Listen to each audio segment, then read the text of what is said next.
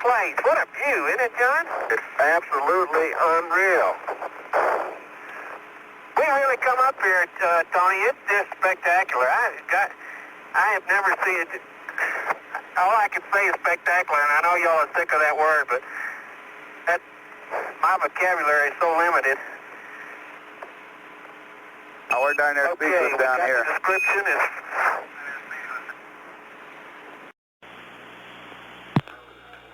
This is Apollo Control, 132 hours 56 minutes ground elapsed time. We've had loss of signal now with Command Service Module Casper. Ken Mattingly and Stu Russa bade each other good night about 4 minutes prior to LOS. Some 6 hours 28 minutes remaining in the sleep period for the crew of Orion at the Hadley, or as you were, the Descartes landing site. We're looking toward EVA2 starting around 141 hours 43 minutes, or possibly as late as 142 hours, depending on what time the crew does indeed wake up, how much time it takes for EVA preparations, eating, getting suited up, and we may get back on the new timeline in spite of the fact they were over an hour late in commencing their sleep period. EVA2 will be a full 7-hour EVA. Here in the Mission Control Center, things are rather quiet. The EVA1 videotape, color videotape, is being played back, and those flight controllers who aren't busy planning tomorrow's activities are getting a glimpse of the EVA that took place yesterday while they were probably asleep. At 1:32:58, this is Apollo Control. This is Apollo Control, 134 hours 47 minutes into the mission of Apollo 16. All three crewmen and Casper and Orion still asleep at this time. Casper nearing the end of its 31st lunar orbit, some 5 minutes and 56 seconds until loss of signal. No communications with Mattingly at all this rev. He said his final good night at the end of the previous revolution. 4.5 hours remaining in the scheduled sleep period for Duke and Young aboard Orion, who will have a second 7-hour extravehicular activity period later in the day. All's well with both vehicles. No systems problems that have arisen. After Duke and Young had signed off, they came back up and said the optical telescope in the lunar module used for navigation, optical navigation, was apparently pointed near the sun and was projecting a spotlight-like illumination inside the cabin, making it difficult to go to sleep, and requested permission to twist the AOT, or the optical alignment telescope, around to where the upper end of the instrument would not be facing the sun. The people here had no objections. They, in effect, dimmed the spotlight by turning it to a different detent position, still showing a playback for the benefit of the Gold Team flight controllers who have to sleep during the day of the first EVA, still being shown on the large color IDA-4 at 1:34:50. This is Apollo Control. This is Apollo Control, Houston, at 135 hours, 35 minutes, ground elapsed time. The crew aboard Orion is sleeping, as is Ken Mattingly aboard Casper. We show the command module presently in an orbit of 64.4 nautical miles by 55.2 nautical miles. Meanwhile, in the Mission Control Center, we've had a change of shift. Gene Krantz's team of white flight controllers are now aboard. Our Capcom at this time, astronaut Don Peterson, who has replaced Stu Rusa at this position. We expect no conversation with the crew of Apollo 16, but should one develop, we will pass that along. We're at 135 hours, 36 minutes. This is Apollo Control, Houston. This is Apollo Control, Houston, at 136 hours, 33 minutes ground elapsed time. The crew of Apollo 16 still in their rest period. Our countdown clock in Mission Control shows 2 hours, 52 minutes of sleep time remaining. We've had no conversation with the crew over the past hour. We're at 136 hours, 33 minutes, continuing to monitor the displays and conversations in Mission Control. This is Apollo Control, Houston. This is Apollo Control, Houston, at 137 hours, 33 minutes ground elapsed time.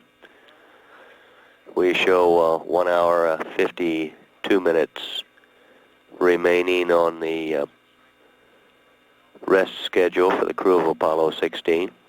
Our present schedule calls for cabin depress for the start of EVA2 at 143 hours, 2 minutes ground elapsed time. At 137 hours, 33 minutes, this is Apollo Control, Houston. This is Apollo Control, Houston, at 138 hours, 32 minutes ground elapsed time. We show 53 minutes until time of crew wake-up. Presently, Casper is in an orbit of 64.1 nautical miles by 55.3 nautical miles and on its 33rd revolution around the moon. At 138 hours, 33 minutes, continuing to monitor, this is Apollo Control, Houston.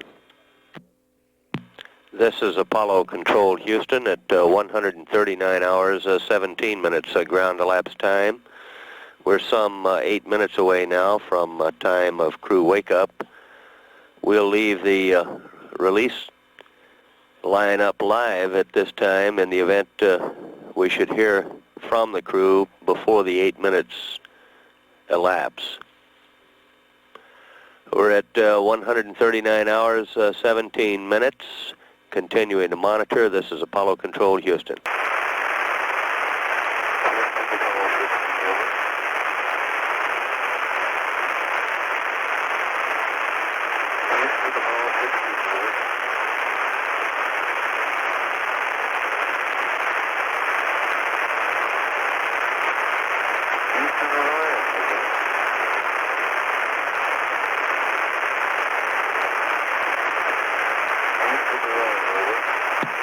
Houston, you're in.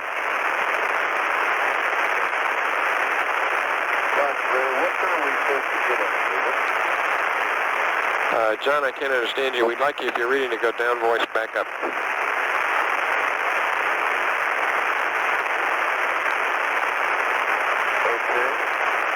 What time is wake-up time? You're about 3.5 minutes. I'm going to wake up now. Okay, we found it pretty good. Looks like you timed it just about right on your own. Around Houston, voice check. Well, read your loud clear on downvoice backup, over. Okay, we're reading you a little better too. How did systems look last night? Everything looked real good, John.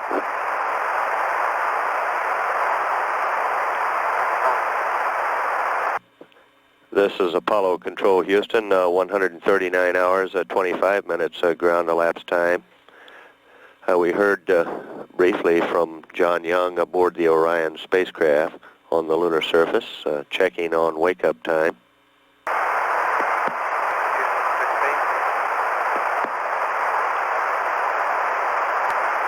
Hello, Houston, 15, over.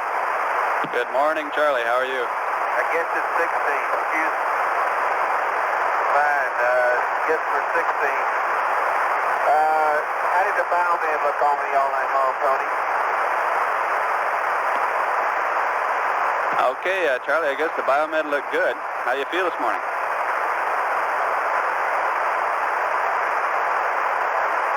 Feel great. Why don't you have the doc tell me how much they think I slept?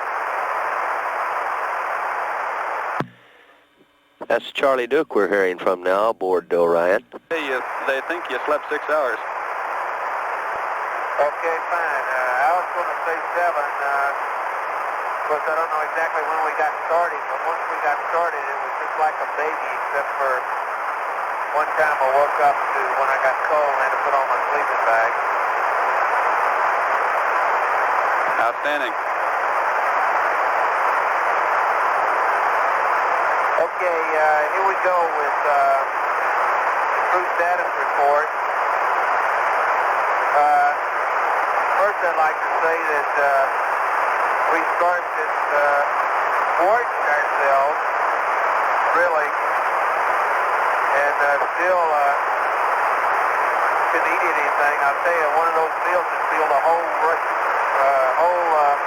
Roman army on maneuvers for 2 days. But John, we ate yesterday day 5 meal C and day 6 meal A. And on day 5 meal C, John ate everything plus an EVA beverage. And the day 6 meal A, which was breakfast yesterday, John ate everything except the ham steak, the stretched ham steak. He got 7 hours and 15 minutes sleep last night, and he took no medication, over. Okay, we got that, Charlie.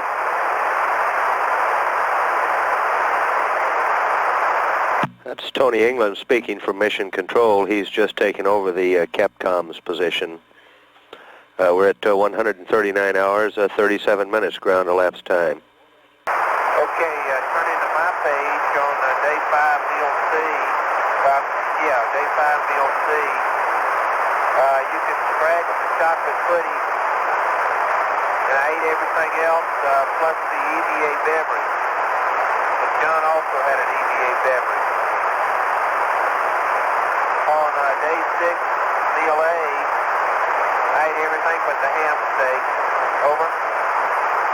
Okay, we copy.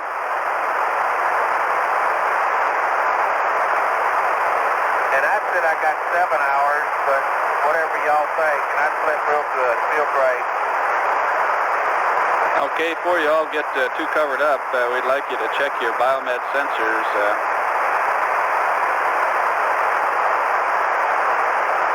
And did you take any medication? Yeah, I took another Seconal again to start off. And I guess my biomed's good, and John's look firm as they can be. Okay. We're going to start the chow. And, well, I guess I'll copy the liftoff times first if you have them. Say again, Charlie. Do you have those lift-off times for us? Okay, stand by one.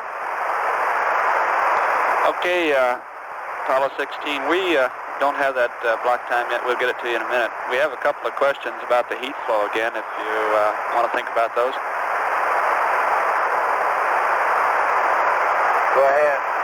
Okay, that heat flow cable that fits into the central station is connected to a printed circuit board inside the connector there. And we're curious about the end of the cable. Does it have any of that printed circuit board on it, or is it just a free end of a ribbon cable? Tony, I was thinking about that last night, and it looks like to me that it might have some of that printed circuit. All I can say is that the end of the cable is very smooth, and it's silver. And I think the printed circuit starts in the silver, but I'm not really positive. That's something you can think about. And it is very smooth, and around the connector, it is very smooth there also. And if John kicked that thing out of there, it came right out of there without moving the central station at all. Over. Okay, how about that, the PSE, the passive seismic cable? Is it tight? What we have to decide here is if you move the central station, will it disturb the PSE? That thing is uncaged now, and you can't recage it, so we can't afford to move it. Well, he said he thinks it's pretty tight, John does, but I can't remember. How far you want to move it? Well, what we're thinking about is if we did ask you to take off that Astro connector on the heat flow experiments, you may have to lift the station up to get underneath the little lever. Yeah, but Tony, everybody told me it's training, and once you got that little beauty on there, you can't get it off. We're working on that now. Yeah, I think there's a little pin or something in there you have to push in. And I don't know whether we got the tools for that. Well, I think we could do that. It's not that tight. I think we could do that. Pick it up. Okay, understand. Fredo's been over running suited on this heat flow experiment to see if the procedure is effective. We don't have a decision yet. We don't want to get you all excited about it, but we'll have something yes or no in about 45 minutes. Well, I guess we'll still be here. Okay. The Fredo referred to by Tony England is Fred Hayes. Fred Hayes, the backup commander for Apollo 16. We're at 139 hours, 44 minutes ground elapsed time. This is Apollo Control, Houston. Tony, if I thought yesterday's meal was big, you ought to see this one. Man, there's a lot of chow here. Charlie, which meal did you say you're eating? It's breakfast. Day 7, meal A. Okay. We're just trying to put a little weight on you. Day 6, meal B tonight. Yeah, I tell you, I'm big oink right now. I can just sit here and talk a few words about Traverse today, if you like. I haven't really organized my notes on it, so it may ramble a little bit, but I've gotten a briefing by the planning team. Well, it looks like an interesting plan here. Traverse is almost, well, it's exactly like normal EVA2.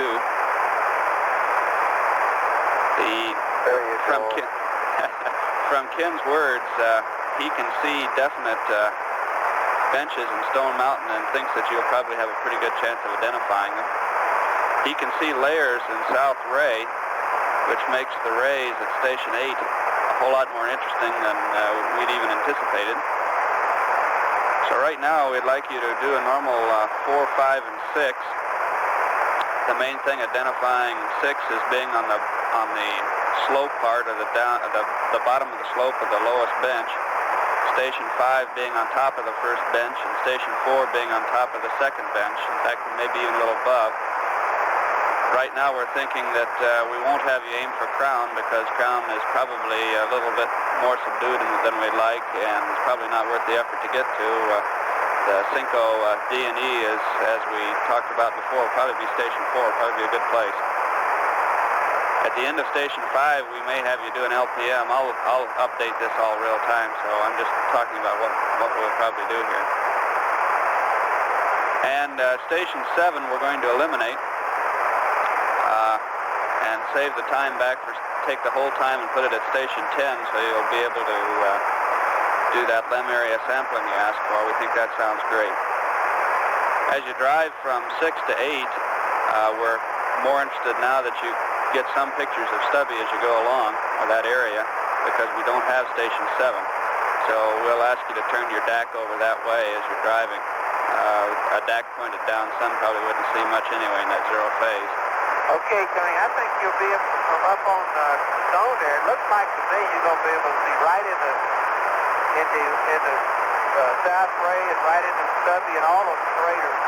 The general topography here is a downslope from North Ray, at least from the ridge to our immediate right, all the way down to South Ray, and with the lowest part really being maybe south of Survey Ridge. Over. Okay, right, and we could see, or I think I could see the bright area of South Ray on the TV pans. It really stands out down there. But our really exciting station looks like it may be Station 8, and we're really going to encourage you to scout around and see if you can get the samples of the different layers that we see in South Ray. The base of Stone Mountain is really topographically lower than where we are right now. Okay. And also on Station 9, it may turn out to be difficult to find a pristine area. We'll let you scout around a little bit and pick your own Station 9 or whatever looks like isn't ray material. And on the location of Station 10, we'd like you to put it just about where you said it might go as you were driving back yesterday. It sounds like the contact between the ray and the non-rayed material is just west of you there, and we'd like to run the penetrometer array along the contact, but in the ray material. That is, the penetrometer array would now go in a northeast-southwest direction, and the double core would be something like 50 meters to the southwest of the deep core. I may correct that a second here. Hold on. I'll correct that. The double core will be about 50 meters towards the LEM, but along the contact, so it'll be about 50 meters closer to the LEM than the deep drill. And at Station 10, since you'll have longer sampling time, we'd like you to sample on both sides of the ray. In other words, in the ray, along the line between the deep drill core and the LEM, and off the ray to the west. Okay, Houston, we're going to have to move the UV camera back. I think the front lamp will start to get in the sun. Say again, John? Okay, we've got a plan here at the end of the EVA to move it back. Do you think it'll stay out of the sun until then? You get that, Houston? Houston, 16 over.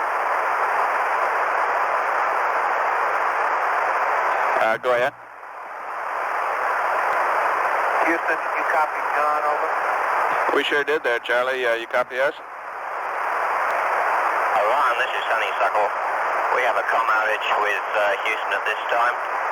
Stand by one, please. Okay, Honeysuckle, nice to talk to you. How y'all doing down there? We're doing great. Nice to talk to you. Right, sounds good. Roger that. We'll be with you shortly. We're just getting some lines we can fix here. That was one for us. Say again, Ron, you're pretty poor quality on this. That quad was one for us. I still can't copy you, Ron. Sorry about this. The quality is very poor at the moment. Loud and clear. Roger that. I read you a bit better now. Apollo Control, Houston. We've had a momentary dropout of some of our voice circuits. John was man would have us one for it. Roger. So our honeysuckle tracking station picked up the ball and talked to John Young and Charlie Duke aboard Orion. We're at 139 hours of 54 minutes ground elapsed time. Apollo 16, Houston. Houston, contact Honeysuckle, Net 1, how do you read? Honeysuckle, Houston, contact, loud and clear, how do you read? Houston, contact Honeysuckle, Net 1, how do you read? Hi, Ron, this is Honeysuckle. We're still having a little trouble with the incoming from Houston.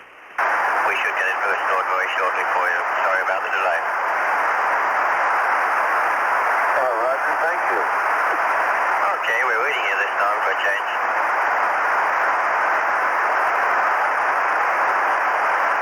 Okay, you guys are nice to talk to. We don't care about you. Well, thanks very much. Certainly appreciate it. It's a pleasure working on this mission.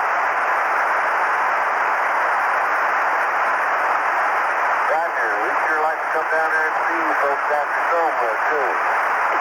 Well, you've got a permanent invite anytime you like.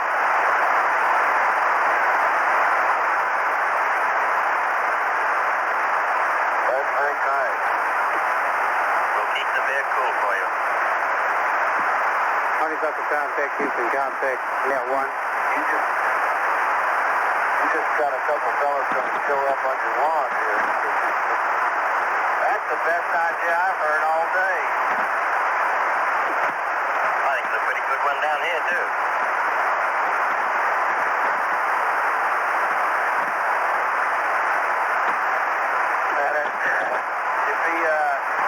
In my terminology, friendly 48 packs right now. The way I feel. Really love one. Roger that. We're still having difficulty with the comm, Iran. Hopefully, very shortly, we will get the net up for you.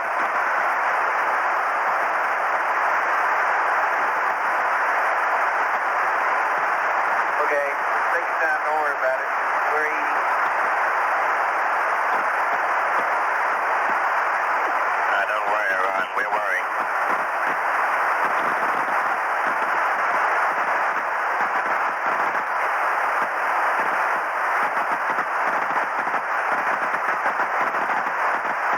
Guttered voice, Houston contact on 6276. Guttered voice. Roger, how do you read? Read you loud and clear, how many? I read you the same. Roger, we'll check Honeysuckle. Roger. Apollo Control Houston, further troubleshooting with the voice circuits emanating from the ground. The crew of Orion spoke further with the Honeysuckle tracking station during this delay. We're at 139 hours, 58 minutes ground elapsed time. Honeysuckle contact, Houston contact, Net 1 for contact. Loud and clear, Houston, contact how many? Loud and clear also.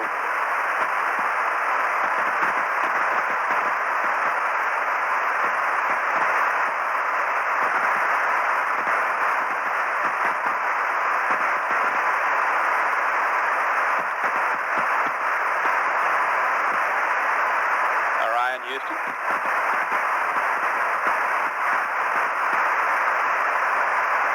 Go ahead. Hey, outstanding, you're back. Yeah, you were gone for a little while, but we had a nice chat with Honeysuckle and mighty friendly folks down there. Very good. Hey, during some of that I was chatting away about EVA2. I wonder if you got, how much of it you got. Did you get on through to Station 10? No, we stopped at about Station 8, Tony. Well, actually, you were talking about taking pictures of W as we go by Station 7, and that was all. Okay, fine. If you like, I'll continue on with that. Okay, Tony, you're in real time how we're going to have to do this. You guys are going to have to tell us when we get to a place what you want done when we get to that. There's no way we can remember to write it down.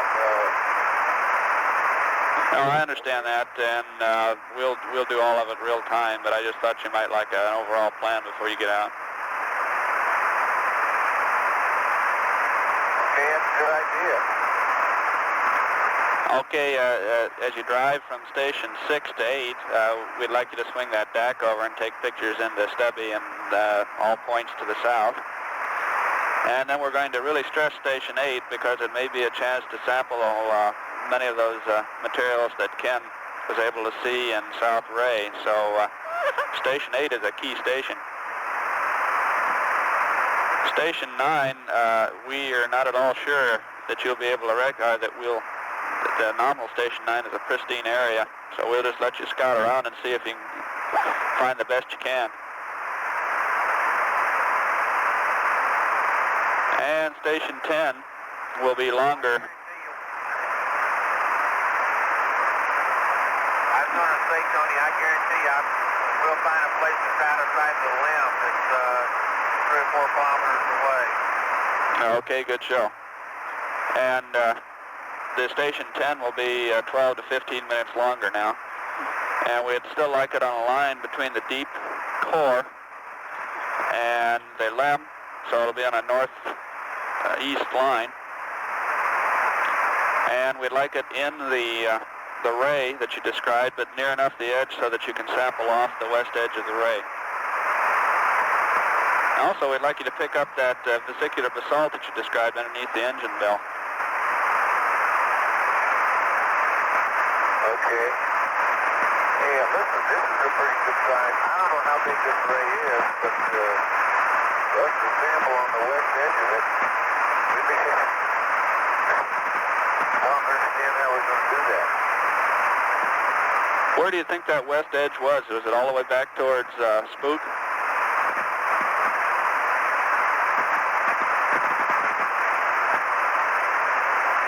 It's not that far, but I think it's like if we go through west from the limb, we can go 300 meters and start running into some really big boulders, which are probably the center of the ray, and then they thin out a little off to the other side. So the ray, I think we're in about 3/4 of it, and it's probably run over that way for a good long way.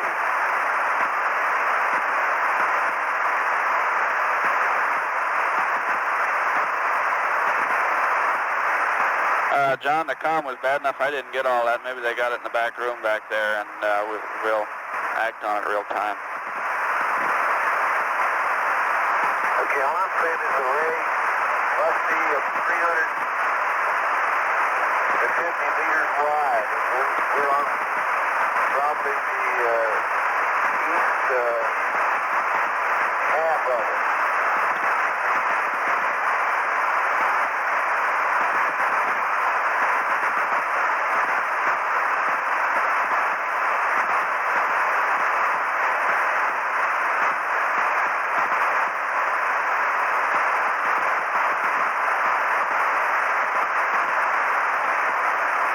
When you get a chance up there, could you look out the window and see if the LRV battery covers are still open?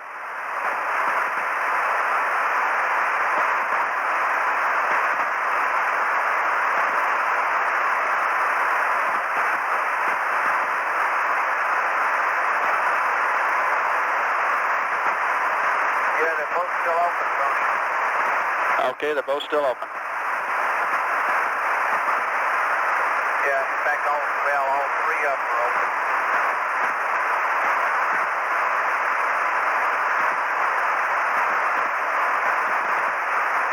Oh, that's right.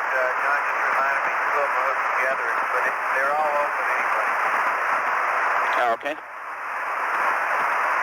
I think one problem thermal analysis may not have figured it, but we probably apart with about a 4 or 5 degrees right roll. So it's looking more into the sun than it would have been otherwise. Right. I have this block data here if you want to take it sometime. Okay, Charlie, in my opinion, probably see the sample edge of the ray, see there to go east about maybe 100 meters. I'm sorry, John, the comm is real bad. Say it again, please. I said, probably be best to go east 100 meters to sample the edge of the ray. We'd be closer to the edge. Okay, Tony, give me 2 seconds. You can start going with the update. Okay, the block data update. T35, 142, plus 10, plus 51. T36, 144, plus 09, plus 22. T37, 146, plus 07, plus 53. T38, 148, plus 06, plus 25. T39, 150, plus 04, plus 57. And that's it. Okay, Tony, for some reason, 34 is blank. We missed that last night. We didn't get it this morning. Starting with 35, 142 plus 10 plus 51, 144 plus 09 plus 22, 146 plus 07 plus 53, 1 plus 48 plus 06 plus 25, 150 plus 04 plus 57. Over. Okay, the only one I had a question on was T38, 148 plus 06 plus 25. That's the Charlie. That's what I got. Okay, good show. Hey, is it Friday or Saturday down there? You know, I had to think about that last night. In fact, I had to ask Kathy. It's Saturday. Okay, thank you. Saturday morning? Raj. It was a nice, humid but sunny morning when I came in. Good show. What is your GET now? Say again, Charlie? What is the present GET? Over. Okay, it's about 10 minutes to late in the morning.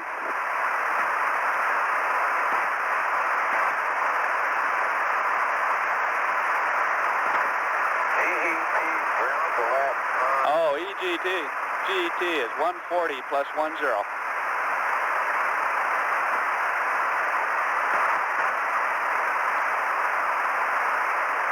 You have to excuse me down here. I'm having to interpolate. The comm is really bad.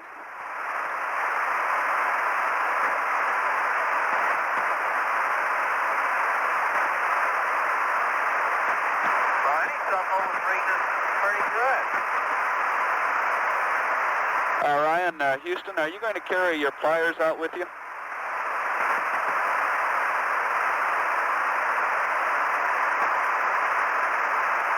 Yeah, John's had him in his pocket last time. Okay, good show. We may need that to work on the Cosmic Ray. Hey, Tony. Go ahead, John. Did you hear what we said about the UV camera? Over.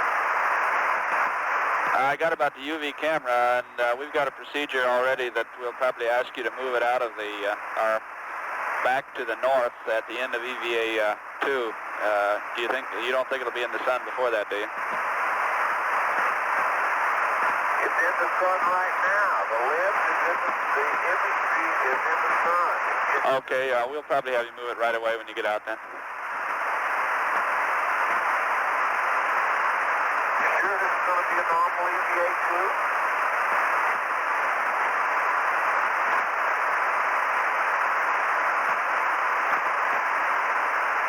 Yes, it's a normal EVA2, except with the exceptions that I talked about.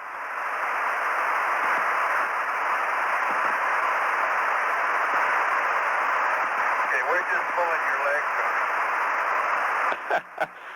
We're just playing real time, boy. Well, we're just going to have you rebuild ALSEP and the Cosmic Ray experiment. Otherwise, it's a normal EVA. That's what we're saying.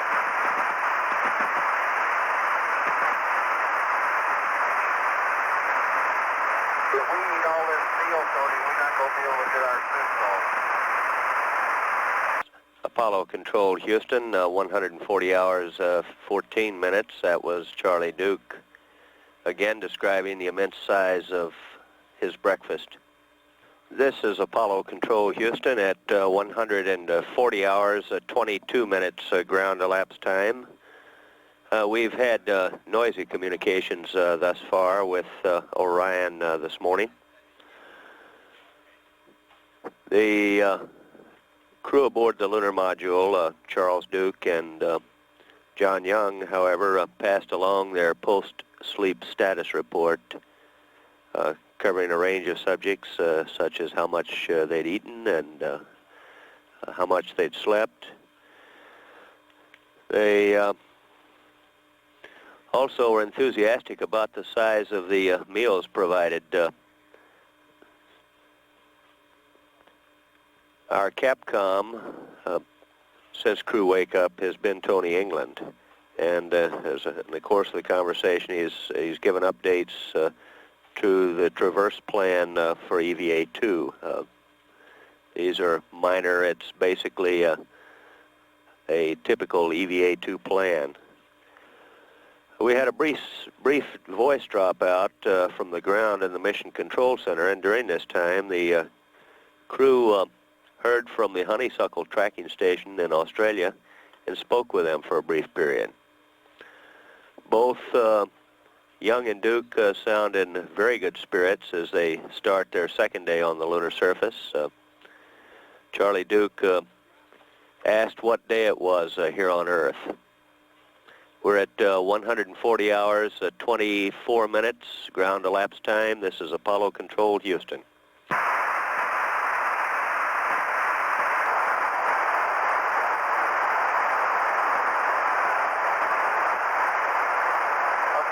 Houston 616. Go ahead, Charlie. Okay, Tony, we're going to pick up the ETV, trying to get a handle on going through this procedure. We're on 37 and the use period. We're going to pick up on 37. You want us to hop on sled 02?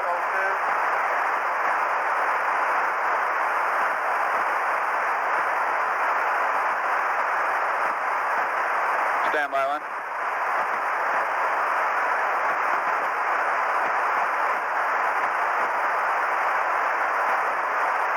And how do we look right now on your timeline?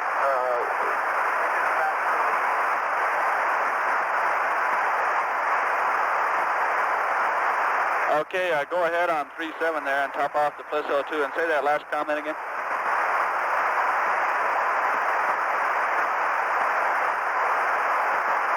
Okay, how do we feel, how are we on the timeline? We're just about through eating. Okay, stand by one. 1 minute drop off, is it not? Okay, Charlie, you're in good shape. You look like you're about on it. It's Apollo Control Houston, 140 hours, 32 minutes. That was Charlie Duke checking with Mission Control as to how they looked on their timeline for this morning's activities. The reply was they're looking good, right on time. We're at 140 hours, 32 minutes. This is Apollo Control Houston. Well, we'll be off call for a while. Okay, fine. And John, if you have a minute there, you might consider attaching a lanyard to your Apple on the purge key and attaching the lanyard to one of the fittings on the front of the suit so that if that pin, that key comes out, you won't have to go looking for it. But that's a crew preference, whatever you think's necessary. Okay. Active lanyard so the purge key doesn't get away from it. Active lanyard so the purge key doesn't get away from it. Purge string doesn't get away. We just aim to please, John. Say again? We just aim to please, John. No, we're not supposed to bring it back. Huh? So Apollo Control, Houston, 140 hours, 37 minutes ground elapsed time. Our countdown clock in Mission Control, counting down now to time of cabin depress, shows 2 hours, 25 minutes remaining till time of cabin depress.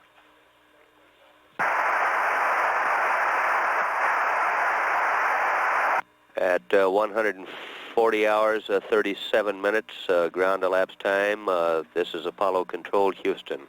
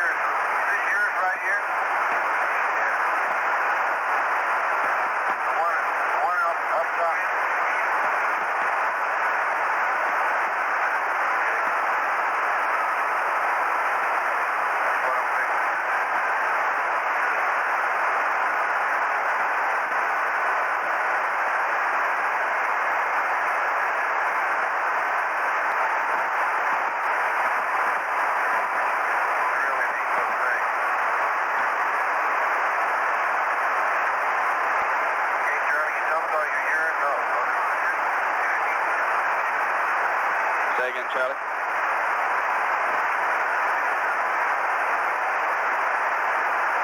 Am I on, Mike? You over?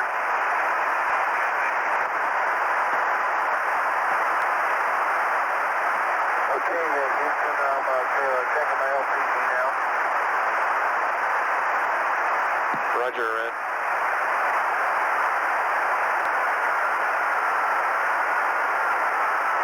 Houston, Orion. Go ahead, Orion. Right, we have any updates to the EVA2 check there? Orion, you're very garbled there. We don't have the updates yet, I guess.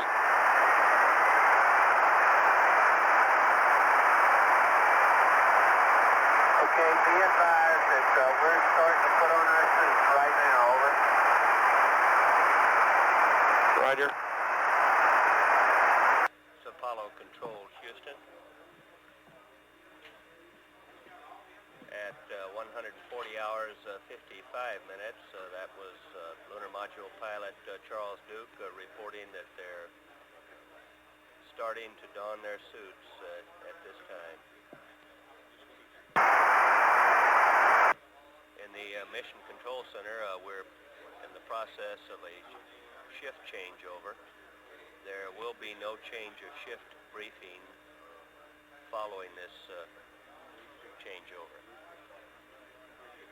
We're at 140 40 hours, 56 minutes, and this is Apollo Control, Houston. You should have all your updates, Ike. We've gone around the room again, and there's nothing coming up.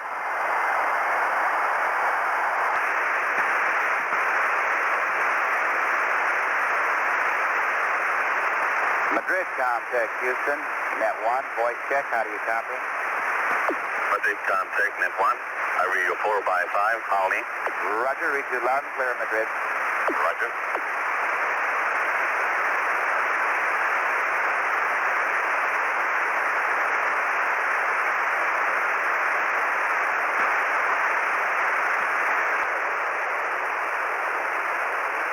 This is Apollo Control at 141 hours, 23 minutes.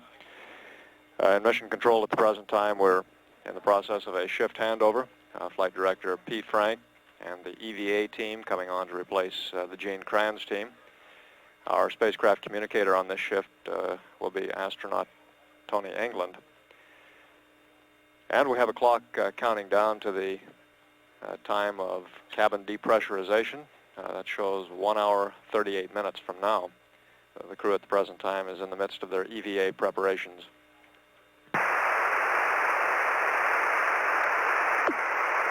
Madrid contact, limit air to ground circuit.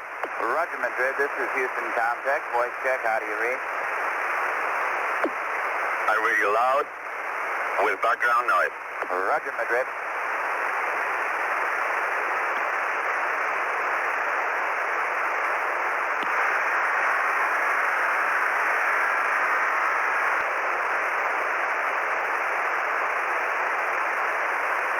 Okay, Houston, Orion, over. Go ahead, Charlie. Okay, I got my suit on, and John's going off comm. He's getting his suit on. Okay, very good. Okay, how we doing time-wise?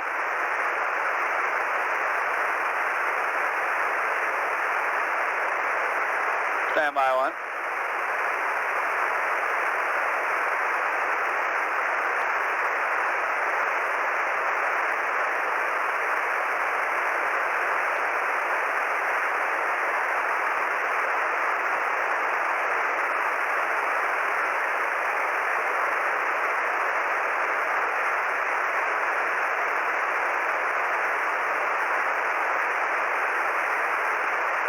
Okay, Charlie, in about 7 minutes you'd nominally be through suiting.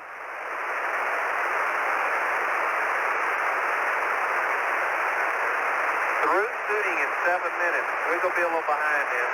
That's okay, you've got a good long day today.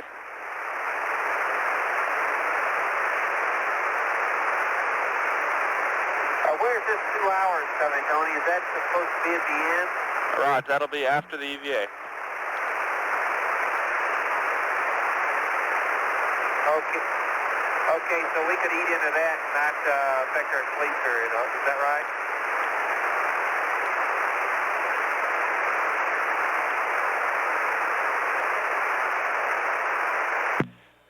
This is Apollo Control at 141 hours, 39 minutes.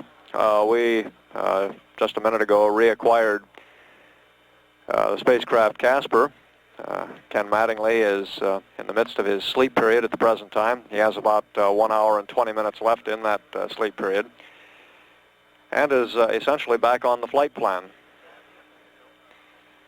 Yesterday, at 118 hours, 30 minutes, we updated the clocks here in Mission Control, and at the same time synchronized the clock aboard the command module to the updated time. That time update was 11 minutes and 48 seconds. At 118 hours, 30 minutes, the clocks here in Mission Control and the clock aboard the command module were moved ahead to 118 hours, 41 minutes, 48 seconds. The clock aboard the Lunar Module Orion has not yet been updated with the new time and won't be until sometime prior to LEM liftoff and the rendezvous sequence. The primary reason for this is that the crew on the lunar surface is a little concerned with ground elapsed times. They will be, of course, concerned with ground elapsed times when it becomes time to get back in synchronization with the command module and to get into orbit around the moon. But while on the lunar surface, they're primarily concerned with segment times, with elapsed times, the amount of time until an EVA, the amount of time left during an EVA, and that sort of thing. And it has not been necessary at this point to update the clock in the lunar module, although for flight planning purposes we are using the updated ground elapsed time. The principal reason for the time update, for setting the clocks ahead in mission control and on the command module, was as a result of the orbital changes resulting from the late lunar landing and the late circularization maneuver which was performed by the command module. This changed the orbit about the moon and got the orbit out of sequence with the flight plan, so that Ken Mattingly was finding that his acquisition of signal times, his loss of signal times, and the events in between, primarily photo targets of opportunity and so on, were not coming up at the same time that they were listed in the flight plan. The alternatives at this point are to do one of two things. Either to change all of the numbers in the flight plan all the way through, or simply to change the clock and leave the flight plan as it is.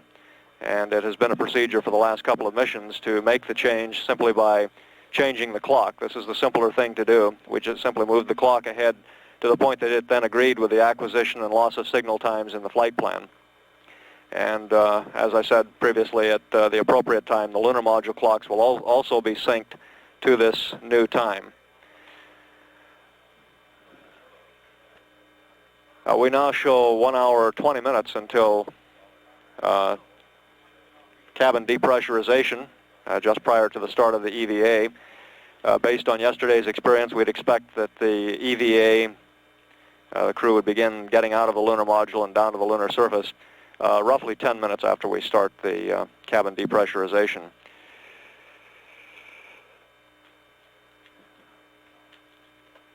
A short while ago, Flight Director Gene Kranz, who is still on the console, checked with the LEM systems engineer for a status report on the lunar module Orion, and the report was that the LEM looks very good this morning. The Manned Spaceflight Network station, which will be covering most of the extravehicular activity, will be the station at Madrid, Spain. That station uses an 85-foot diameter dish antenna. At about 148 hours into the mission, which will be a good way through the EVA, we will begin to get coverage from the 210-foot dish antenna at Goldstone, California.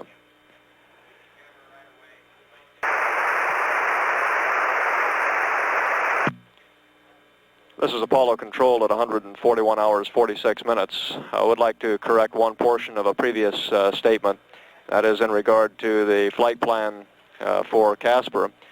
Mattingly is indeed back on the original flight plan. However, that plan calls for him to be awake at this time. And we have just put in a call to the command module. Capsule communicator Hank Hartsfield called Mattingly to see that he was awake. Mattingly came back with a cheery good morning. And he'll be going through his wake-up routine, primarily getting something to eat, and then getting ready for a busy day's activities in lunar orbit. The flight director for the command module, Casper, is again Don Putty. Casper now in its 35th revolution of the moon, having just come around the front side and moving toward the Descartes site.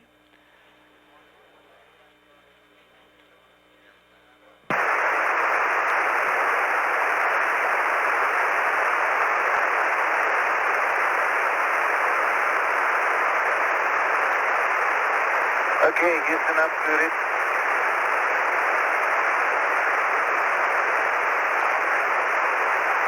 Okay, John. We're starting into our triple prep for EVA2.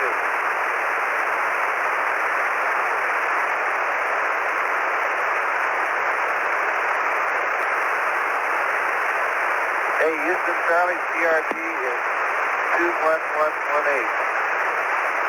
Okay, 21118.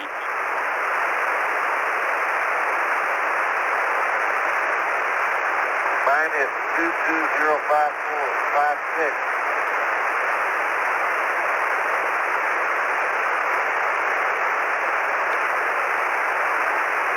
Houston, you want us to go normal voice like we got the checklist? Stand by 1. You want us to go normal voice? Okay. No, we'd like to stay down voice backup. Roger, down voice backup. Bow net is left.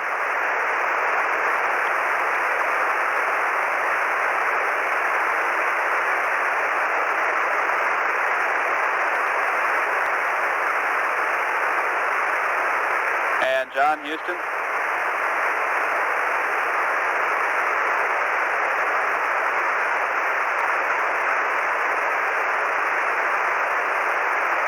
Go ahead, over. Okay, I got this result on the quick look on the X-ray. I just thought I'd pass it up to you. The Descartes area is higher than in aluminum silicon than Mari, but it's not as high as the Highlands east of Smith Eye.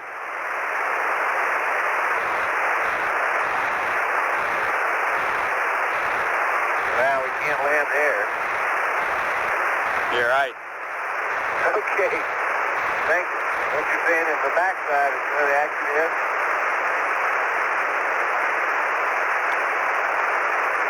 Hang in there, Tony. We see a little action today. Oh, okay.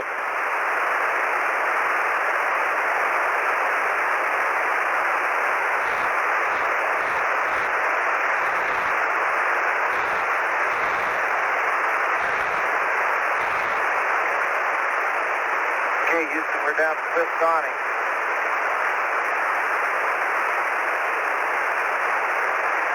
Okay, and you're right back on the timeline. You get it? Yeah, there was a little slack in that equipment strap. Roger.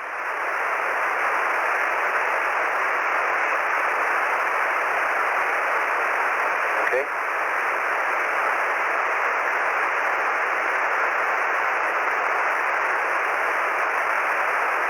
This is Apollo Control. Through the rather noisy communications, that sounded like John Young reporting that he and Charlie Duke are now getting into their portable life support systems.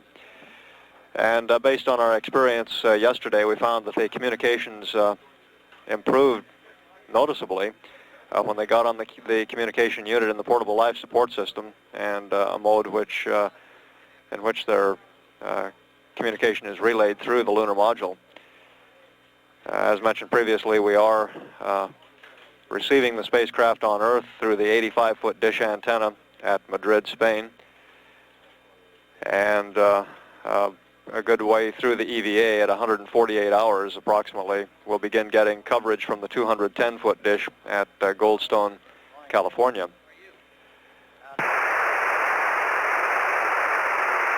Our best estimate at the present time is that the crew will be ready to get out of the lunar module at 143 hours 15 minutes, or about 1 hour 15 minutes from now. The command module Casper is presently in an orbit 55.5 by 64 nautical miles. Ken Mattingly is up and about, getting ready for an active day of orbital experiments and photography.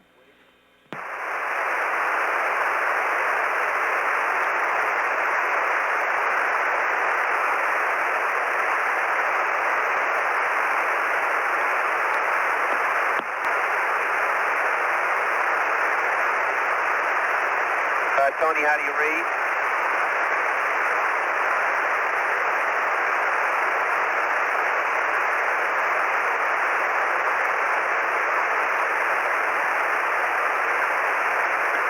Houston, Orion, over.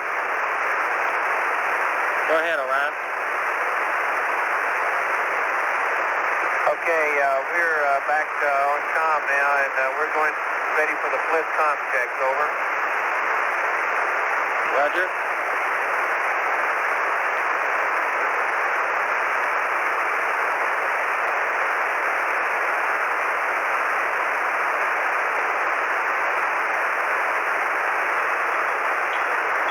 this is Houston. Do you stand by 1 minute, please?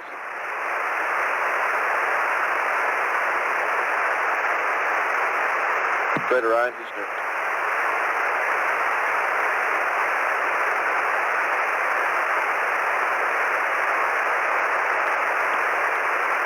Ryan, Houston, you call? Yeah, we want to know if we can do the flip com check. We just got a call to stand by. Sound like twice.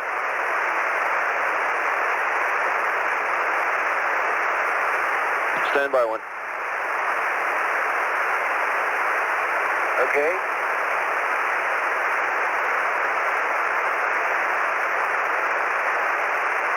Go ahead, Ryan. Go ahead, over.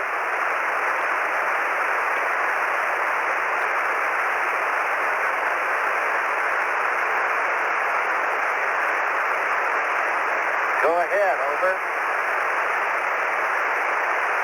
All right, this is Houston. You called? Yes, we thought you were calling us. We got a call from somebody that sounded like flight to stand by on the comm check, over. Okay, fine.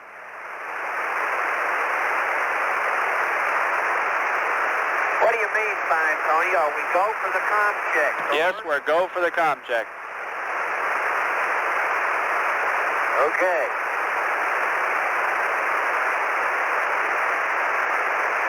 Okay, audio, LSD, F10 DR, ICS to DR, relay on, load the box, box sensitivity to max. VHF A to DR is being received. A to DR, B to receive. Okay, it says, here's this second thing that goes in there. Maybe you copied last night. Okay. S-band PM to PM. So, secondary, transponder to secondary. I got all that. PWA to secondary. Yeah. Down voice back up. Yeah. PCM to PCM. Yep. Range into off. Yep. Okay. VHFA transmitter to voice. So, A receiver to on. so, B receiver to off. so, B receiver to on. so. Wait a minute. B transmitter to off and B receiver. I got that. Okay. Telemetry valve in to left.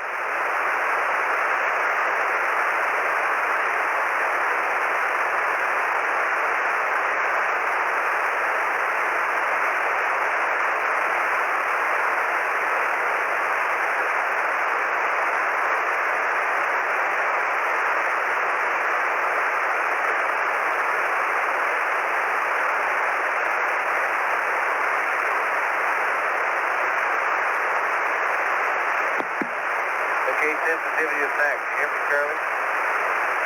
HFA to TR is received. Okay.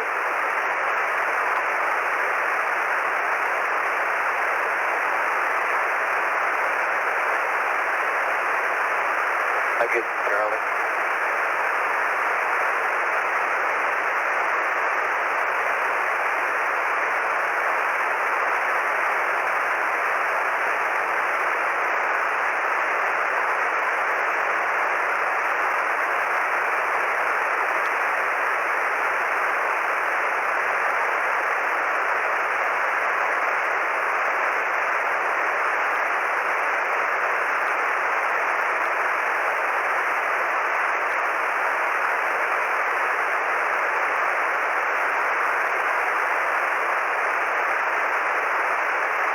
Got it? And lock.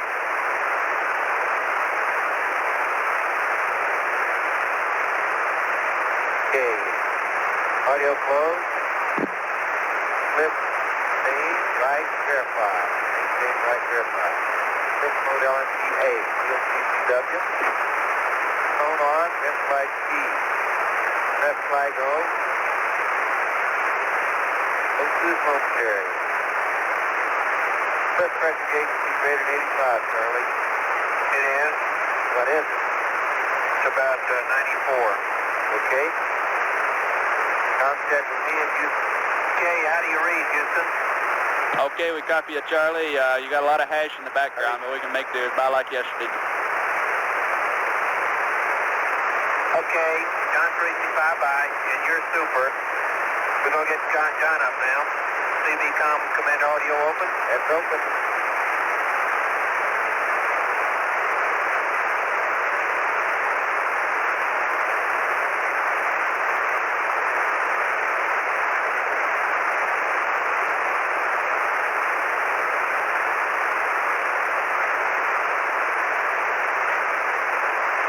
PHFA off. Go to PPQ maintain. Flight verified. And you go to P. You get a phone. Okay, can you get the LTC phone? Yeah. Okay, got a tone on. You have a good flag. Air flag. G. O. Okay. Should be greater than 85. Okay. I'm raising 92% on the oxygen. Okay. Now, com check, Truman and Bacon are making. Hey, Wilson, LSC, how do you read over? Okay, we hear you with a lot of noise in the background. Okay, John's coming up. This is Apollo Control at 142 hours, 22 minutes. Now, we're experiencing the same sort of noisy communications that we did yesterday at the beginning of the first EVA or during the EVA preparations, while the crew is still using the LEM as the relay from their portable life support system. Once we go on the Lunar Communications Relay Unit using the high gain and the low gain antennas instead of the LEM omnidirectional antenna, we should see the same sort of a marked improvement in the communications that we did on the first EVA. There will be an informal briefing in about 15 minutes in the MSC News Center briefing room on orbital science. That again is a briefing in about 15 minutes in the MSC News Center briefing room, and the subject will be the orbital science being performed by the Command and Service Module, Ken Mattingly aboard Casper. We have an updated time of egress, time that the crew will be getting out of the Lunar Module, Orion, on the lunar surface. It looks as if, from the progress they're making in the checklist at the present time, that they'll be getting out about 15 minutes earlier than we had previously estimated. That new egress time, again an estimate, is about 143 hours, or about 37 minutes from now. Okay. Okay, 2 gas vertical, the egress verified. Okay, that's not. Yeah, that is. No, that's push cap. Full egress. Okay, gas return to egress. So, new start release to auto. Go. Verified. Yeah. Is that cold enough, John? Yeah. Okay. Okay. OPM connect. Okay, we got the hose. Okay. That's your first. Okay. Go actually. We're going to go over. Thanks. Isolate. Okay. Okay, you got both of them. Get after MA. Caution light.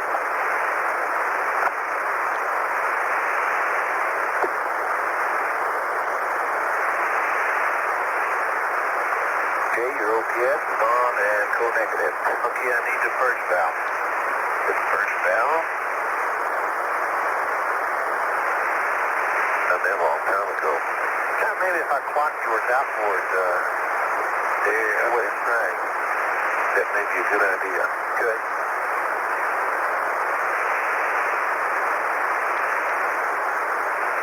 Verify it locked in, closed, locked in, and then low flow. That low flow. Low flow mode, I should say. See, my PGA diverter valve is vertical. Okay, you got it? Okay. Tell me, King. Huh? Get your first valve out, and I'll hook up to. Right. Let's hope this works. Copy. Got it. Smash. Looks pretty clean, Charlie. Put in that very you were yesterday. See that end? Block. Cover's coming up. Make sure you're locked. Yeah, it's locked. Locked. Yeah, low flow. Locked. Can land. A little bit anyway. Okay. Then I'm going to plot this outboard then, son. Okay, fine. I won't let go outboard much. It'll have to come way up. That's all right, do that. Is that all right? Yeah. Okay. Yeah, man. Okay, that's in and lock. Okay, the beam does right up here. Okay. Now up. Yeah. Okay, we've done that. Let's take a drink of agua. You bet. Slurp. It's unlocked.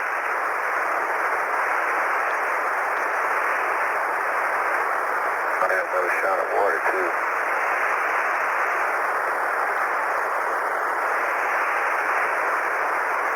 I've been a metabolic rate. I've been in a big BTU turnaround. Get the water pump going.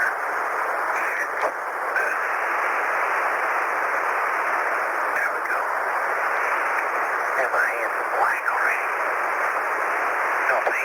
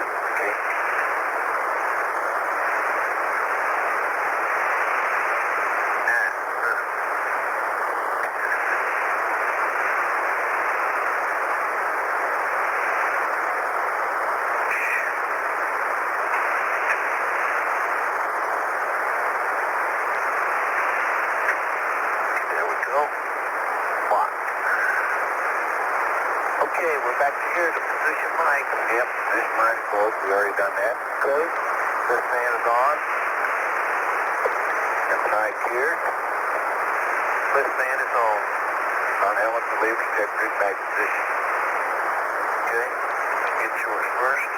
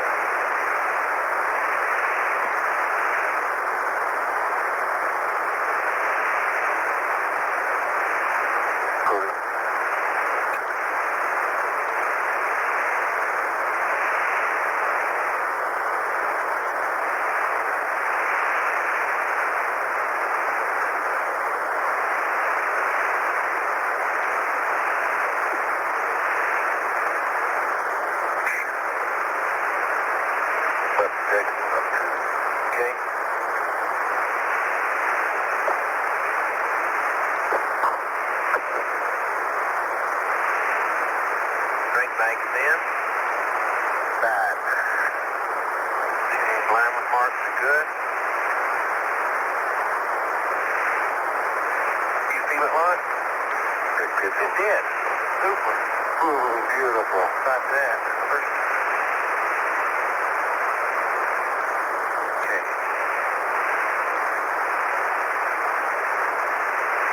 Go. Now let me get this back here.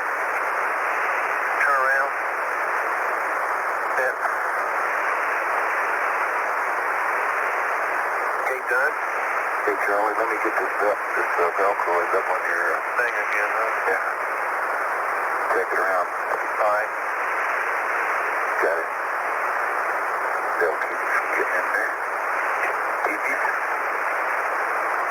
where I got that white tape on the outside of my lever. Huh? Happened somebody on a fence, no doubt. Okay. Wait a minute. There you go. Wait a minute. You got all things. Got to keep your head up while we Okay, get on the line with there. Come on. Ethan.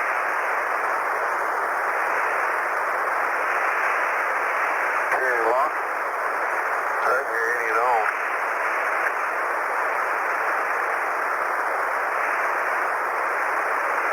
Wait a minute. Sound like it's got part of the lever in it, John.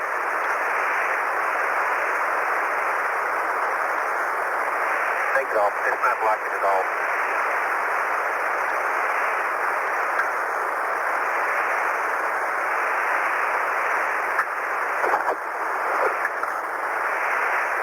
Yeah, it's right back here.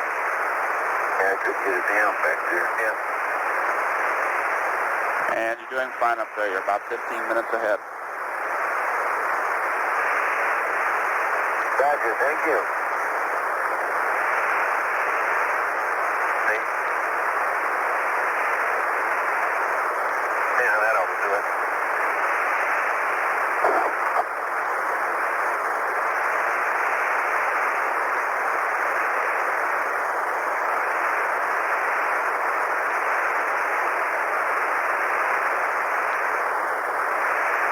I got it, Charlie. Whoa. It's locked. Great. There you go. Milestone, milestone. Okay. Charlie, I want to get the Velcro down back. Get the thermal dip there fixed for you. Okay, that's down good, Charlie. Okay. Okay, done helmets, we're done. We check drink bag, more protective visors. Gear the stool harness down, drop that. Okay.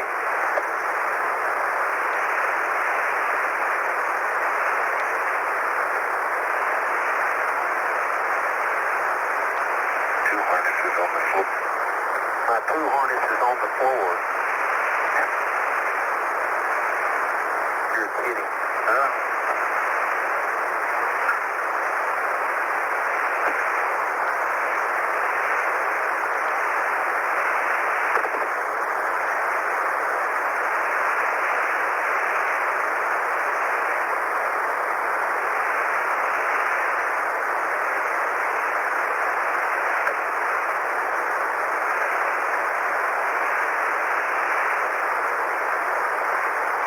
Okay, can you turn around? Yeah. Go the other way, Charlie. If you give me one side to hold for you. Okay, the other side is over there for you to hold. Okay.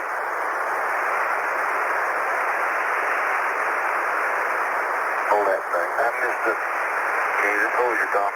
Thumb is strapped there. I can't see it. Okay, just hold it now. Just don't pull for Okay, it. yeah.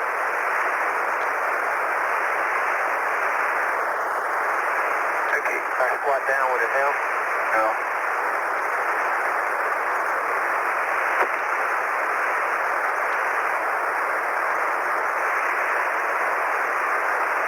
Yeah, maybe it would.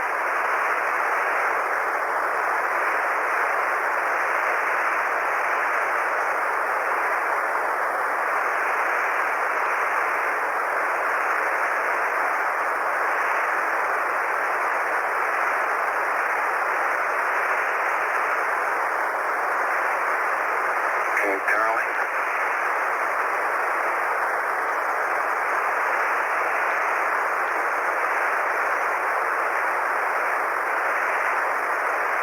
Okay, I got it. Stand up. Okay. I got a shot of liquid water while you're going to take you another body ready to get you there. There you go. Get it. John Houston. Go ahead, over. Okay, we understand you put your purge valve in so that the apple's outbound. Are you pretty confident you can operate it out there?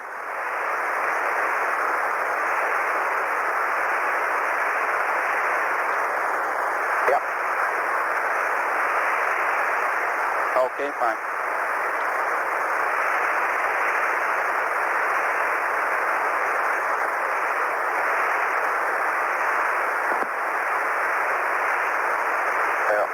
You turn sideways. No, that won't slow down. Yes.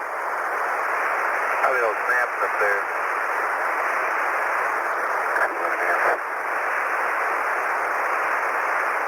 Did you just pull it loose? No.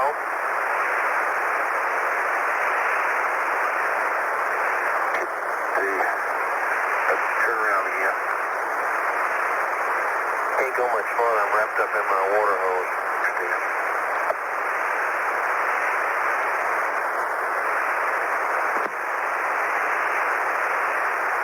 It was has to be routed underneath your.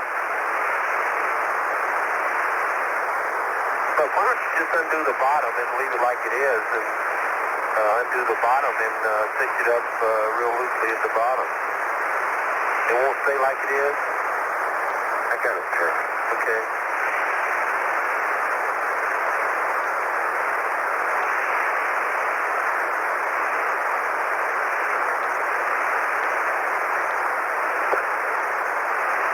Charlie, just stand up now.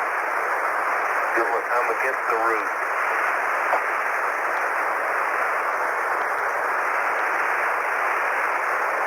Okay.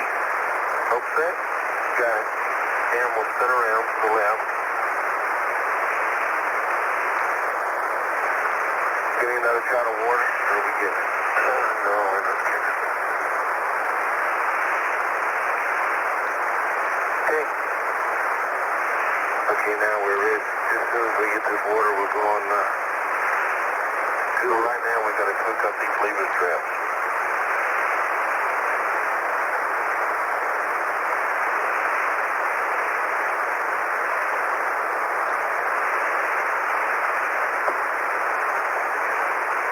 Okay.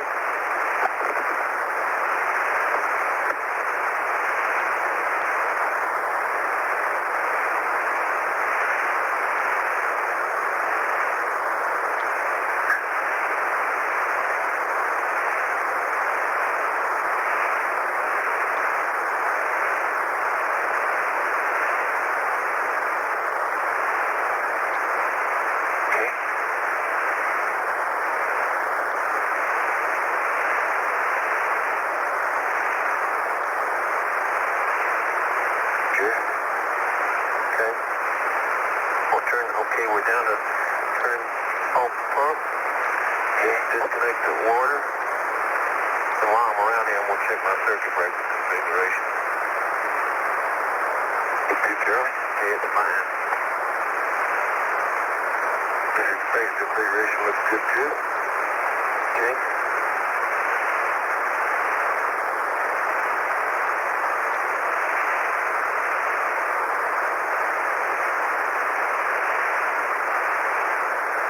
Verify the ball.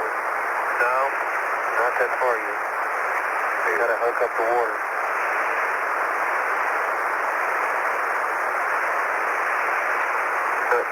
If you bring it around this way, you'll be better, John. Okay. Hey, you keep. How are you way up? No, something's got me back there.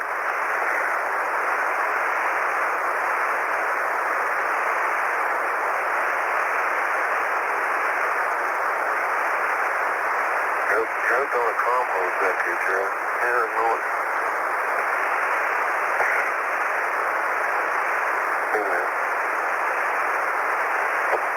Got it? Yeah, okay, thanks. Hoses.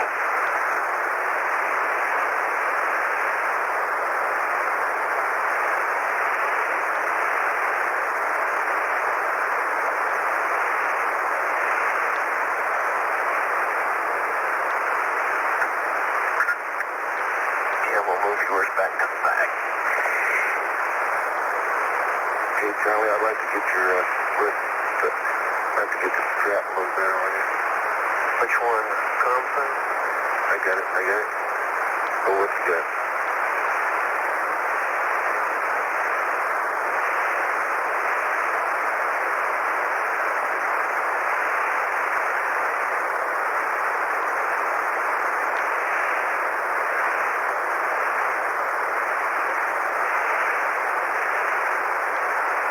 Secure your hoses up here. Okay.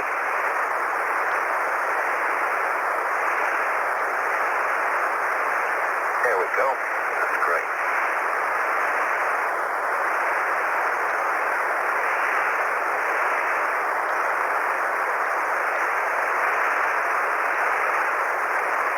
Okay, the breakers are verified now. Okay, now we gotta hook up some water. Too much coolant out there. Yours. Okay, yours is in and locked.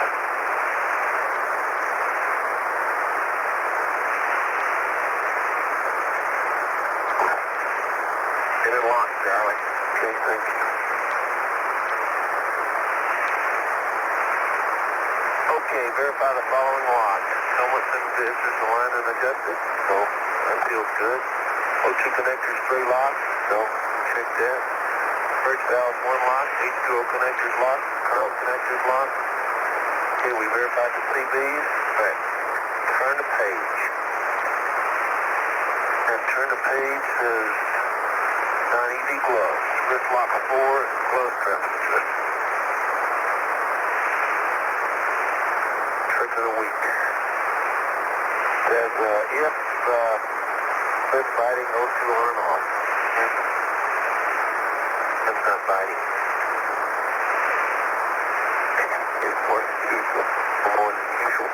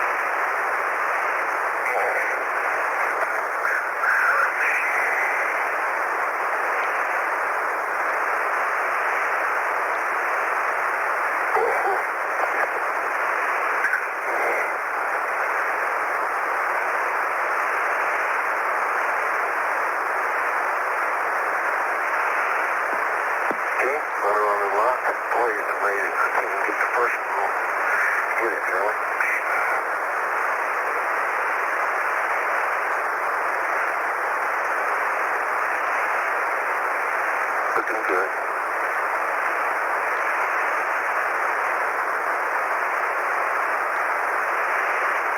I guess you've got to go on the bottom, John. This is Apollo Control at 142 hours, 44 minutes. Duke and Young at the present time are completing their suit integrity checks.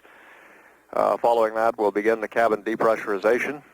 That should occur a little less than 5 minutes from now, and we're still holding to our egress time, the time the hatch is opened and the crew heads for the lunar surface at about 143 hours even,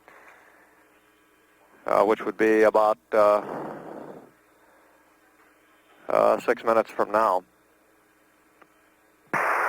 Flight Director Pete Frank has gone around the room, checked each of his flight controllers, and we are go for cabin depressurization and egress for the second extravehicular activity.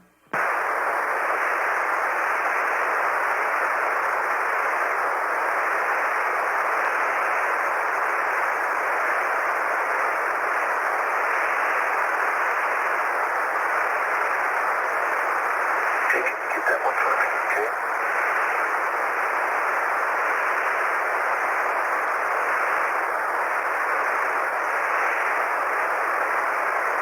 Sorry, Charlie. Don't sound pretty good. Right on. Okay.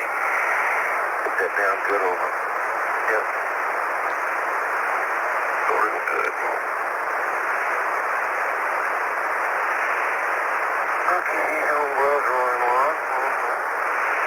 Okay, pressure integrity check. Okay, flip turn of man. Okay, mine on.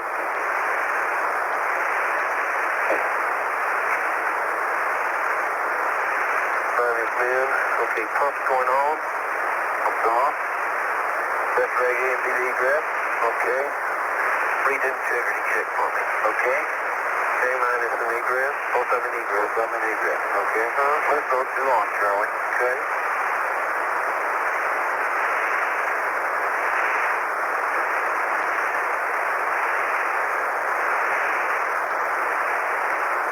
Red flag clear at 31 to 34. Okay. Top gate 37 to 40 and O2 flight will be clear. Okay, I'm coming up.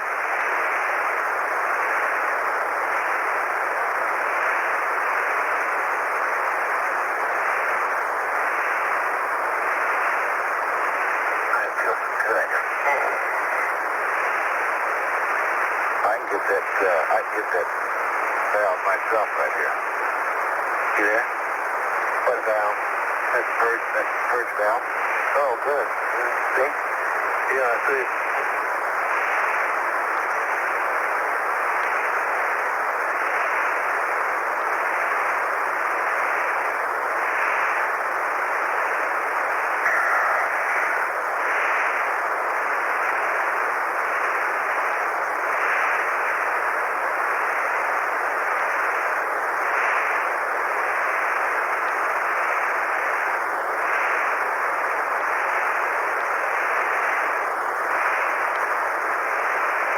Okay.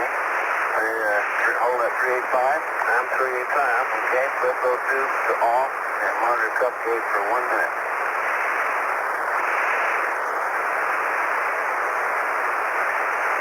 Arms off.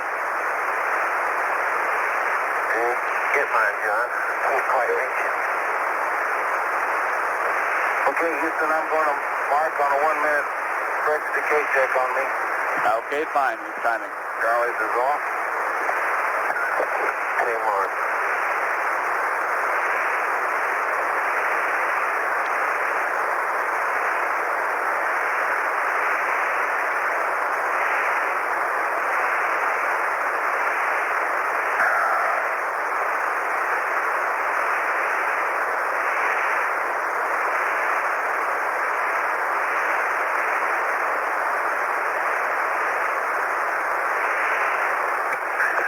For once, I got my drink bag in the right position. It's not leaking.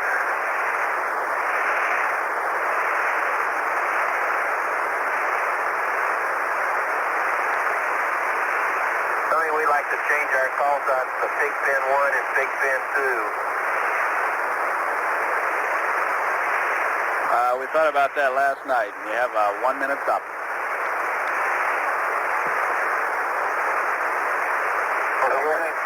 John, let me get yours on. Wait, now we can't do it both. At least I can't reach yours if you're going to mine.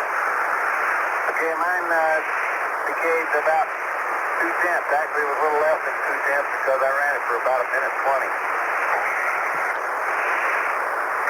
Okay, mine was less than 2 tenths, about 1 1/2. Okay, would you turn my oxygen on, please, John? George is on. Okay, we copy. Okay, here's back on, Charlie. Okay, this is call. Yep. Confirm go for Depress from Houston. Okay, Houston, we're back up and we're requesting a go for Depress. Okay, your go. Okay, Bagger 16, go ahead. Captain Repress to open.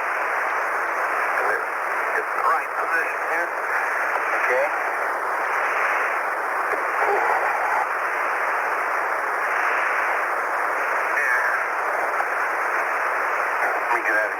That'll be great.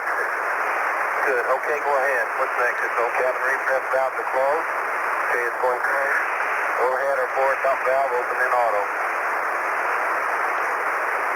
This is Apollo Control at 142 hours, 51 minutes. The crew at the present time beginning to depressurize the lunar module in preparation for opening the hatch and descending to the surface at Descartes.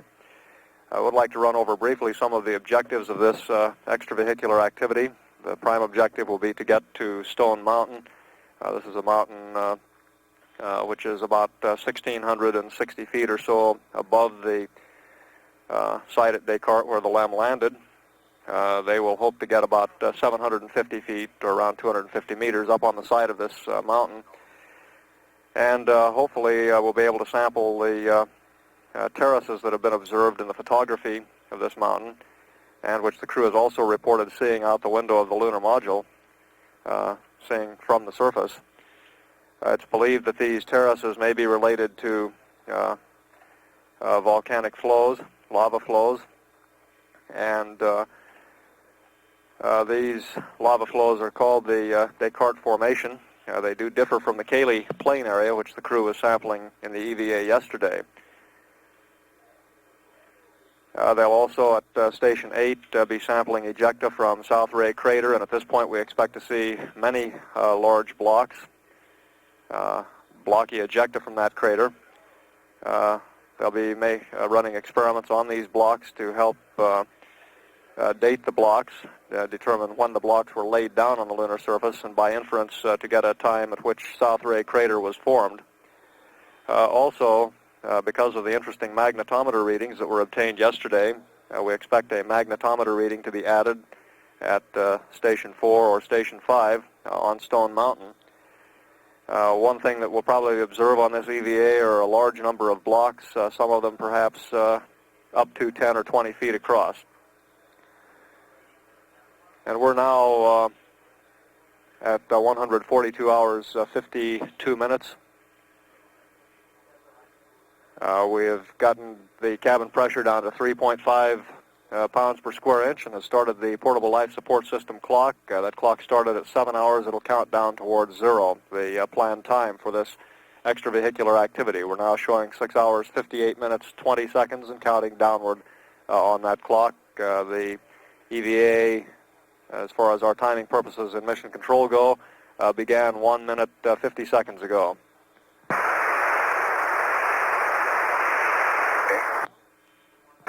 It will be several minutes before the cabin is depressurized, however, to the point that the crew will be able to open the hatch and actually descend to the lunar surface. There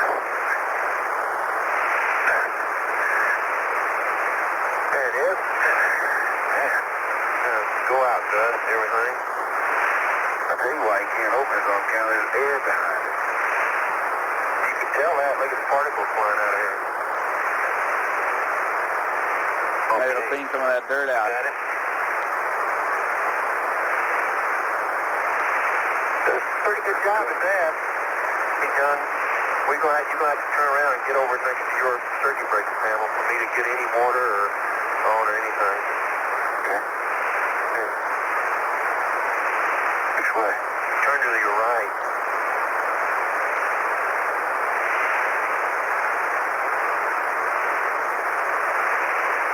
Can't you get it? Well, I can, but okay, it's on.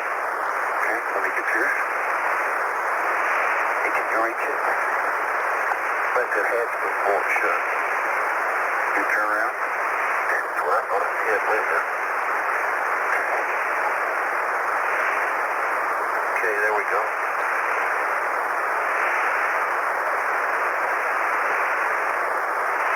You raised up? Not much more, I'm just a sealer.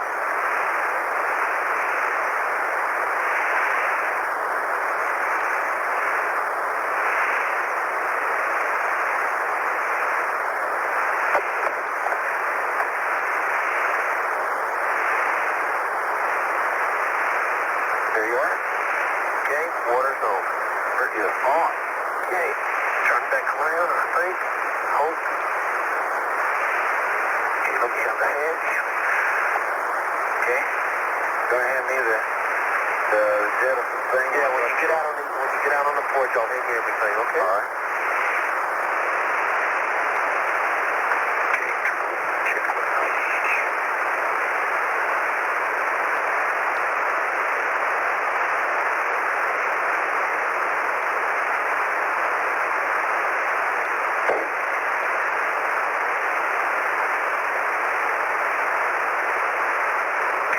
any flags. That thing must be working like camp. I still got a water flag. I can see it. Yours is sublimating. You can really see it. Or you can see some ice building up back there anyway.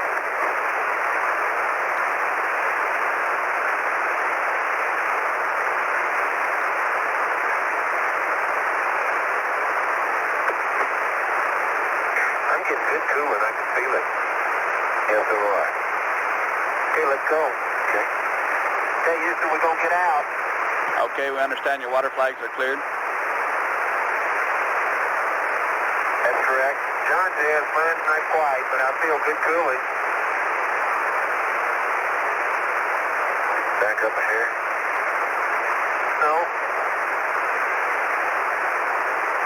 Okay, John, your go for egress. Charlie, we'd like you to stay in. Mine just clicked. Okay, fine. You both go for egress.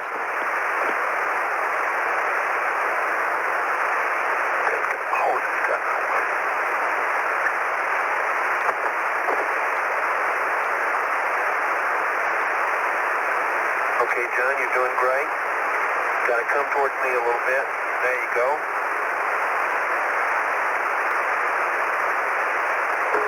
Okay, you got to swing your rear end towards me. There you go, now. Your place is out the door. Bend over a little bit so you don't hit your harness. There you go.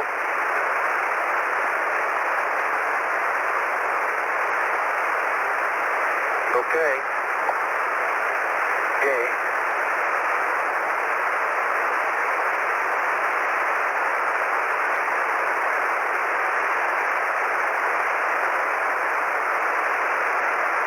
Okay, Charlie, hand me the jet bag. Okay, stand by.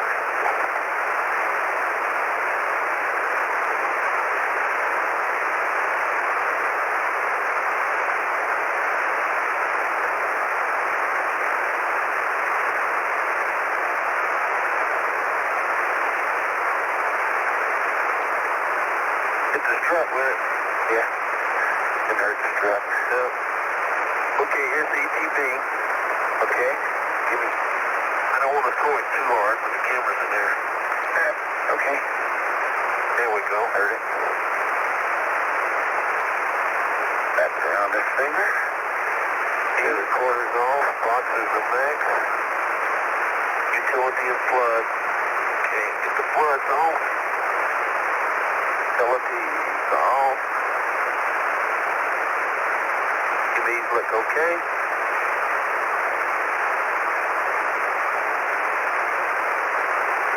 Over to this side, I think. There we go.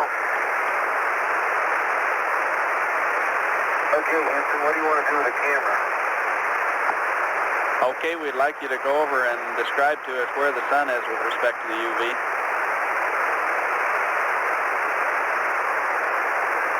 I could have done that standing in the vehicle. Well, we're going to have you move it back, but we just wanted the data before you move it.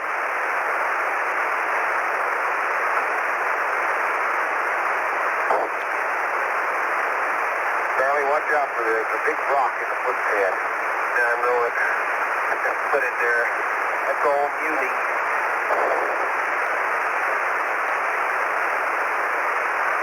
Charlie, is my visor down? I can't. Never mind. Your protective was. I don't know about your. Okay, I got them both down now. Another one. Camera on it down. Okay, Houston, I'm out on the porch. Okay, John? Okay, gotta go back and close the hatch. Okay, the sun is just, at this setting, the sun is slicing off about, slicing off 2.5 to 3 inches of the, slicing off half of the image, the spectroscope box. Know what I mean? Okay. It slices right across there. Okay, the sun is on the film cassette, is that right? It is on the spectroscope box that looks out.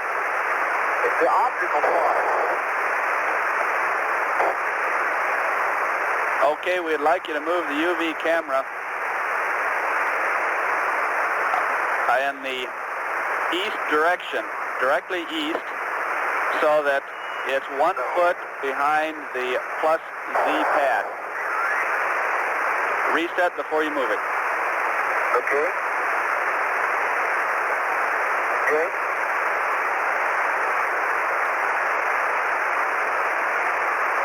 Hey, Tony, I'm on the old lunar terrain again. Very good. Reset. Okay, you do a reset, then move the camera in the east direction until it's 1 foot behind a line that goes north-south through the plus Z footpad.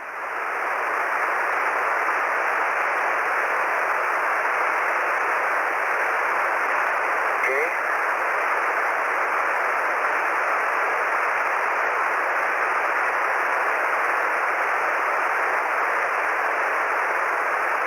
John Young is being asked to move the far UV camera in order to get it out of the sun. Yesterday, Young also reported when he set the camera at the desired position, it was rather than pointing at the proper area of the sky, it was pointed at the lunar module ports. This should also help that sort of a problem. Man, that thing really popped open. Okay, Houston, he's moved. Okay, re-level it there, and then we're going to give you a target to aim at the Earth, settings for aiming at the Earth.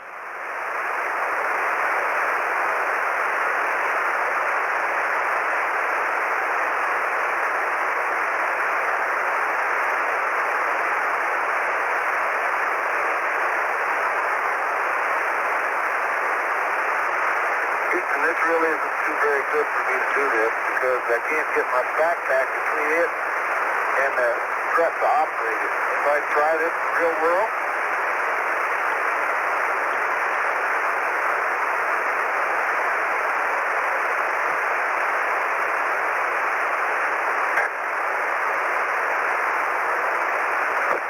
Negative, John. If you have to move it south a little bit, it's safe to move to the edge of that shadow.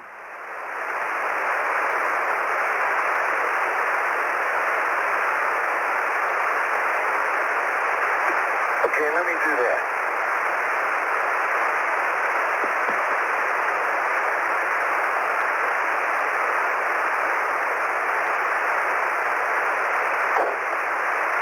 Okay, it's reloading now. We're going to lose whatever we're doing here. Okay, that's fine. We understand.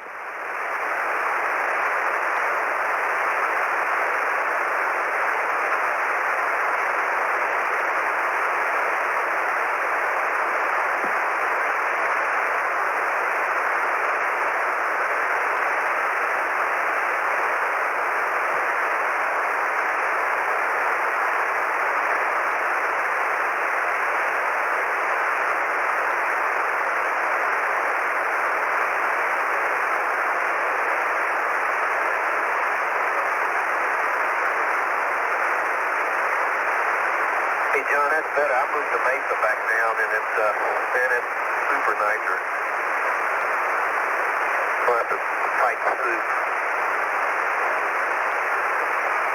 ESRC1 is open. Hey, what I'm going to do, Tony, I'm going to bring up the TV for you. Okay, when you push in the circuit breakers, would you read us the battery temperatures? Okay, all the breakers are going in. And the battery temps are 165 and the other's 82. Charlie Duke now preparing to turn on the television. 82.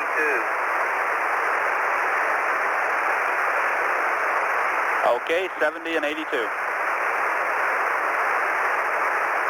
what's next for the TV? Say again, Charlie? What is the next switch settings for the TV? It's not on my checklist.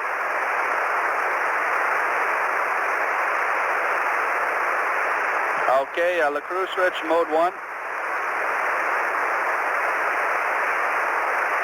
Okay, go ahead. Okay, position TV horizontal and counterclockwise to stop. Okay, go ahead.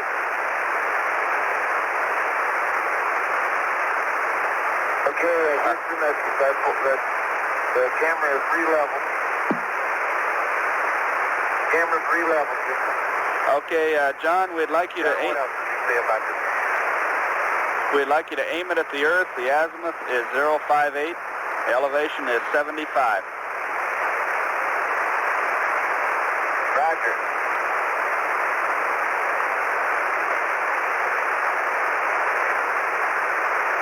Okay, Tony, what else on the TV, please? Okay, just go to mode 3 on that, and we'll leave it there. And we'll control it from here. Okay, will you have a picture? Okay.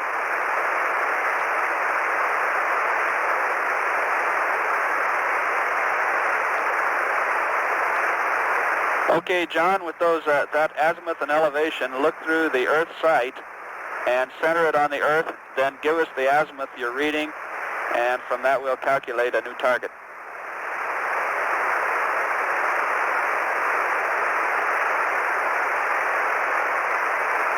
Okay, y'all are just about dead center, Tony, in the high gain. Okay, fine. You ought to be getting a picture. Okay, and Charlie, go external on the cruise switch. What was the elevation setting, Tony? Okay, the elevation is 75.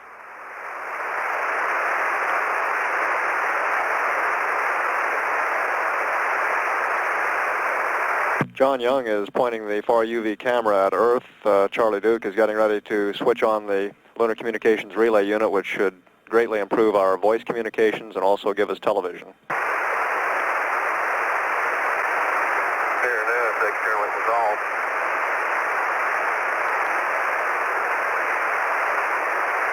Okay, your power's up to 4, Tony. I mean, your S-band ATC's to 4 and your external line. Your S-band ATC's to 4 and your external line. It was off, I'm sorry. We've got black and white picture. We should have the color converted shortly.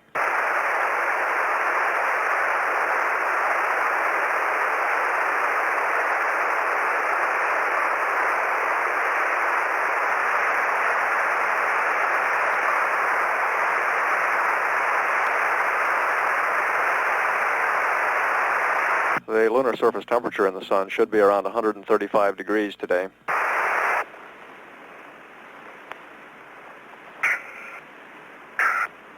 Okay, Houston, the Earth is in the center and the camera's re-leveled. Okay, would you read off the azimuth now?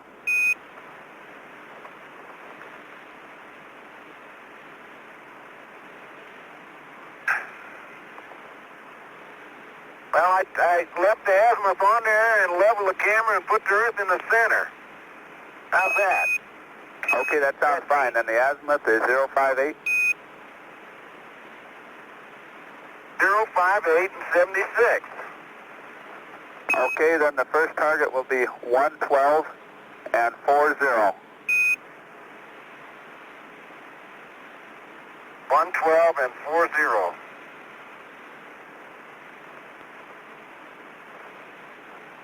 We want to do a reset after we get to that target, right? That'd be fine. And when you do a reset, verify the film advances and read the tempo label for us. Okay. That's the tempo label on the film cassette. Roger.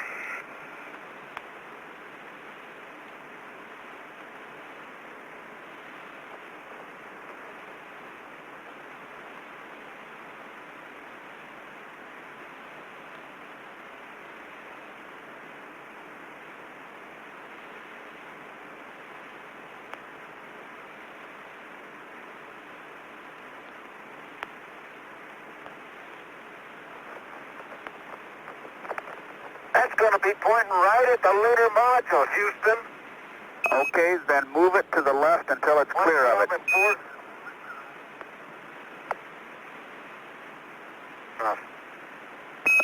Move it in azimuth.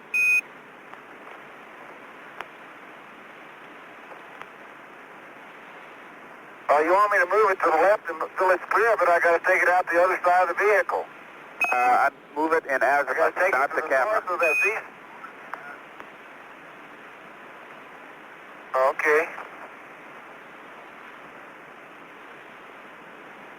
Thank goodness you said that. I was about to pick this thing up. Sorry about that, John.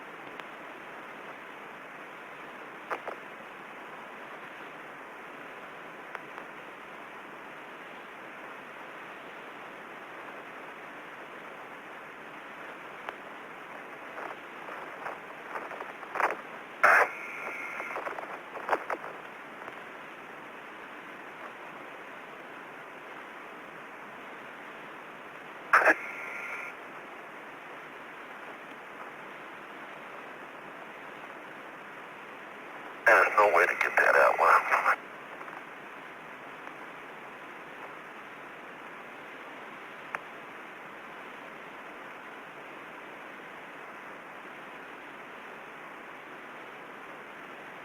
This is Apollo Control. We expect to spend about 50 minutes here at the Lunar Module before moving on to Station 4.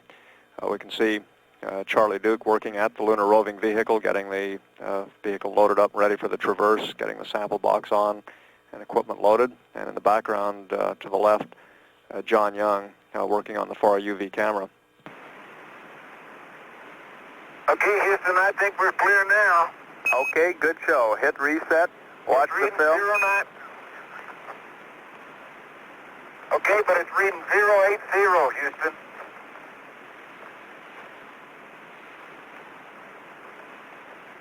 Is that okay? Stand by a second, John. Why don't you read that tempo label to us? On the battery? No, that's on the film cassette.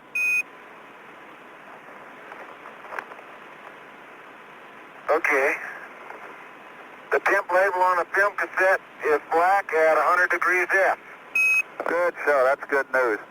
I hate to do this to you, John, but we're going to have to change targets. We'd like to go to azimuth 317. Okay, 317. That lunar surface temperature we gave 130, 135 degrees Fahrenheit is in the sun. In the shade, the temperature would again be about minus 100 to minus 150 degrees Fahrenheit. That would be in the shadow of the lunar module or in the bottom of a crater that was shadowed.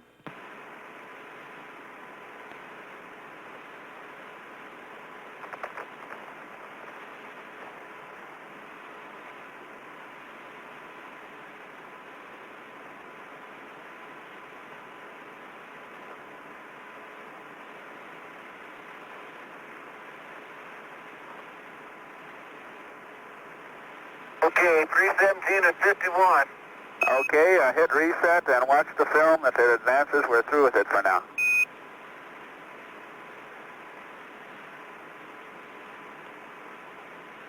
Oh boy, it advanced over 120. It's like more, almost 180. Good show. That's the way it should go. Now we'd like you to turn around and look at the cosmic ray for a second. Okay. Turn around and look at the cosmic ray. Turn around and look at the cosmic ray. That's a nice cosmic ray. Okay. And, in the top panel. Where's this? In the top panel, when you pull that red ring, a piece of tinfoil should have slid up so that there's only a 2x2 flap in the upper left-hand corner. Can you see that tinfoil?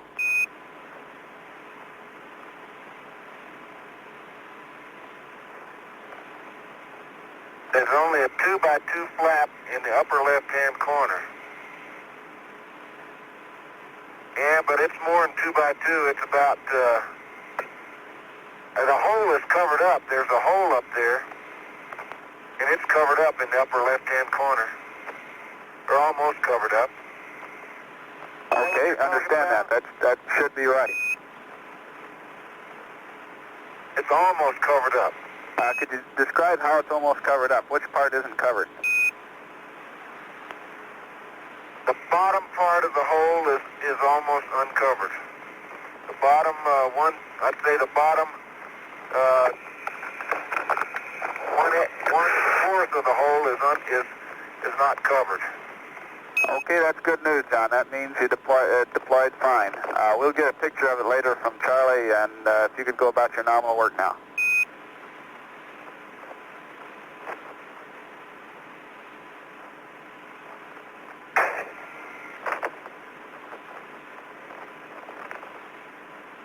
The old water bag is working super. This is going to be a good day, Charlie. Good.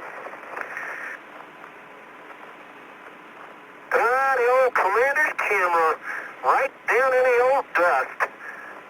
That's on the floorboard. That's not into the ground. Okay. I wonder what my normal workload is at this point. I don't know. We're supposed to be at Station 4, John. Just like in training, John, I'm licking the orange juice off my visor. And Charlie, when you're taking that pan, let me know. I have another picture for you. Alrighty. Okay, Charlie, hold still a second. Let me get your roll plus strap tie down on here a little bit. Roll plus strap tie down. Oh. That's really bad there.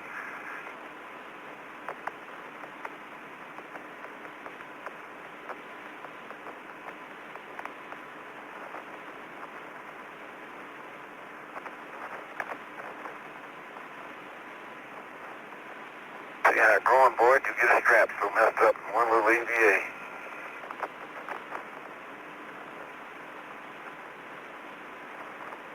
The old dark slide. Coming out. Pose one picture.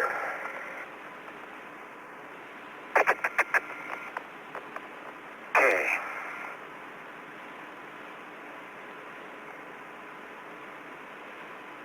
You got the ECB, right? Yeah, just about finished with it. You got the LRB circuit breakers, bus A, B, C, and D, and nav closed? Yep. No, I didn't close. Yeah, nav power's closed. Okay, the dust brush is on the LaCrue. It is. It's amazing. Close LRB covers and press tight. Okay, Houston, the covers are still open and they don't have any more dust on them than they did yesterday. Outstanding. Therefore, you have to dust.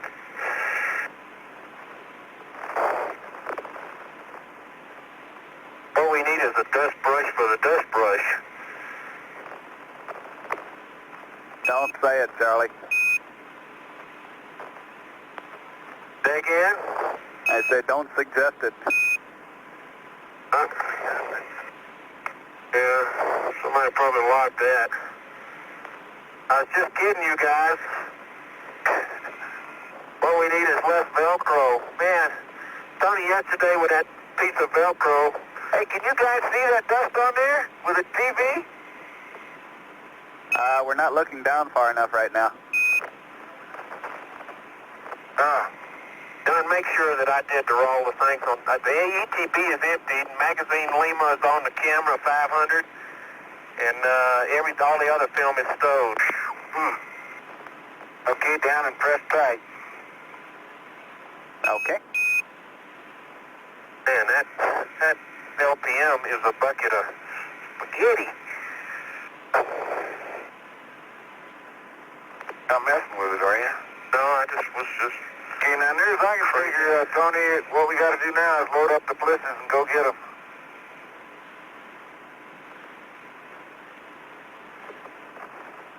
You want me to reset the far UV again, or you just want to be happy with this? All we got to do now is a bliss load up. Okay, yes, we have one more target on it. I'm not sure they have enough time in. Hold on. Wait a minute, I got to get a pan, John, so it'll be a few minutes. Why don't you run around and pick up a rock? Hey, outstanding suggestion. Give me a rock bag, Charlie. The little ones or the big ones? Huh? Why don't you take your camera? I will. Yep. Okay, that's yours, huh? Yeah, well, I got some right here. You use those, and I'll put the old maps. Which way are we going today? How about south?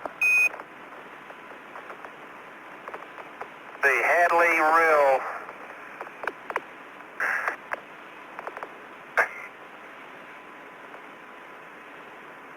Okay. This map's a started training building. Okay, verify that your PLIS antennas are up, and could we have an EMU check first chance? And John, if you're out picking up a rock, you might... Up. Have the comm. Comm sounds good. Maybe we ought to leave them down. That way we won't break them off.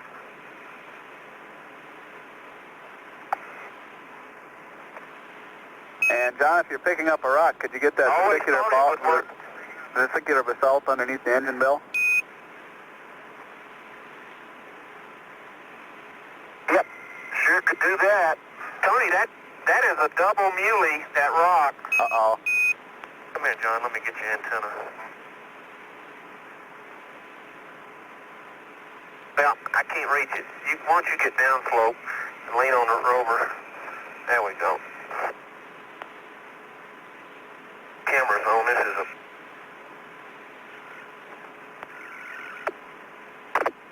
Guess what?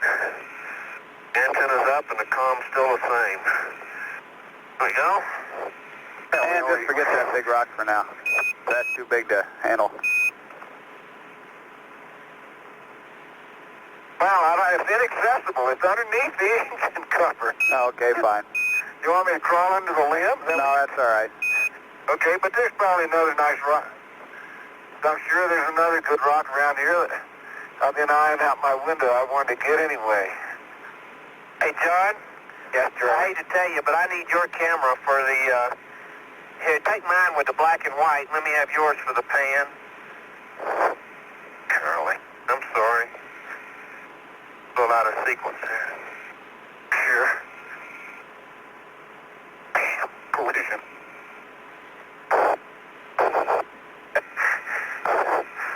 They running together in the Sahara Desert.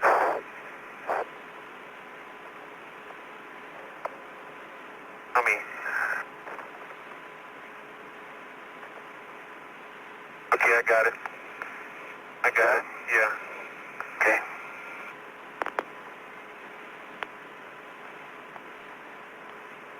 Okay. Happy birthday, it says. TGC, let's see, pan quad 3. Well, guess what? On the wrong side.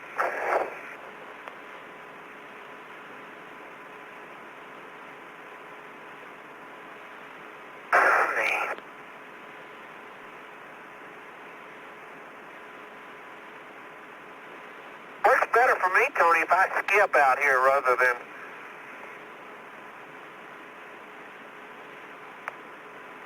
If you want some of this blackish rock, John, a small one, it's baggable. There's a bunch right out here that look just like what I call that basalt. In fact, there's hundreds of them. Yeah, they're out from that little impact crater we just landed beyond. And I want to get this nice white one right here. Okay, the old pan. And F11 at 250. Okay. Exactly 60 feet to the left, Tony. Okay.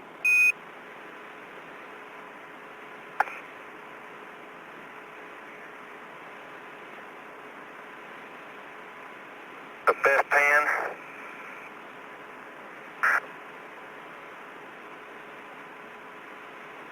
Boy, it sure looks different looking up sun.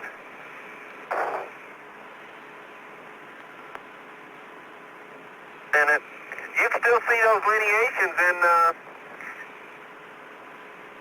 Stone Mountain, Tony.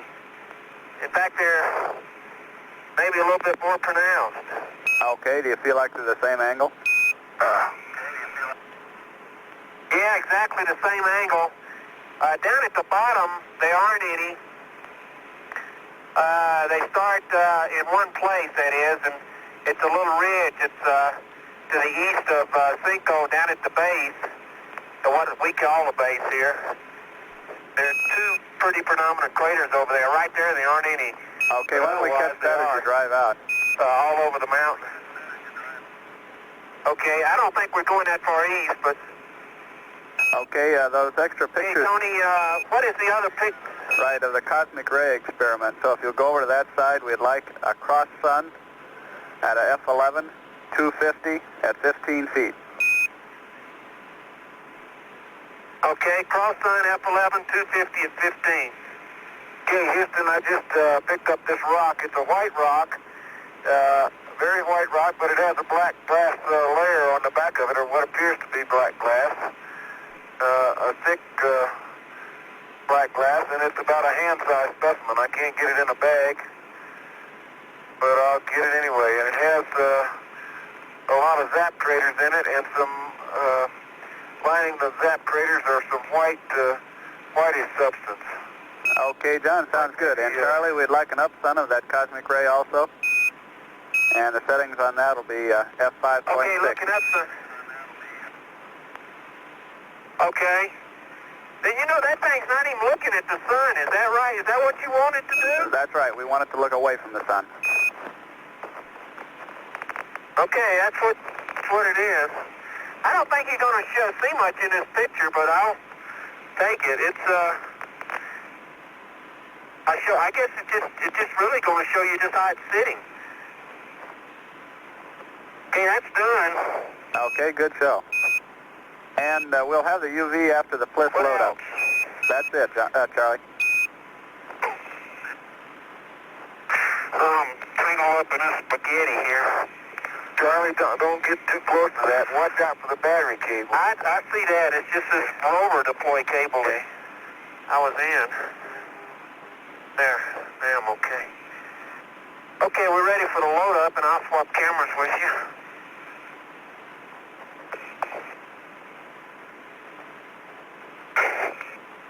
Put yours on your seat, John. Where'd those bags go that you had? You got them? I put them over there on my back. There you go, Charlie. Just leave it there. Where? Right. Okay, why don't you put those on my camera and I'll put these on yours, okay? I got two core tubes sitting up there, too. Don't let me forget those. Up where? Up on the thing? Yeah, up on the M2 carrier. You want them in this SCB? No, they go back in here. What are we going to do with this SCB right? That one goes under my... That one is going on my back. That's the one I emptied yesterday. Okay, fine. And I get that. The other one, you're going to be chock full of core tubes today, babe. I'll tell you. This is core tube taking day. And a super SE, whatever. Okay, I'm ready for load up, I guess. Okay, hold still. Excuse me. I think that's what I'm doing. The old Lunar Surface. We really kicked this stuff up, Tony, right around the Lunar Module where we walked. Where you don't have the footprints and the tracks. It's very smooth, very white albedo. Could you bend over? Yeah, very white albedo. Where we've kicked it up, it's about 2 shades grayer. It's a lot darker albedo.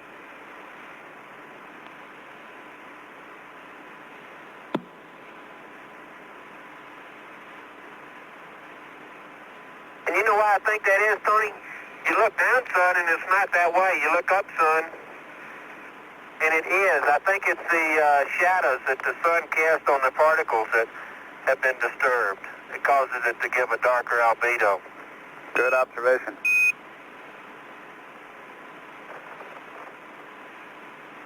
Okay, Charlie, I got you. Okay, your turn. Man, you won't be able to carry this thing for the cord tubes in it. Guess what? Open it. I did. I couldn't get it off a minute ago now. Couldn't get it on a minute ago.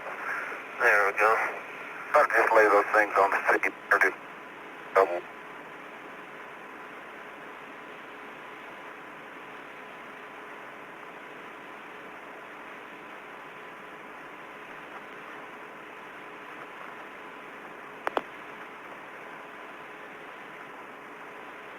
Houston, it's easier on the moon to, there's a lot of trouble with the UV camera with the azimuth scale. It's easier to pick the camera up and re-level it by pushing it into the dirt than it is to change the azimuth settings. Every time you change an azimuth setting, you have to re-level it.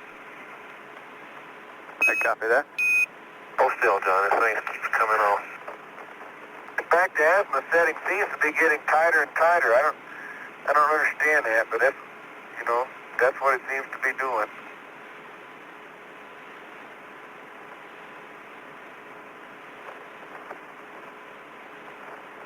That's good.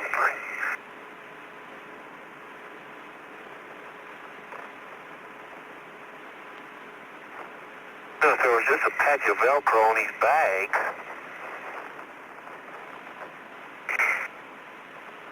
and one on your plinth, you wouldn't have to worry with that strap. Gonna give you an EMU status check while I'm standing there. 385, then cooling, no flags, and I'm reading 84%. Okay, we copy. That sound about right to you, Houston? Should I be that low this quick? We're working that. Reading about 80%.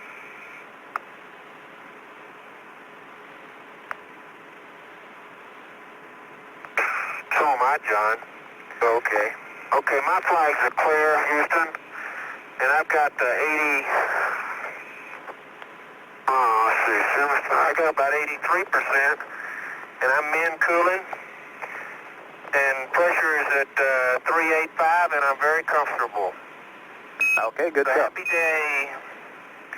Okay, LRV prep, HEDC or RCU.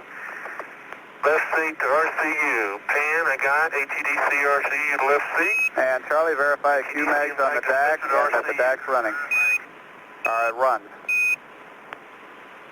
It's not running, but the Q-mag is there, right? Rod, we just wanted you to verify the DAC was working. Okay, just a minute.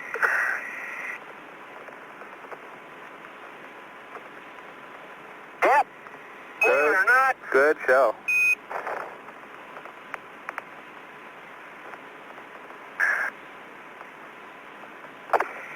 Okay. I want to reset the bar UV again one more time. Okay. And your azimuth will be 276.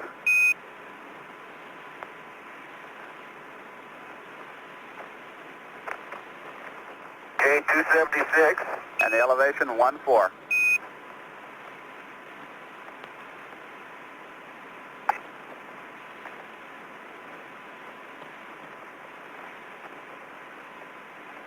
Okay, Houston, going to reset.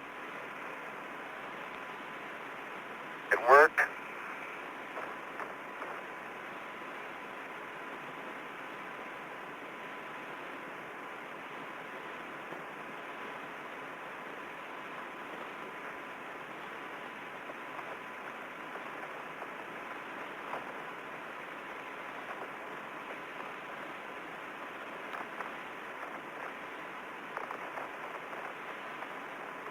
This must be the volcanic gases, because it's looking right at Stone Mountain. Is that what you want?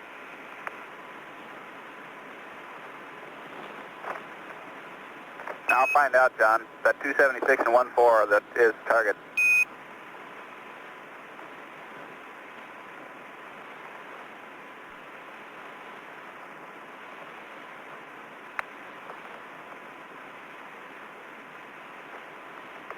Okay, fine.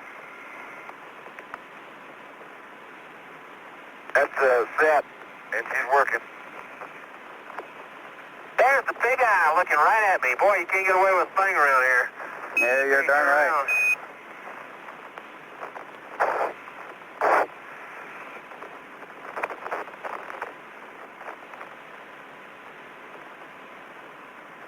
Okay, John. Ma'am, I'm ready to go.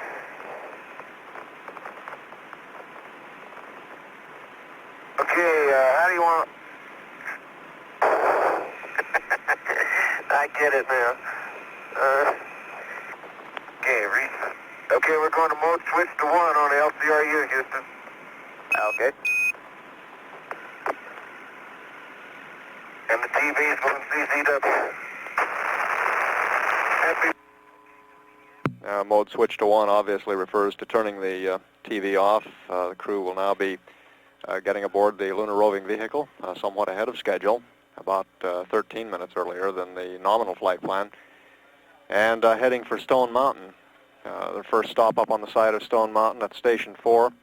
That's about 4.2 kilometers, and it'll take them something on the order of 35 minutes to drive that distance. En route, they could also encounter a number of large blocks. I get system reset.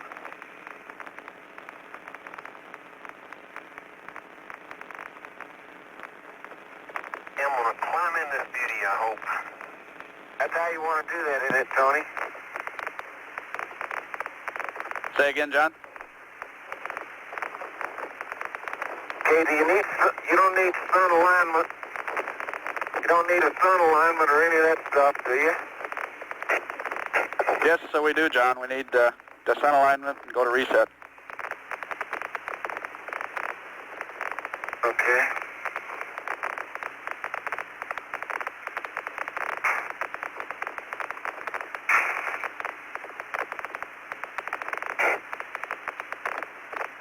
And John, do you remember what the exact heading was where you were parked? If I'm parked there now, it was 358 or whatever it's reading on there. Okay, fine. Don't you guys remember? I read it out to you. All right, you just read north. You want to start from here or you want to turn? Okay. We got to get headed west for a nav update, John. Okay, that's what we're going to do. Okay.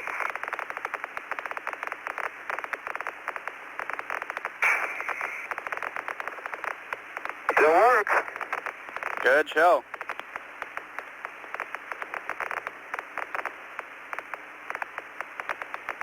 We're underway.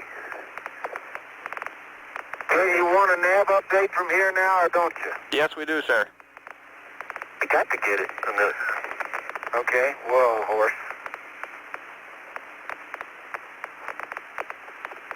And while you're there, we'll need a complete LRV readout. Primary school. Okay, Houston, it's reading 1 degree to the left, the sun is, and we're heading of 268, bearing is 000, distance 00, range 00, of course. And we are pitched 4 degrees down. And we're rolled 1 degree right. Because Charlie's heavy today. You rat. Well, I didn't see that secondary from out here on the ground. You can't see the rocks up buried from... Look at that. Look at those. Look at the rocks around there, Charlie. I know it. There's your basalts and things. Those are black. They're probably glass covered. They are. I picked up one out there. See where my footprint Okay, torque to 264, and could we have the rest of the numbers on the LRV? Okay, stand by. Okay, 264. Okay, we got 114 and 114. I'll make that 108 and 108. All scale low. On the amps, volts are 68. Rear motor batteries are 82 and 100, and now they're up to 80 and 60. Oh, wait a minute. 80 and 95. Motors are all still low, and hey, all of them. Houston, the LCRU covers are supposed to be 100% open at this point, ain't they? That's correct. I better get off and open that rack. Yep. Okay.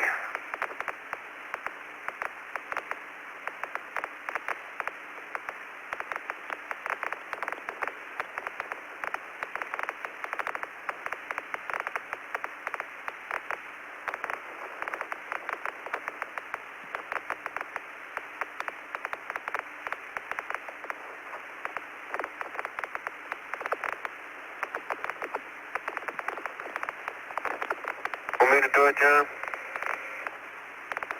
Yeah, I guess you better, Charlie. I can't seem to unfasten this rascal again.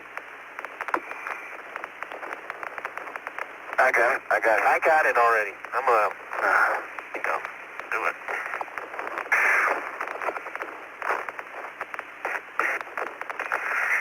Ow!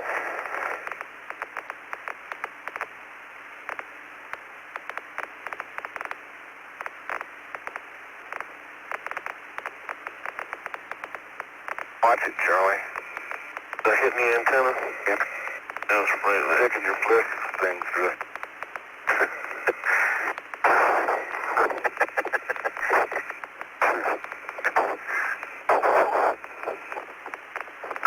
Here we go. Watch this. Well, my pencil fell off, but that's okay. Well, you need that pencil. Yeah, I can't even see the map, much less the pencil. Okay, in pretty good shape. We need a map holder like a windshield wiper. You can power up. Wait a minute. Okay, hooked. Let's go. Okay.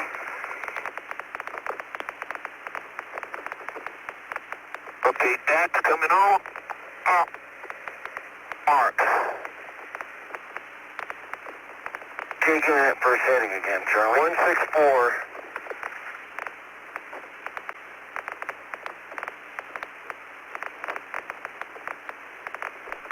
Okay, Houston, we're underway. Okay, good show. And even with all of that extra there, you're only leaving 2 minutes late. Outstanding. Shit. They must have forgot something, Charlie. Well, everything's running.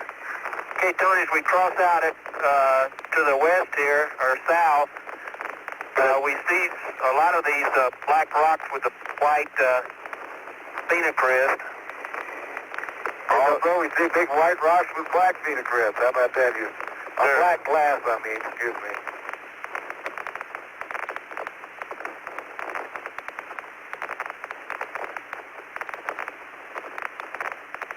Okay, we got a great view of all the way into Stone. We're right up on a ridge here, Tony. We at 10 degrees bearing, 1.1 range. There's a 1 meter boulder to the right that's very angular. That's just as we've already described. The black with the whitish inclusion. We can see all the way to the base of Stone Mountain and Survey Ridge. There's some secondaries around. The terrain is covered with about 3% of the surface with cobbles up to 15 centimeters. A couple of indurated little secondaries. And Charlie, verify the deck is on. That are a meter or so. Yeah, I called that on. Okay. Oh, Charlie. I feel it running. Good show. Okay, now Tony, we're going down an incline downslope at 356 at 0.3. That is about a 5-degree slope, John. And the boulder population and the cobble population is picked up over here to about 10%, I'd say. Okay, there were those mounds mapped over at Phantom area. Can you see those? The mounds mapped where? In the area of Phantom Crater. That'll be to your left at about, it'll be about 10 o'clock now. No, it's over. Phantom Crater's over a ridge. I think we're coming by WC is really what we're coming by after our 1 o'clock. Make it 3 o'clock now, 350 at point 3. Okay. I think you're right, Charlie. Okay, the largest blocks we see are a meter. The regolith seems to be loosely compacted, much like the regolith over at the, which is characteristics of all of the Cayley here. Most of the rocks are angular to sub-rounded. Okay, do you feel you're still in that ray? Still in this ray. Yeah. Just covered with blocks and holes, Houston. Okay, we copy. Lots of secondary, Tony. Charlie, what are we shooting for? Well, we were supposed to be 17. Okay, the heading on the first leg is 162. Heading on surface. For 1.3. Okay, we got 0.6 now. When we get there, we should be 353 at 1.3. We're traveling a little bit east. I think if you now you look like you hit it just about for our spot. See Survey Ridge down there? Yeah. Hey, this is a great place to keep this map. Right, wedge it in that camera. Yow! Woo! Man, that was a great big skid. We're doing 10 clicks, Tony.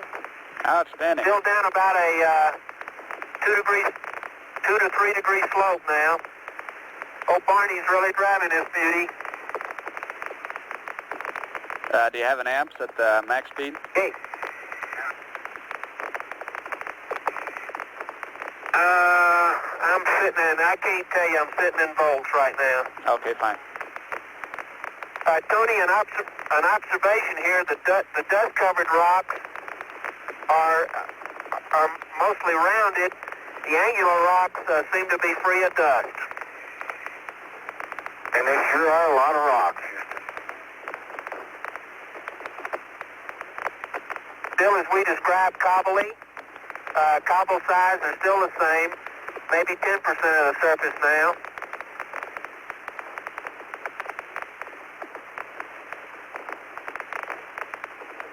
Tony, we're starting out with, forgot to say it, but we're starting out with the correct magazines as per checklist.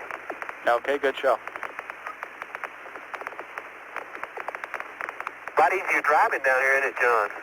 Not any real big craters. A lot of subdued. It's not as many easier, it's just that you can see what you're doing. Yeah. But it didn't seem to be as rough as what I thought. Okay, we're at 348 at 0.8 now, Tony. Still in indurated secondaries.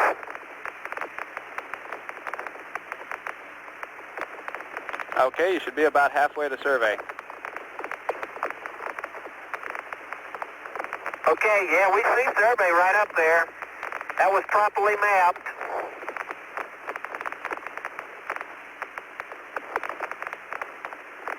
Most of the secondaries are the craters here, Tony, are in the meter size. Some of the larger ones may be 5 meters. Okay, it's getting a lot rougher now, a lot more hummocky at 346 at 0.9. Slowing down to about 6 clicks. So, that's going to be a steep slope up there, John. I believe it is, Charlie. Up stone.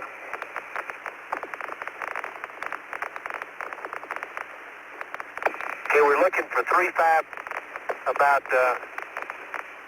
at 1.3 clicks. We should be on survey at around 3.5 or so. Looks like that survey dead ahead to me. Looks like to me.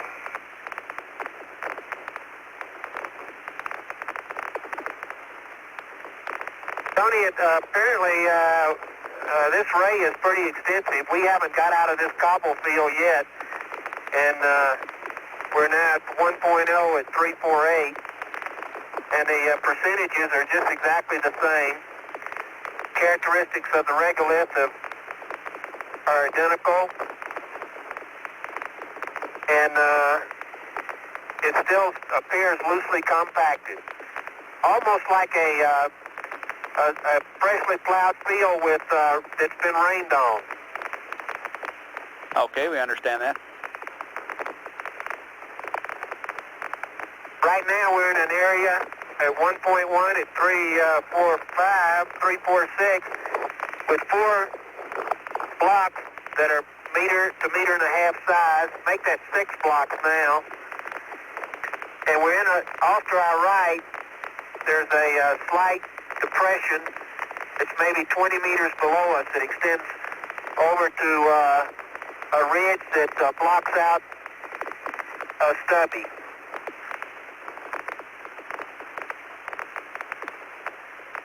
Okay, we're coming up to the biggest rock now we've passed on a traverse. Click. Got a picture of it. And it looks like a breccia also, Tony. It was rounded. Oh, shoot, man. Golly. Covered me with dust on that one. Sorry, Charlie. That's okay. That looks like a pretty good path off about 2 o'clock, 1 o'clock, John. Yep. Okay, now the percentage of cobbles is picking up, Tony, at 1.2 at 344. And we're about maybe now 20% of the surface is covered with cobbles up to 50 to make it 30 centimeters, with the largest block being meter size.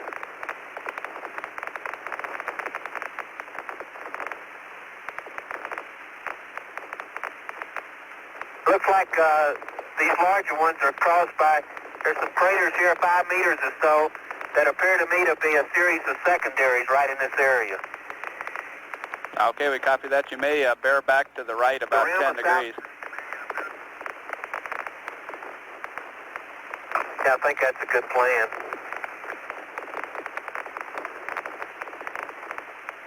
Okay, we'll do that. You can still see the rim of South Ray, spectacularly white. It just stands out above the surrounding terrain by an order of magnitude. Okay, what's the heading down Survey Ridge where I think we are right now, Charlie? Okay, we should be okay, come down survey at about 227.4. Yeah, this is survey. Top of survey, Tony, has got a lot of secondaries. 30% of the surface with cobbles, predominantly in the 10 centimeter range, but some greater than that, up to 50 centimeters. Okay, take plenty of Hasselblad pictures there. Got plenty of film. As fast as my finger will pull the trigger. Good show.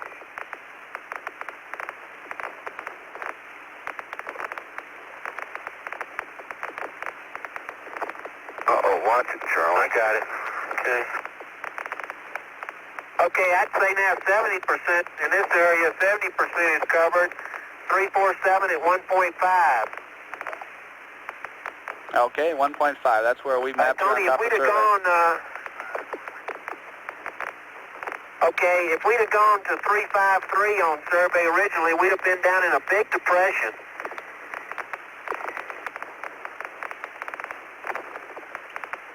I'm still pretty depressed at this point. Oh, man, John, this is really a ray. It just goes right into South Ray. Boy, you just can't believe the blocks, Houston. The block population on survey, what is it, 50%? Oh, I was estimating 60 to 70. Yeah. And you can track it right in up across over the ridge. It blocks out Wreck and Stubby into South Ray.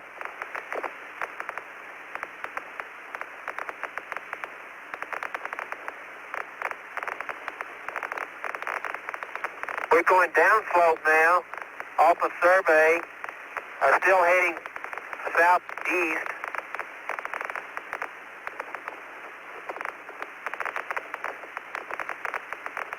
Got to get out of these, Charlie. No, I think, yeah, the rover's hacking it with no sweat over these little ones. Yeah, but I mean, spend the rest of the day in a real ray. Yeah, I think you can hook a right here a little bit, John. Looks pretty good. It's really a lot of craters here, Tony. At 1.6 is 348. The top of survey is just pockmarked. They're pretty subdued, though. We can drive through the up to 3 meter ones with no problem. You're still making 6 clicks, John.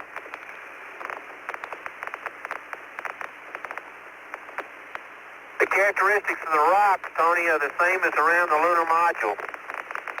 Okay.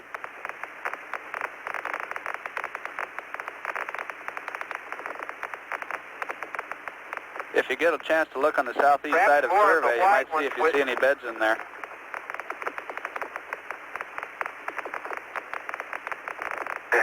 No, not a chance. Okay. It's pretty well rounded, Tony, and it's just the only predominant feature here is this ray pattern with all the secondaries. Okay. Best set of rocks you ever saw, I'll tell you that.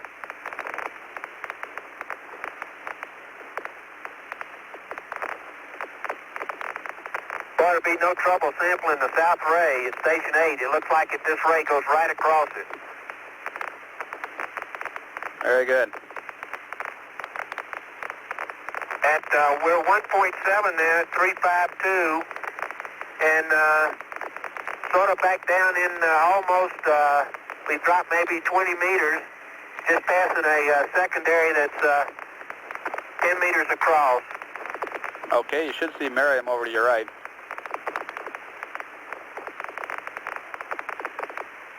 Miriam would be down over the ridge.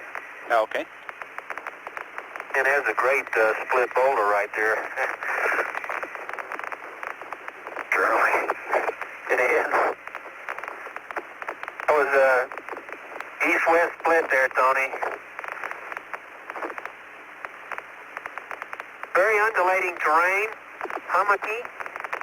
The the hummocks are, What's your head and be down here now, Charlie? okay, we still got to go 3. This is the one that's 2 from here. Up over is 168. 227 for 4/10. We should be at 005 at 005 at 1.6 to cross.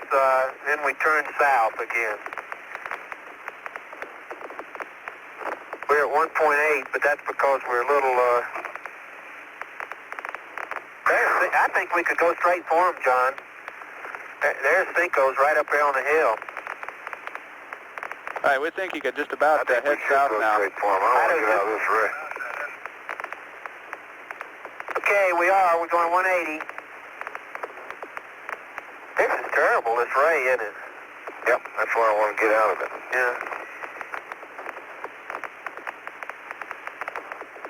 Okay, we must be coming to the edge of it. My estimate of the cobbles is back down to about 20% now.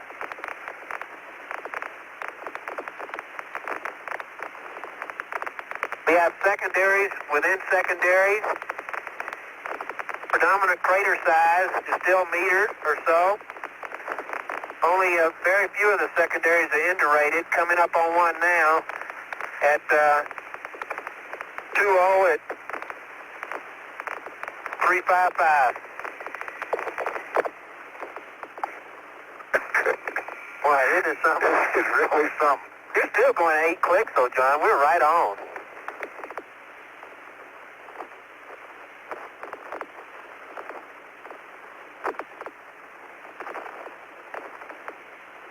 Hey, Tony, apparently we're still on survey. It's a wide ridge. It's furrowed parallel to the long axis. Now there's a big crater off to the right, John, and here's 5 right up here about 1230. Are the Cinco's are right south of Crown, though, so it's the ones to the right where we want to go. See that big crater up there below Crown? Yeah? Okay, now you're headed right for it. And the sinkholes are right to the right of that, apparently. In fact, that big one is probably Cinco E. From where you are, Cinco should be right in line with ground. It is, Tony. Right now, we got it spotted. Okay. Got a little crater on in the inner flank. Okay, doing 10 clicks, and still in the cratered, saturated downslope of Survey Ridge at 354 at 2.2. Block population is still the same. Looks like we don't get out of the ray really until we hit and start climbing upslope at Station 6. Houston, the best idea I can give you of what this looks like is it looks like about halfway up to that crater that we went to out at the Nevada test site. Man, I tell you, I've never seen so many blocks in my life. Okay, sounds like that was a good exercise then. Good exercise in driving. Oh, that was a steady. That hit on the floorboard, that's okay. What else? Even getting dust on my helmet.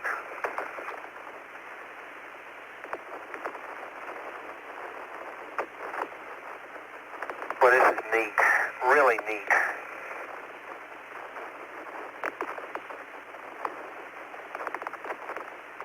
Okay, now between us and the survey, Tony, we really drop off again down to the base of Stone. We're going down about a 4 or 5 degree slope that's still apparently ejecta, South Ray ejecta. So we're down to perhaps 10% now on block frequency. The character of the regolith is still the same, loosely consolidated with the raindrop pattern. It probably looks that way because of the sun. I'm convinced of that. The rocks are mostly grayish with white plast in them. Okay, what's the bearing and range for that, getting off the contact? Done. Okay, we'll give it to you. We're right now at 354 at 2.5. We're still in a block field. It'll be about another 2 clicks before we're out of it. Okay. Okay, I just don't think you can identify these things as contacts per se. No, we understand. They just fade out and then they go away. Okay. Okay, you're about 200 or 300 meters from the contact as it's mapped with the Descartes, or the feathering out there. We'd like you to keep an eye out for any changes in regolith. Okay, you got it, babe, and I think that's a pretty good guess. As far as, at least that's where the slope of Stone starts.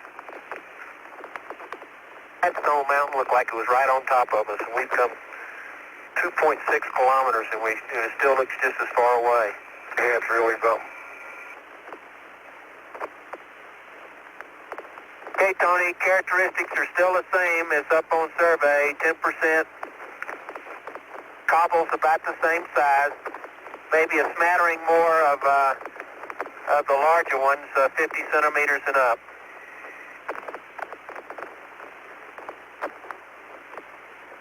Some of the rocks seem in good shape, hardly fractured. Others appear to be badly fractured, but still homogeneous.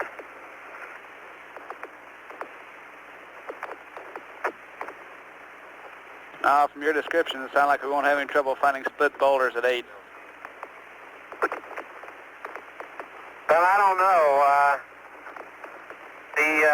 I don't see any. I haven't seen but one split boulder so far. Not that I've been looking, but I would if there were some. Hey, that was super. That wheel just left the ground.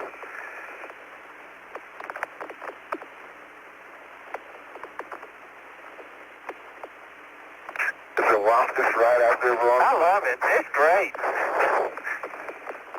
8 clicks, Tony. We got up to 12 there once. We're at 355 at 2.8. Still have Crown and Seco E in sight. Sounds like you're really making money there. And we gotta go over another depression, down through another depression before we hit the upslope. That's about 100 meters in front of us.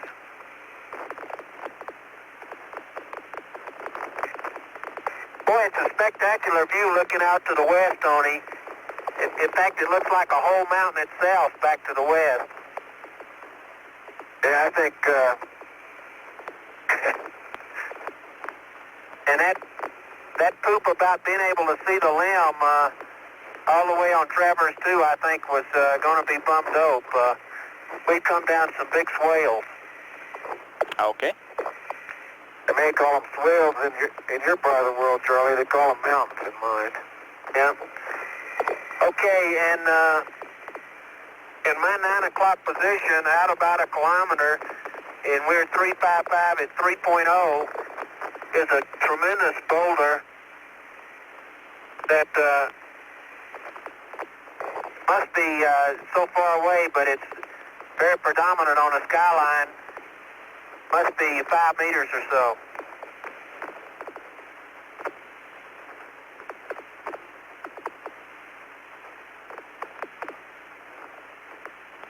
Yeah, I can't give you any new words, Tony. The regolith is still the same. We're still in a block field. We're just about to start up slope here. Have we been climbing, John? Oh. Look at that pitch meter.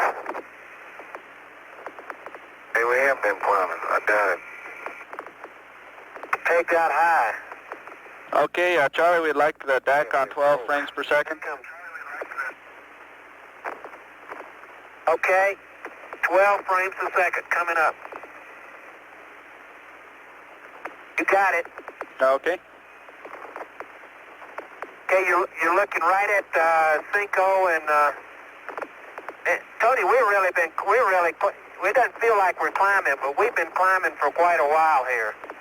I just looked at the pitch meter and it was pegged out a minute ago. Wow. We're climbing up about a 10-degree slope now. Okay. And let's see, 6 was at 000 at, Charlie, what should we be heading for? Those craters up there? Oh, don't tell me that. Okay, see that one? It's sort of a funny shape, looks like it's got a breach in the southeast side at 12 o'clock? Yeah. That's it. The one at 12 o'clock, huh? Yeah. Okay. Well, Houston, now that we get up to up Stone Mountain, my assessment is it's not any worse than what we've been driving down. I think this is one of our benches here, John. I think it is, huh? Yeah, we're at 3.3, and 5 should be at 3.3. And, okay, Tony, we're on a flat area now at 355 at 3.3. And I think it apparently is a bench. We're passing Station 5, a little to the east. Okay, glad you can recognize it there. That's great. And it's, I'll tell you, it's just as blocky here. The block population is up again to about 40 to 50%. Okay, you might look for a fresh crater that would punch through that array material in the Descartes for Station 5 when you come back. Well, we got lots of... Okay, most of the craters here are... there's another split one, but... Look at old South Ray, Charlie. That's beautiful. Just spectacular. I can't believe it. And there's Baby Ray, John. See it? Yeah, you can see it. It's got black sides to it. Okay, here's a crater, Tony. Remind us, at 354 at 3.4, that's about 15 meters across and about 5 meters deep, and I bet you it punched through. Oh, man. Okay, we'll keep that in mind. And that should be a good enough for... And that should be a good Station 5. Okay. Man, we are really going up a hill, I'll tell you. How about the traction? You slipping at all? That's the only one I see, I reckon. Okay, see, there seems, over here by this oblong one, which I think is 5E, John, we go up a steep slope, but then it seems to level out right up on top. Yeah. Okay? Yeah. Look at that bench in Crown. I know it. No, we can't see Crown now. What is that thing with a V in it? That's 5E. The one with a V in it? Yeah. Let's go sample it. Okay, that's what I was thinking. See, it seems to be, it's a steep slope going up to it, but it looks like a bench or a little ridge on top. Yep. Okay, we're at 354 at 3.6. And you ought to see that baby ray, Tony. It's got a real good raised rim. You can see some good, it's got lots of blocks around it that are hard to estimate the size. And we're going up a steep, steep slope, John. I'll tell you. We believe you, Charlie. Yeah or not? And it's got black streaks coming out of it. Okay, our amps are now up to 60. Oh, wait a minute, that's volts. Yeah, Charlie. This is going to be spectacular. I can see wreck and trap and orange juice.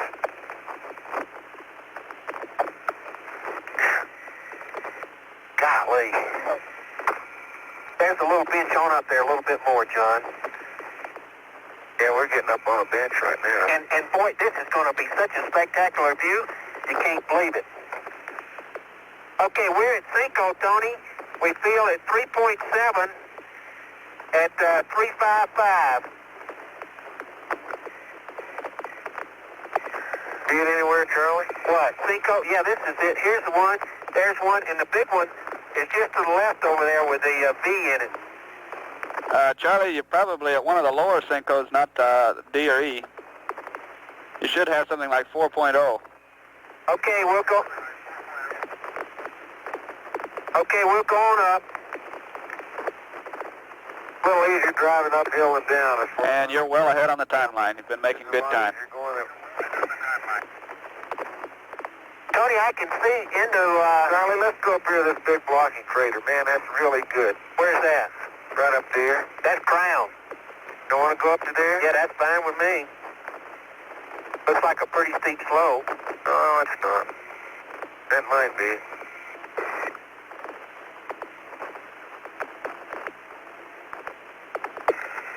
I don't think I'm going to be able to see Stubby from... Can you see it from here? Yeah, I can see it now. Well, it's a bad place to stop here.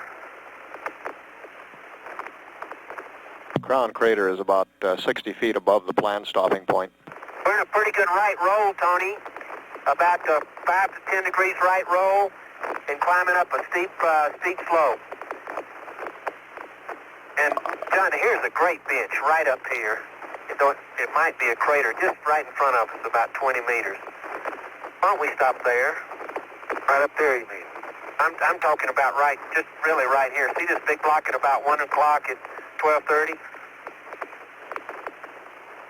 Right here? Yeah, right here. Okay, we concur with whatever blocky crater you want to stop at up there. Okay, go ahead. Go ahead. Okay, because it's on a flat bench, too. Yeah.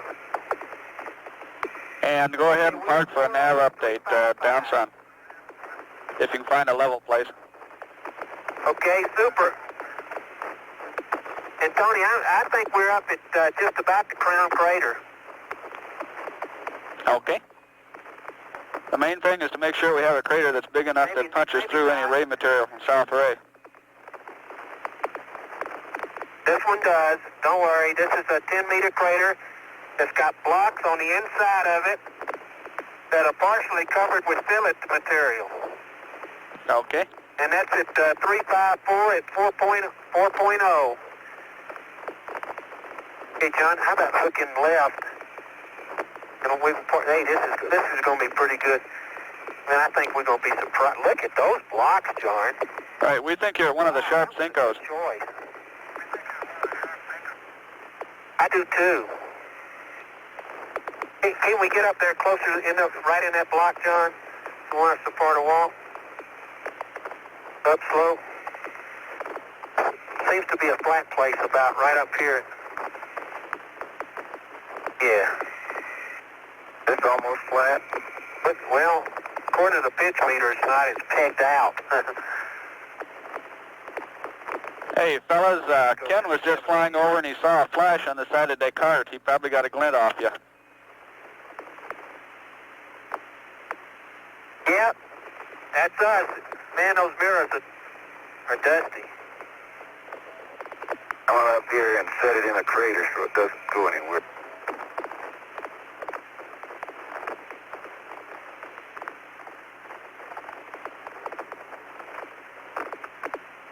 This looks pretty good. I don't think it's going to go down slow. Tony, you can't believe it. This view looking back to the east. We see ravine.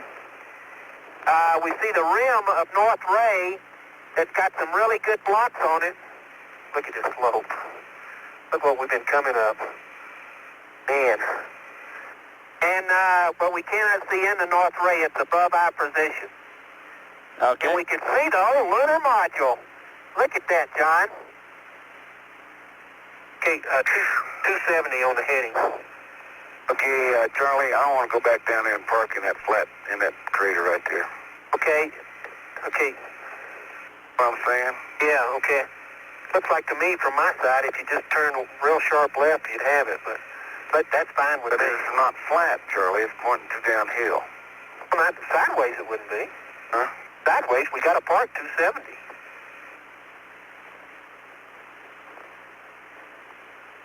But that'd be fine. Why don't you go down there, John? You probably would.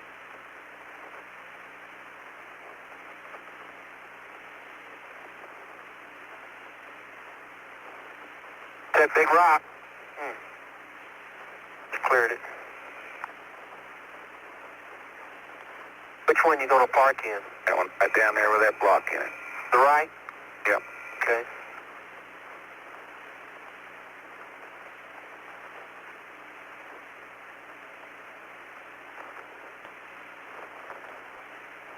That's a good overturnable one right there, John. Tell you, we could roll that thing downhill.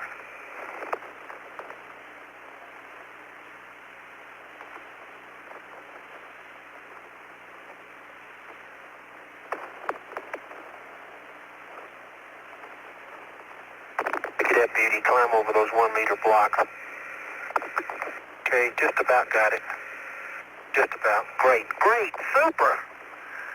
Okay, we're parked, Tony, at heading 270, 354, 5.2, 4.1, 100, 70, 68, 68, 85, 100, all scale about 200, 200, and 200, 200. And I'll give you the readings. Okay, Houston, we're in real bad shape because our vehicle attitude indicator in roll, that's why you thought it was so pitched. The thing is broken, Charlie. It is, yeah. It's broken. See, it's flipped off up there. But as soon as we get the TV up, anybody will be able to tell where we're at. Okay, on the SSD, can you estimate roll well enough for update?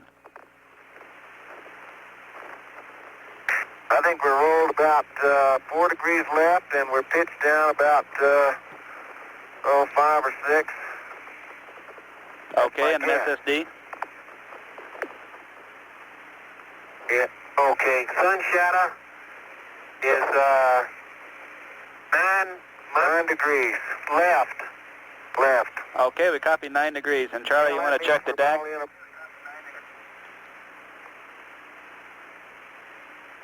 Okay, checking it off. Stand by. Charlie, whatever you do, don't hit that brake.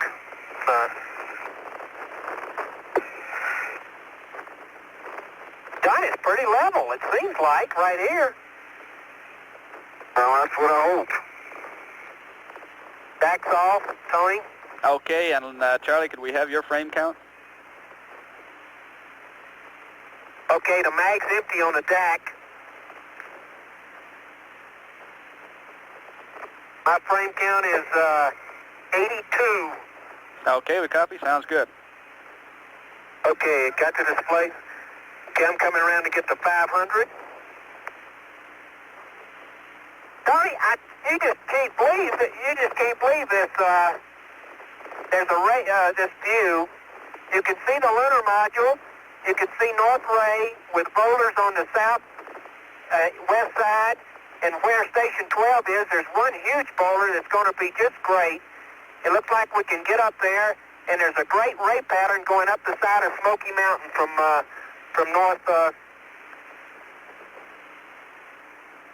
North Ray.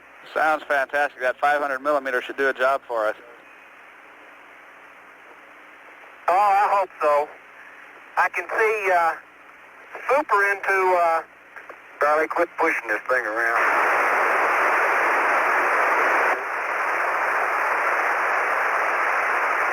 This is Apollo Control. It sounds as if the crew is getting ready to set up the high-gain antenna, give us a bit of television.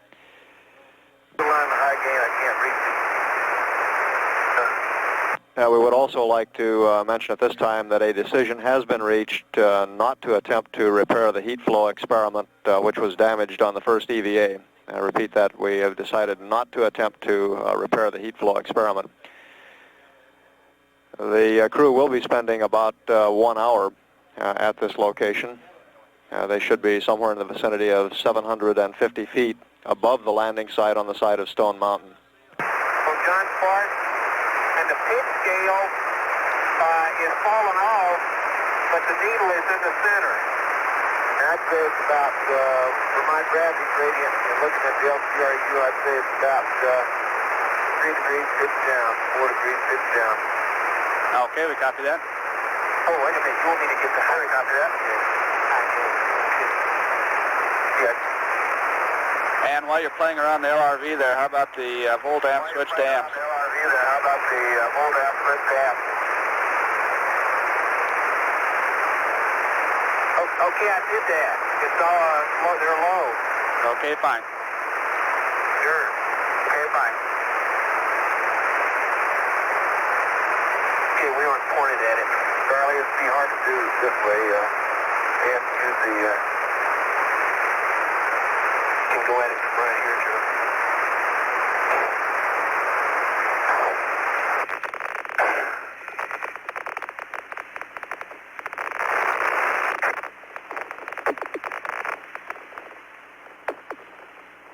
Aha, there's that beauty. Hey, we've got a picture. Hey, Tony, that thing's a piece. Okay, that thing's a piece of cake for aligning it 270. Okay, that's good news.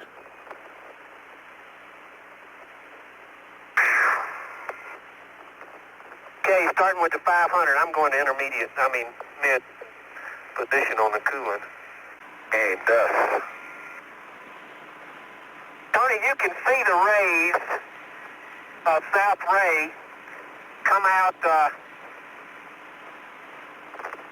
across the landscape, albedo-wise, and it's really predominant. They cross right across, go right up Survey, and it's definitely ray pattern that we were crossing. Okay, 500 a stubby, 15. That's not worth 15 pictures, Tony. And John, before you start sampling there, could you give us a general impression of the rock types? And it looks to me like this rock pile that we're standing in is about the same type of rock.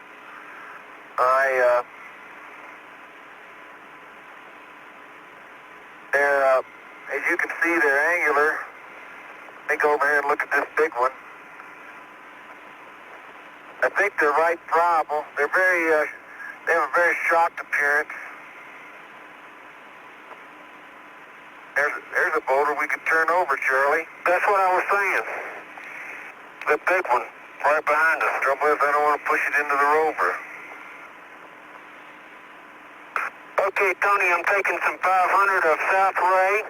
I can see into the rim on the inner wall on the south side, and the characteristics of the thing is got black streaks and white streaks coming out of the wall right over the rim, which says to me there's two types of rocks down there. That's right, Charlie. That's what it says, and that's why your dark streaks show up on your photograph. It's not that thing wasn't throwing out blocks in every which direction. That dark streak right down through the middle of your photograph is probably, at least the darkest in the area, is probably dark material from South Ray.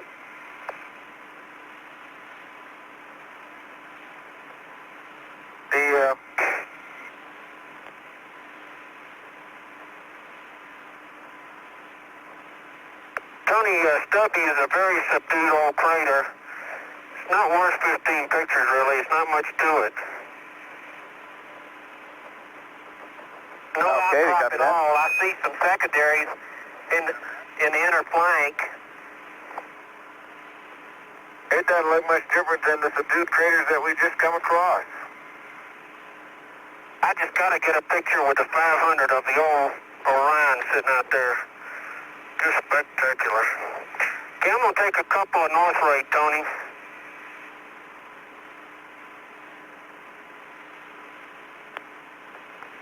Most of these rocks have a whitish cast to them, Houston, but okay, Tony, I'm up to frame count 90 on the magazine Lima. okay.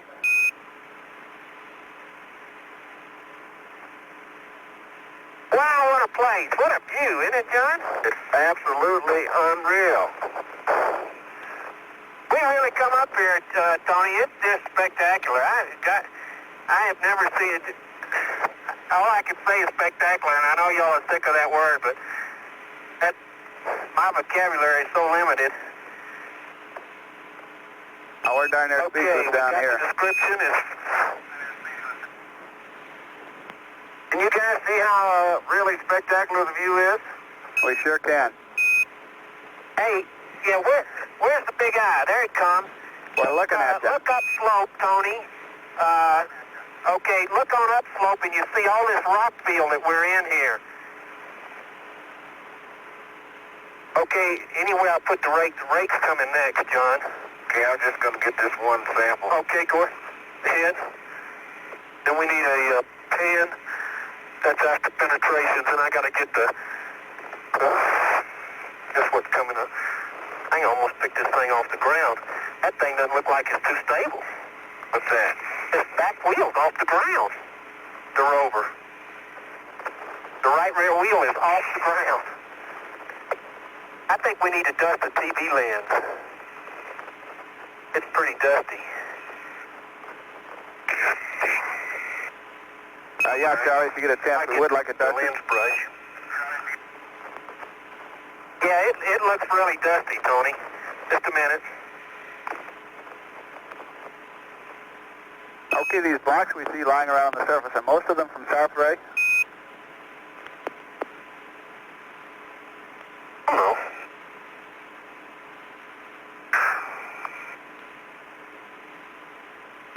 Boy, I tell you, Tony, I just came up about a 20-degree slope, and it is really loosely compacted here. Stand by, I'm going to swing the big eye around. I can't dust with unless I do that. Okay, Houston, I've got a hard rock. I think it's glass coated, but it's so dust covered I can't tell. And it's going in bag 394. Okay, 394.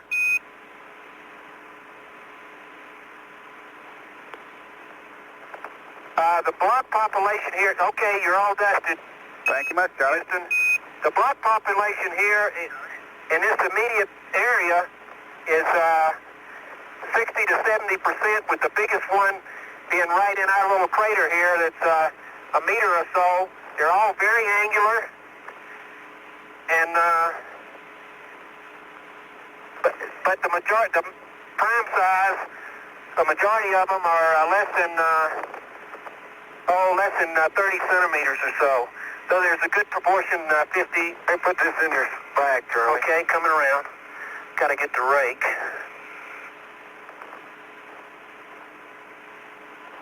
Most of them are dust covered, Tony.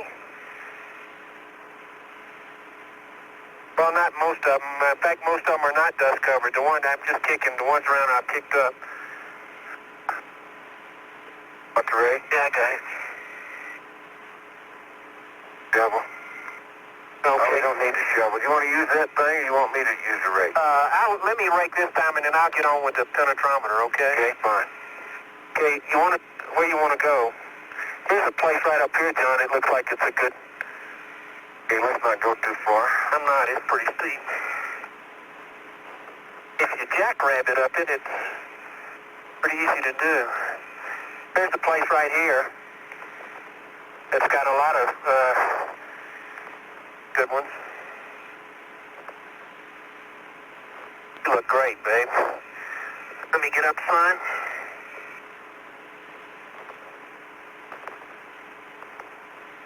My 11-footer.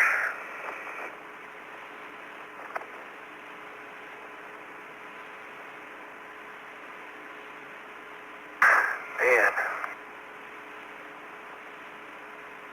Okay, got it. And let me get a locator from up here, too. That's going to be in focus. I'll just... Okay, we'll change this distance. Okay, Tony, underneath this regolith up here, we still got the same deal. Top centimeter or so is... early rake. I'm sorry.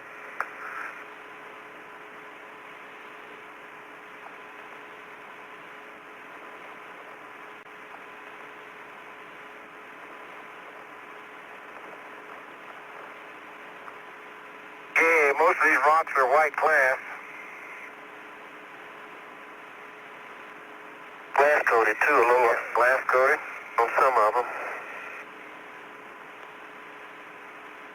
There's 12 or 13 in the first scoop, and they're mostly white glass rocks. Here comes one that's got a lot of glass on it, John.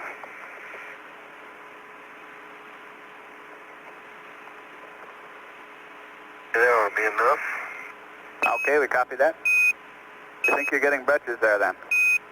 Okay. Well, we're not sure because they're dust coated. Too, and there's glass on them. They could be just shocked rock. Okay. Okay, that's the one in the back, 395. I don't get this Okay, 335. myself. I don't either. But it's just an impression.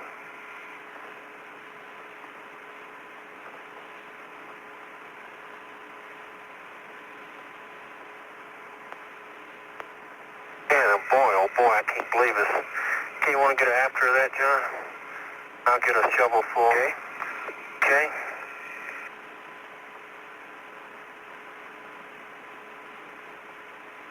And John, we'd like to consider you're going to intermediate cooling.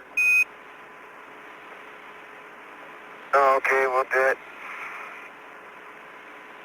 You don't need intermediate. You need, at least I'm comfortable just out of men. Let's see, we need some more of that, don't we? I don't want to take kilo. Okay.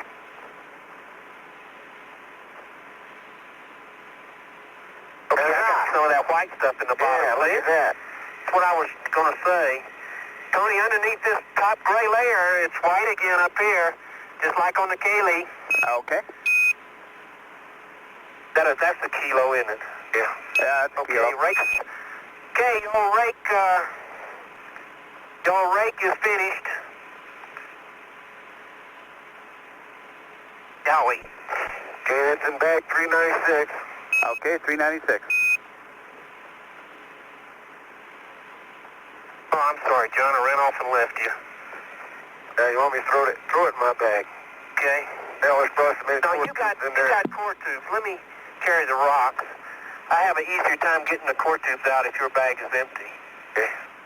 Look at that view over there. Look, you got 2 core tubes too, Charlie. Do you mean to have 2 of them? Hey, Charlie, we're having a hard time getting the perspective on that crater. Could you give us dimensions, please? Where we're standing? Right. What do you say, 10 meters, John? Yeah. It's an old 10-meter crater. It's really an old one. These other rocks around here might have been caused by this. Matter of fact, this might have... I don't think so. I think these rocks were laid in here when South Ray came in.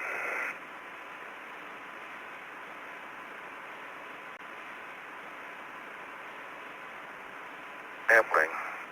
Okay, Tony, on a penetrometer, it's benched.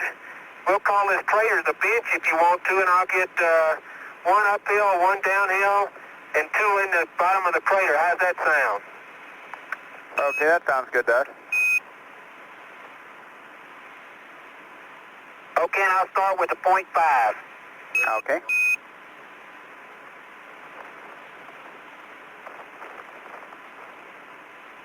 Don, I'm glad we got those two torches. I think the other two fell off back at the lamp. Okay. I don't think I ever put those back in your bag. Did I? Well, we'll see. We got plenty.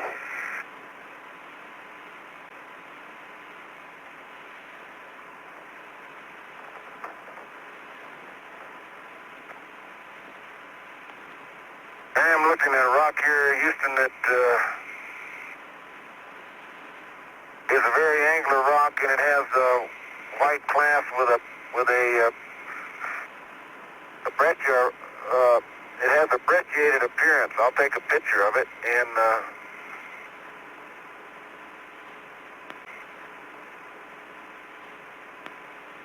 sample it for you. Okay, I'm going to take my camera off to do this.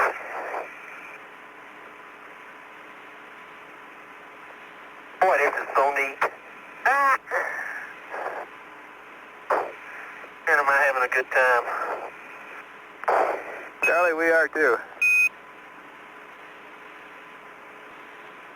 And while you're bouncing around there, you might keep an eye out for a nearby crater that looks like it may have pulled up some local material.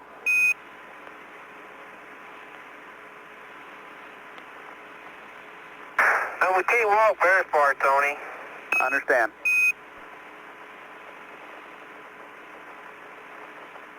Oh, rats. Hey, Charlie. I had the 5/10 cone in here, and when I pulled it out, and it came out like it was supposed to, and then I started moving the thing down, and it fell off.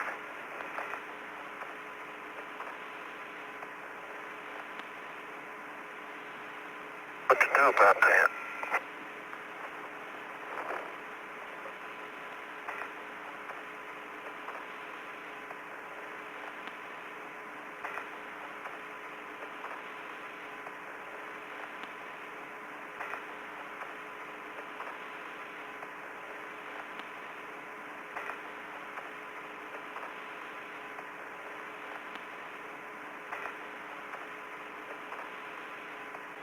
John, don't walk right over here. That cone is over there, and I want to get it out. Hand me a set of tongs too, will you? Okay, here you go. Okay, but once you get it out, can you put it back on? Well, I'll bring it over to you, and if you'll hold it for me, I think I can.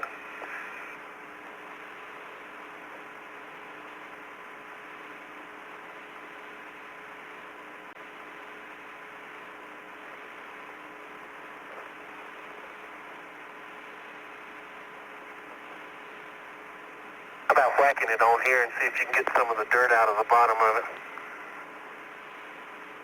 That gum thing is not supposed to come out of there without being locked. A ton of penetrometers around here. Wait a minute. Okay.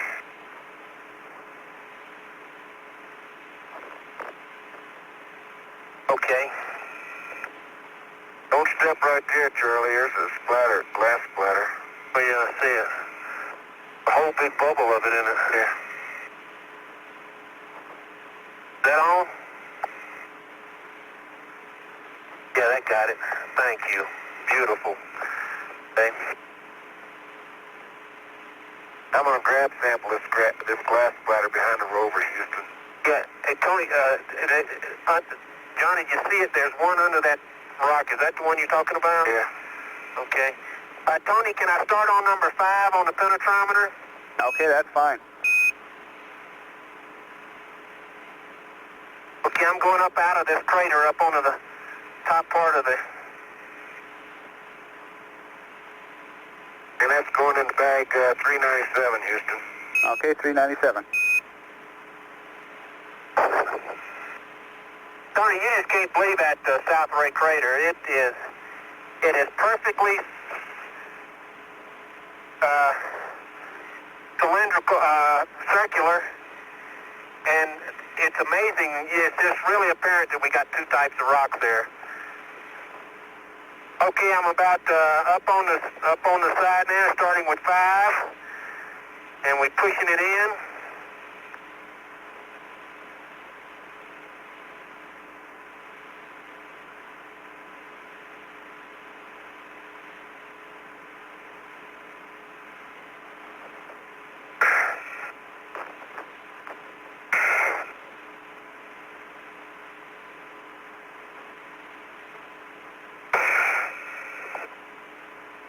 Yeah, that's as far as it's going to go, Tony.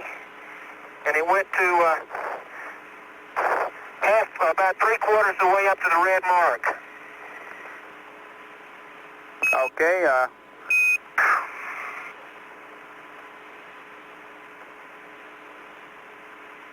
okay, we'd like you to change to 210. Going back down in the flat part.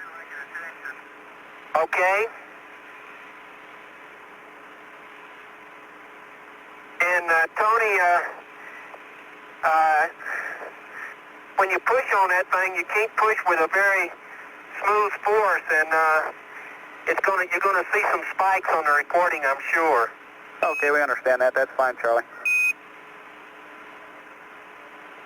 And if you want my opinion on the thing, I don't think we're hitting hard ground. I think what I did was probably hit a rock.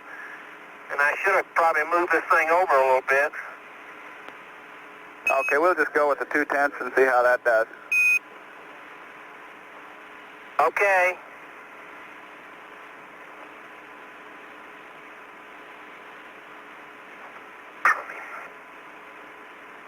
Okay, Houston, I'm sampling independently, and I've got 4 samples in bag 398. There's some dust cover that I can't tell anything about them. Okay, understand. But I suspect they're lined by this big rock, and they may be the same kind of rock. Charlie, I'm going to get that bag out from underneath your seat and put the samples in there. Okay.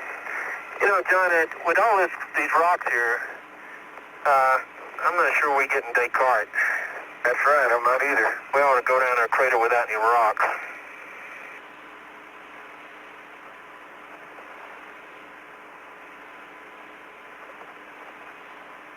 And Charlie, you're on the big eye. We're watching. Okay, the 2/10,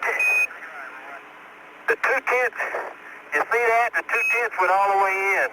We understand. Can you tell how far it stroked up on the pressure? Do you think it reached the hilt? No, it's very light. It was very light pressure, frankly.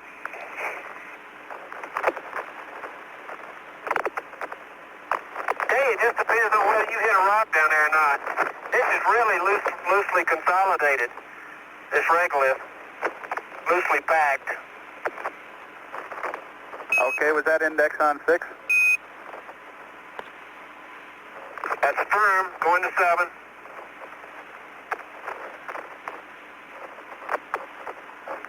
You don't mind if I put these bags in your seat, do you, Charlie?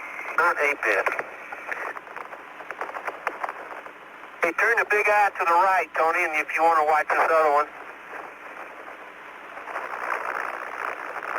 Okay, we're coming around.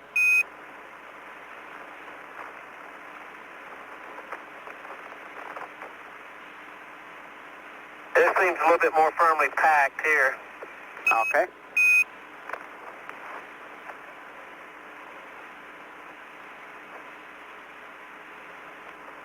Okay, that one bottomed out now. Good show. It's up above the red mark. And got progressively harder, so I think that was a good reading. I don't think that was necessarily a rock down there. Good show. We finally guessed right.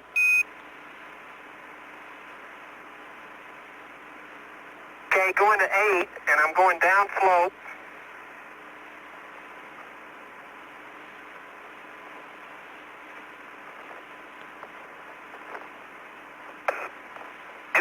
This crater over here looks like it might be, just downslope here looks like it might be, it's one of the sinkos, and it could be Descartes material, because it's just some little blocks around it, and there's some little blocks inside the rim too.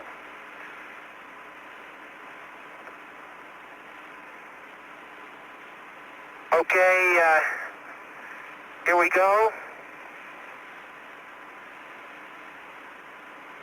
Okay, Houston, I'm digging exploratory trench right here to see material is black. Okay, we copy that, John. Yeah, it's sure not.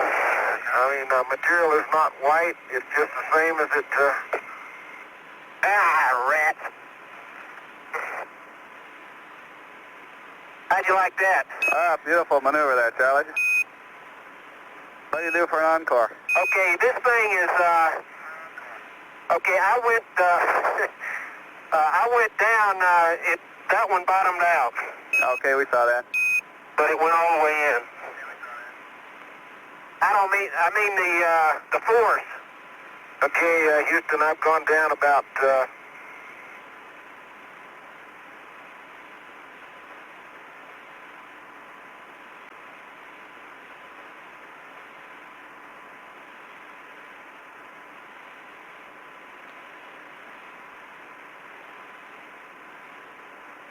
shovel width, and it's all the same material.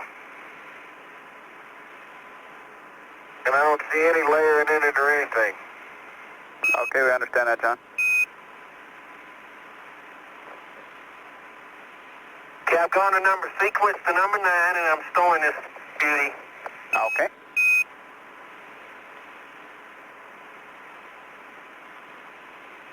And that one test downhill was on the steepest part. Okay. Only when I push that beauty in there, it almost turns the rover over.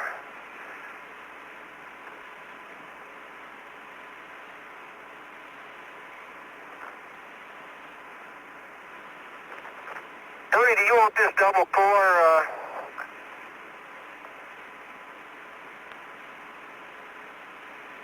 In the bench here, or downslope, where I think is probably closer to Descartes. Hey, Houston, I've got a sample out of the deepest part of this trench that I'm digging, and it's going into bag.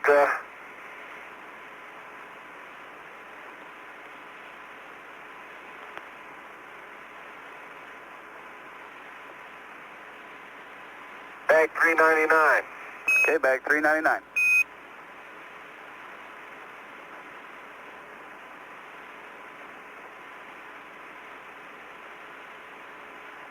Did you copy that, Tony? My question? Right, Charlie, why don't we just go ahead and take it downslope there about your last penetrometer place. Okay, will do.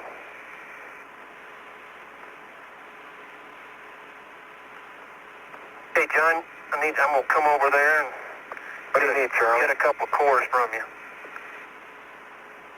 Okay. I'm going to leave those 2 cores in that bag. It makes it stand up. Yeah, that's great. There's the lower, upper. I wish I could say these rocks look different, Houston, but they don't. They look... Damn it. Okay, we understand. Then, do you see a blocky rim crater within walking distance?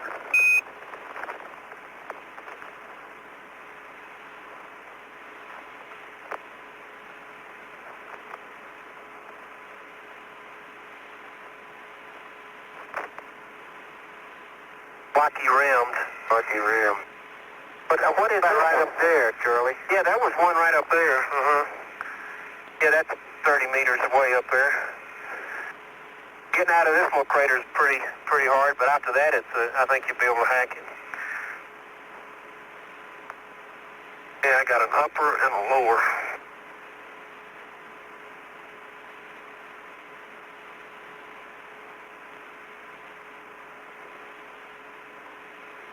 Guys looking at the scenery?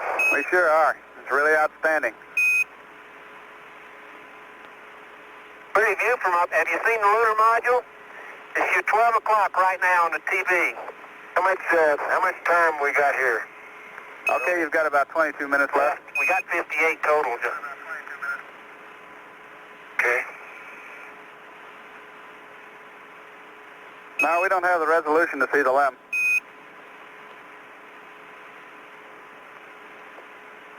Charlie, get a picture of the limb. I did with the 500. Okay.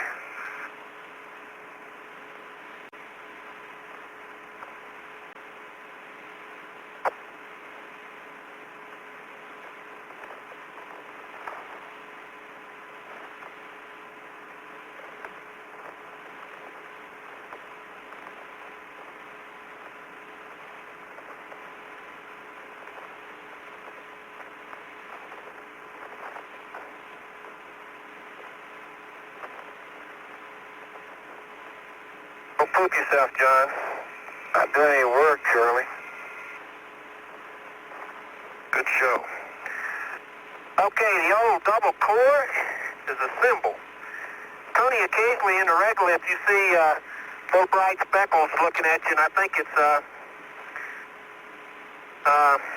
glacier particles. And John has already sampled some of them.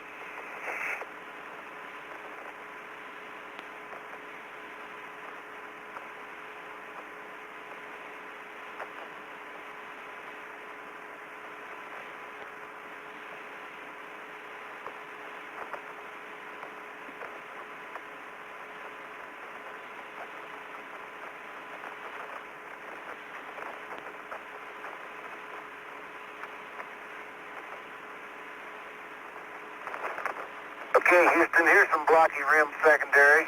Here's a nice little one. Okay, John, that might be a good place to get a rock. We're really looking for one where the rock around the secondary, or rock around the crater, should come from the crater, not from the secondary. Yeah, I would suppose that you think all the blocks on the upslope side were the secondary that made it, don't you reckon? If it's from South Ray? Let me go down and sample off the rim, off the south rim. Okay, sounds good. How about that? Sounds good. I think you really need a primary impact crater to avoid that problem. Yeah, you're right, John. Tony, mark me down for one more. Mark me down for one more blow. Trying to get the dust off. Man, I don't want to get down here too far. This thing is deep. Okay, Tony, I'm to the 2 o'clock, 2:30 position of the rover. And I'm going to start with this double core. Got it assembled. Okay, I pushed it in. Almost up. Well, I did. I got it in up to almost to the top of the first stem by pushing it in. Okay, we understand. There comes your 7-footer cross sun. I'll get you a locator. I'm just going to get you a locator now that I'm down slope. It won't be in the ground. Procedurally, that's a little wrong, but I'll do it anyway. That's okay. Save me some work.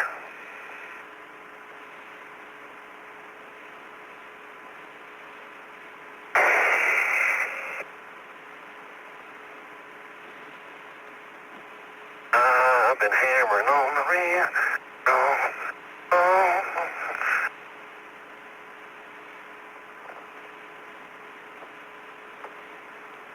Okay, Tony, about halfway up the second one. It's getting a little harder, but it's going on in. Okay. Maybe we're getting down to Descartes there. That might be.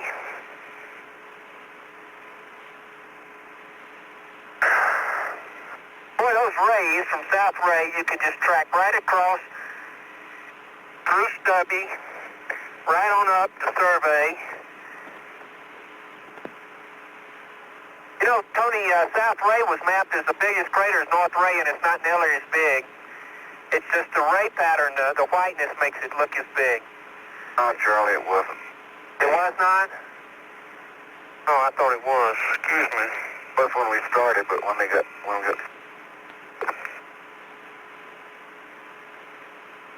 Okay, Houston, I'm standing on the rim of this crater over here. The only rock I see on the south rim of this obvious secondary is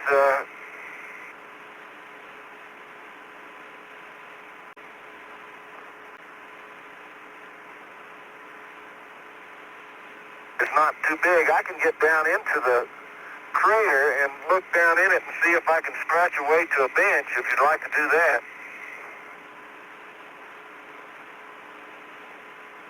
Okay, I don't think we need to do that, John. Charlie will bring up a rake there, and maybe from that we'll be able to get Descartes. I'll bring up a rake. Thanks. Are you getting a rake, Charlie? I'm finishing up the double core right now. I got it back here and I'm taking it apart. Okay. Capped, bottom section.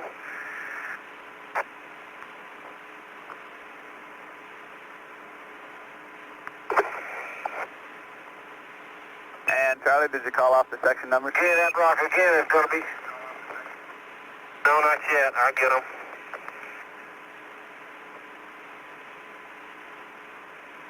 Okay, this fall, bottom section was 38, Tony. Okay.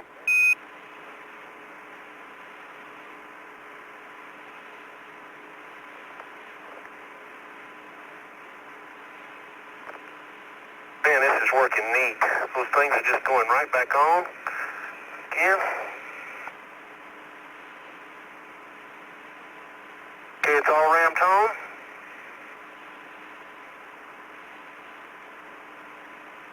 What I'll do, Houston, is get a soil sample off this rim.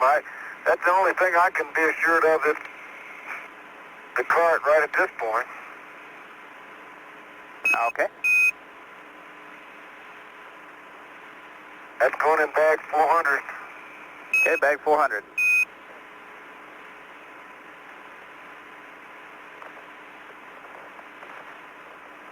Okay, top section, Tony, is number 43.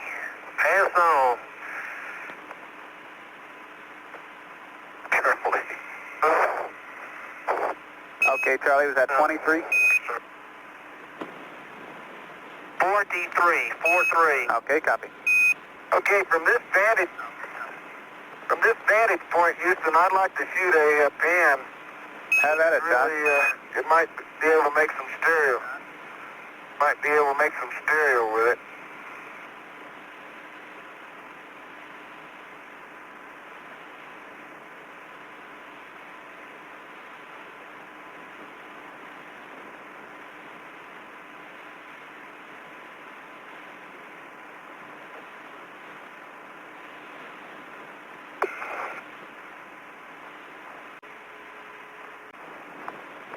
I tell you, this is a graphic illustration of a secondary from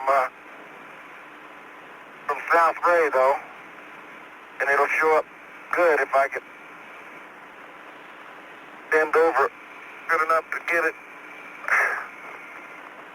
Okay, Tony, the double core is under my seat. All Okay. finished. Now, you really want me to grab the rake, Tony? I got to go up and help John. How we're getting that, Charlie? Okay, yeah, we'd like you to take the rake on up there. Okay, putting it together now.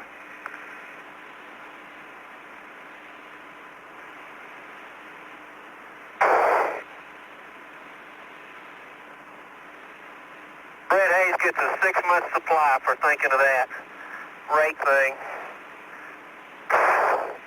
That is really neat. tell you one thing, we're sure up in the air.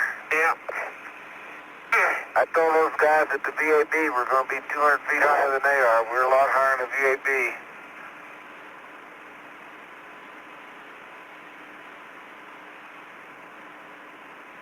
It makes a pretty good TV picture standing up there.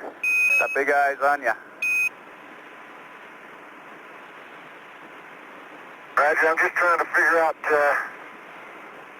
dadgummit, you know where we landed? Charlie Alpha 81. What? Charlie Alpha 81. We're about 200 meters north of double spot. Yeah, there's double spot. Darn right. Exactly north of double spot, John. Well, I'll be doggone. Guess where the LNA says we're going to land? I knew we made some kind of mistake.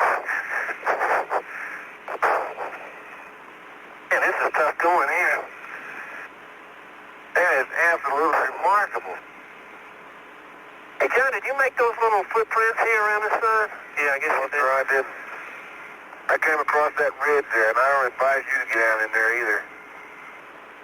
Man, this is steep. Okay, where do you want to... Now, on the rim, I think, Shirley. When we get outside the rim, that'd be definitely Descartes, right down here. Okay, All the object is to get the stuff that's been knocked out of the ground and landed on the rim. Yeah, I know it, but I thought that would definitely, we could say that would be definitely Descartes. Okay, I'll sample right up here. That's a definite secondary right there, isn't it? Boy, I mean to tell you, if that's not classic, I never saw one. Okay, this is... Hank Moore would love to see that. Yeah.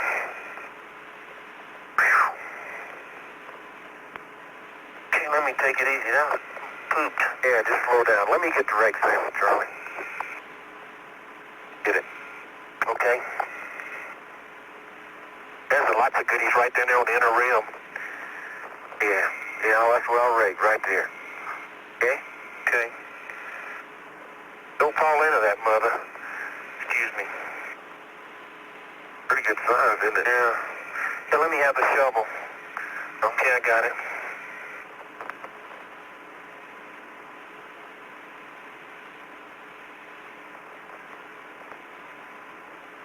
You get that. That's a quad. That's an indurated quad. There's some rocks. Good deal, boy. That's great. Wait a minute, let's fill this one up, and then, and John, watch it. Is that okay for you? Wait a minute. Super. Got them everyone in there. Okay, real dust covered, mostly centimeter size, Tony, about 15 frags. Some smaller than that. I've already got the shovel full here, Charlie. Okay. Of the dirt.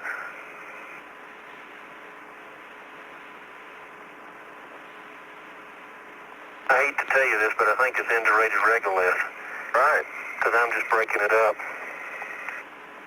Very friable, Houston. Like dust dirt clots, which is probably what it is. Want to get another one? Yeah, can you try another one? You copy that, Tony? Say again, Charlie. I don't think these are rocks. I think it's, if they are, they're very friable. I think it's just indurated regolith. Okay, we copy. Well, there may be a rock or two in there. Wait a minute, you got to get them all to one corner, John. There you go. Okay.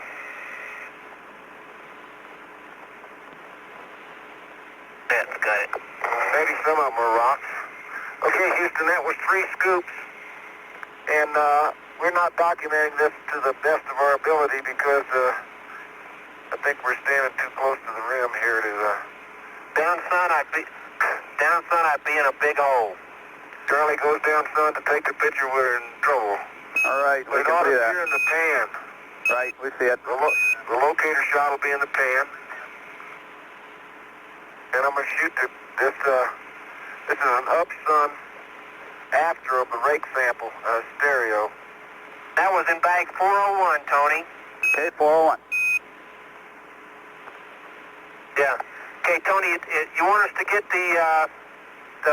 we can get the dense rocks here for the padded bags. There's plenty of them around, but they'll probably be out of South Ray. All these blocks that we see here came out of this secondary.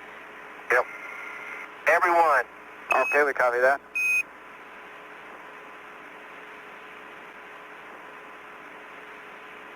We'll collect the padded bag back near the rover. There's no point in going back up there. Okay, well, that's what we're going to do. I just wondered if if secondary was okay for you. Okay, we're getting them to work it. We will need a second pan in the area of the penetrations there. I'll do that. Boy, isn't it loose on your footing here, John? Feel like I'm really sinking in. Charlie, you really are.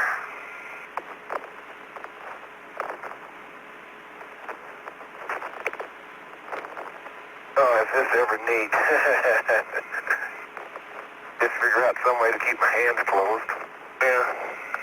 That's the hard part about it, isn't it? You know, John, that black stuff is glass on those rocks. Sure it is. That's what I said. Yeah. Okay, fellas, we'd like you to get you packed up there. We'll save the padded bags for later. Okay. And your gyro was good. We won't need to torque it. South Ray.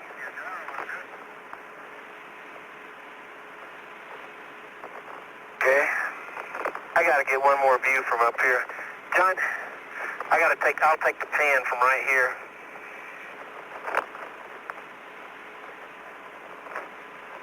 Okay, I'll go ahead and pack up, Charlie. Okay.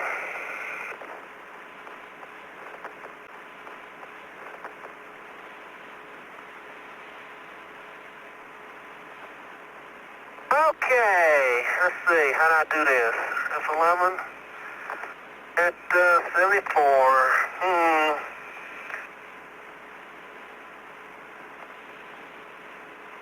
Click. Click. Click. Click.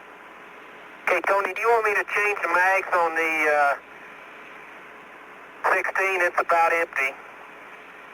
That's affirmative. per second runs it through there. Right, go ahead. Okay, will do. Should be mag R.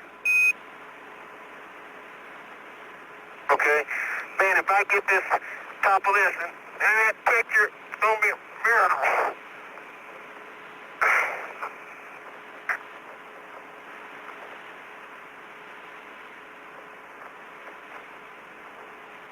Duke is taking a series of panoramic photographs here. Moved about 2 feet downslope, so I don't know what things are going to match up too well or not. We'll make it work. Okay. And after that pan, I'll be leaving here with frame count 110. Okay, Charlie, 110.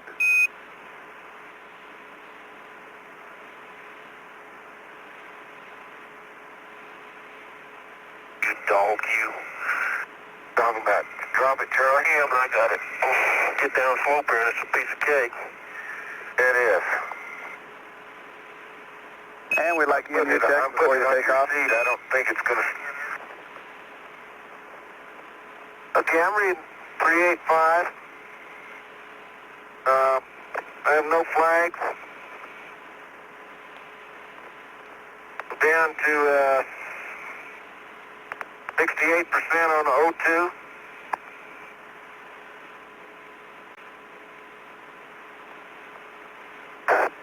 Make that 63%. No, 68 is right. And I'm on in-bay between intermediate and minimum cooling.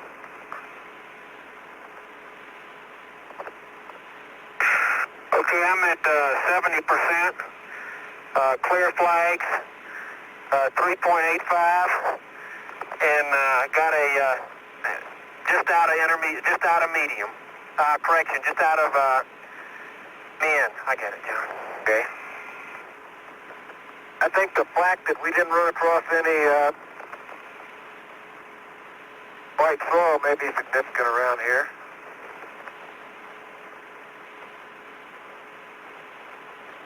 Tony, how'd the metabolic rate look there? Okay, you all look very good.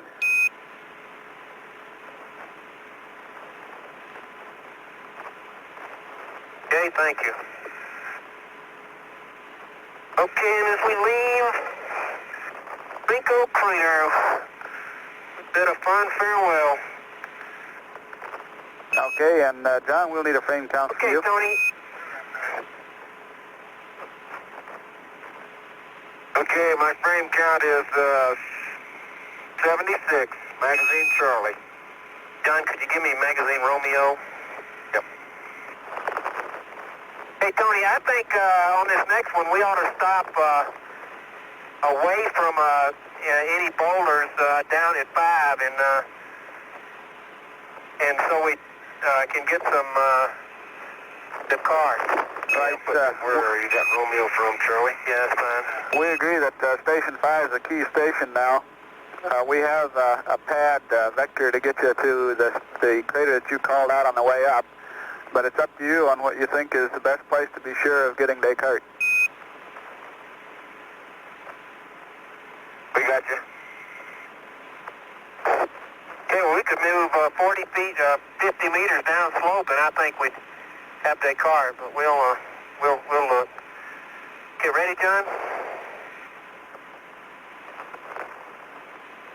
Yeah, I got the frame count, DAX mags are. Headed bags we're skipping. Okay, DAC F8 250. Gotta change that. Okay, going mode switch to 1, Houston. And a TVCCW. Okay, that 50 meters down slope you described, is that a blocky rim crater, or why do you think that?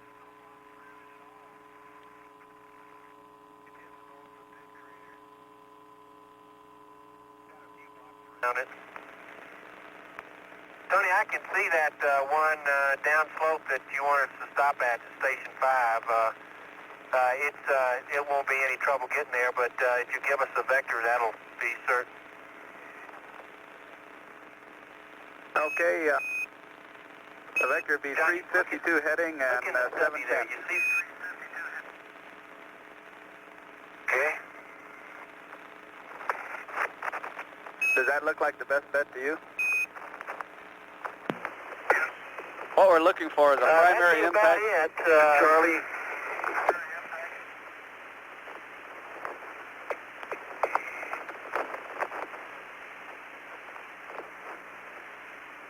Say again? What we're looking for is a primary impact blocky rim crater. Understand. Suppose we give you a primary impact with no blocks.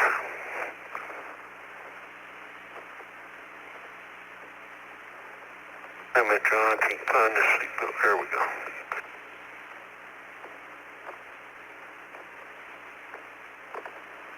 And we don't want one without blocks. It'll almost have to be blocky.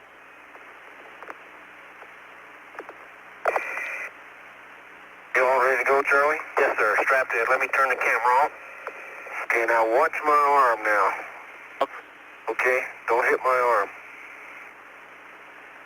Okay, wait a minute. I don't feel it. Running.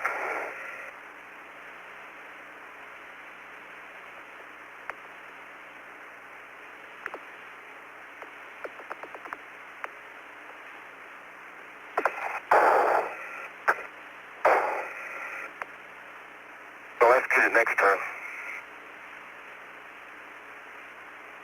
Must not have the mag in there, right? Because it's not running. Can't fix it without getting out.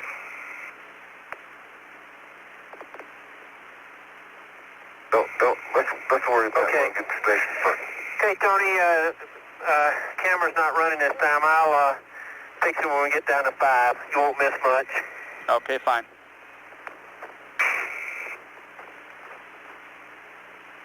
This is Apollo Control. We're allocating about 7 minutes for this ride to Station 5. It's difficult to determine at Station 4. 40. Difficult to determine at Station 4 if any Descartes material was sampled, we'll be particularly interested to try to get something that had punched through the ray material from South Ray into Descartes formation. Yeah, I think it's 7/10. We're starting at 4052. Hey, what should our bearing back to the limb, bearing and range be back to the limb, Tony, when we hit that crater? Okay, it'll be The one we can't. right. It'll be 354 at 3.4.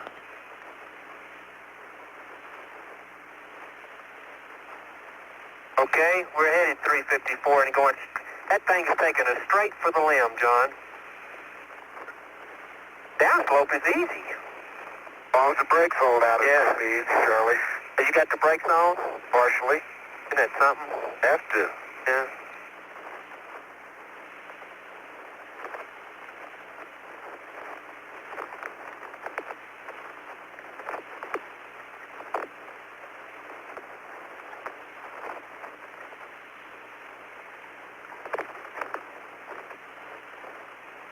Okay, what was the heading and distance of that 354 for 3.4.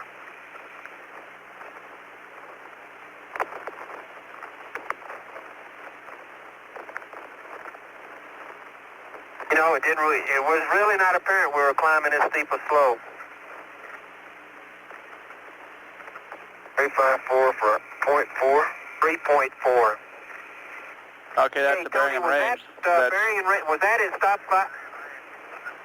Okay, the heading it's stop and 5, distance Roger. is 352 at 0.7.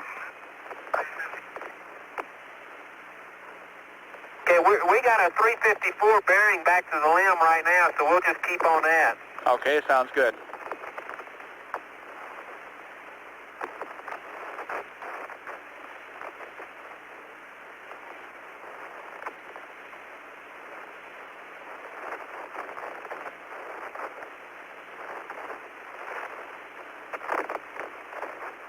Man, Johnny, you're doing a great job. Okay, Tony, coming back down slope, 354 at 3.8. It's about the same stuff. Okay. Okay, we're about to cross our tracks.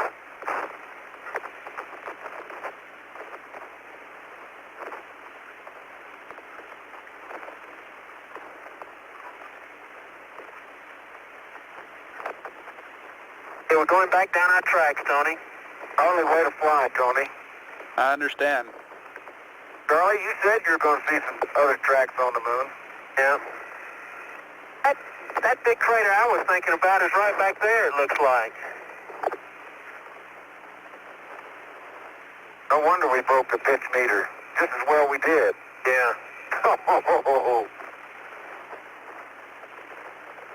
Look at this baby. I'm really getting confidence in it now. It's really humming like a kid. Oh, this machine is super.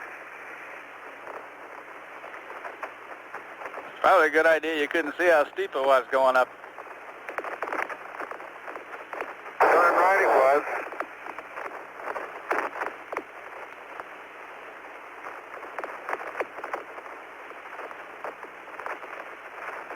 Okay, I've got the power off and we're making 10 kilometers an hour.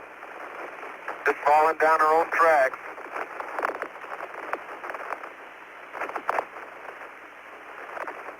Hey, Tony, I'm keeping my eye out for a blocky rim one.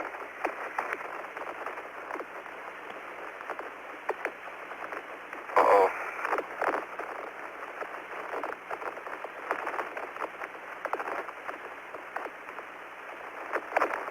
Almost spun out.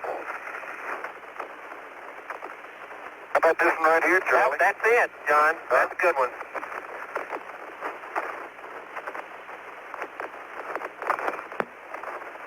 Okay, it's stop 5. We're supposed to park at 180. 180. Say again, Tony? Roger, I was just saying 180. Say again? Raj. It doesn't look like a secondary, John. That doesn't look like one to me either. Well, It might be a primary impact, but I think those blocks are, the rocks there are from South Ray. I think we ought to get a rake sample here. How big is that crater? About 15 meters across. Okay, understand. 15 meters. Oh, that's firm. Okay, well, we're parked right on the rim of it. We'll let you see. Okay. The biggest blocks we see, Tony, are about 50 centimeters or bigger, and they're in the bottom and all over the crater. No preferred orientation. Okay, we're parked at 174, 353, 5.9, 3.5, 100, 100. Okay. Excuse me, John. 65, 65, 100, 90, 105, all scale low, and all scale low. Wow. Yeah, in the hole? Well, it's down the slope for me over here. It is? Yeah.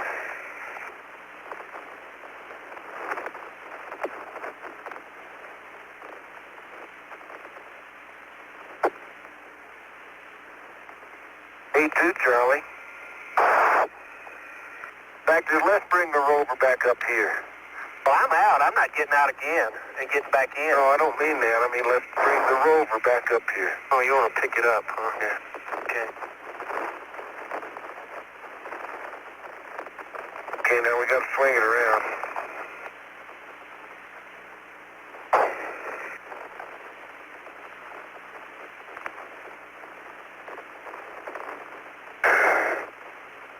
There we go. Okay, that's more like it.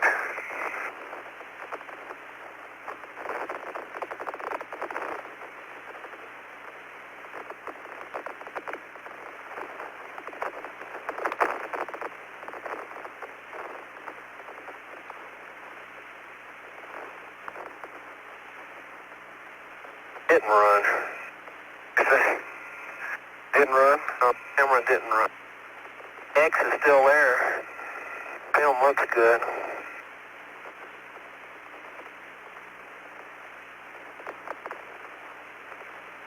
Okay.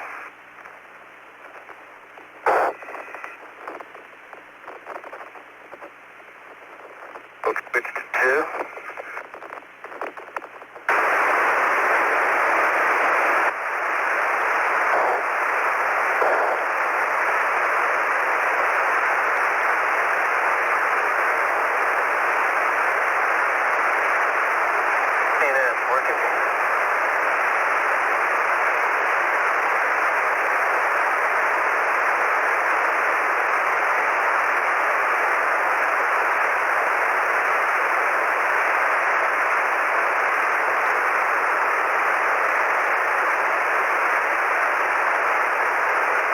Okay, we've got a picture. Yeah, we've got a picture. That's earth in the tube. Okay. Okay, and while you're brushing off the LeCroux there, make sure you do a good job. We notice it seems to be heating up.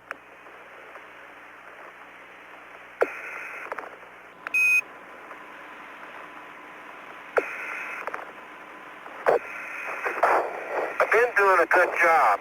Okay, understand. I vouch for that, Tony, honest. We believe you. Our best bet here at this crater is to look for rounded as well as angular. The angular boulders are probably from South Ray. Maybe the rounded ones are working their way out of the regolith here. So that may be a cue to Target and Descartes. Good point. Roger. Well, I tell you what, if we do a rake sample in the wall, would probably be our best bet. That's what I'd like to do. Okay, let's try that.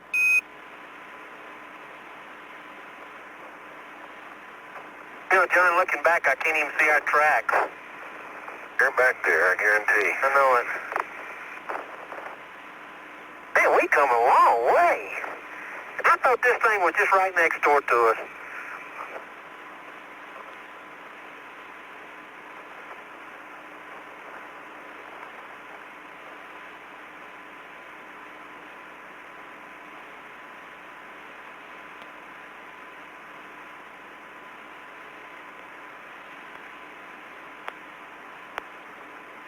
That rake is sure a great way to get a lot of rocks in a hurry.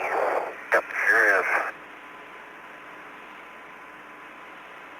Well, I tell you, even South Ray looks like it's accessible. I'd hesitate to say, though. There may be blocks down there that won't quit. There's some big black ones. See those big black blocks there, John, and on the side of it? And there's been some big white ones there, too. The black ones are the big Almost looks like we just go right down there and right up on South Ray, doesn't it? No, we couldn't. I don't believe they're going to let us, but it looks like it. I agree with you. I don't think we could. Judging by the blocks here, I sure don't know. Tony, this is, they aren't bad here. This rover takes them like,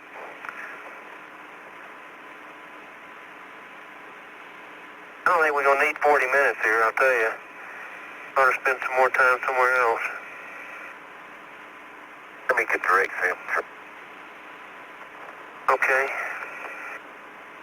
Just 11 and 11. We could go out, okay, go ahead. Pick a place. I get the, Elmont. You go get it? Okay.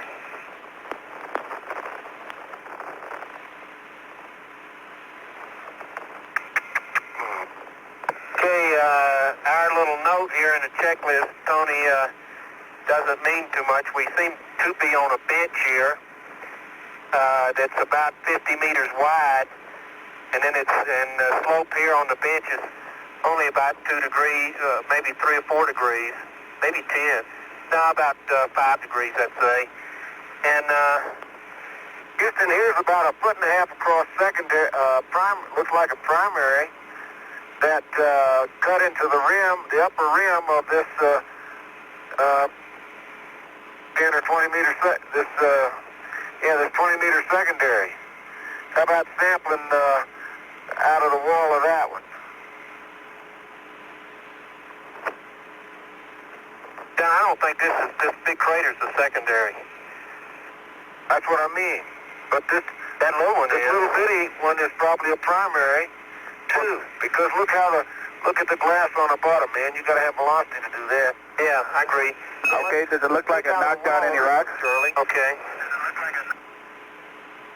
Yeah, I don't think the rocks that are there were there because yeah, it does, John. There's some rocks right in that corner right there, right by your footprint. oh yeah, right by my footprint. See that one right there, right by the rake? Yeah. And here's one right in the very bottom. Once you get that scoop going, and I will go over here and get a locator. Okay, sounds like a good plan. And we'd like a documented sample of a glass-covered rock if you can find one. Okay, well, we got several. We already picked up a couple of beads for you, but we didn't document them.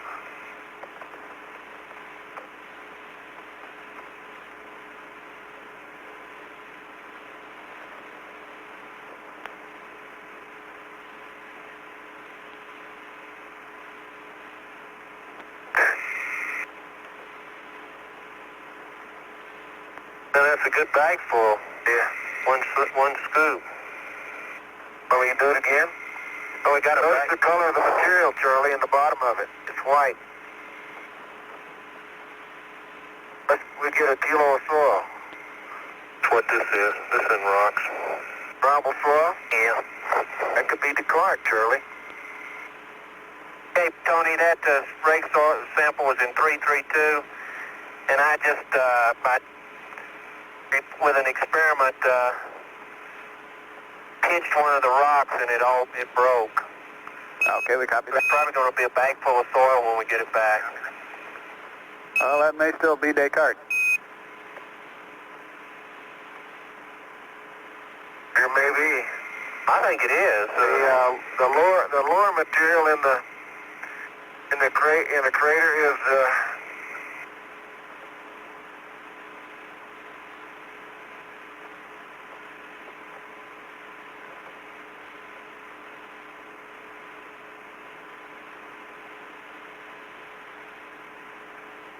want another one. It's lighter albedo, much lighter albedo, and if I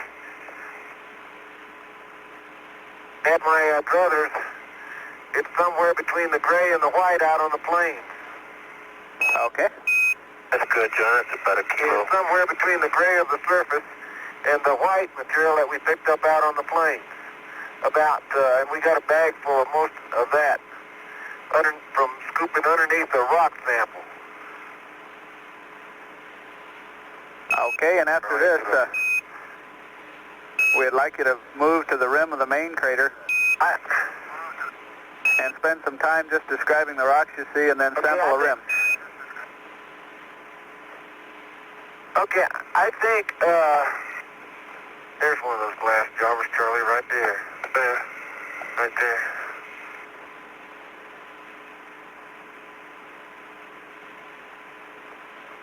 I'll see it. Okay, we'd like a documented blast sample if you have a chance.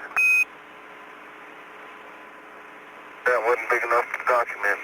Okay. Yeah, we'll look for a rock that's glass coated, Tony. Okay, fine. If we were to sample on the upslope side of this crater, where it's shielded towards South Ray in a wall, if it wasn't caused by South Ray, then we ought to be looking at the real Descartes. Okay, that sounds like a good idea. That's a good plan.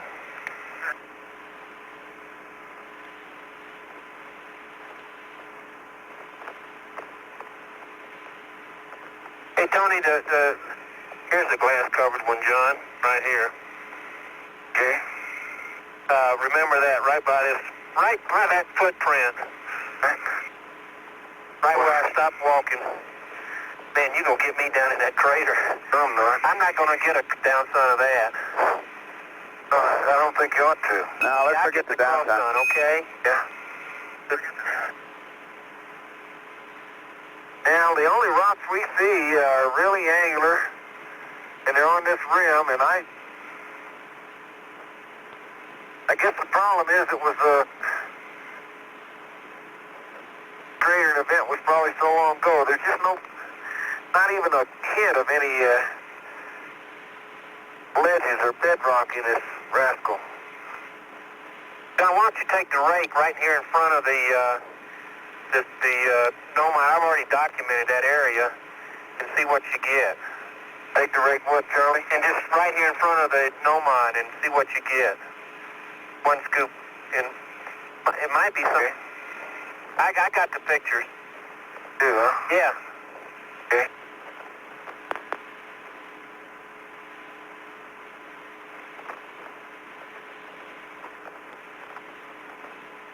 I don't think you're going to get anything but soil. I don't too. Oh, there's some rocks. Two. Yeah.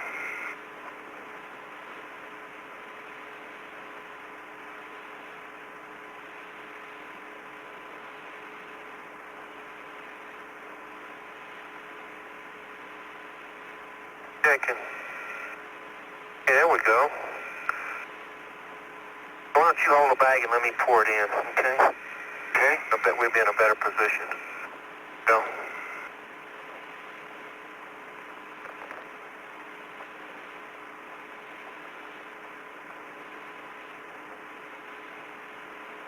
Now we got a few of those. Let me try one more scoopful. Okay, do those look like clods too? No, they don't. There's at least one of them that's glass coated.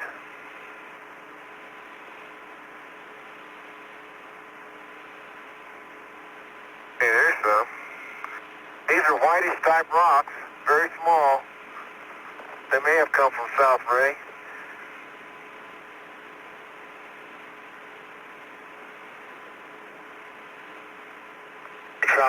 scoop, John. Okay. There's one right under there. It's like a good bet.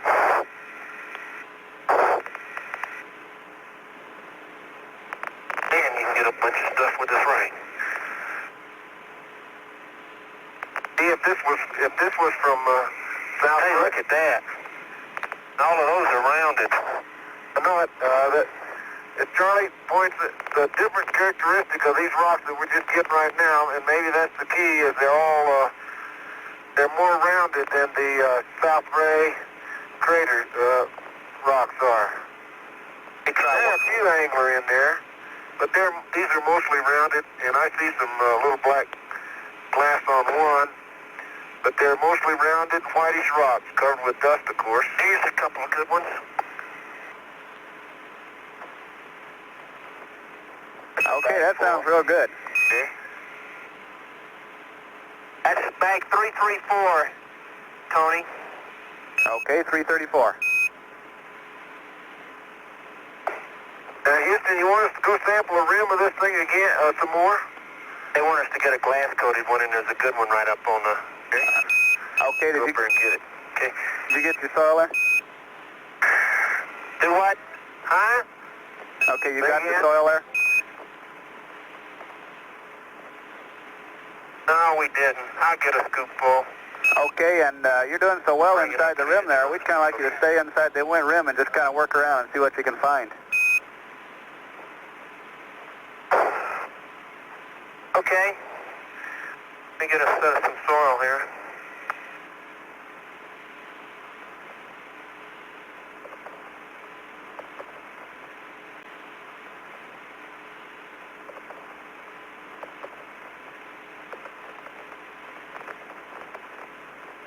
Wait a minute, Charlie. This ain't... You really feel like you're on the verge of instability, don't you? Yeah.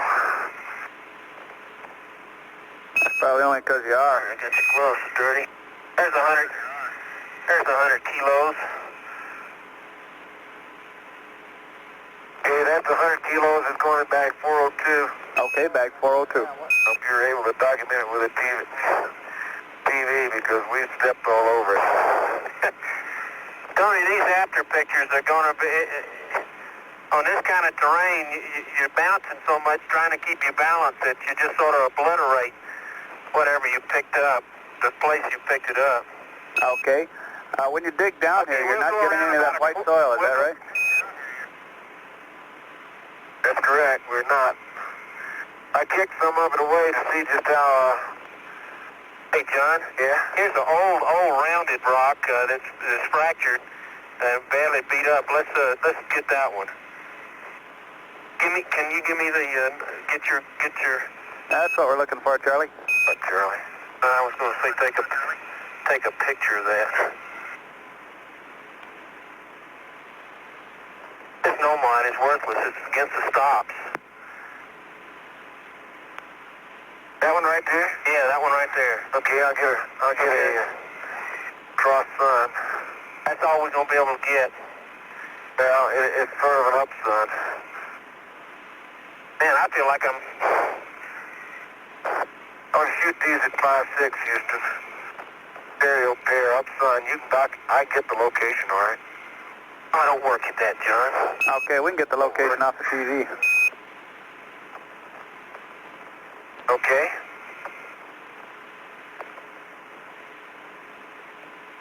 Was an old rock, wasn't it? It crumbled to pieces.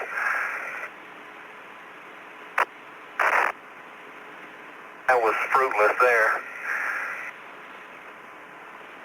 Get that right there. I am. I'm trying to get up slope on it. Here, hand me the rake. I can get it. Careful, Charlie.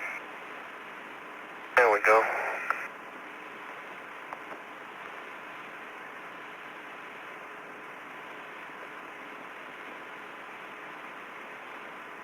Uh-oh.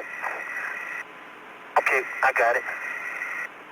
Okay, and the white rock that you picked up, the one you just have here, can you see any crystals in it? Yes, sir, I sure can. It's a bluish crystal, a couple of millimeter size. what it looked, grayish maybe. And it's got one corner of it's got a glass rind on it, about half a centimeter thick. Okay, we copy that. It doesn't look like a breccia, Tony. It looks like a crystalline rock. Yeah, it's got a lot of, it's fine-grained, it seems to be a fine-grained crystalline rock anyway, the part that we can see. The particles in it are millimeter size, though, and I see some millimeter size sparklies flashing at me. That's going in bag 403. Okay, 403. Hey, John, let's keep that in. I'm having about to strike out on this rake here. I can't, I get a couple of little ones each time, but, okay, about it. Want to move on around over there about 10 feet or so? Okay. Pick a spot. I'll follow in your tracks. You're sliding downhill about 2 inches every time you... I can't get going here.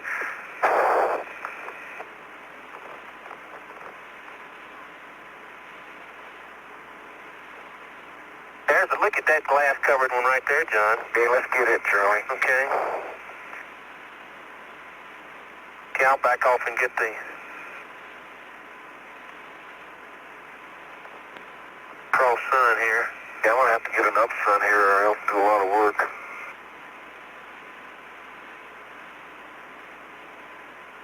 It's going to be just one rock and one bag here.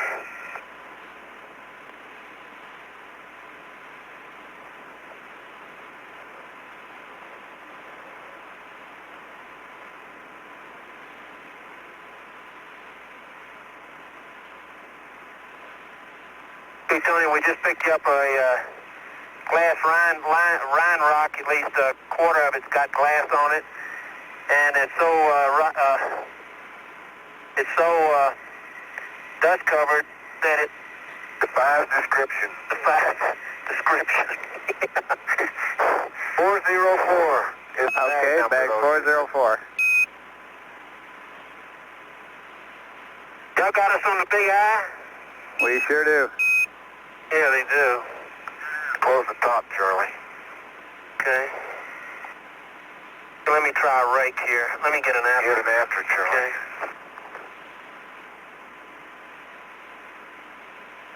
Got it. Here, let me rake up here. Here's some. These are either clods or...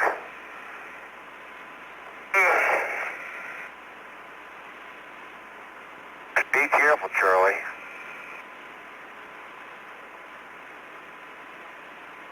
Fall.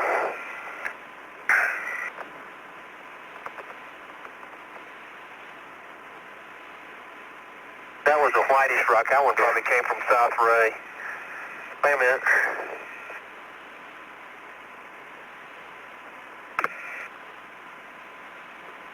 Here's some good ones.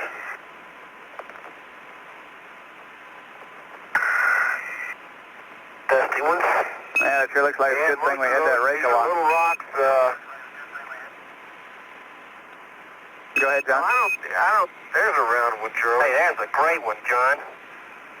There's a good rock right there. I don't think this is going to be a simple problem, even after you We concur, John. get the rock back, because it's it's 405.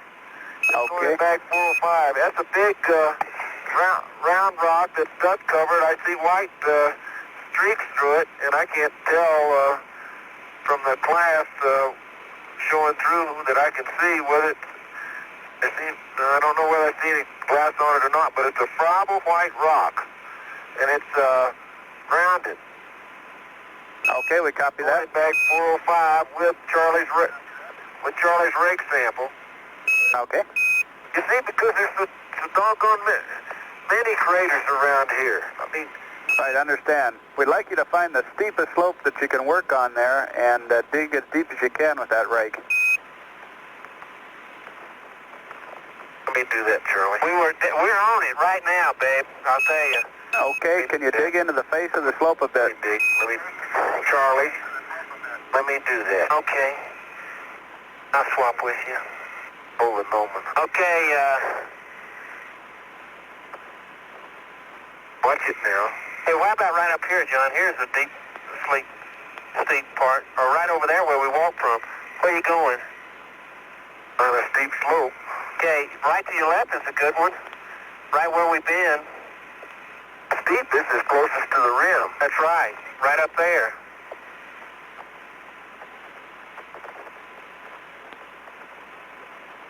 And you don't make much headway.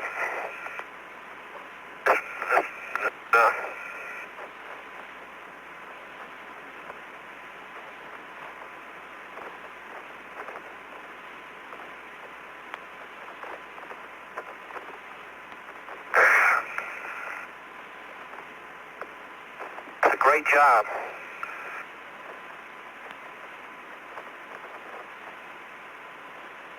Okay, Tony, he's gone vertically into the wall about a foot, and it all looks the same.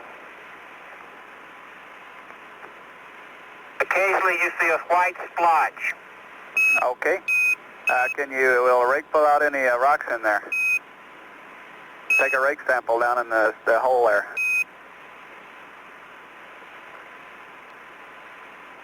Just a minute. Hey, John, I'll tell you what. Let me get up slope. Do have a sheriff, so I can't see it. Okay, there you go. Whoop!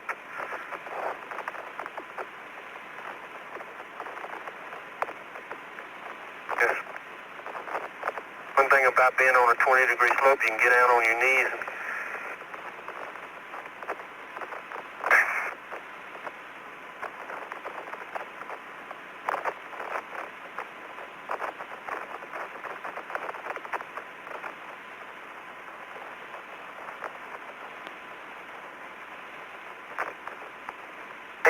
I think that's going to be the name of the game till we get a...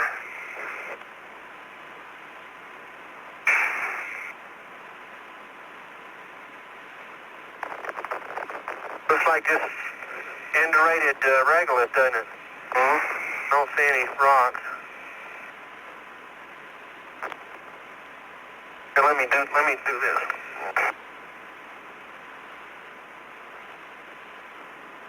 There's one. Yeah.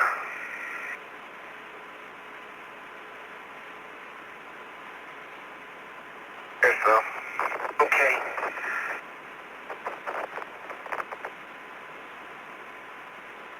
Yeah, they're rocks, all right. Going in back 335, 3 little ones, Tony. Okay, we copy that. They're quads. And they're quads, not rocks. Okay. But anyway, 335. Did I say 331, 335? You said Let me have a 335. rate. Let me try. Here you go. Oh, you think the rock concentration near the surface is a lag surface then?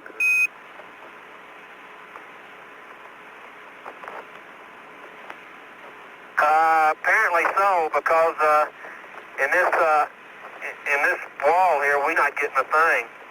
Okay, why don't you take a soil right there, fill up a soil bag.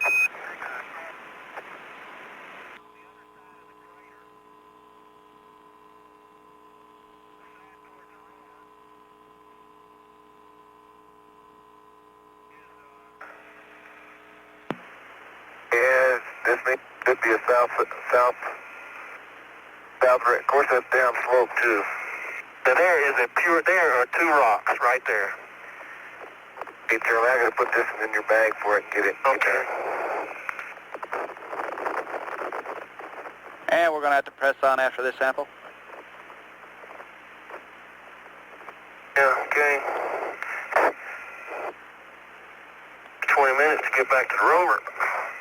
Oh, you knew that, don't you? Yeah. Get you soil. They want a soil bag full. Hate to waste a bag on that one, but... Yeah, okay, well, let's put the soil in there with it. Okay. Bag 406 will have 1 rock in it and a soil sample from this low area. Okay, sounds good. Let's fill up the bag. Okay.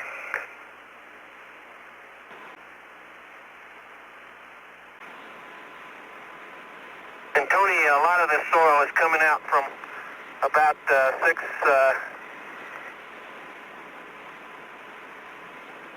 inches down. Okay. Out of this crater. You know, Johnny, I think we got a running start straight at the rover. We make it up the other side. Let's go the other way. Let's go around the rim. Okay. Okay, the plan back at the rover now is we'd like John to take an LPM measurement, and Charlie, if you could sample around the rim there near the rover, and take both angular and round, whatever you find. Okay, sure will. Really want you? Okay. Yeah, we'd like an LPM. Incidentally, your magnetic field there is about 130 gammas back at the LSM. How's it at the site measurement? Does it agree with that? Okay, I believe it was about 20 gammas less, something like 110 gammas, cleansing pretty steeply.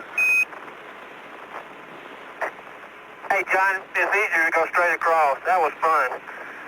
I haven't had any trouble. Okay. I have a tough time walking up there on the side. I got big feet today, Charlie. Awesome.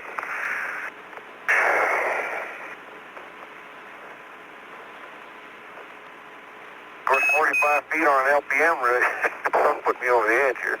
I'm going to go out at right angles to the rover around this crater rim for this measurement, Houston. It may not be exactly 45 feet, but it'll be close. Okay, that sounds good, John. And Charlie, we'd like some fist-sized samples here. Okay, we got a ton of them. We'll get them for you. Good show. Okay.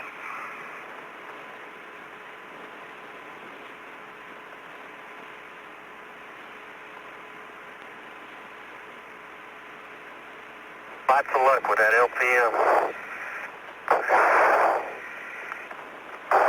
And John, why don't you take a pan when you document the location of that LPM tripod?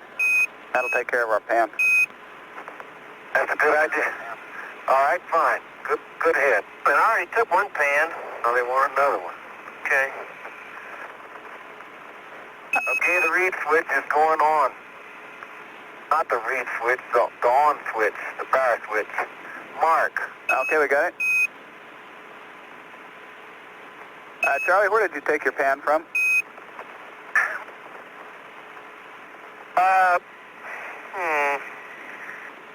On the south rim of that crater.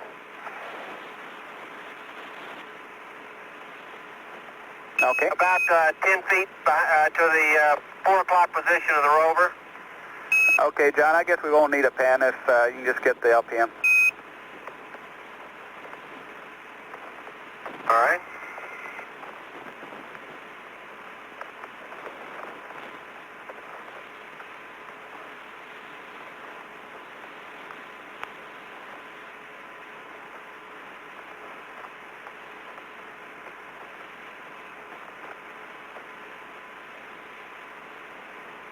Okay, John, a minute. Wait a minute, I'm deploying it. No, I thought you gave a mark. All right, I understand. Yeah, I did. Turn it on.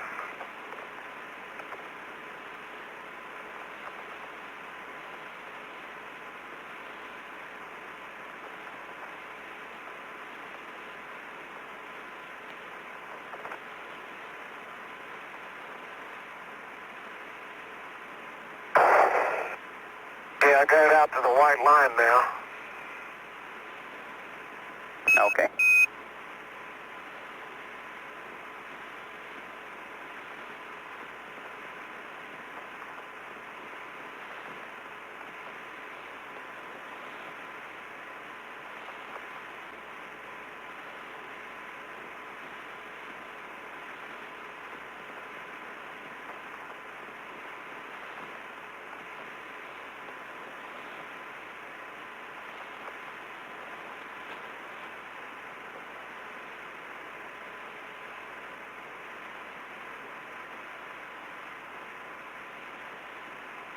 Okay, Tony, I'm sampling right in front of the rover.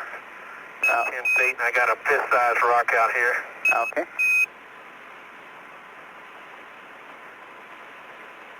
It's captured in the old prongs. And Was captured in the old tongs. Okay, that's a line perfectly.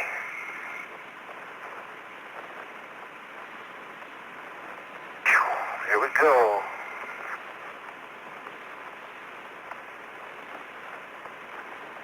Okay, now start your minute, Tony.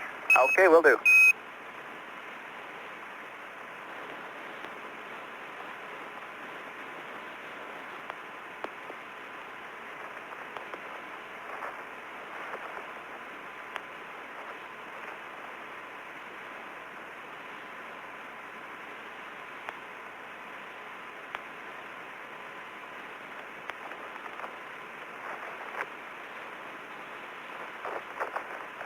Okay, that rock is going in 336. It's a rounded rock and it's dusty, and all I can see is some streaks on it, Tony. White streaks. Okay. Hey, John, could you throw me the bag that's under your seat? I get it. I get it. How about you? I'm gonna knock it. Well, I'll get it. It's under my seat? I thought so, the one that we were... Okay, John, Mark. No, it's not there. It's under my seat. Excuse me.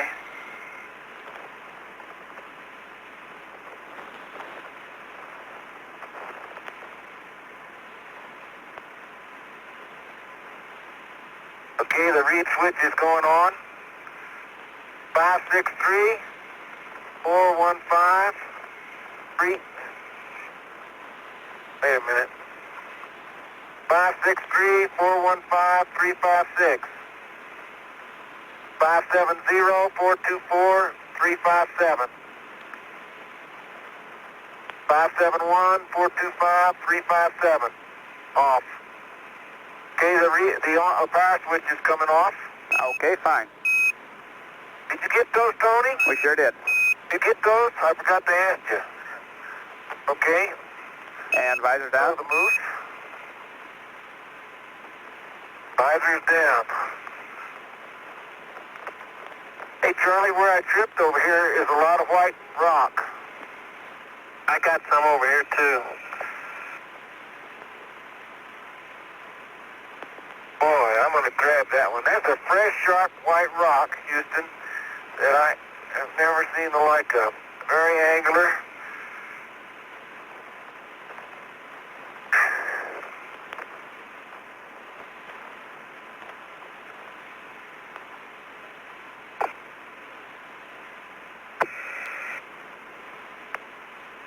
Ouch.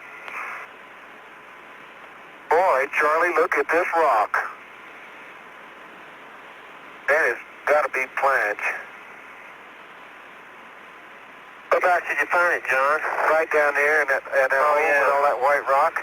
Now look at these little crystals in it. Oh, that couldn't be.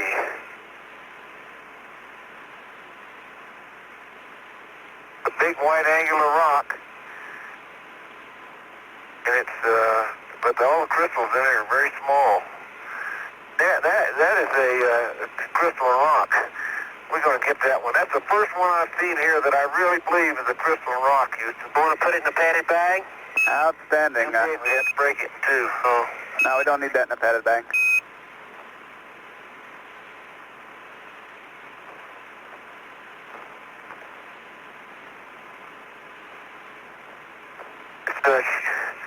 It's about 6 centimeters, 12 centimeters long, and it's got a head on it like it looks like the head of maybe a viper or diamondback. To lay it down flat, don't have any trouble recognizing it. And it's white, and when I hold it up to the sun, it has a greenish cast to it, a greenish bluish cast. Okay. Oh shoot! And I see some striations in it too. They may be my imagination. Okay, Tony, I've got 2 more documented samples in bag 33, or 2 more rocks documented in 337. Okay, 337. And we're going to have to press on here. Put this rock under your seat. Coming. Okay, John.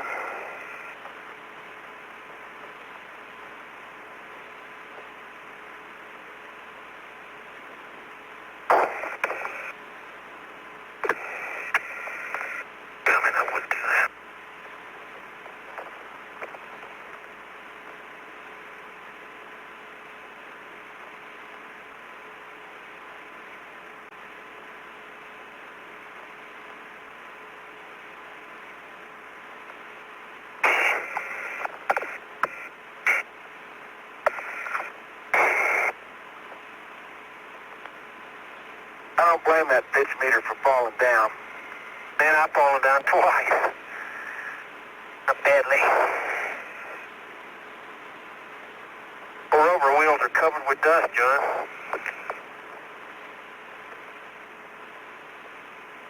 And John, do you have a bag number for your white rod? Or have you collected it yet? I made a grab sample out of it, Houston. Okay. Too big for a bag, wasn't it, John? Yeah, it was too big for a bag. Okay. It's, You dog.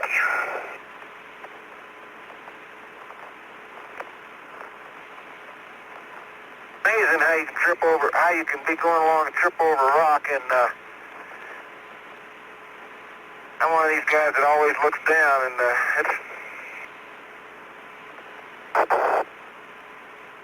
don't seem to be able to trip over them going forward.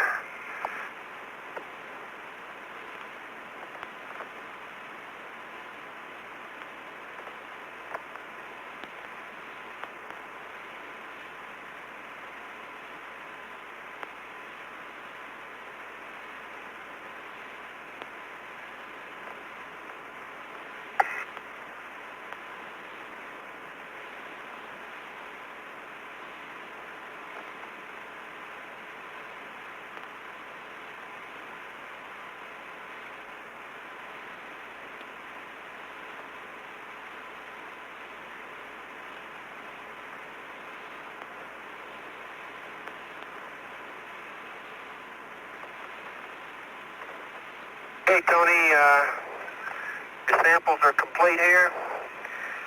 I'm leaving with frame count number...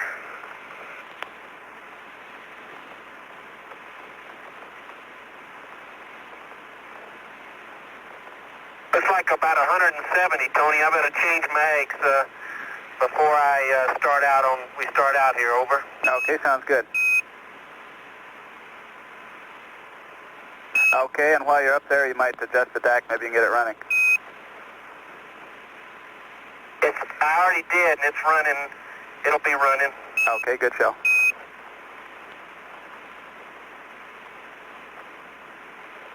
John? Yes, sir. That is the best sample we got. I know it. I'll tell you. That is a crystalline rock if I've ever seen a crystalline rock. First one today. Yeah. I believe at least the first one you could say was one, maybe. That is a great rock.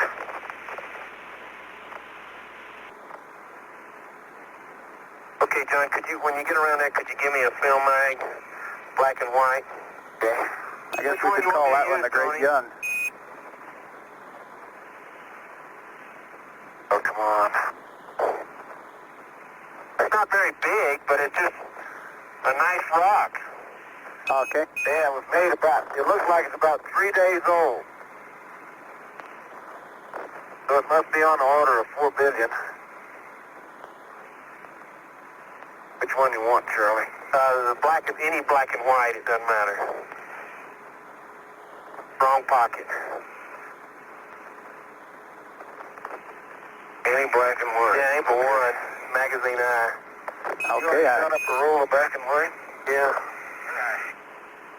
170. Okay. I got it.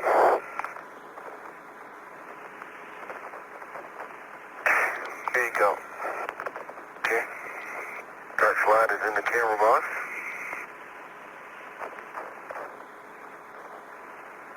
So it runs. I got dust on it.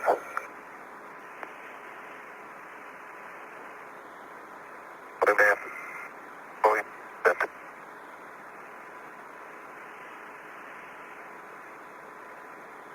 Look at that. Okay, we can see it works. Okay, Tony, magazine India. Okay. And starting with frame count about number 3, I guess I fired off a couple. Okay.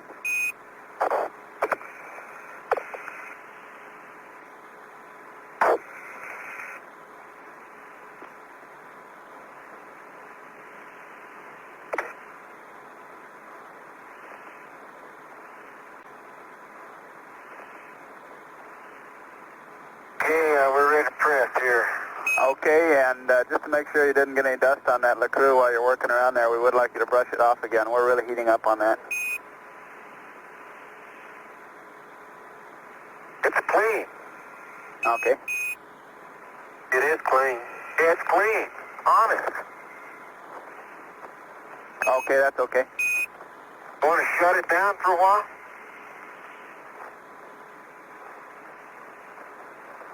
No, that's all right. And Charlie, on your LRV readouts, we won't be needing volts, so why don't we just leave that switch in amps? Okay.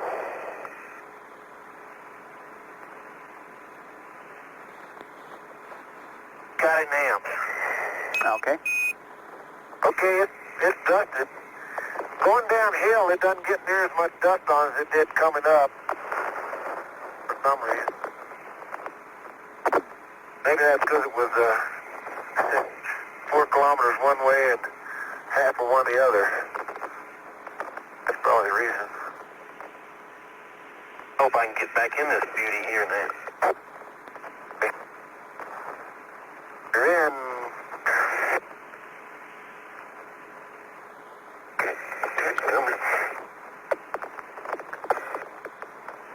Okay, we've got Don't do anything with it. magnetometer reading. Station 5 there is 125 gamma down. The ALSEP site was 230 gamma, up. The ALSEP site was 230 gamma down, and Spook was 180 down. Hey, John, do you have switch position 1? No, I'm going to 1 right now. Okay, good show. Okay.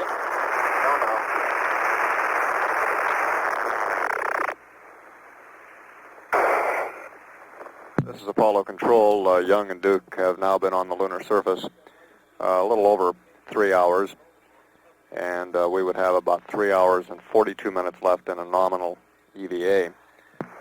So that was a very interesting magnetometer reading. Yeah, I didn't think of that.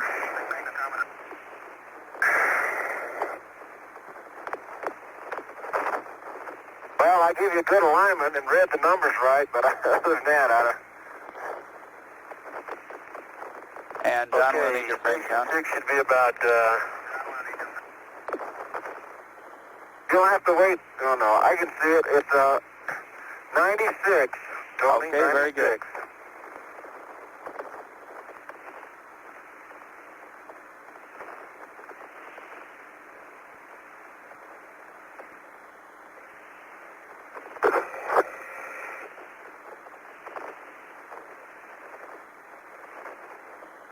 And Charlie, DAC on as you start Okay, driving. we're in and on our way. It's already on. Okay. Station 6 will be completely nominal. Okay. Okay, and it says 360 at 2.9. Why don't we just make it 3.5 at 2.9? Okay, Charlie, I want to follow my tracks down this thing. That's fine. Okay, we're riding at idle right now, and she's picking up speed. Okay, and we would like Station 6 at the lowest terrace on Stone Mountain and a blocky crater if possible.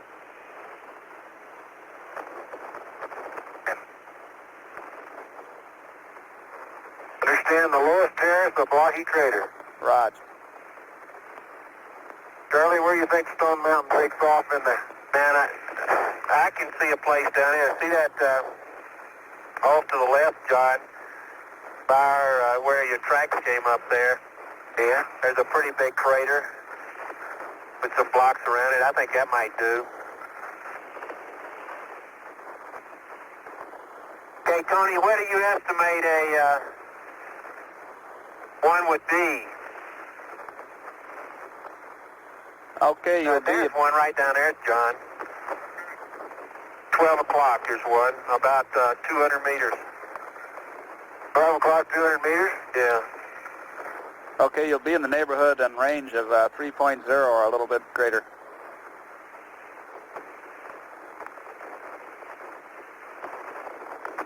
Okay, I'm just glad that we don't have that Watch the Rover Go TV. but I don't think we'd be going.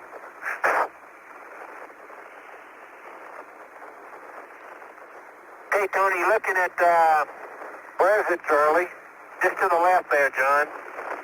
See those blocks over there in that crater? Say where? Okay, your 10 o'clock position.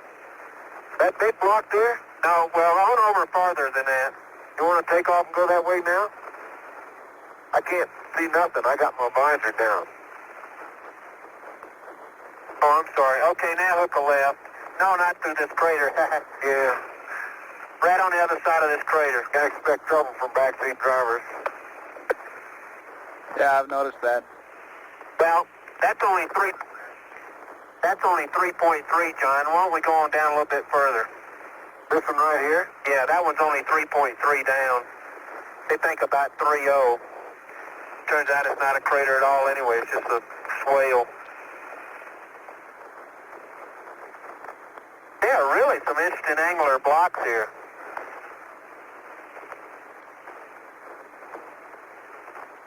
Okay, Tony, it's still apparently, we're steering about 340 now. And we're getting some angular blocks and cobbles, just as we described before. 20% of the surface, perhaps. Okay, the nominal station 4 would be on a bearing of 356.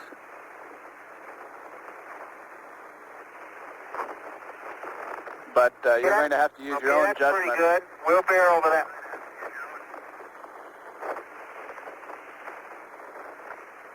Okay. 356 at what, Charlie? At 3.0. 2.9 it says. 3.0. Okay.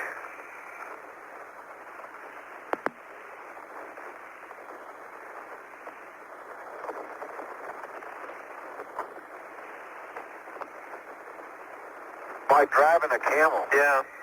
And Tony, over on Smoky, it doesn't appear, I can see the lineations over there, but they're more widely spaced than down on Stone here, and mostly parallel to the Cayley. Bear left a little bit, John, if you can. There's a... Okay, we're at 3. We can start looking for a place now. Here's the bench right down here, I think. Yeah, I see it. You? Yeah. Now if we drive along the bench, maybe we'll find a blocky crater.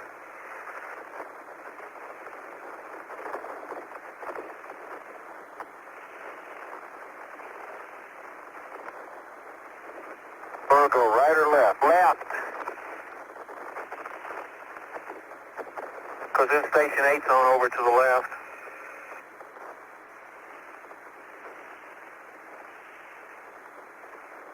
Look at that block there, Charlie. Where? That big block right there. I know it. That's the one I described. It's a giant size.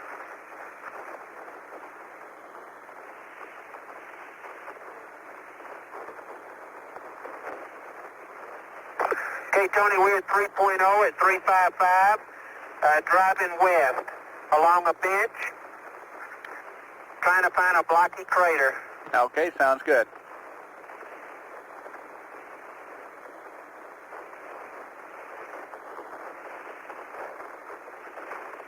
Passing these big glass-splattered rocks that apparently came out of South Ray. I think every one of them did, frankly.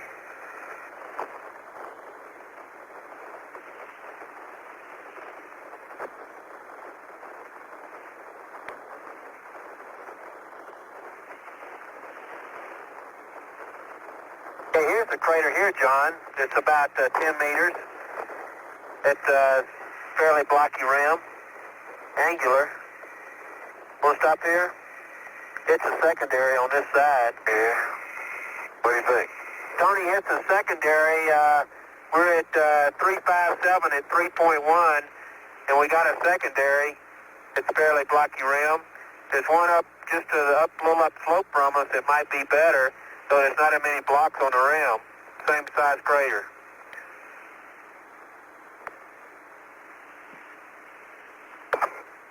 Okay, we'd like the more blocky one. Okay, I think it's a secondary. Right, but it might have punched through. 180 here, John.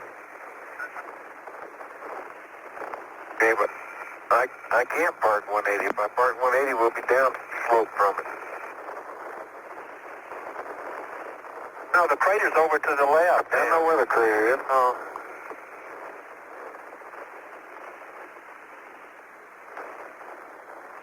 Why don't you just park north? I can point that antenna north.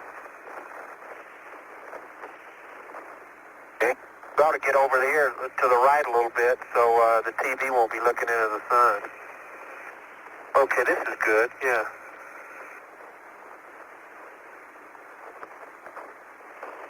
I'll just swing around and point it north. How would that be? There.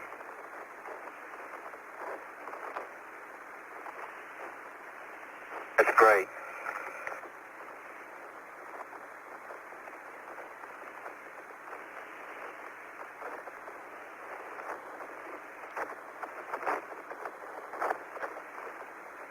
Good show.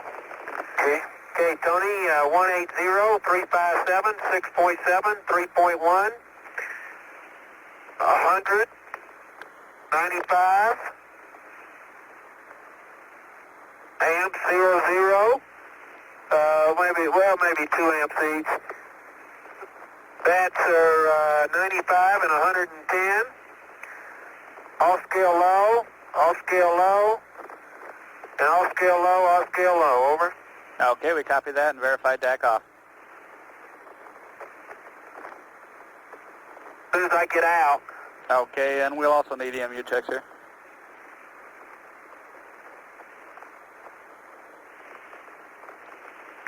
Okay, I don't have any flags. I can't see my quantity.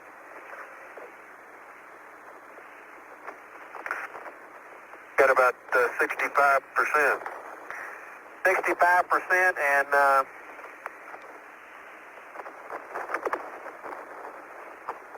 my pressure's good, and I haven't changed my cooling. Okay. This is Apollo Control. Young and Duke are scheduled to spend about 20 minutes at this station. However, they're running about 15 minutes behind, so this station and possibly Station 8 could be cut a little bit short to make that up. Because we just sort of bouncing here. Yeah, it's a lot more, Tony, the regolith character, John said it's really changed. Okay, let me get this. When we walk, we don't bounce as much. I mean, we don't sink in as much. 2.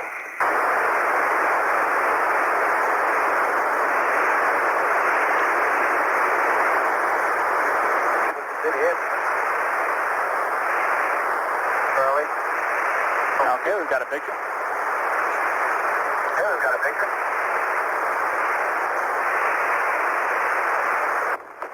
Right.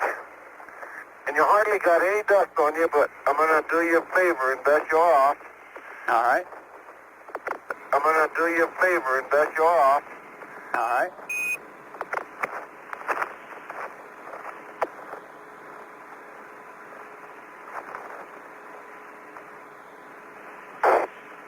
What you doing there, Charlie? What this rock's made out of? I'm trying to get a fresh surface.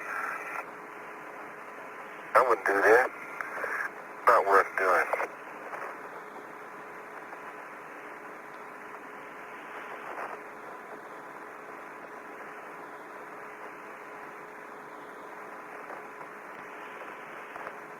Can't help you there.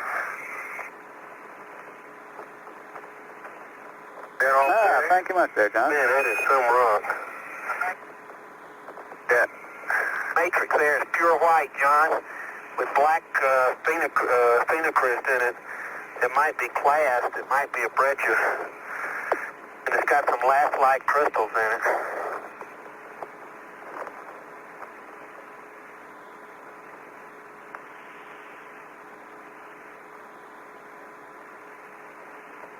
Look at that.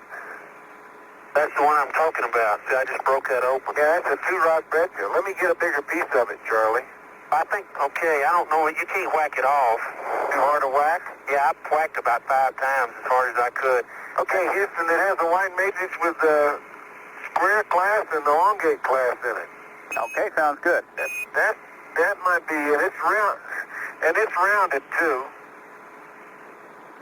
Very good. We understand it's 2-rod Like section. some more of them right down here, John, that are sample. That's correct. That are sample size. Okay, let's get some of those.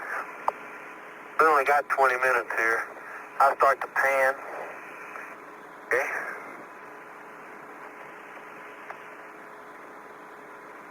And John, we'll need an EMU check.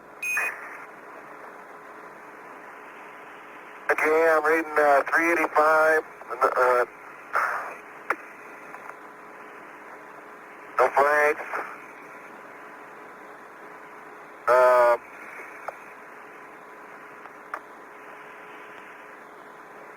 Every time I read my oxygen gauge, I get an earful of orange juice. Yeah, mine too. 58%.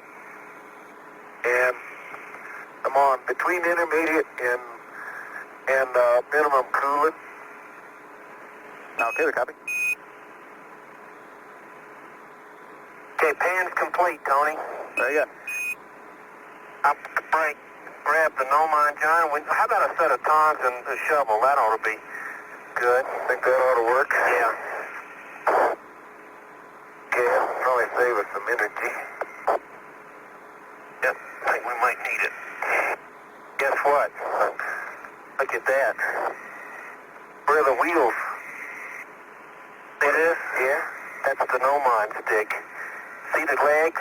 They're still in the bag. Houston, you got any recommendations there? Yeah, I think you ought to just use your scoop or something for a Nomine. See what happened? We can't see it now, but I understand exactly what you mean. You pull it. I got the wine and the legs stayed in the bag. Give me a shovel, John. We can use a scoop. Okay, well, we can use a shovel. Where do you want to go? I don't care. Anywhere is fine. This looks like here's a nice little crack one right there. Yep. He's an angular. There's some angular and rounded rocks right there. Just stick anything in the picture for scale. All we'll lose is the vertical. Okay. Okay. You can stick the tongs in there, John. Good. It'll go in the ground. I tried that a minute ago. It worked great. I don't see why I'm doing a down sun. I'll do it.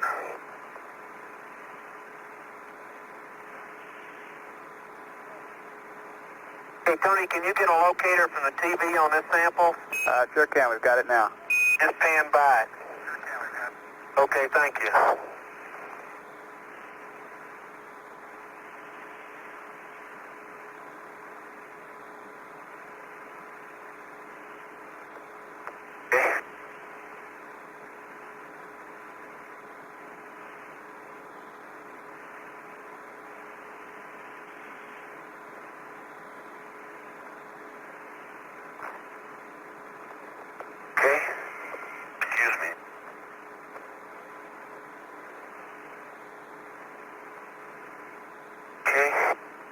Going to bag 407, it was some soil and some dirt, a rounded rock. But wait a minute, Charlie, let me get after that.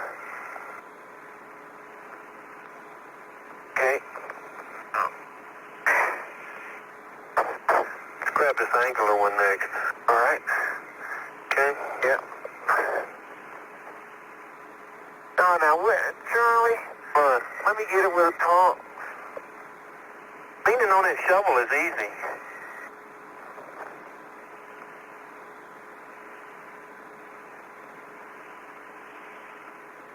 Might be the same kind, John. You picked up the way there. Yeah. Don't get sack there. Oh. Maybe you can. It's all partially sacked. There we go. got it. Okay, get the answer. Got it. 408 Houston. It's the bag number.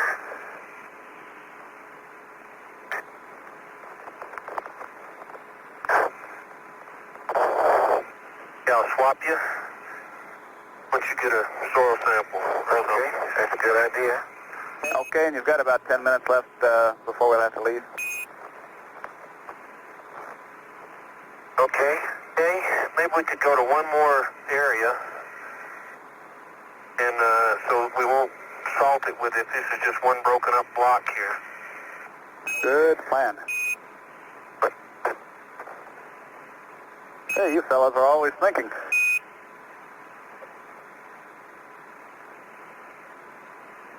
Now, we try to please. 338 is the soil sample. Okay. And spinning up that bag really works great.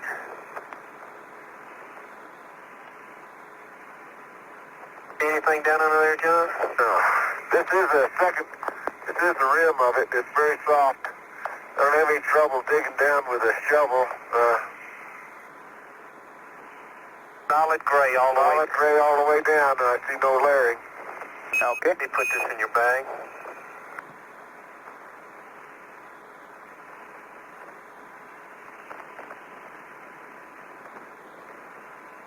Now, how about up on the upper rim there? This might have been a secondary.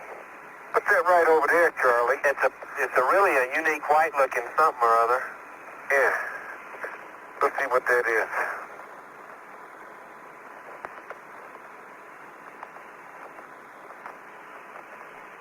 I think it's soil. This is Apollo Control. We appear to have excellent margins in the portable life support system and are considering extending the EVA an additional 20 minutes. Yes. Yeah, it might have been just a little, yeah, it looks like a little teeny impact, doesn't it?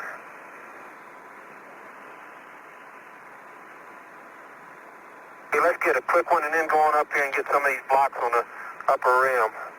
Okay. Okay, there's F11. Okay. It's a down sun. Turn around and get a locator.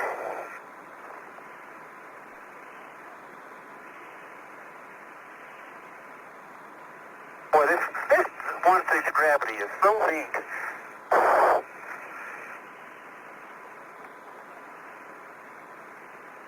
Got your bag coming, John. Hey, Tony, what we're picking up is a white, it looks like a little patch of indurated regolith, and it's whitish in color. Okay, we copy.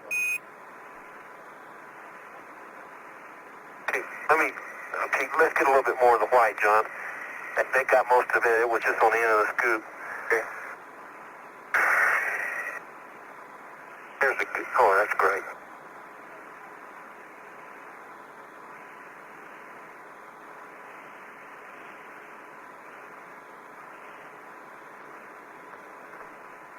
Orange juice and steep.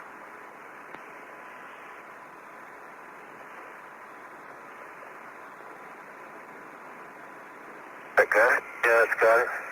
I'll get you after. I get it, Charlie. Okay. Yeah, that's in bag. That soil sample's in 339, Tony. Okay, 339.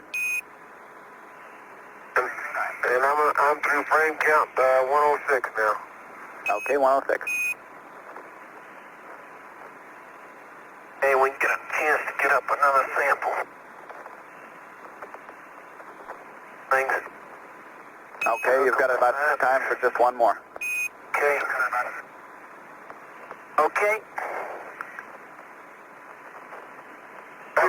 Anchor for a piece off that rock. Here's an old rounded one right here, John. With the white spot in it. I don't think... Here's a real angular one right over here. It's probably out of a... Let's get this rounded one, Charlie, just on the hunch. Okay, I agree. The down sun here.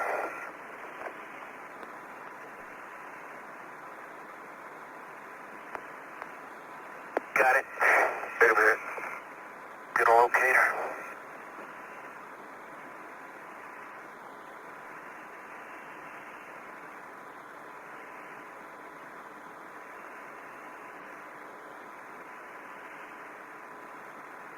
Okay.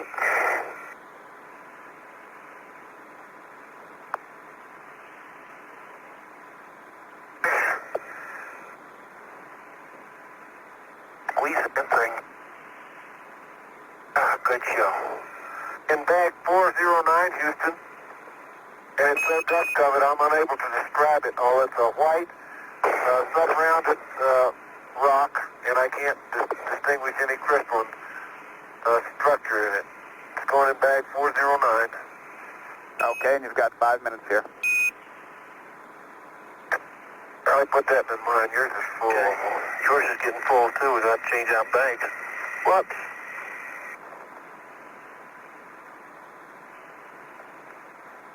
My bag is full? Almost. Yeah, you fellas have been really scooping them up there. Hey, John, bring me the scooper, man. Let me whack this thing right here. It's so tempting I can't pass it up. All right, there's a good place to whack. Something to lean on. Thank you.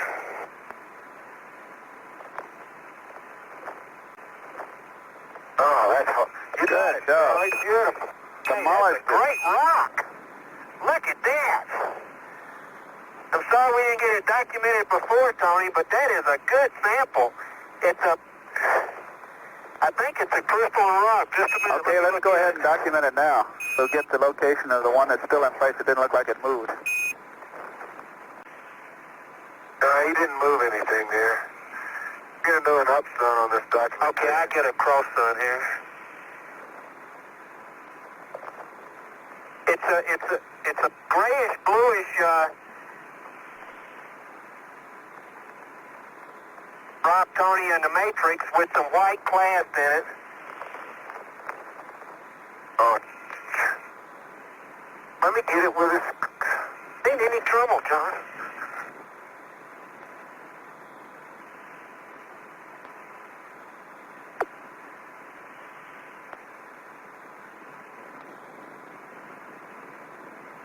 Man, the matrix is so fine-grained I can't tell, Tony, but it's definitely got a blue cast to it, and there are inclusions of a whitish, it looked like flash to me. Okay, we copy that. Sounds great. Yeah. We're going to have to move out. What'd you say?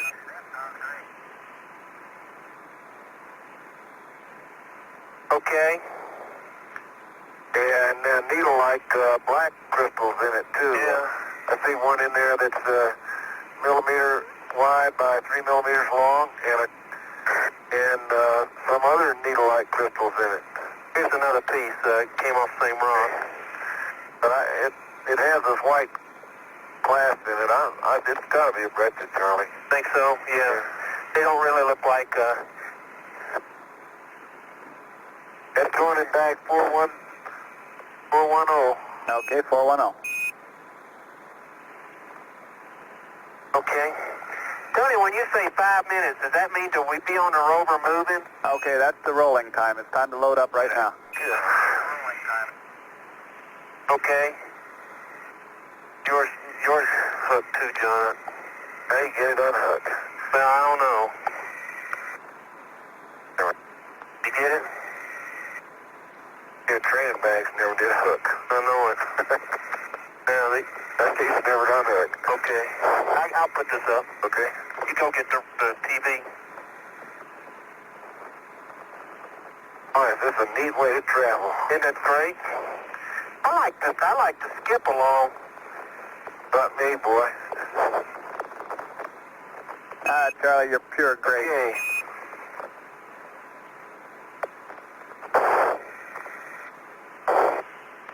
Skip. Or whatever you call it. Okay. I can't get my left leg in front of me. Now, the docs never knew. Fool him again. Okay, we're going mode switch to 1. Okay.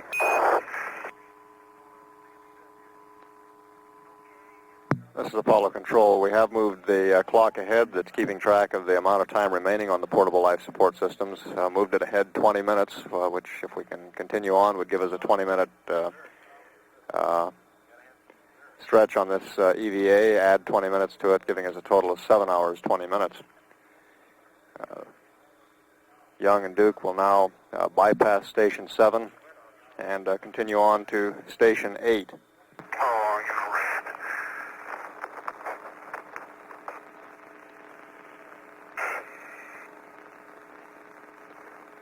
Sorry, John, but my seatbelt fell off. Fell off? Well, it was on the floor.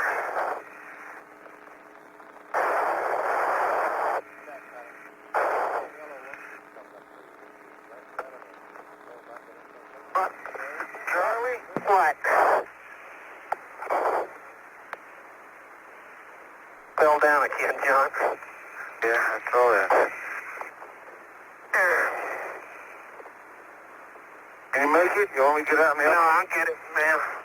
And I'm next to the rover. My backpack hit the seat and just vaulted me off. How does my camera lens look? Dusty. We'll dust it at the next week. And Charlie, we'll need a frame count. Sorry, it's taking me. Oh, yeah. And mine is 111. Okay, 111. 50 for me. Charlie, what? Okay, 50. You're back. We're going to have to, you knocked off your, what you call it? Is that my bag? Yeah, wait a minute. It's not off, but it will be in a second. It's loose. Turn around, let me see. Oh, it's Velcroed on. Okay, good. That would be bad. Yeah, wait a minute. I hate to say it, John, but I'm going to have to take a minute and fix this Buddy Smith bag. Okay? About to come loose. Who's that?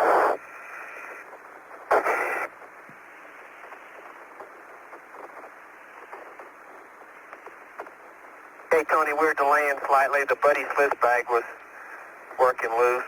Okay. Okay, there it is.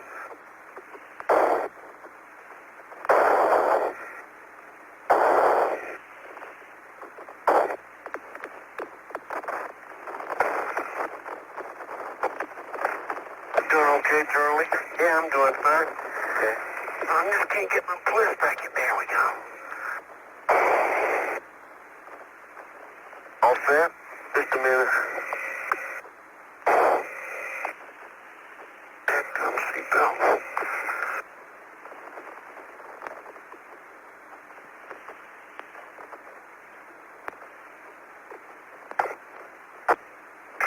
Well, okay, there. I'm in, finally. Okay, we understand your deck is on. Primary. Bob? Yes, sir. Great. And we bypass Station 7 and we go to 8.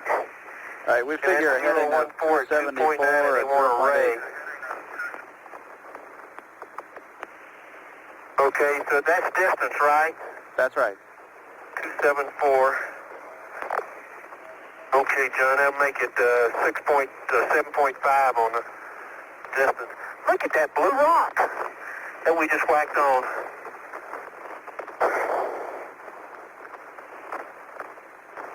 And when you get there, you'll read 3.0 Here we are at 0. and 10 degrees. Okay? Okay, we're going down slope, cross slope, Tony. And I feel like I'm about to fall out. We're still in a blocky field. In fact, it's just south ray material, I think, just all over the place.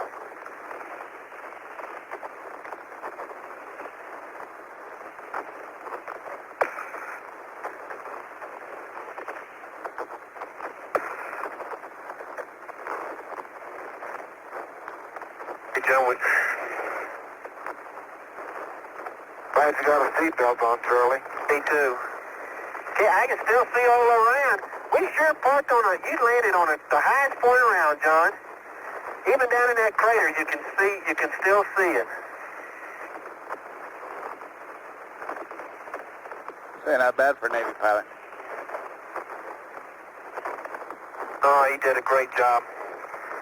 Okay, we're back into a thicker part of the ray, Tony. The regolith is here, covered with cobbles, about 40 to 50%. You'll have to bear way left, John. Okay, now, if we hold that range, like tack in, look at that piece of glass we just rolled over.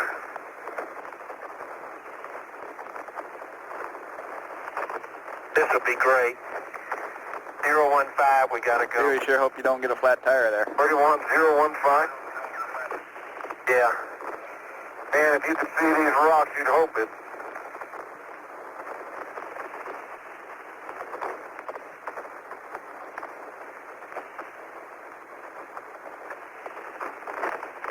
Oh, boy. Went right over that beauty. Right, Yeah, there should be a lot of boulders in here, and we'd like you to get a lot of the Hasselblad photos, and then when you go past the north side of Stubby there, swing your DAC around. Okay, we're not going to be able to see Stubby, Tony. It's on the other side of a big ridge. Okay. The map was wrong. It's been mapped wrong. We're down in a little swale now, and there's about a 30-meter ridge off to our left, about 300 meters, that blocks out Stubby. You want us to go up and travel along that ridge? Well, depending on your traffic ability. No, we could do it. I'd like to see back into Stubby.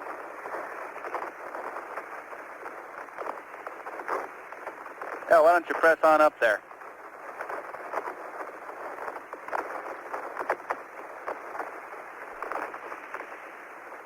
Want to, John? Yeah, might as well. We got to go by that big rock. Is that where we're going, to that big rock? That'd be a great place to sample the ray. That's probably on the ray. But they want to go left about 10 o'clock up onto that top of that ridge. Okay, will you be able to take pictures? Yeah.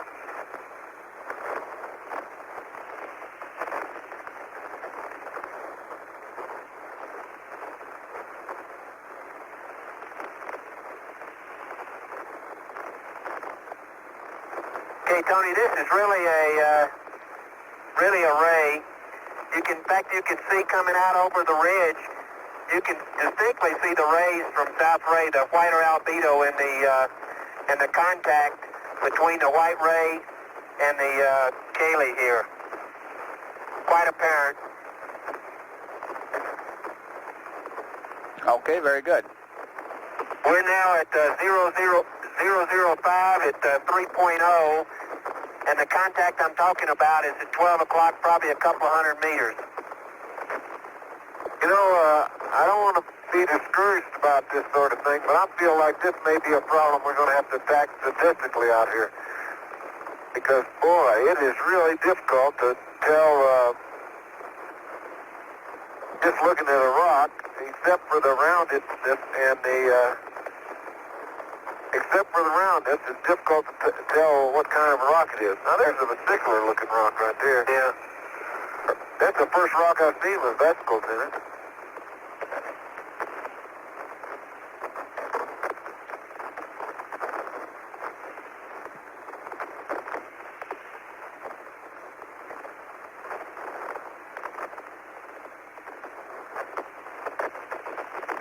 Hey, Tony, we're traveling now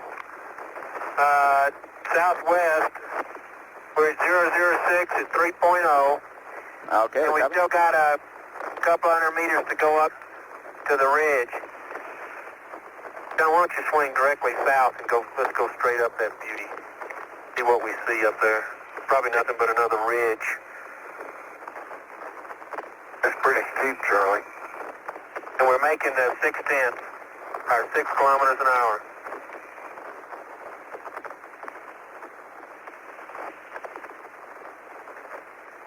That's really a steep ridge. This is here? Yeah. You got full throttle on? I got full throttle. Oh, we're hardly moving. Okay, you want to read some amps?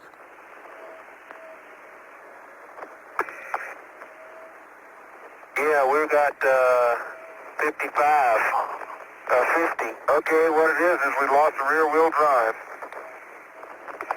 Okay, I'm not reading any amps on the rear wheel. Okay, we copy that.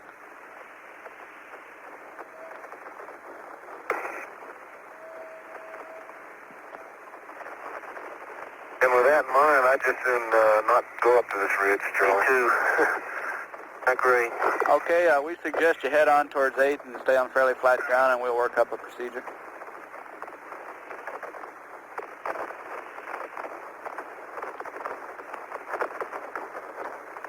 John, why don't we check it? Can you turn the board off and see if we move?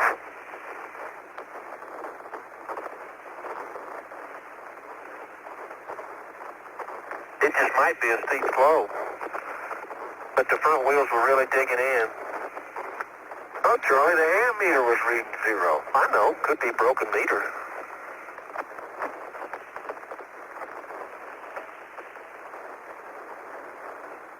Okay, Tony, at 007, 3.1, passing another secondary that's elongate in the direction of South Ray, and it's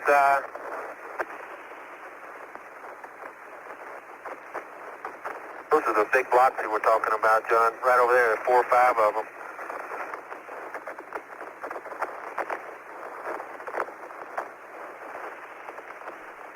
And how fast are you making now, John? The regolith is still... Say again? How fast are you doing? What'd you say, Tony?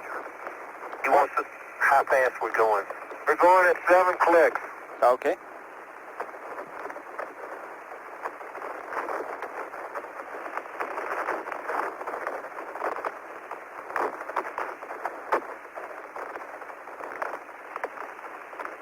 How about stopping up there in the middle of all those big boulders, John?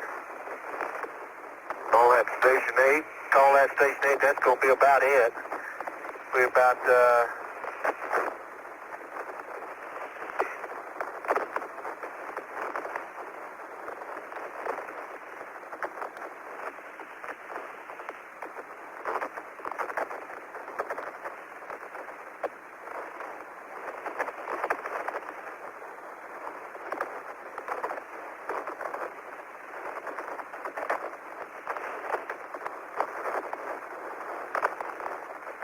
there's one that's overturnable, I bet you.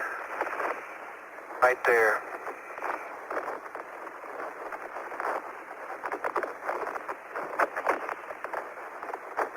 Look at that elongate one, that thread there.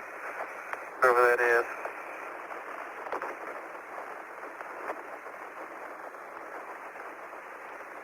Okay, Tony, we're at 00010 at 3.0, and we've got about 3 or 4 2 or 3 meter size blocks, one black and some white ones. How's this stop sound? Okay, this sounds pretty good.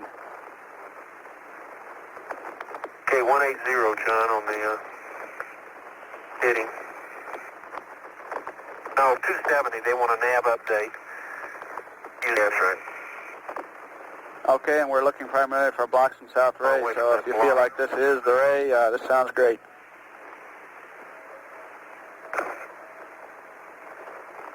And we don't need a nav update, so 180 is great. What do you think, John? Oh, yeah.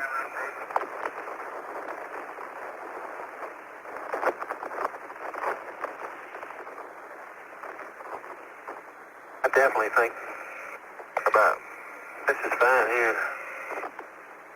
Let's get on up a little bit on the... That full throttle? Yep.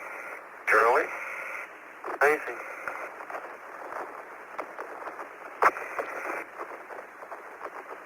Okay, Tony, 176.011, 7.9, 2.9,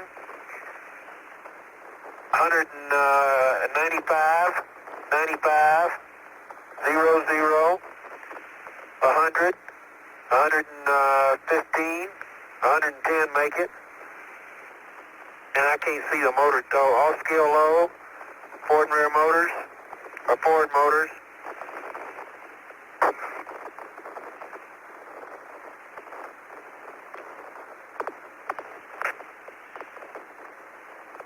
All scale low rear ones. Okay, we copy that. Okay, Houston, what happened? We may have found...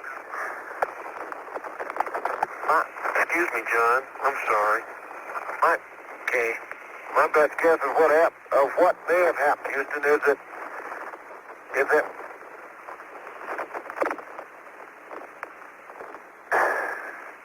that we may have cut a wire or something on the back. Cut a wire. Okay, got... Yeah, a wire going back there to that aft thing. We hit on the way down here, the regolith and everything being what it is. When we're bouncing up in the air, we came down on at least 2 rocks that I know about. Okay, we understand.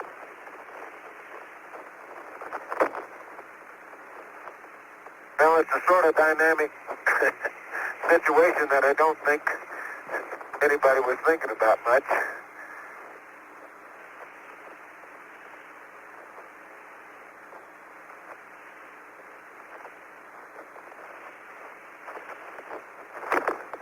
Can he see those wires? I can't tell. Okay, Tony, starting our pan from about the 1 o'clock position of the rover, sort of bracketing these blocks here. Okay. Okay, station 7. John, before I do this, how about checking my lens? And verify the DAC's off. I'll miss that. Stand by. How's mine, Charlie? Yours is great. It did good.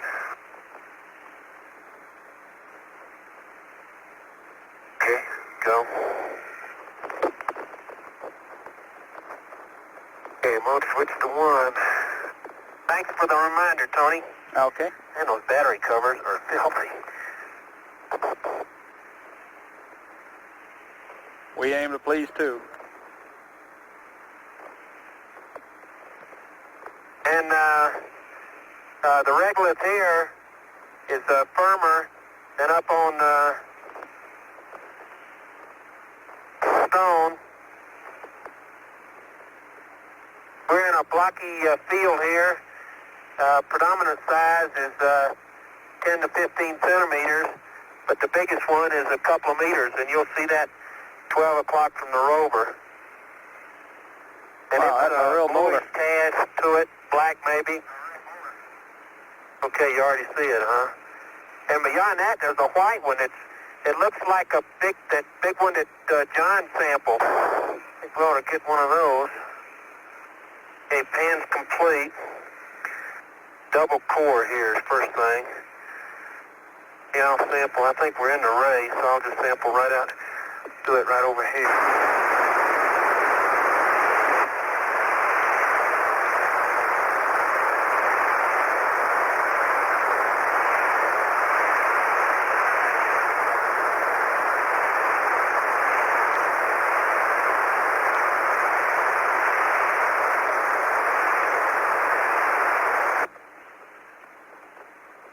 Okay, Houston, you should have us now. Okay, we sure do. What are you doing, Charlie? Charlie? What? What are you doing? Stand by.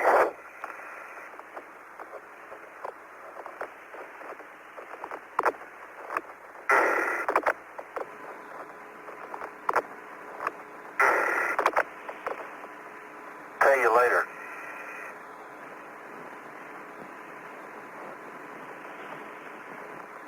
Hey, yeah, I need to get a double cord too. Okay. Thank you, John. Yeah.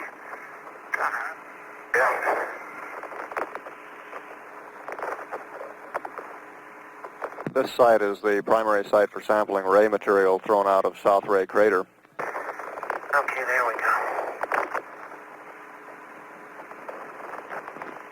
There's an upper and a lower. Closed again. Okay. What did he say? say, didn't he call you for something, John? What did you say, Tony? Oh, he said thank you.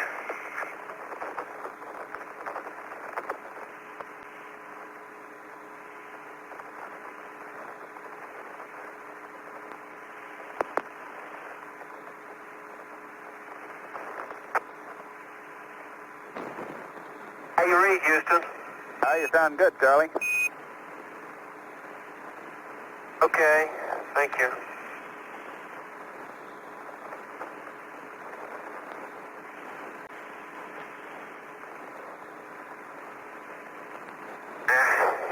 There's a boulder over here we can flip. Yeah. See it? That's when, that one off to your right down there.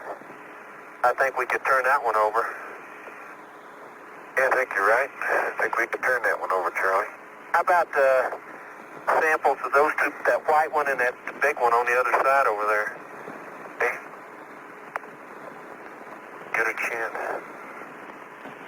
Can I help you with a double core? No, go ahead and what you got to do. Okay, well, I can get a rake soil here while you're doing that, okay?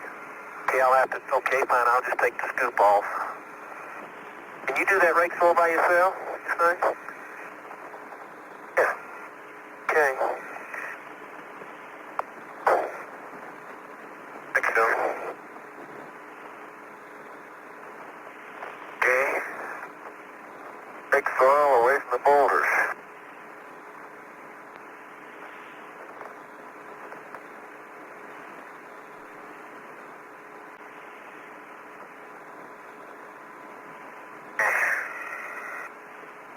I'm just a little curious, how near are you to the edge of this ray?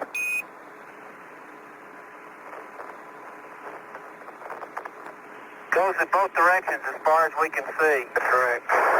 Okay, we can forget that one sample off the ray. Really, the whole area. Only the whole area just covered with these rocks. Yeah, it sure looks that way. Have you seen the rocks on the... Okay, that's what they all are. Okay, I guess we're just looking for a variety then in the boulder protocol.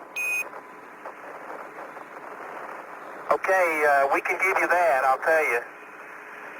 There's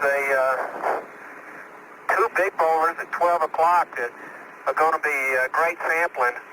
One of them's rounded, and but the biggest, and the other one is a white, and it's black. The other one is white, and it's very sharp, very angular. Okay. Oh. Okay, I pushed the core in, double core in, Tony, about almost up to the second, about halfway up to first. Charlie, I get a locator on you and a down sun too. Okay, great. 7 feet. 8.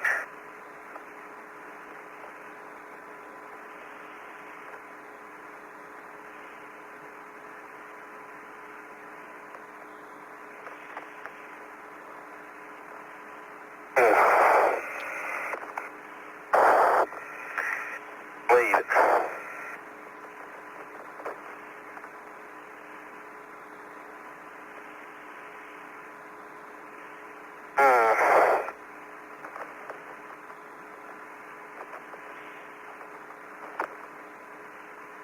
There, Charlie. Going in too well. Pretty hard around here. Oh, man. That's all right. I do that all the time. Usually I have my thumb in the way.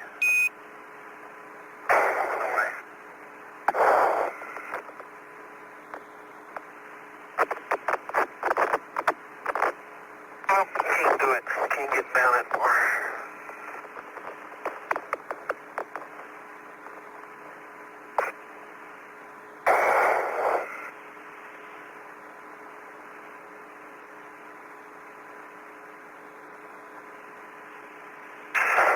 I'm going to have to go get the tongs. Yeah, looks like a good plan. The hammer. Tony, I don't think the double... Yeah, Tony, I don't think the double core is going to go in. Do you want me to pull it out, shake it out, and try another place? I think I hit a rock. Okay, yeah, we'd sure like you to do that. All at once. Okay.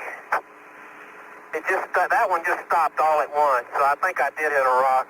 Okay. Okay, Houston, And John, on the LRV, do you know if you lost the rear steering as well as the drive?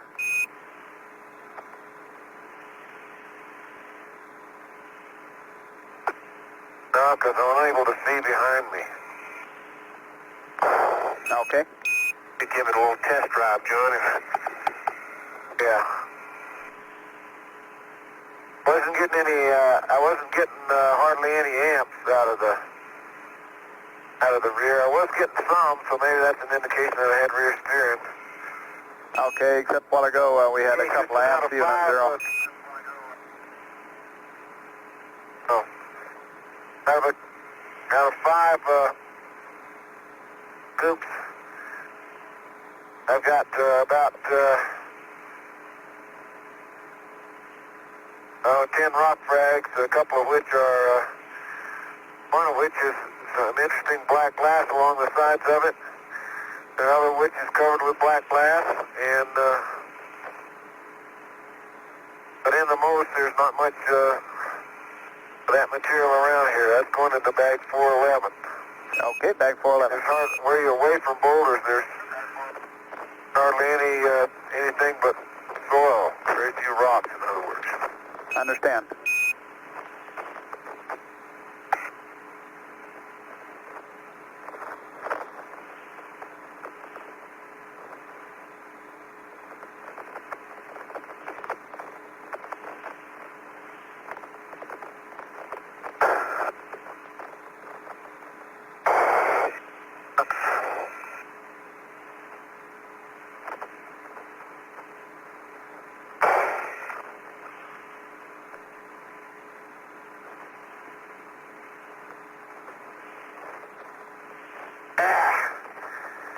Oh, you dog.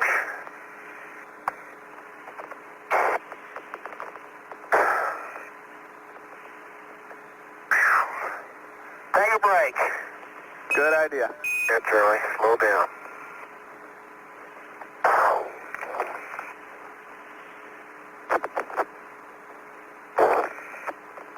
Man, little glass beads all over the place here, John.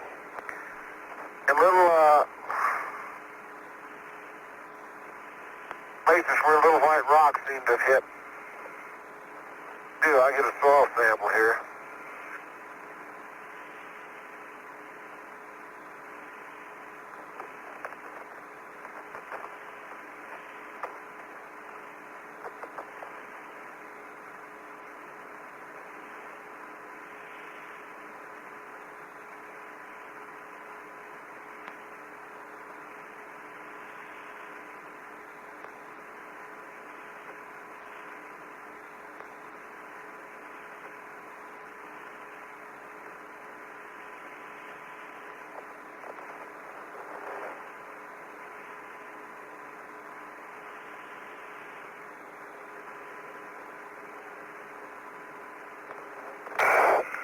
Boy, it is hard on it here, Tony. All right, it sure looks it, but I can see you're getting it down.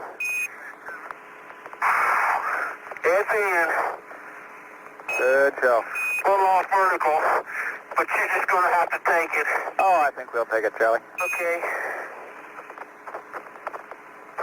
Boy, I hope that thing's full of gold, because that was a hard one. Woo!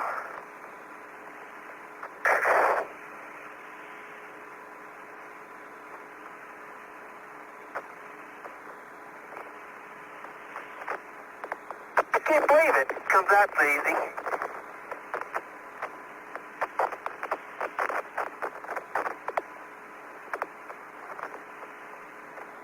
Hey, the bottom one is 36, Tony. I got my hand over the top number. I'll give it to you in a minute. Okay. Okay, the soil sample here, Houston, is going in bag 412. Okay, 412.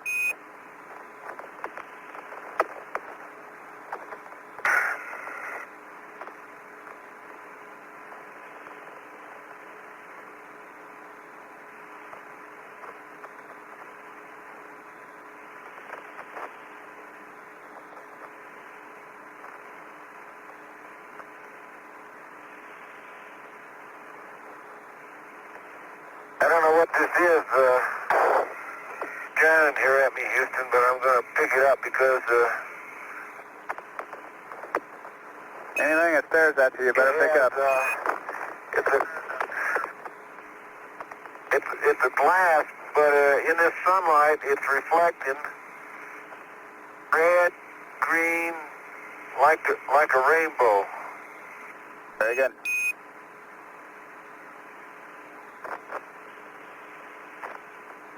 Found the first prism on the moon, John. Something like that.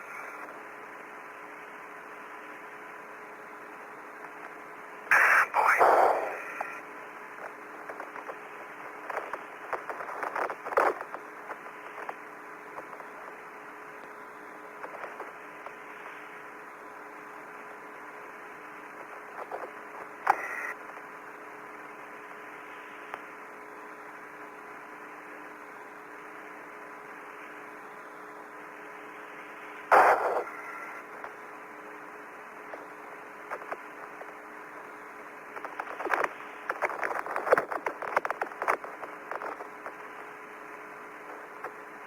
Charlie, guess who's out of bags?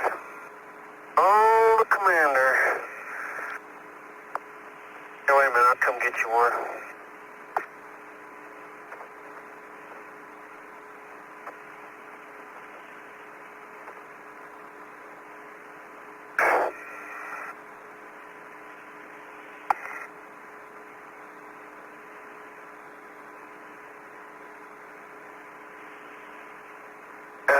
That thing will last or not. No, I guess it was just black glass, but it was the way the sun was reflected off of it. That's too bad. Anyway, that sample, and it's going in bag 413.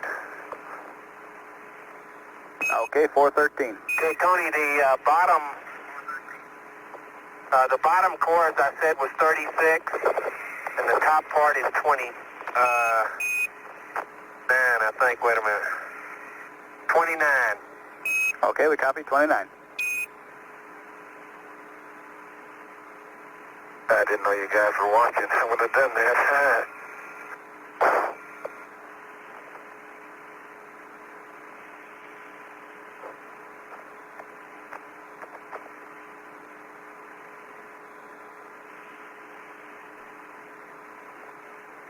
I found a use for every geology tool on this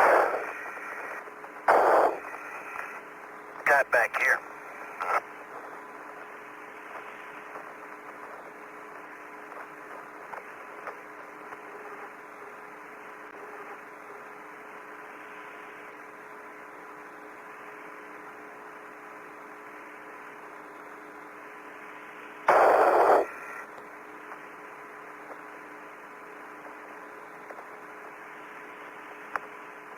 I'll drive over there, Charlie, so let me check out this,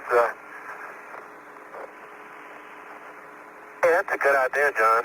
Steering. Houston, turn off the front drive power, too, and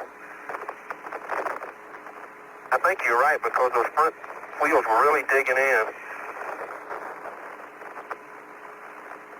Okay. But if we just leave the TV on, just drive over to where we're going to sample these boulders and test this thing out a little. That mess you up too bad? Or do you lose sync or something and never get it back?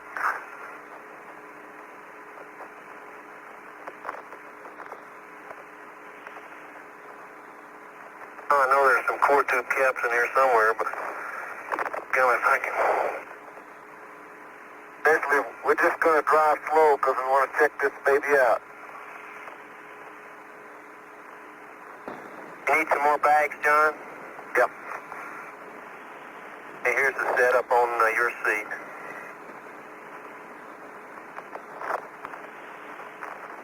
There's the core tube caps. Yeah.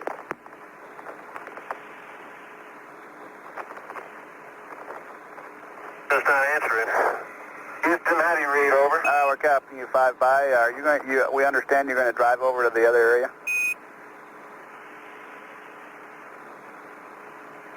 We'd like to run through a rover steering test while we're doing it. What we're talking about doing, you see what those boulders you're looking at, we're talking about driving around this crater, about halfway around it, to do the steering test. Okay, sounds good. And we would like, after you've done that, we would like to go through a procedure of our own while you're on there. Alrighty. You want to stay off and watch? Yeah, I'm gonna watch. Okay, Tony. Did you get the double core? The top one was 29. Yes, we copied that. Okay. Oh boy. I get it, John. Go ahead and get in. I'll strap. No, we got it. I thought that one. No, we believe it. We may not get it out of there.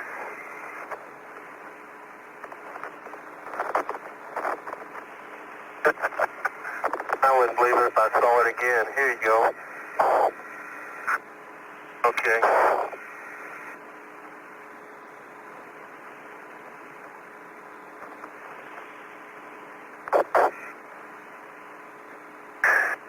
That little rock finally came out of there.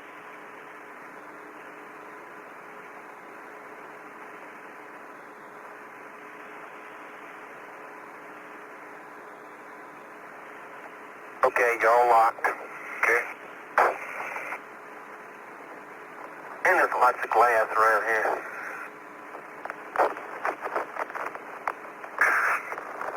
Okay, now what I'm going to do is, why don't you try it? Excuse me. I'm going to try the steering first, Charlie. Okay. Why don't you just go to P primary and let me look at her. Okay, primary. It's working. Steering's working? Yeah. Okay, how are your amps? Just try rear drive only. You're sitting there doing nothing? Okay. Now,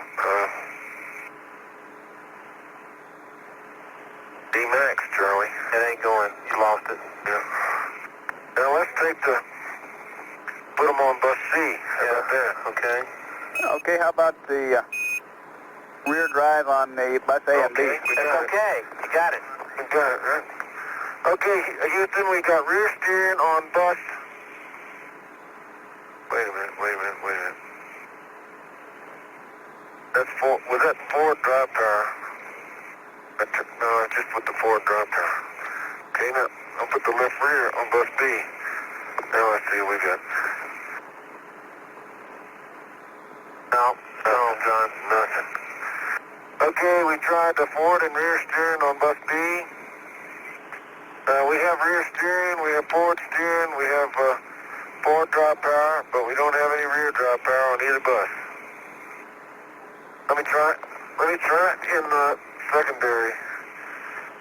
Okay, John, we'd like you to try the PWM1 on the left rear and right rear. You want me to go to... Okay, you want on... I'm in PWM1 on left rear and right rear. Right on. How about if you want me to go to PWM2 on the front rear? Negative. We would like all the drive enabled to PWM1. Okay, they're all on PWM1, and do I have to be in PWM1 select one? Or both? Negative. Oh, that's the problem. That's the problem. You weren't in both, huh? That is the problem. Somehow this guarded switch got moved to, isn't that amazing? Amazing. Unbelievable. Yeah. Okay, great. You're still in one. Okay. I'm going to turn off the front drop power. Okay, you're in one.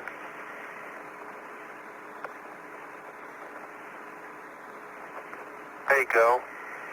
That's it. Okay, now let's see if we got it. Nope.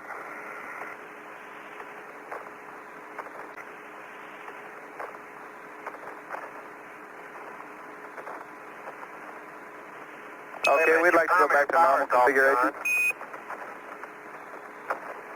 That's what we're doing. And now try your rear motor. Okay, you got it now. The problem was, Houston, the PWM1 was, PWM select was in 1. That was the problem. Sorry about all that inconvenience.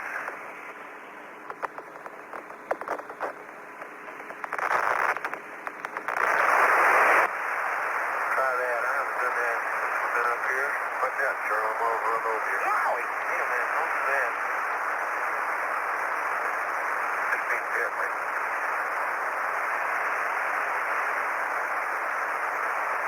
John, after you went back to normal configuration, did you drive it? Went back to normal configuration. Did you drive it? Here. Did it mess you up?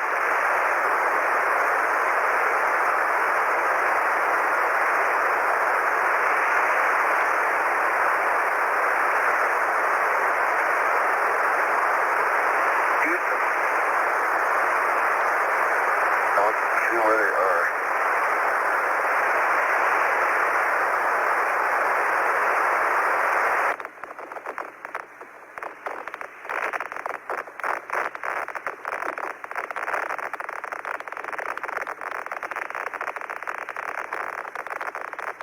You still got a picture, huh? Sure do. But I think we need the antenna touched up. I could do if I drove slow. All right, be glad to. Tony, this is really some rock.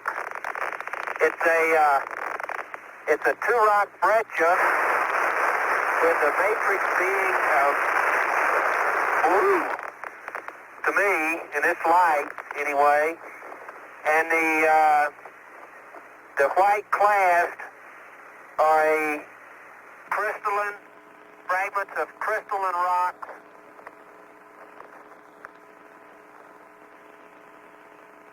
That appear to be fairly coarse grained. Take that back. Fine, let's say fine grained. That's the one you want to turn over, Charlie. This thing? God, you can't even budge it. Hey, I did budge it. Now he wants to turn that one over, Houston. I want to get a chip out of it. Look at that rock over there, John. If that's not a crystalline rock, I'll... The whole thing, depressurize right here, yeah. The whole thing. Yeah. I wouldn't bet on that, Charlie. Flatline stereo on it? Yeah, but I didn't get a close-up. I don't think we can turn that one over, John. I can move it, I can rock it. Wait a minute. Let's go over here and look. Let's not put no effort into it. I believe we can. I believe we can push it. I believe we can push it this way. Well, let's get a chunk off of it before we, okay? Push it. No, I don't think so either. That's a better one to turn over right down there. It's about half its size. It'll work good. Yeah.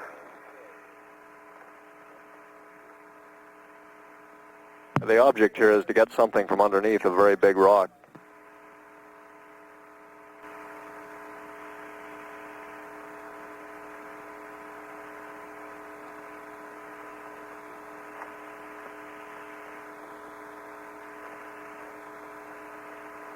Got a few footprints around it for scale now, Houston.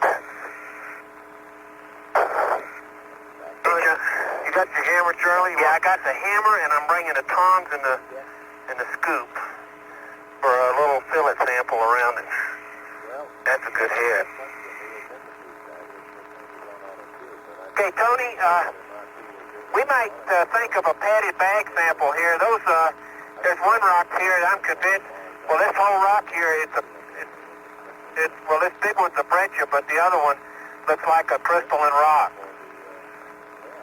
Let me carry one of these. Let's see, let me get a little close up of this thing. Peter.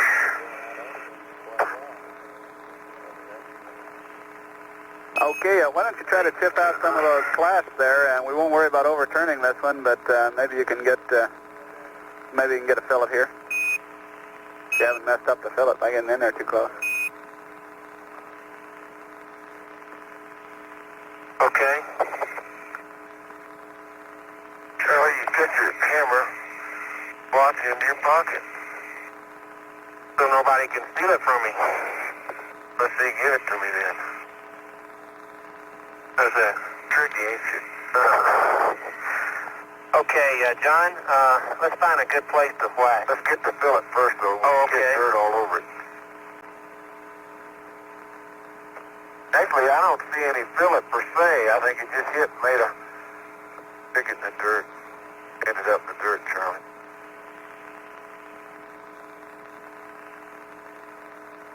Tell which way is up. About right there. Okay, fine.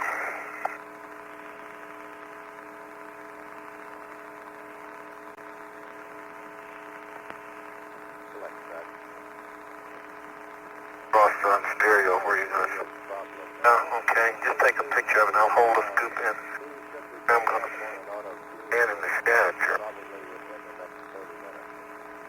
Get the after, Charlie. Huh? Get it in the after. Oh. Okay.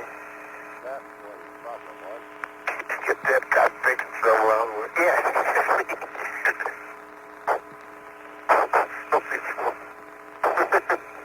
Okay, now take a big hunk out there. Okay, here we go. And you can't see anything when you're down. And I don't like that.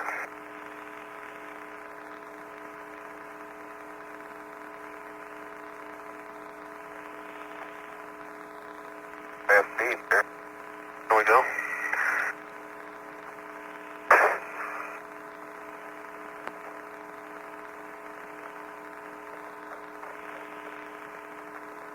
Hey, John, here's a little piece just sitting up here on top of the rocket. It's got the... Hey, Houston, that's samples in bag 374. Okay, 374. Okay. Open. Let's see. We gotta find a place to chip that. Now, here's a place that's hanging out, Charlie. Charlie. Okay, let's get let me get a before. Why don't you put your hammer down there. They got enough documentation on the scale. Okay. That looks great. Not to hit it, it looks like. Yeah, but it's right at a fracture set. It'll come off good shit. And the whole rock's coming apart. Super job, John. Good show. Here's it. Oh, boy. That was one of those fractures that's all included with glass. See that, Charlie? Yeah, so it's glass fracture set. I think the after on this one will be pretty interesting.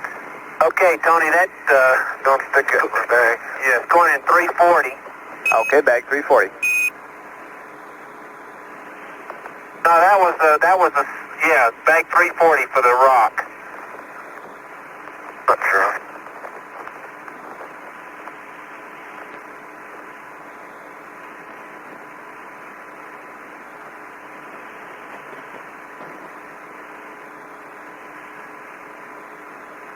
There we go. Cameras keep running in this dirt, I'll never know.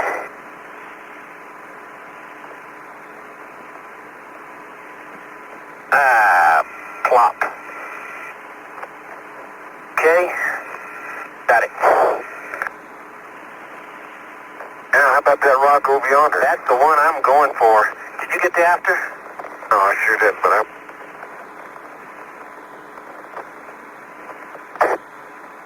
I had any trouble putting this back in place, Houston.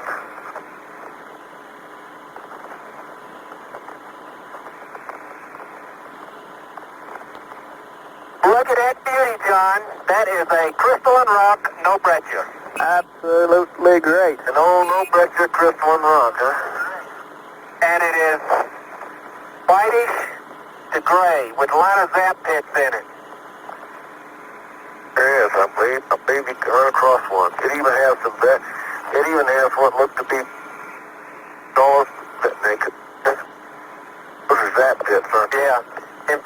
Tony, the whole area, there's a lot of this rock. There's a lot of this rock here, scattered around. Okay, understand. Good. We'll need a picture, and then we'll see if you can turn it over.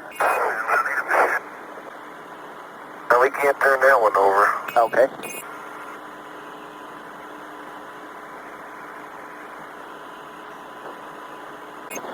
Think we can turn that over? Yeah, we might, if we grab all this corner. I'd like you to get a big sample first, though. Get it down, son. Where you want a sample from? See that sharp corner? Right up at the top there? Off the top? Yeah. Yeah, I think I can get that. It's fractured right there. Yeah, okay, I was thinking, okay, that's good. Oh, shoot, look at that.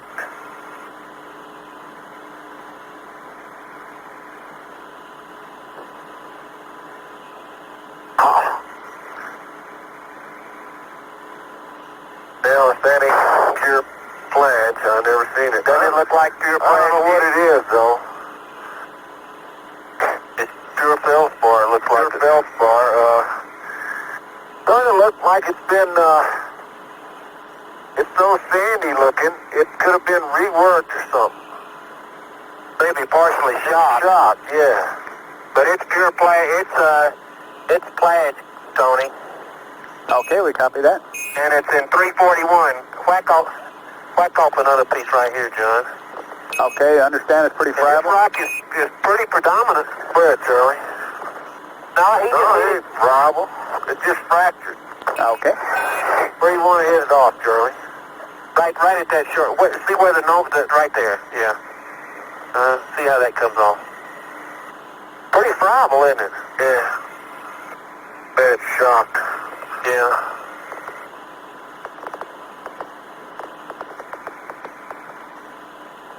Put that in the same bag? Yeah, let's put them all. And there's another piece down there.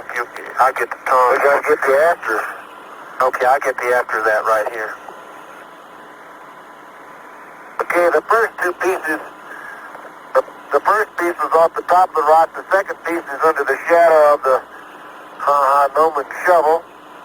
And they're both going in bag number whatever Charlie said. 341. Okay, we have another piece that came out of the same, the second whack. Okay. Now let's put this other piece in another bag because this one has got no dust in it at all. Just hold that, Noman. Let me see this one up. And we'd like you to still have a try at turning it over. Let's do it without getting any. Okay. Let that bustle over. Yeah, well, we can try. I'll try rolling it down that hole. Okay. The greenish hue to it, too. I'm making that up, maybe. Okay. Another piece of that rock's going in 342, Tony. And that rock's pretty, I see at least 10 other rocks around here that have that same appearance. So it's not a completely anomalous rock. Okay.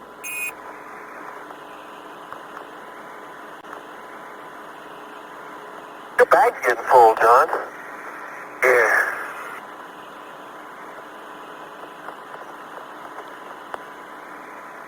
I don't think we can turn that one over, but I think we can turn that one over down over there.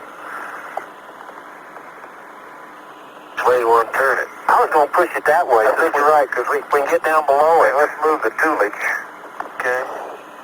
Here's a rock with glass splatter all over its body. I see.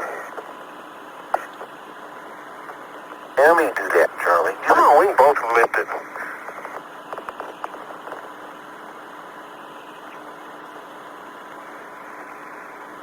No way.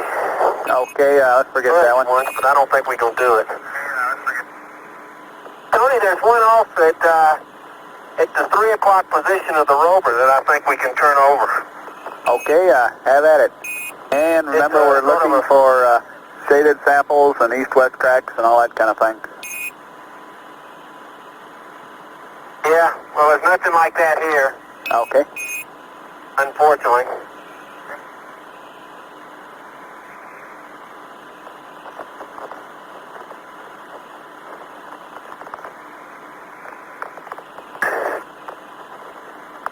if you see one with a better developed fillet, I'm not sure we got a good fillet on this last one, so we might be willing to sample another.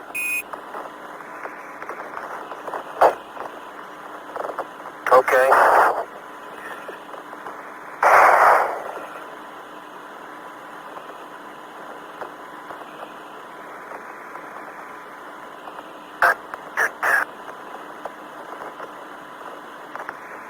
Sorry that y'all gonna be looking up sun, Tony, but oh man, John, that's a biggie. Looks bigger than I thought. Big? Yeah. Well, we'll take the documentation first, right? Yeah, let me take a cross sign. I can cross sign. Okay, then we'll see if we can move it. I don't think we can. It's got a pretty big base to it. Oh. Okay, it's 7 foot at F8. I got it.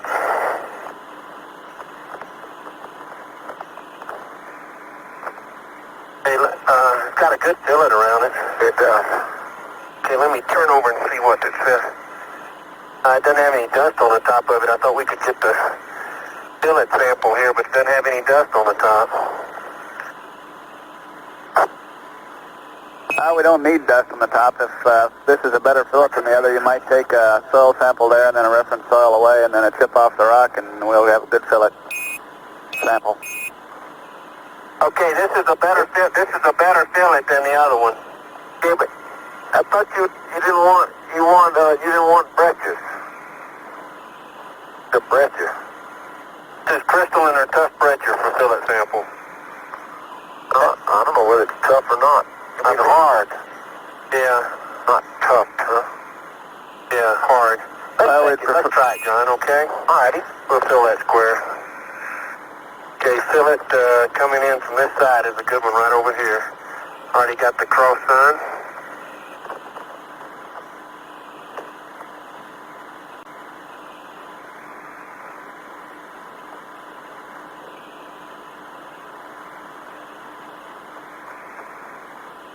My personal guess is that fillet didn't come off that rock until 375. Okay, 375.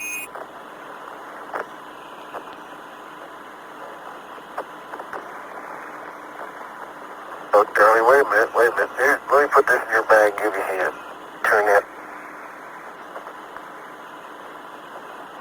Gotta get a rock off the top before we turn it, right? No, they don't have to do that. They want a chip off of it, though. What I mean? Yeah. Okay, let's get the tip. Okay.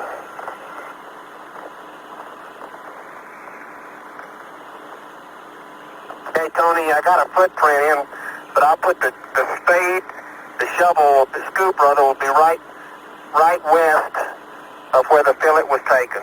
Okay, good show. And we'll need a reference soil. Yeah, we'll get it. What's up, Charlie? That's a hard breccia, ain't it? A hard rock. Hit it right here on this corner, right here in the shot, in your shot in there. Down a little bit. There you go. That's super. Here. Hey, Charlie, you just dropped a sample. I just opened up a... Charlie, you're bouncing around too much. Thank you. Top came loose. Thank you, Houston.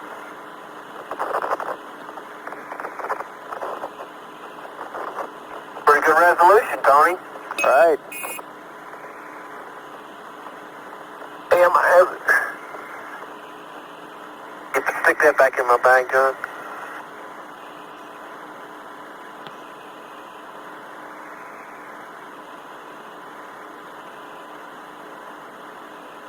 What do you want? John? Oh, I just feel like my suit is pressurizing more. What are you guys looking at down there on the ground? Oh, we're seeing you bending over a big boulder.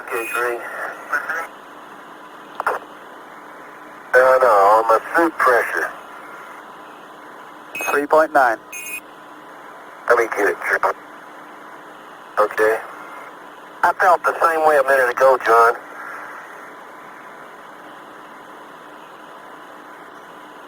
I think them things gonna be too big to go in there anyway. Go ahead.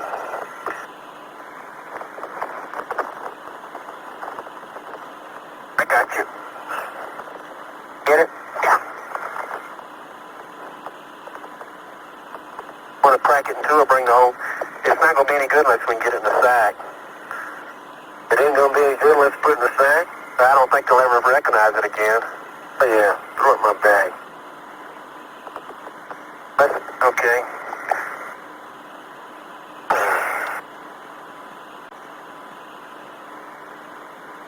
Okay, Tony, that chip off that block.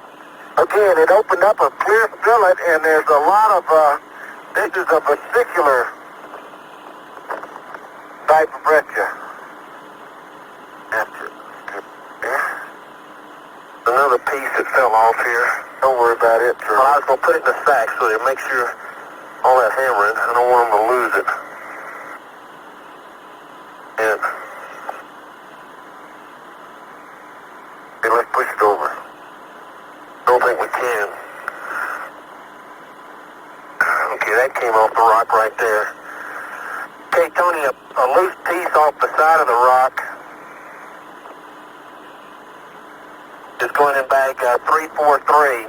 Okay, 343.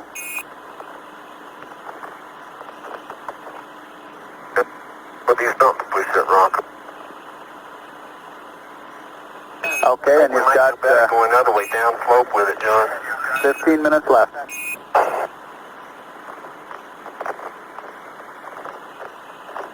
You lean on it.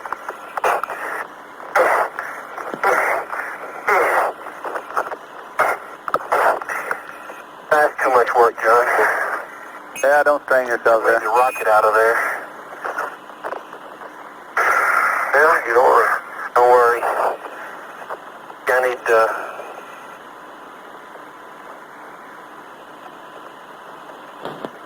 get the full sack too, babe. Hold this here for a second, Charlie. Wait a minute. Let me get this top closed. Turn around just a minute to your right. Thank you. Okay. Go ahead.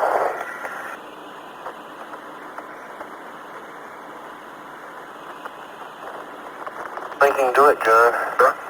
I was trying. You're trying to pick it up? That's what I tried. Yeah, I tried from that edge too. Yeah, he's fudging it. Oh, you just can't get a grip on it. No, you can't. Not with these gloves. Here's your hammer back. We got to go off 5 meters and get a reference soil. Okay, why don't we get that reference soil and look around for a little bit smaller boulder to turn over. Okay.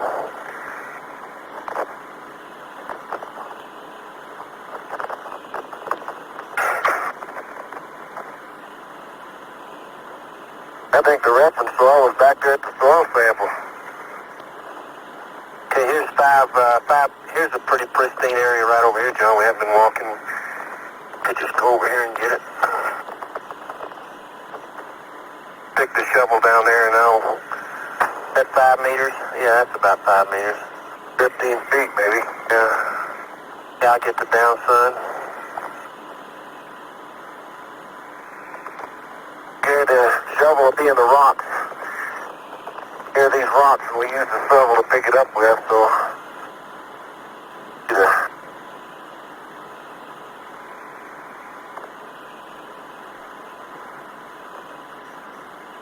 And that serves as a locator too, Tony. Okay, that sounds fine.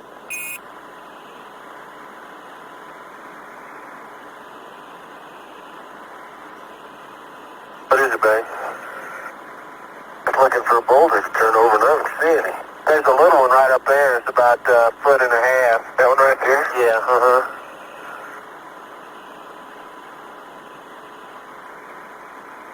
Okay, Tony, is one scoop full enough? Right, one scoop full.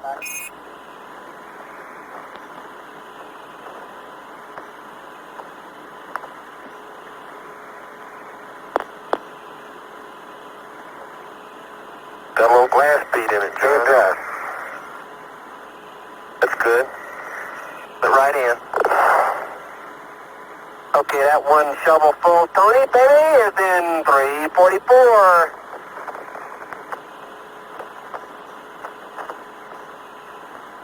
Okay, 344.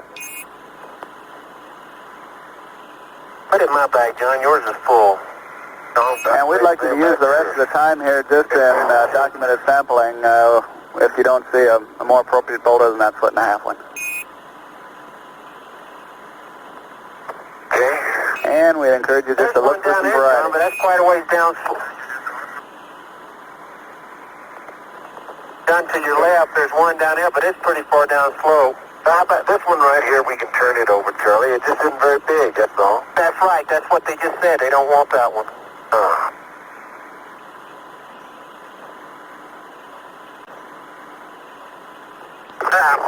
Oops, here we go again. Give me a help.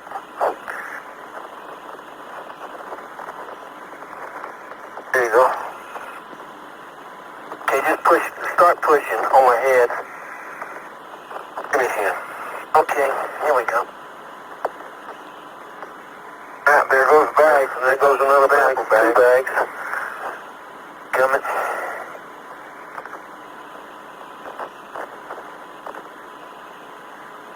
I think we ought to trade those bags sample. Yeah, I'm going to empty them in the seat. Huh? All right, those babies look about full. I think we should do that. They are. They're not looking at, they really are full. We ought to go trade them out right now. Okay. Both sets. Any more hard work here. Let's go trade them, Charlie. Yeah, that's good. Idea.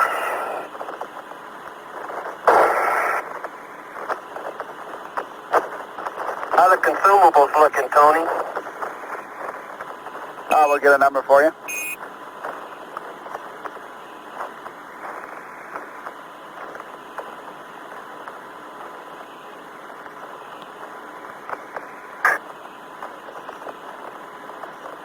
Okay, your consumables look pretty good. In fact, you may even be able to get a little extension.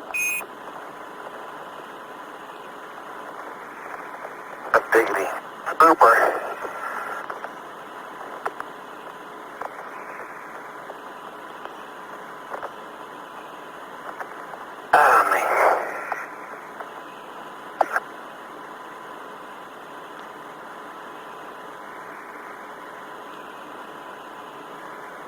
Okay, let's see. Stand that up, we're going to be using that. Judy. And Charlie, as long as you're back here at the rover, Bag, we'd like you to take some 500 millimeters when you get a chance at Stone Mountain. Alrighty, I'll do it. Man, we're just up there. You won't pay attention, huh? And Tony, when I shade my eyes, I can still see those lineations climbing right up to the southwest and starting at the Cayley and going right on up across the mountain. Let's change these bags. Yeah, let's change the bags.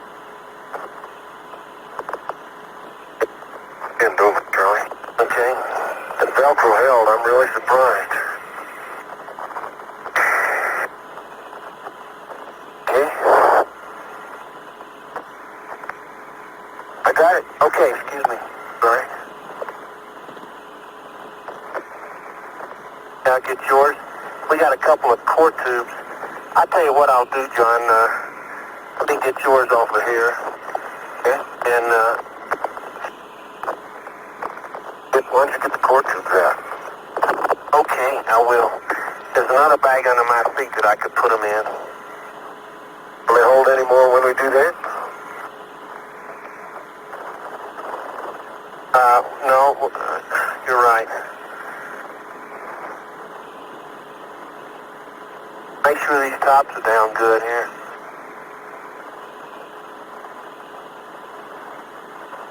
Leave it.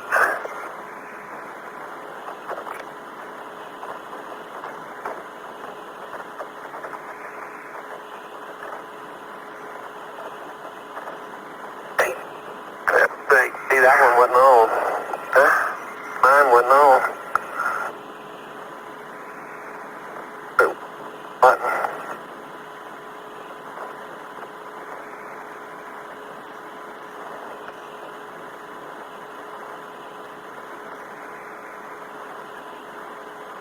Jump thing. Barely? But I think we ought to put them under our seat. Let's open the gate here. Ain't got any room under our seat. All right. Okay, now you tell me why that thing... All right, see from here. Hey.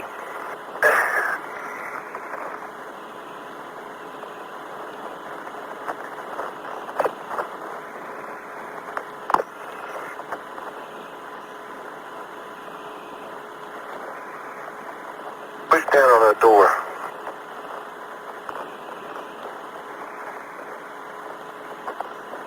That's got it.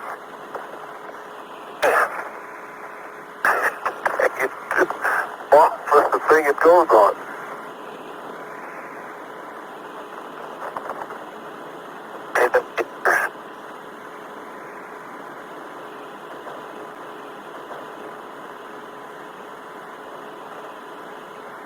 Can we open the door? No, I got it now. There we go. Without that camera, it's a piece of cake. Yeah, it's... Okay, now that top is closed good and tight. That one there is. Okay. Good. Now. Hey, Tony, we're breaking out bag 4. Okay, bag 4. John, I think we can just leave your, those, Dumaflickies, cord tubes in the, in there, and then when I get to the next place, I can, lose it like we normally do. Yeah, I'll just use them out in there. All you have to do is just pull it, breeze, Charlie, to open it up. Do what? Pull it in the breeze. Oh, that's what I tried to do, but it didn't work.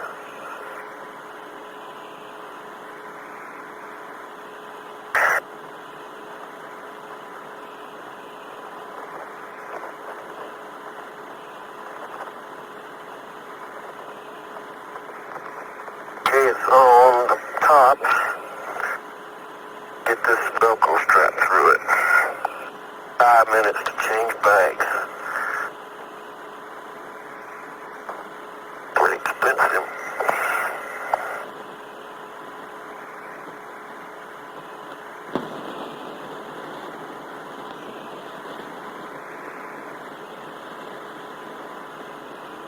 Darling, since I don't have to carry the Noman anymore, I can carry a sample bag in one hand. We can use that technique.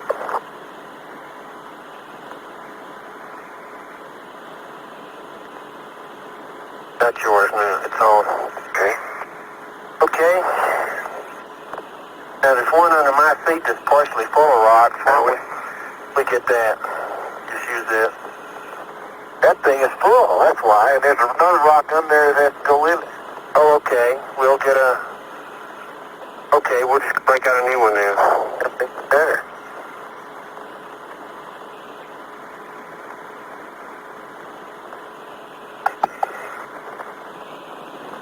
Okay, I'm breaking out bag number 6. Okay, SCB 6. Oh, Charlie. Yeah, how much time we got left, Tony? This is taking long.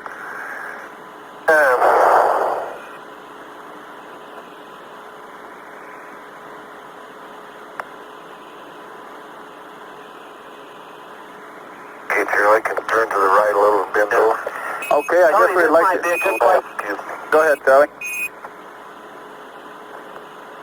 Go ahead. We are prepared to let you move on out as soon as you're reconfigured there. Okay, I was just going to say that there's some good crystal in that white crystalline rock that we picked up there. There's some good this size one to make good padded bag samples.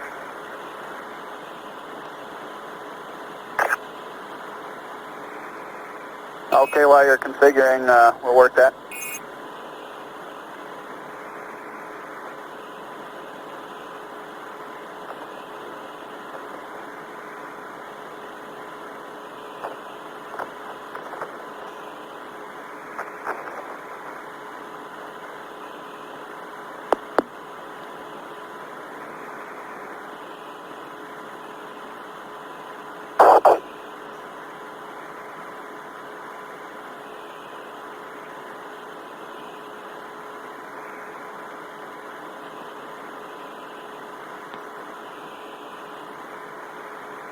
Oh dear.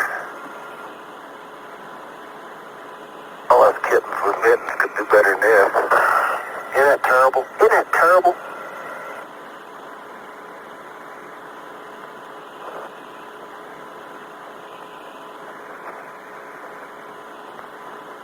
Okay, Charlie, what EV did you have on before?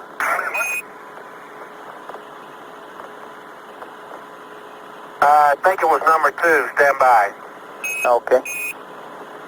There goes the fender. Uh-oh. Okay, it was number 2. Okay, we copy that. That was mine. Charlie had number 1. Charlie had number 1. All right, we copy that. And I had number 2. Okay, Tony, we're going to start sampling again. Negative, it's time to go. It's time to go? Yes, sir, sure is. That was terrible, taking that much time. And we'll get the padded bags later. We're out there an hour? We're out here an hour? Tony, we've been here an hour? Yes, you have. It doesn't seem like it. Time flies, huh? Sure does.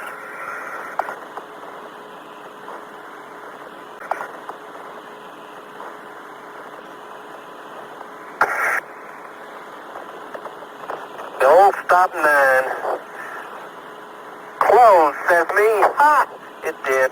We lost the fender, Tony. The pusher downer fender on the right rear wheel is gone. Right, just like the trainer. Just exactly.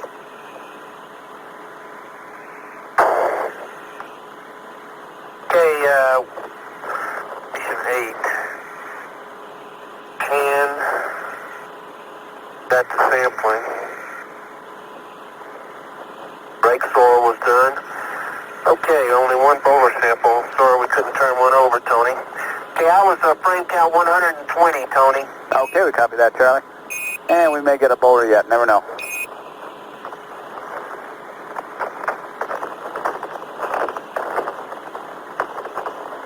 Okay, we still got half mag of, 3/4 of a mag on the magazine Aura. Do you want me to turn it on? Yeah, let's go ahead and turn it on.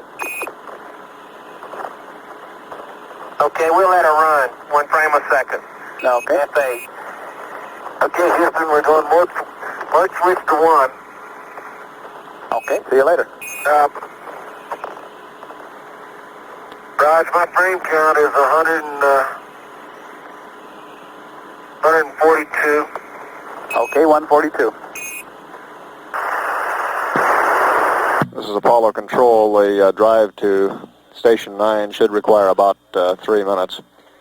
And Young and Duke are scheduled to spend about 25 minutes at this station. Looks like you're in pretty good, Charlie.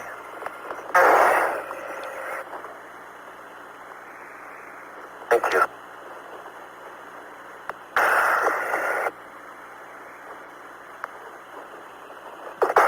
During the stop at Station 8, you heard Young and Duke talking with Tony England with some troubleshooting procedures for the lunar roving vehicle.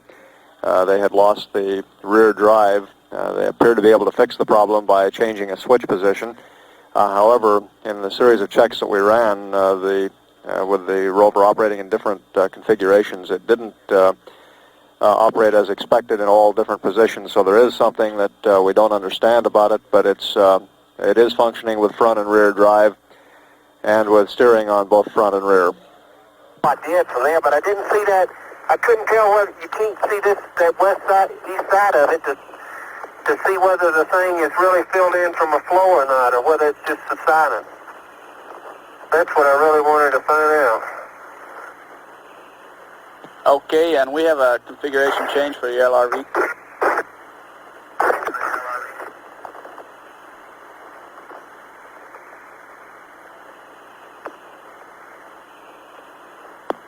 Okay, go ahead with your config change. Okay, on the PWM select, we'd like to go to 1. And on the drive enables, Okay, we're in 1. Right, in the drive enables, we'd like left rear and right rear to PWM 1. Left rear and right rear to PWM 1. Go. And on BAT 2, bus C circuit breaker, we'd like to pull that one. That'll load up battery 1 a little bit more. BAT 2, I guess, is a little hot. You want to pull BAT 2 bus C circuit breaker? That's affirmative. Yeah. Okay, BAT 2 bus C breaker coming open.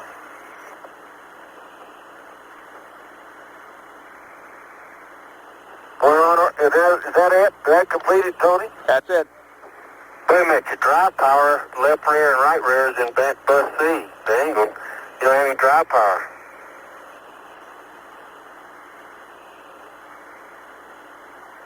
Drive power should be nominal.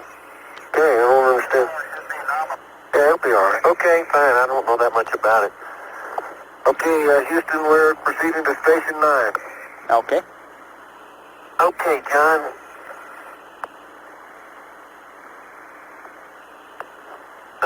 Station 9, vacant lot. We get to sneak up on one. All right.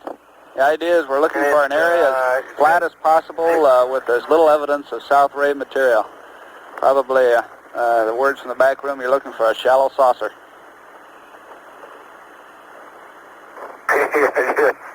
They got the message, all right. Yeah, that's going to be a real good find, Houston. I don't think we can do it. Okay, 10 clicks, Tony.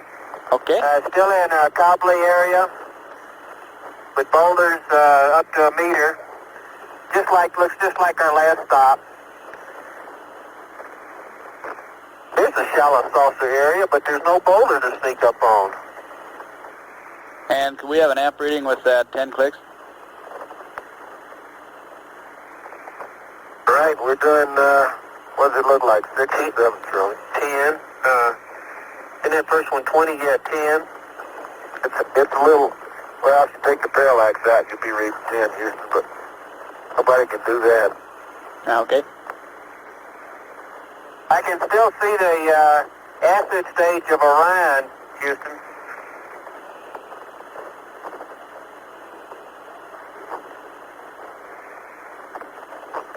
And we're in a boulder field now that has a population, a couple size, up to 15 centimeters, covering 30% of the surface. There'd be a better place to go than where we are? To get there, I don't know where it would be. This is 015 for 2.7. According to them, we're almost there. I think we're just too close to the ray patterns off South Ray. Okay, we understand. All we can do is pick the best you see. Don't you? Okay, well, let's go on a little further closer to the limb, and maybe we'll come across one that isn't so, it's more... Okay, a worse That's problem... all right, because there's no... Right, that would be fine, except a worse problem is to get contamination from the limb. We'd rather have contamination from South Ray than from the limb. Okay. All righty, we have just found your place. There it is, right over there. See that big rock, John? Yep. Down in that big hollow. It ain't a hollow, that's a crater. Well, it's an old... Down where I come from, it's a hollow. Which one? That one way, it's over there about 50 meters, 2 o'clock. Okay, that's up a slope, up on the slide of it. Well, I know, but it's on the side facing the limb, so that would even be better. You say it's on the side facing the limb? We wouldn't want to face the limb. We want to not see descent. I blew it. It's on the side of the crater away from the rim. Away from the limb. Tony, yeah, no way to see the limb from over here. Yeah, but Charlie, we can't get off and sample around it. Why not? Oh, okay, let's drive up here.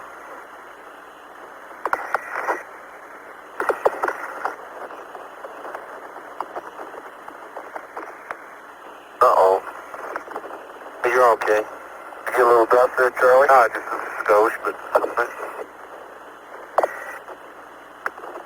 Well, the trouble is, John, that rock's so big you can't even reach over it. That's what I'm saying. Yeah, but you can sneak around to the side. This is a steep slope right here, baby. What I was telling you. That's that rock right there. That one right here is fine. Okay. Yeah, that's... Okay, this is, 180 parking, I guess. Yeah.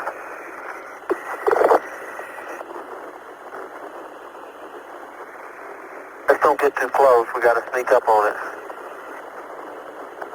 Then I can't get out. You parked right in the crater for me. That's good now. Yeah, but that ain't 180. Okay, excuse me.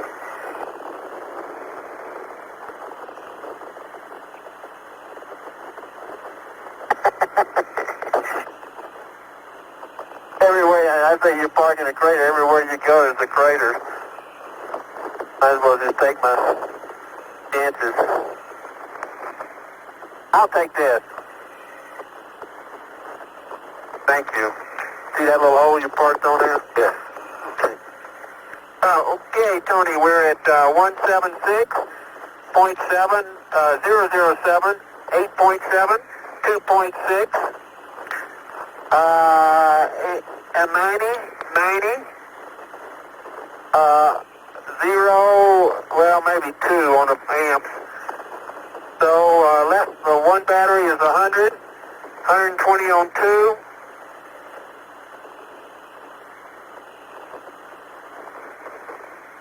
I'm still reading off scale low, both all batteries. Okay. I mean, all motor temps. We copy that and back off. Thank goodness. Okay, stand by.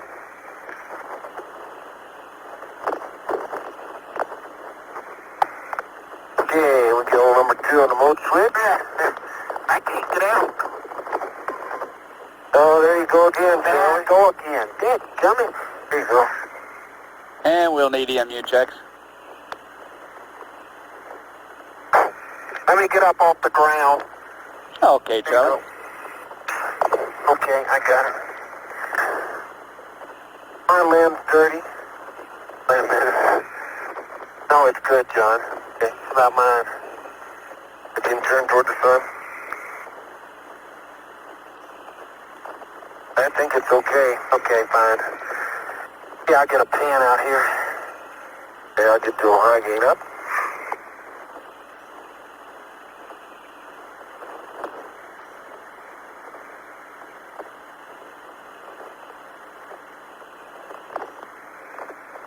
Let's see, number 8.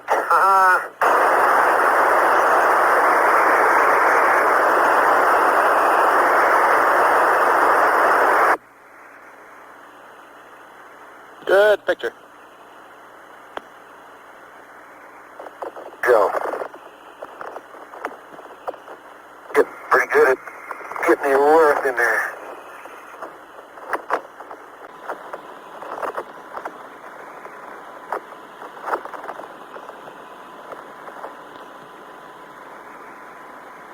Tony, I bet you that rover would have climbed right on up to the top of... But this is some machine, I'll tell you. Can I turn your eyeball around to dust it out, Tony? Say again, Charlie.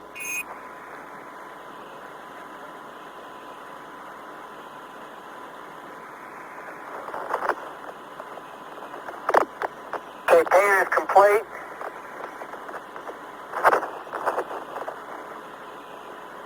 Okay, we need the surface samples. And that starts with the beta and then the velvet, and then a skim and a scoop. Okay, that rock over there is the one I want to sneak up on, Charlie. Yeah, after 2, place no mine, we don't have that. Cross sun stereo after, down sun locator. Do skim 3. Okay, so we don't get any pictures until we get the first two. Well, you got the pan. Okay, and before you leave the rover, we'd like you to pull the BAT 2 bus D circuit breaker. We'll let you put it back in before you drive off. Class 2 bus D circuit breaker, Rog.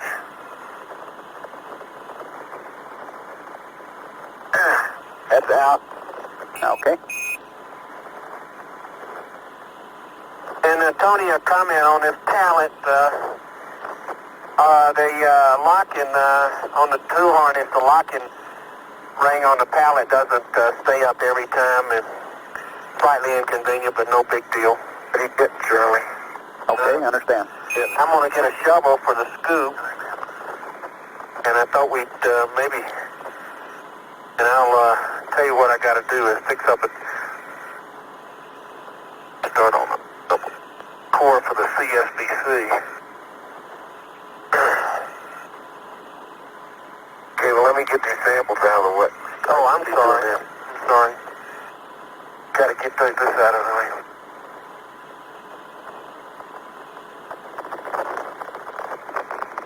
And Charlie, was that deck off? Yeah, I got the deck off. Okay. I think. Let me go check again. Okay. Pan left, Tony. Thanks for reminding me, Tony. I had forgotten it. Okay.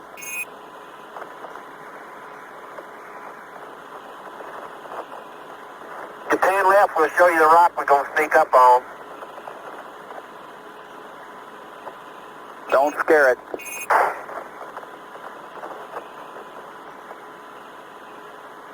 It's the wrong way.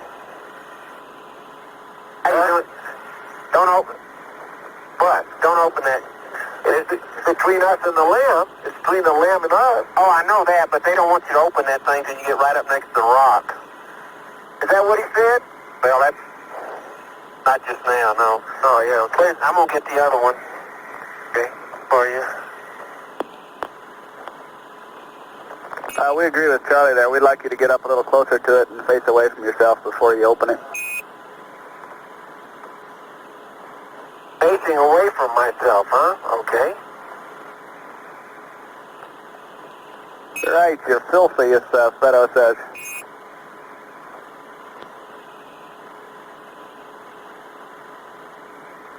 Don, are you sneaking? Yeah. Ah! Gee, we're missing the great rock hunt here.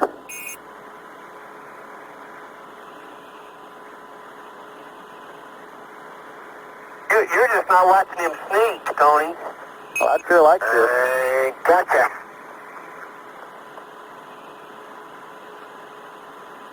What are y'all doing looking at the seats? Which way do we go?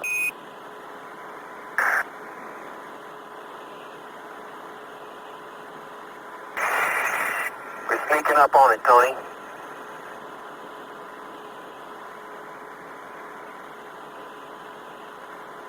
Ah, got him.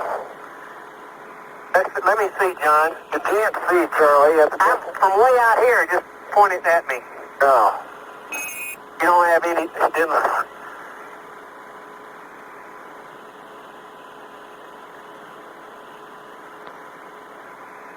Okay, here's the other one.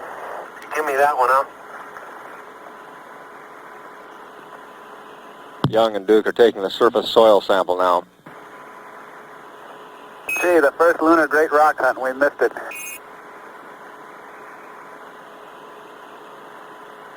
Tell you something else. I leaned on the rock. We can turn this one over. We can.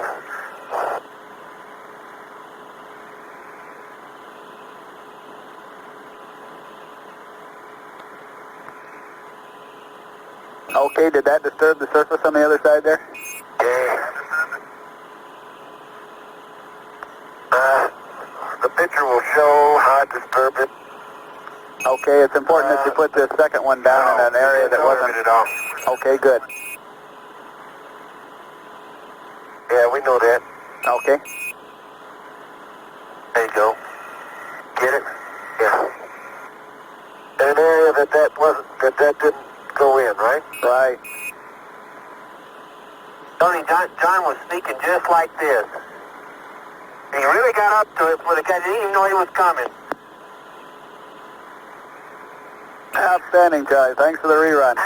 Man, that thing flops open.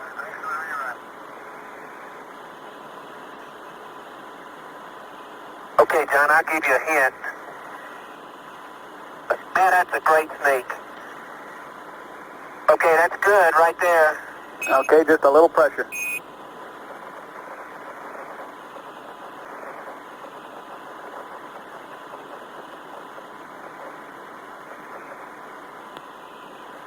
Beautiful. You picked some up on that one.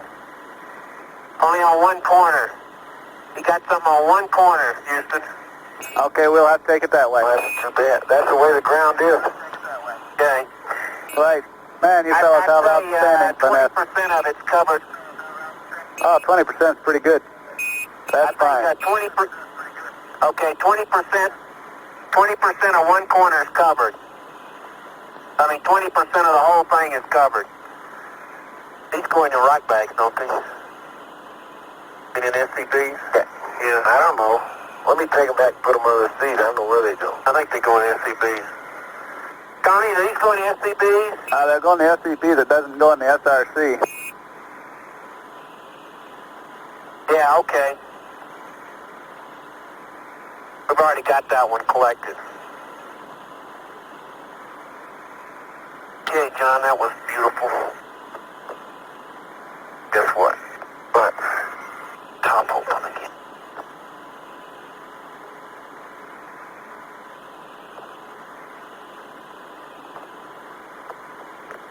Okay, now we got to go get, after 2, place the gnome on. I'll put the shovel. We get a cross sun, after, and a down sun, and a locator. Okay, well, it's going to be hard to get, because don't put the dirt all over there. I didn't. I missed it. Okay. It's going to be hard to get because,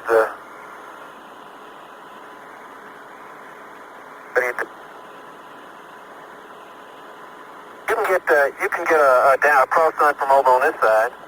okay, We don't have to sneak anymore. we don't need a UHT anymore, do we, Houston? We're going to need it for the ALSEP? We got one back negative. there. You got one back there? Yeah, it's sitting in the heat. It's sitting in the heat flow. See how far you can throw that beauty. Look at that. Being across the crater. Beautiful. Okay, I go get the down sun. There we go. Well, at least in a vacuum, it doesn't boomerang. I'll run around and get a locator.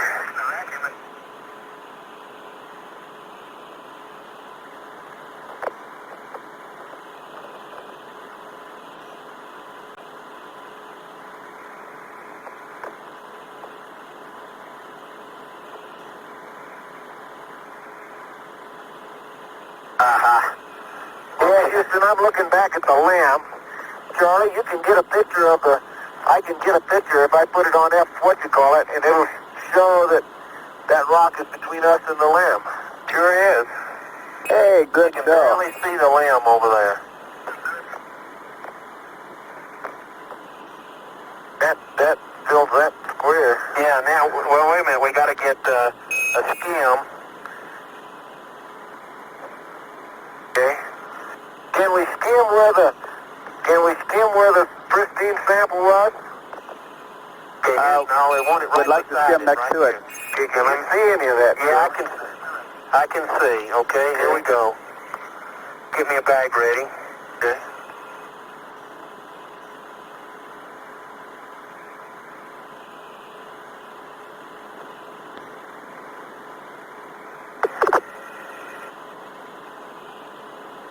Okay. Tony, I probably got 5 millimeters on that skim. Okay, that's pretty good. That's a pretty good little skim there. What setting should I open this up to show you these prints we got in the vacuum here? I mean in the shadow. Okay, I'll get your number on that. Why don't you go ahead and get the deep sample? Color. Okay, I can hardly see in there again. Okay, I'm on a wide. I'm going in the bag 376. You get me there? Yeah, no, I didn't. Okay, well, okay, I got to widen this area. Okay, 376. Okay.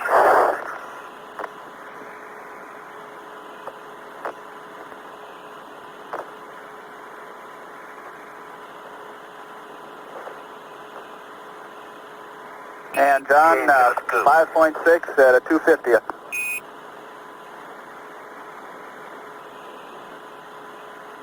Okay. I get you a little flight line of that. Okay, and Charlie Scoop is being taken right under the...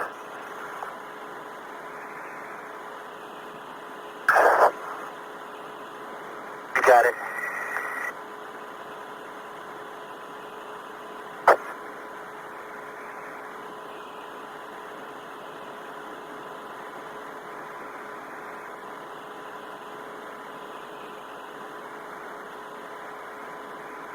Okay, there you go. That's going in back 377, Houston. Okay, 377. And you've got about 10 minutes now, and we'd like to get that CSVT. Okay, Tony, we can turn this rock over.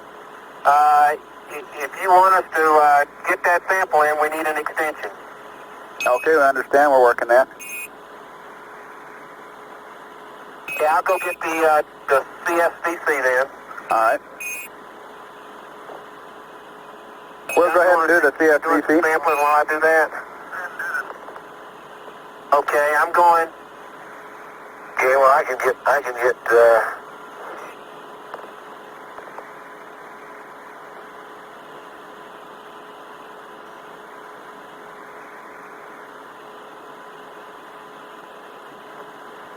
John, can you turn that over by yourself? I was going to give it a go. Okay, sound like worth trying.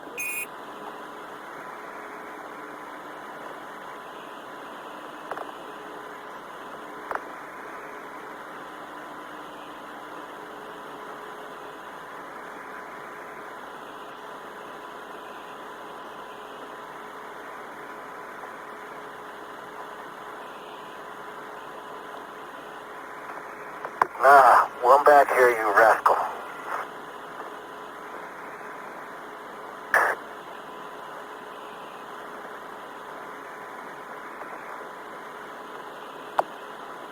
Getting a sample off of it, John?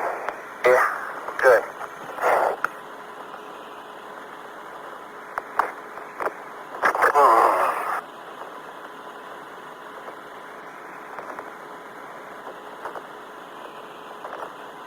John, you lost a bag? Yeah, lost my whole set of bags. Oh, shoot.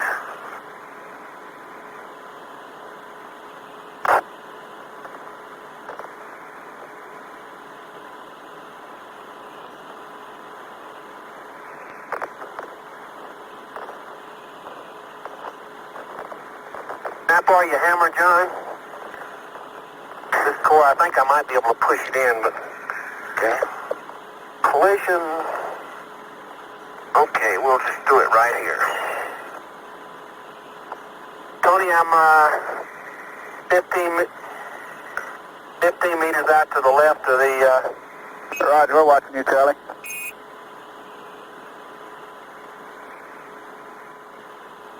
Tape came loose.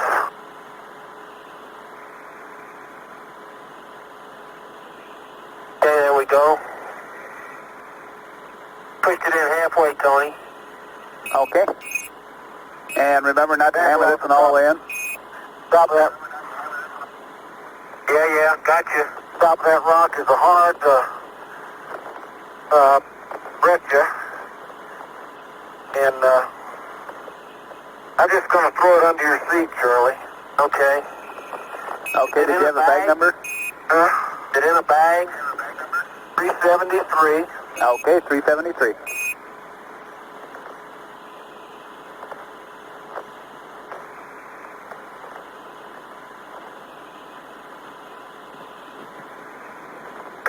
Okay, Tony, that's about 7 centimeters Looks out. good to us.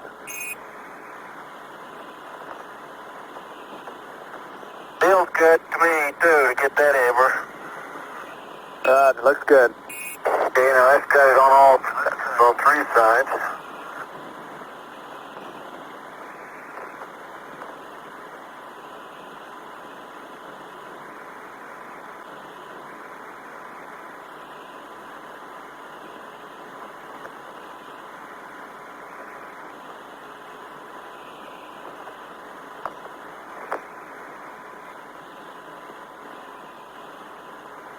Okay, now, there's a picture show where the top rock came out.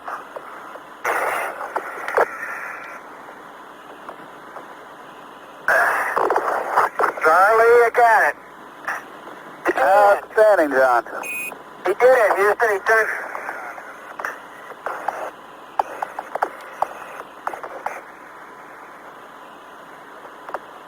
So you can not only sneak up on them, you can flip them over, huh?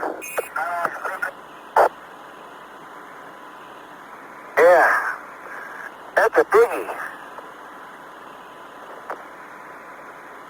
Man, it looks like it's been sitting there for quite a while. Look at that soil underneath it.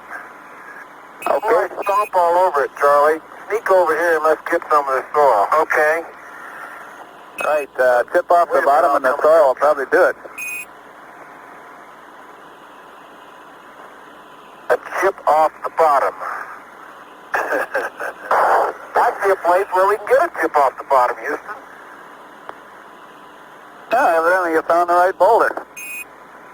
Yeah. That's a real good boulder. Some gun's been laying out here all this time. Just waiting for you. Hey, John, let me cap this. Let me cap this little beauty here before we lose it. Or I forget about it.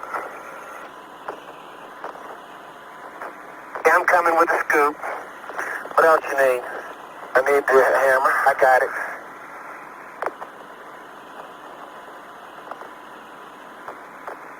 Hey, you want to just sort of sneak up so you don't sprinkle any dirt down the bottom of this place where we turned it over.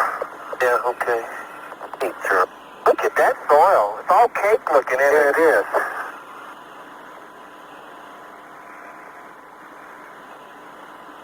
Okay. Let me get the soil before you start whacking, okay? Oh, yeah. Okay. It's all glass covered. The bottom is glass covered, Houston. Yeah, white glass. No, that's the black stuff is the glass. The other's crystal. That's the crystalline rock. Yeah. Oh, that part of it is. Very good.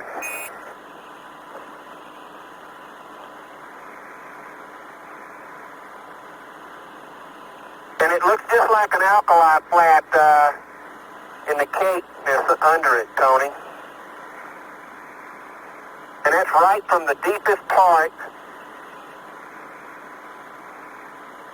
That sample is right in the middle, which happens to be the deepest penetration that boulder made. Very good.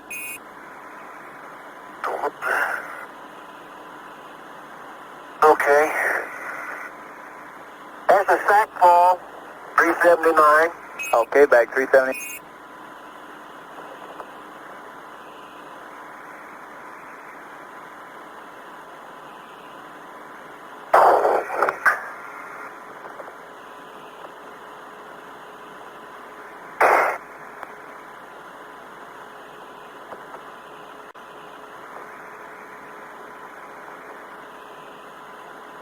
Where you gonna whack it, John? And Charlie, your SVG's open, Yeah, so a rock might right. come out. Okay.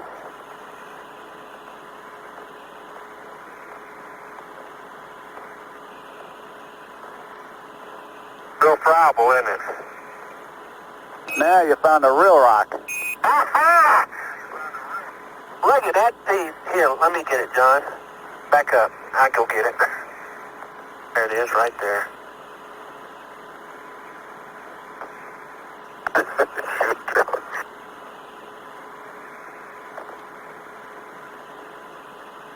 Can't you just pick it up with your shovel?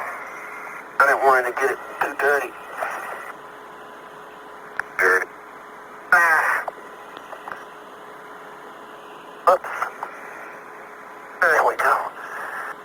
Okay, we got you about a 4 centimeter chip. Okay, that sounds good. Get some photos of it, and I think we've done it. And that's not glass, John. Those are crystals. Those are big crystals. At least 5 millimeters. With a bluish cast to them.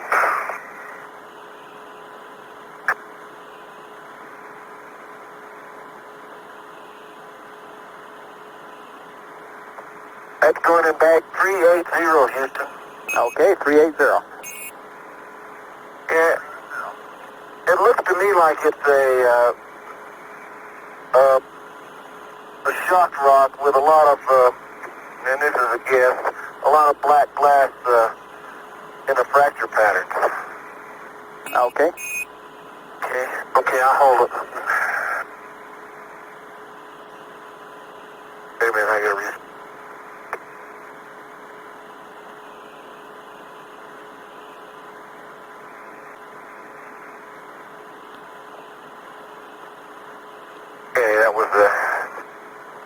Okay, that was about a 5-footer, Tony.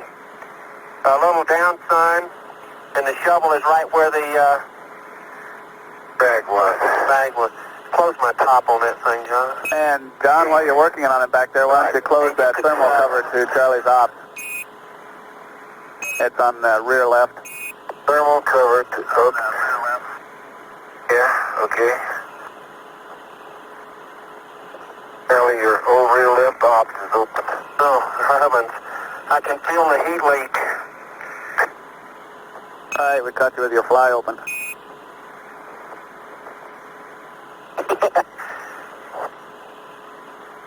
Didn't suggest any way to close it.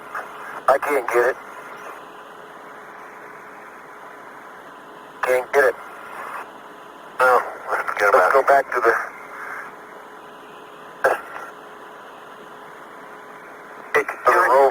Yeah, I gotta close this CSBC out. Take me a couple of minutes. You could go get a sample. Okay? Fair enough. Okay, we'd like you to pack up. John, if you could help Charlie, I think we'll have to get on. Can't help me. Unless you could get, well, you could get the top off of that CSBC.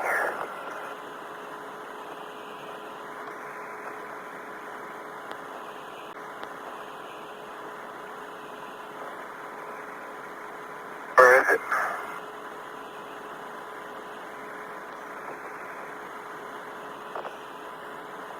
It's in this SCB number 2. Here? I'll get it. Just stay there. I am. I just wanted to get, I got a plunge.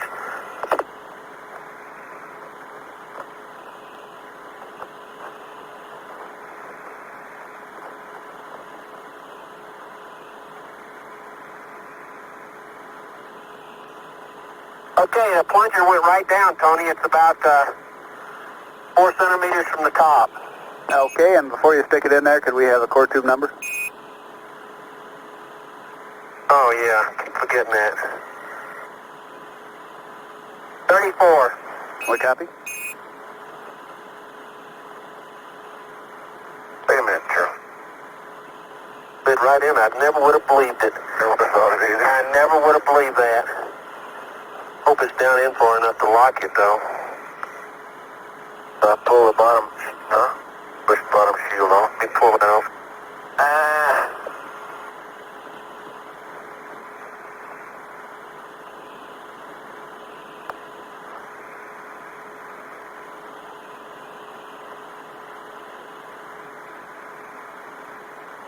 Put the spade up.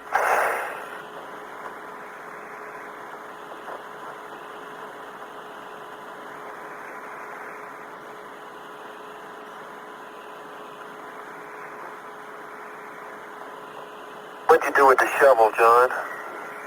I laid it over there on the bench. Okay? Yeah.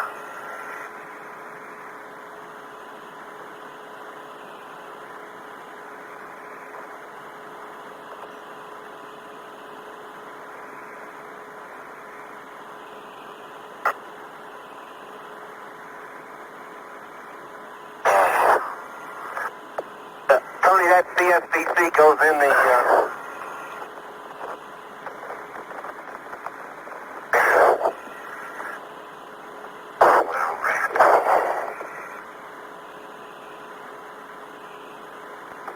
All right, Charlie, that CSVC goes in the SRC. That's right. Right, okay. So...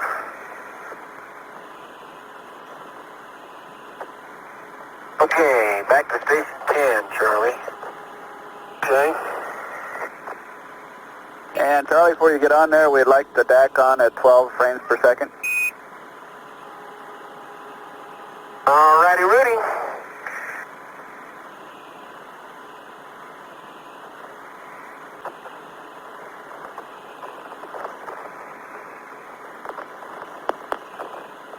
If anybody told me this thing go up the side of that mountain, I said, man, I wouldn't believe it. This is a real beauty.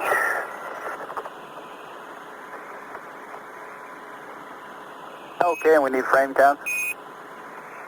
Okay, Tony, I'm leaving with about 161. I got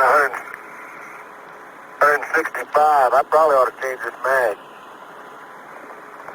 Do you want me to change the mags, Tony?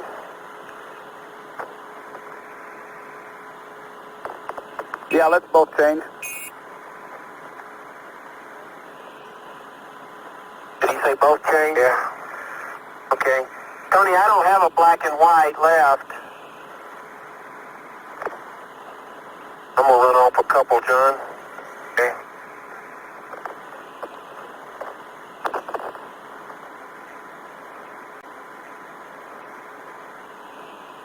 I'm out. 3 frames to go and I'm out. Okay. Okay, magazine, Bravo's got something in it. A few frames. You used about 50 on it yesterday. And we can use magazine Delta, both put color on. Is that okay, Tony? Okay, that sounds fine. Let's put Bravo on John since he doesn't shoot while he's driving. Okay. Got to hold it back and then pop it. There you go. Hold that and pop her loose. There you go.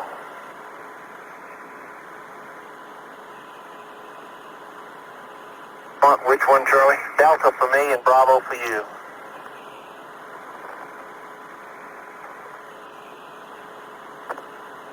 Thank you.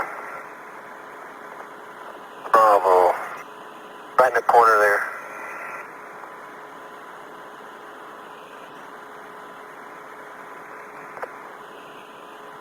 Set dark.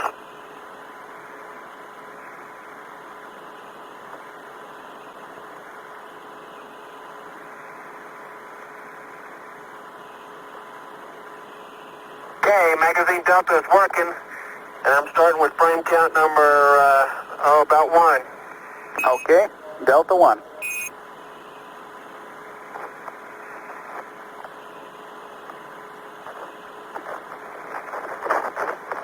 Dropped your bags again, John. Yeah, tape came off, Charlie. Oh, that thing did come off, didn't it? Yeah. Okay, let me come around and help you put it on.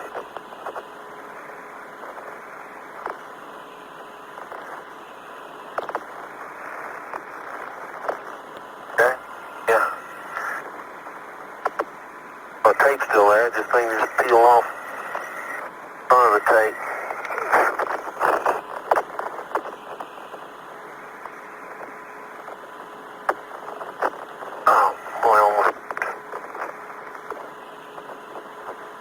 Happens in training. You got it. That's my lens. Turn into the sun. Okay. But your finger. It's okay. Wanting to see that. Okay, the DAC is set at F8 at 12 frames a second. And I'm not going to turn it on until we start moving, Tony. Okay, that sounds good. And we're going to have to move out. And yeah, we're mounting up right now. Frame Bravo of number 66. Okay, we got 66. John? I get it.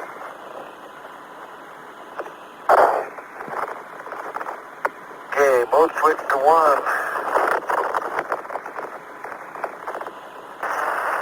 Oh, somebody already did it. Still looking at us with a big eye. There's a glass big claw. And John, we have a small configuration change. We'd like both the steering and the rear drive powers to Bus Baker. Okay. All the steering. That's from the rear steering. Clean now. No, it sees when you... Okay. Man, I'm glad you're driving this thing. I can't reach those buttons down there at the bottom. You ought to get that before you get in. That. Drive rear steering to Bus Breaker. Okay, you got all that two CBs out, Tony. Right, we understand. We're loading up battery 1. Battery 2 is a little warm. Okay. Say again what he wants. Did you get it, Charlie? No, I can't reach it. Steering, rear, Bus Breaker.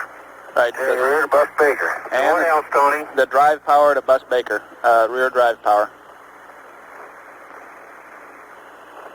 Rear drive power to Baker. Okay, you got it.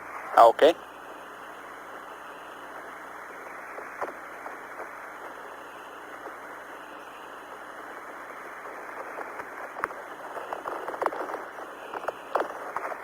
It's back to the limb, right, Tony?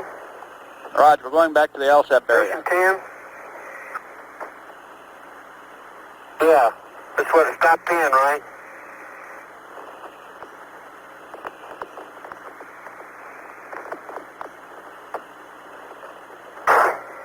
Okay, we'd like you to drive gingerly up to the ALSEP area there, and we're going to ask you to hold the end of that broken cable up in front of the TV, and that'll be the Station 10 parking area, and then you can do the Station 10 tasks down to the south, or correction, up to the northeast.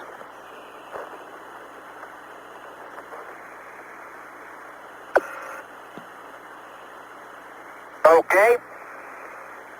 You mean help out a mortar package? No, it'll be behind the mortar package.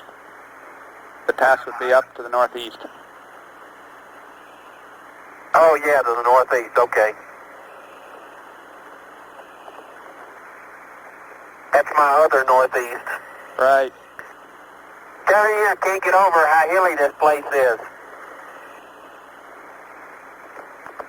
It's one hill right after the other. A ridge. It sounds like an outstanding place. Sure wish I were there.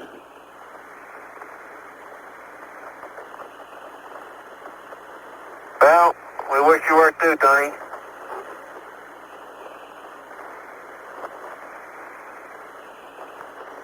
Okay, pictures are going. Tony, you're not going to see much out the right side of my in-motion Hasselblad because of this DAC camera magazine effectively blocks out that part of the field. Okay, we understand. Boy, but hey. As long as you have the DAC on, that sounds fine. And why don't you swing the DAC back and forth a little bit occasionally during the drive and get a side view.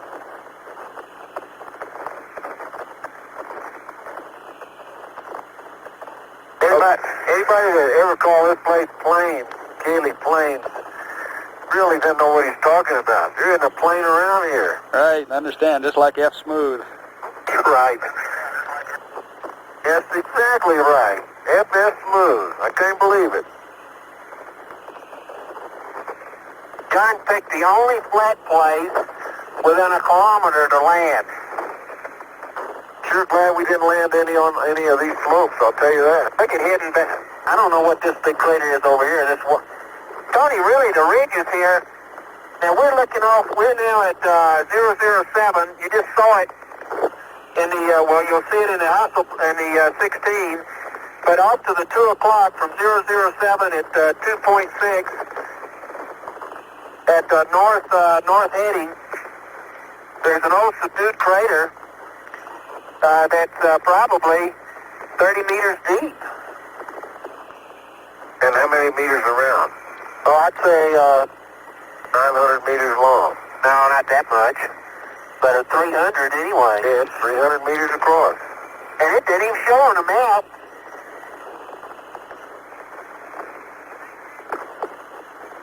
I tell you what it did show in. What? Those low angle looks that we got at the landing. Yeah, I'll say. That thunder was well needed, John. I'm being showered with Yeah. Didn't mean to do that, so am I. Okay, Tony, we're coming in an area that is not as it's not quite as blocky. I'd say maybe 10% of the surface covered with cobbles. Still same size. There's one big boulder that I just got a picture of. Buried. It's buried 3 meters, and it's buried from it's on it. Well, it's buried all over. I was going to say it's mostly from wasting from downslope, upslope, but it's not true.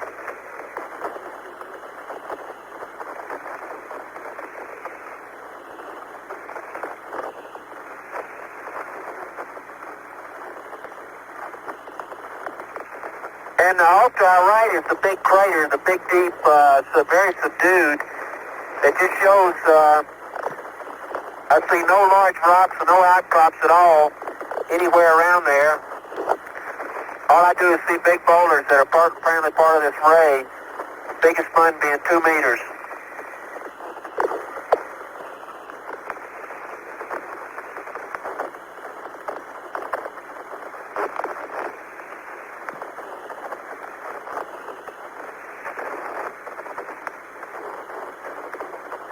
We're making 11 clicks now in this relatively smooth region.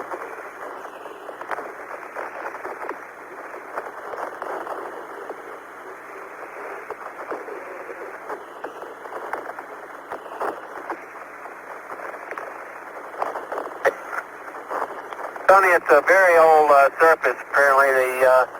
Every crater here is very subdued from the half-meter size up to the 4 or 5 meter size. Okay, copy that. Completely saturated. Here come a couple of angular blocks that you just got a picture of. They remind me of the one we sampled up there at Station 8.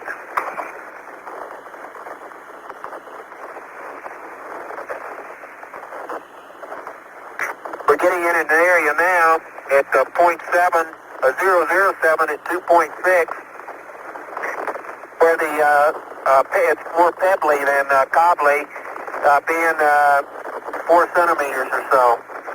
My what-you-call-it just fell off. The SCP? No, see it, look and see if it's between my legs. Can you see over there? I can't see. I think it fell between my legs. What thing? Film, my bags. Oh, I didn't see it, John. We got plenty of those. Got plenty? Yeah. Okay. Want to know whether to go back or not? I don't think it's worth it. Okay, and can we have a range and bearing, please? Okay, we're 007 at 2.6, and we can Okay. see just the top of Orion. Very good. And that nav system, Tony, has got us pointed right at it. Outstanding.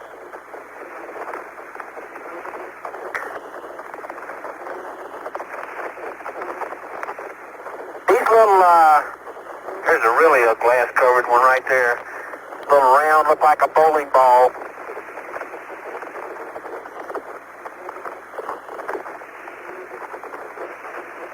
We're doing VMAX now, 8 clicks, 9 clicks.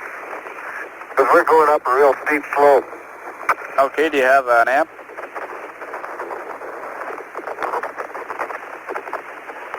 No. You're not. We're all on battery 1? That's right. 40, yeah. Okay, 40 amps, yeah. Yeah. Okay, we just topped out on a rise, Tony, and we're going down into another swell. I can see Flag Crater off at 11 o'clock, and we're heading 007. It's boulder strewn on the south side, pointed straight ahead of us, between us and the lunar module. Better, Charlie. The range keeps still saying 26. I think it's working. Well, anyway, you better belay that range, Tony. It's been 26 for quite a while. Okay, that's fine. We agree. We can see the limb, though. Okay, fine. Then we're going down into another 200 to 300 meter, maybe 500 meter subdued crater. It's really going to be steep slope if we go straight into it, but John is adroitly maneuvering around it. That going down that critter. Oh, that is really steep. Look at that. Look at that hole in the bottom. I know it. Tony, it's a subdued crater without any rim at all. It is sort of oblong. But look at that. Look at the that hole in the bottom has a ledge in it. I know it. Tony, this reminds me of Big Sag. If you know Big Sag on the map, west of North Ray, then this whole area to our right. Turn the camera around there. I wish I could give you.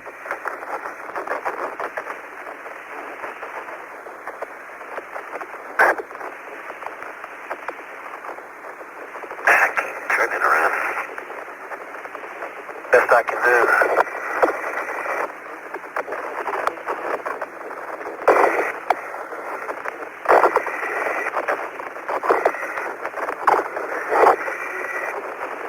Okay, just going Tony, by time and speed, you're about 1.2 kilometers.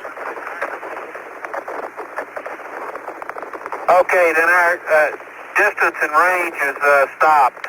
Roger. Yeah, our distance is, our bearing appears to be okay. Yeah.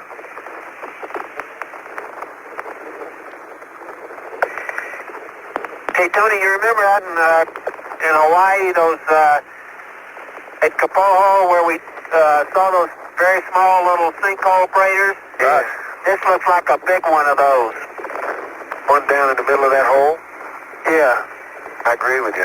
That's what I was thinking. In fact, the whole area looks like just a big slump. Something fell out the bottom.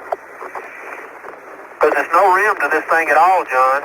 Okay, it'd sure be good if you could swing the deck over that way, if it's still running. I can't get it over that way. Okay. It just won't, it's running, but I don't have strength in my hands. Let John turn over that way, and we'll give you a couple of, as he swings around, I'll give you a couple of pictures of it. Can you make a 360, John? You should be out of film in the deck. Okay, where you want? Right here? Yeah. Well, okay, that's fine. Did you get it? Yeah, can you keep on going around? Sure. Let's just make a 360 this way. Okay, and get it on your Hasselblad, please. Hey, that's a neat way to... Okay, that's what we're doing. Good show. That'd be a neat way to take a pan, Charlie. Just what I'm doing, taking a pan of that thing. And we got it. Okay. Great. Okay, we got a pan from the rover, Tony, with a 360. Okay, and if you can turn the deck off, Yeah. please turn it off. Okay, wait a minute. Well,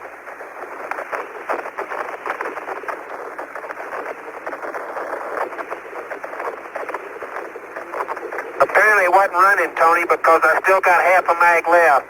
I'll turn it back on. Okay. My arms are just too short I understand.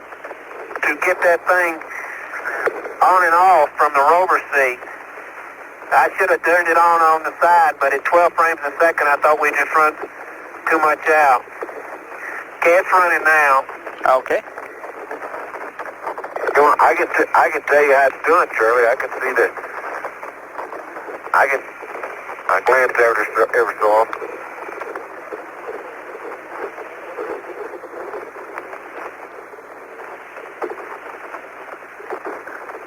Sure is comforting to be able to hear those old wheels turning.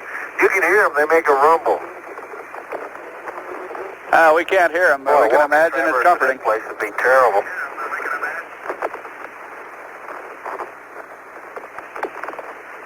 Okay, still in a cobbly area, Tony. There are two, apparently, to me, two distinct sizes. Those are the 6 centimeter size and below, are well around 6 centimeter, and those around 15 centimeters.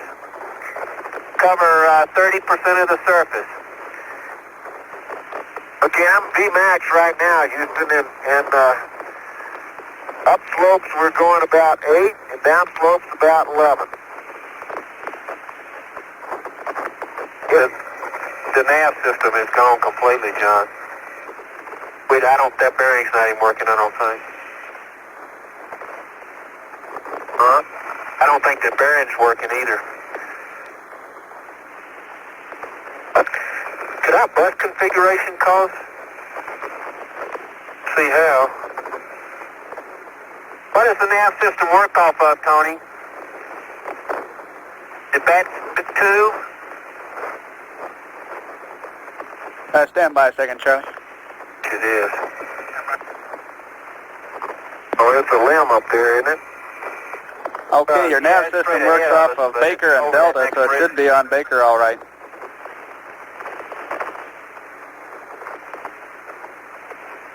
Okay, well, let's not count neither range, bearing, or distance.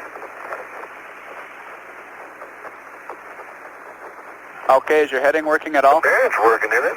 I don't think so. Yeah, the heading's working.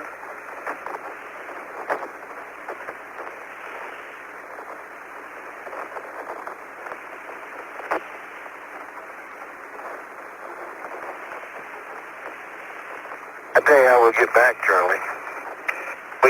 We got to go up on top of that ridge over there, and we'll be there. John, see those blocks up on the top of Smoky? Yep. If you head for those, the limb was right in line with those from our last stop. And I'm convinced that bearing was good from our last stop, and we haven't changed much. Okay, Tony, coming up into an area now after our 3 o'clock position, or correction, 9 o'clock. We're heading 020. That looks like another one of those old subdued sag areas. Okay, and we're going to cut back on our Station 10 just a little bit here, and we'll skip that photography of the heat flow cable. We'd like you to park halfway between ALSEP and the limb and do a nominal Station 10, except we'll drop the trench.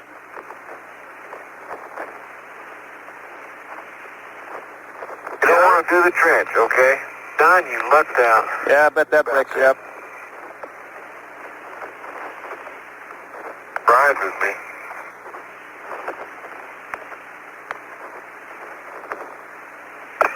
How do consumables look, Tony? Your consumables are fine. We feel fine. Okay, good. Okay, we're coming up on an area now as we top a ridge that is bouldery. About 10 to 12% of the area covered with boulders greater than 50 centimeters, and then it's cobbly covering about 60%. Looks like we apparently a secondary around here somewhere caused all this, but we don't see the crater. Okay, we copy that. And you have enough consumables to go on a long time. We just feel you put in a good day. What? Now, why don't we stay out here and set a New World's outdoor record? We don't need that. We got to leave something for 17. That, huh? We're going to set a new sleep record on this one. Well, this has been fun. There's that second. Okay, there's the secondary. Tony, we're coming up on our 2 o'clock, 10 o'clock position. There's about 50 meters, John, you say? Yep. 50-meter crater. It's a secondary, or at least it might be a primary with these blocks just being out of it. And it's quite deep. That's probably a primary. I don't know whether that's a secondary primary, though.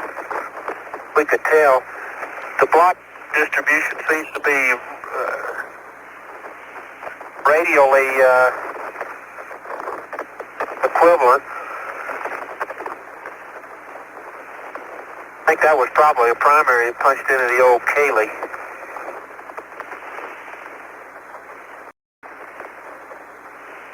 Okay, and Charlie, we think the DAC's out of film now if you want to turn it off. It is empty, reading empty. Okay. Okay, it's off. Okay. What's that thing up there on the hill, Charlie? Where? Straight ahead? Yeah. That's a rock. Radio's gonna say that. We got to get over this ridge, John, and we'll see the old limb.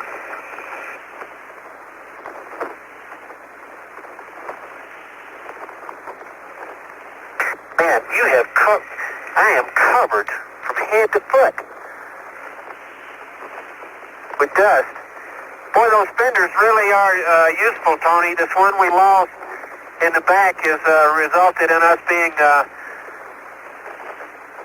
dirty. Double thick pin. We're gonna have to really brush. Charlie, you mean you guys are getting dirty? Maybe that's how we get our extension. Been dirty.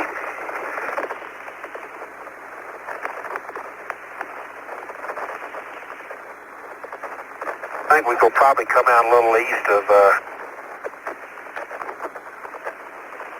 where we need, John.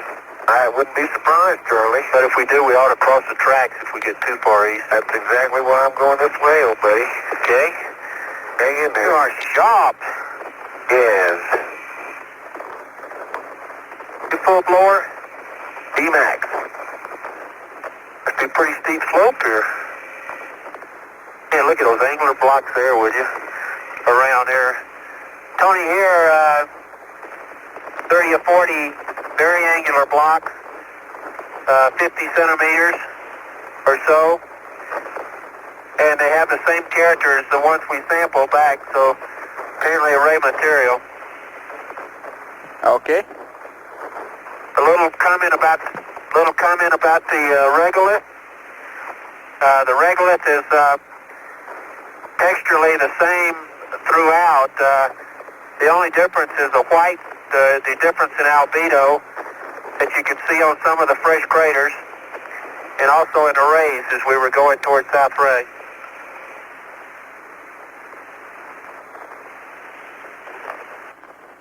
Okay, and Charlie, you can expect the feed water tone. Really amazing vehicle. Isn't it? Okay, I just got a flag of some sort. For me. Huh? That you or me.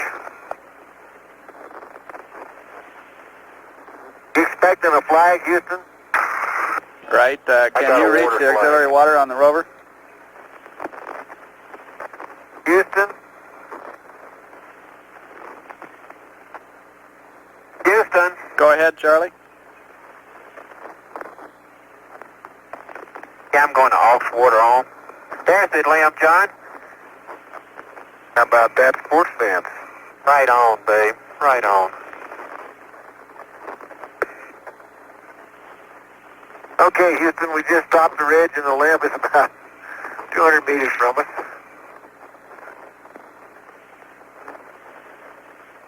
I think we've had a calm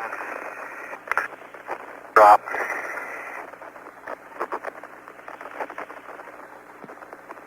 John, Houston? Go ahead. Okay, we had our comm drop out here, and I understand Charlie got his water switched over. That's affirmative. Okay. Yeah, Charlie's on aux water. Were you expecting that? Yeah, we tried to give you a call, but we had our comm drop out just about that time.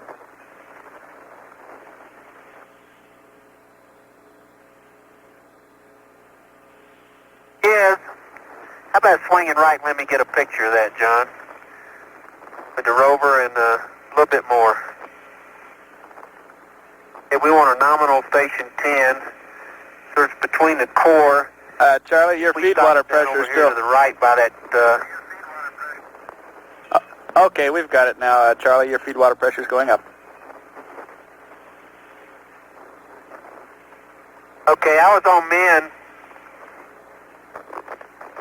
You're in good shape. Between the motor package and the motor package and the rover? No.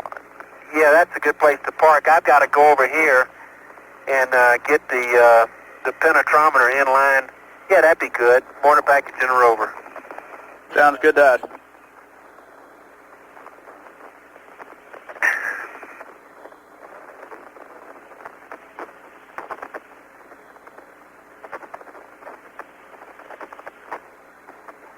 We won't have any trouble navigating without that navigation system, but it's just keeping them posted of where we are. Right. When you get parked there, we'd like you to reset your nav. Okay. Okay, which way we want to park on this one, Charlie? 180. South again, 180. Hook a right. I can't believe how hilly this place is. There's not a flat place around. Right, except where that limb is. Except right there where that limb is. And it's really good. That saves us a lot of time.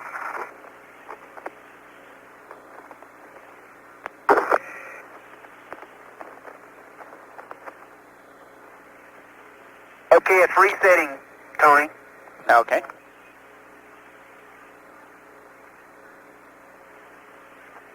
Okay, and you got, well, the heading said we're at 176, 65. What's the number? I can't read the number 2 amp hour. Number 2 amp hours is reading as 110. Yeah, 65 and 110.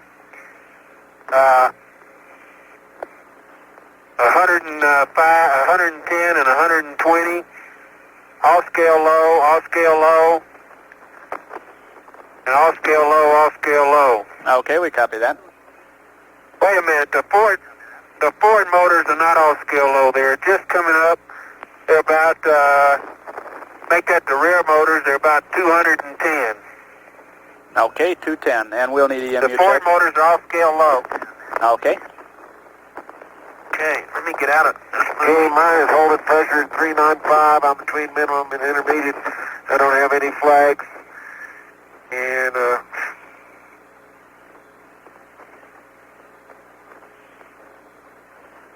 my O2 is so covered with dust I can't tell what it is.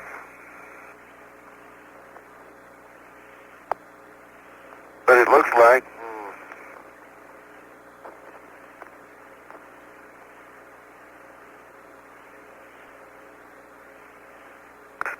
Tony, I think I got,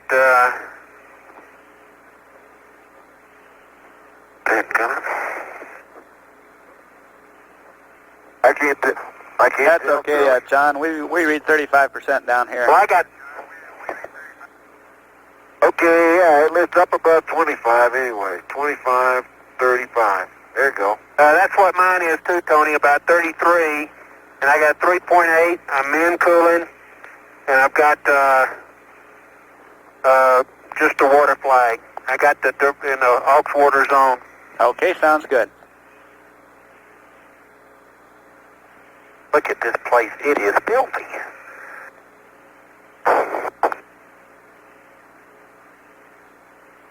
Okay, Houston, going to 3. Okay.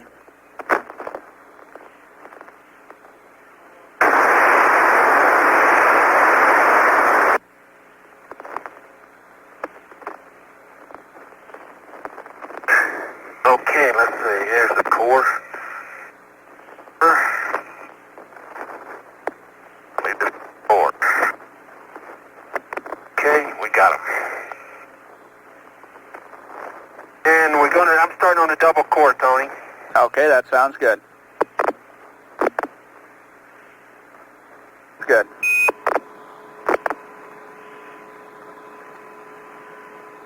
And John, Since we're running behind here, I wonder if you can operate the penetrometer.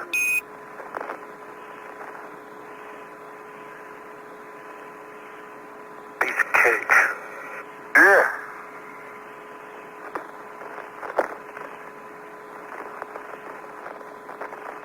Why don't you just give us an extension?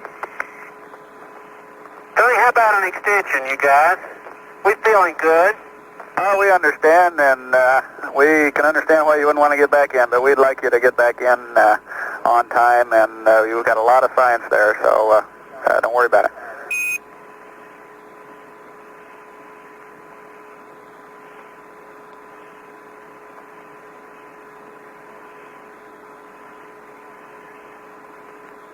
Dad, all we're going to do tonight was sit around and talk.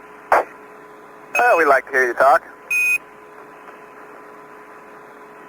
Tony, we could really, Yeah, especially on hot mic. That just makes it more interesting. 10 minutes, we get all this done, Tony. How about 10 minutes, Tony, please? Then you got the shovel, yeah. Look at that, Charlie. What? I don't see what? But somebody up there likes us. That bag number 4. See where it is? Came off, huh? Came off, and it's hanging between the fender and the frame. That is amazing. Yeah. Okay, can I have your hammer? Double core. Okay, can be anywhere out in front of the rover. I'll go out over and do it.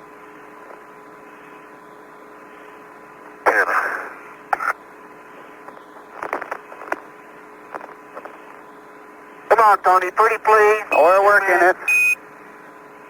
Okay, we'll go ahead and give you 10 minutes. Tony is, How's that? Just shows we love you. Attaboy.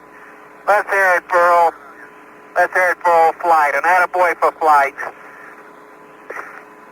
Yay.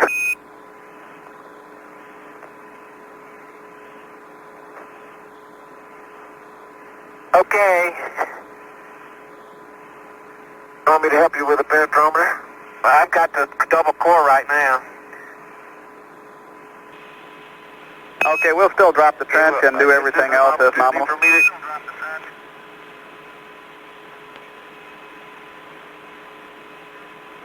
I bet you I don't get this in here, but I'll try. Think you will? I don't know. Okay, that's pushed in. Let me do that and you do the penetrometer because I know how to do that one. Okay. That's a good swap.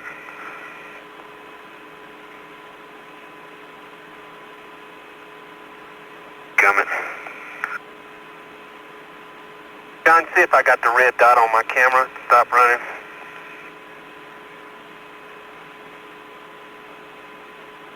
Sure do. Okay, how about spinning it once for me?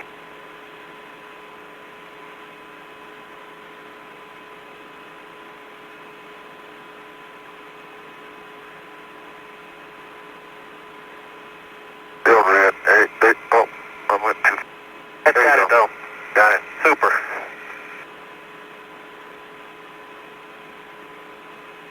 I get it. Cross sign as far as you can push it in. Okay. You want a hammer on this? Yeah. Okay, now the stuff to Take it apart with. take it apart with is back in the back. Okay. They want you to take both of them off together and then ram it home before you separate the tubes. Understand? And the top of the bottom one is back here next to the LSM. Okay. Okay, Tony, which, you want me to start with the 0.5? All right, it'll be the 0.5. Well, actually, you have the 2/10 on there. Why don't you do the string of 2/10, and then we'll come back and get the 0.5 near the double core. Well, no, I took the 2/10 off. Okay, I fine. don't have anything on here now. Fine, let's press for the 0.5. Okay. It gets hard down there, doesn't it, John? Yeah, I don't think it's going to go. How many, hit you want me to give it, Houston? Or I quit? Okay, it's not going down at all? Yeah, you getting it a little bit, John.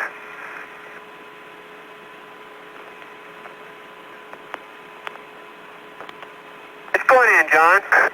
About a quarter-inch of stroke. That figures. No, a little bit more than that.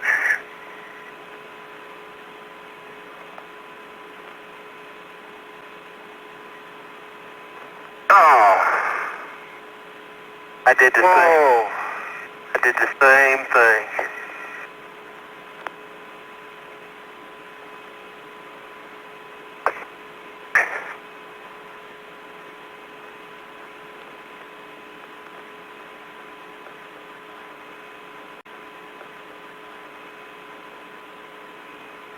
No, it's too late to change your mind. You got to hammer that one. No trenches.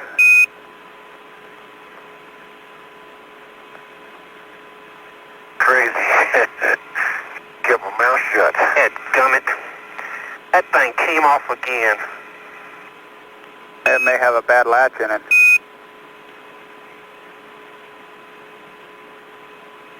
Down there, me good one, Houston.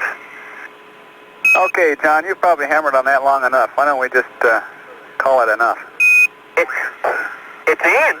John, it's in. That's far. How far you want to drive it? That's far. That's far enough. Drive it all the way? Yeah, they don't want any more than that. Okay, that looks good.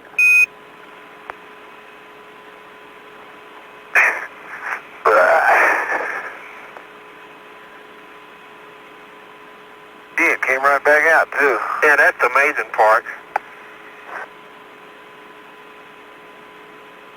It is amazing.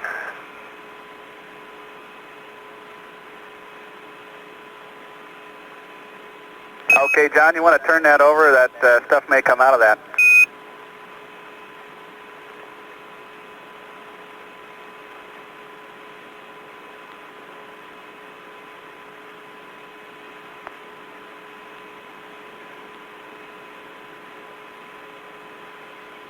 Okay.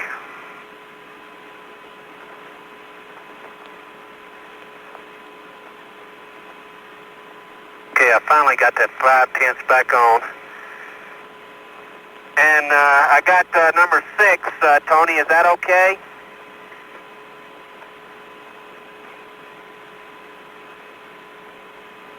I don't think I've used 6.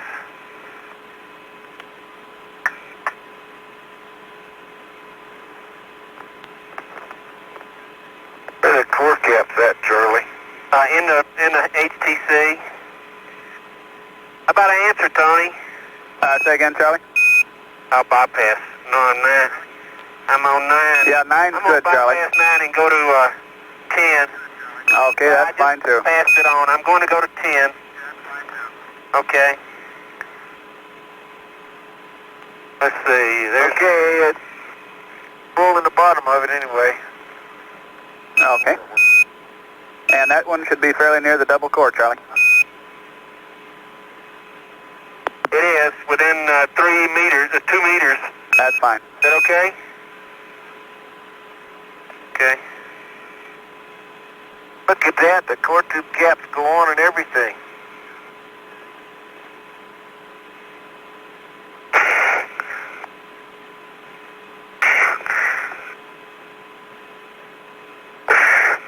Okay, that bottomed it out, Tony. Okay, we can see that. That looks good. Why don't we go to the 2/10 and do it just about the same place? Almost. Okay. And then work towards the...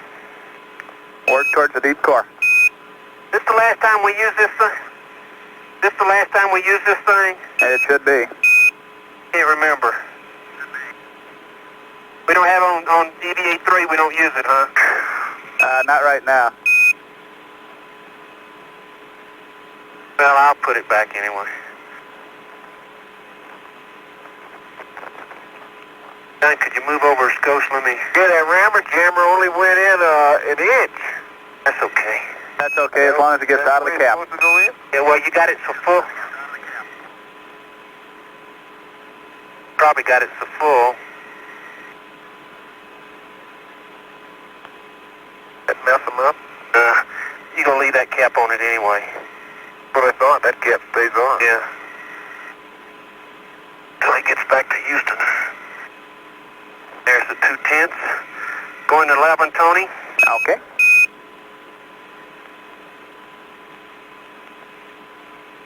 Hey, where's the top thing that goes on it, Charlie? Okay, the one for the bottom is right there by the LSM on top of the pallet.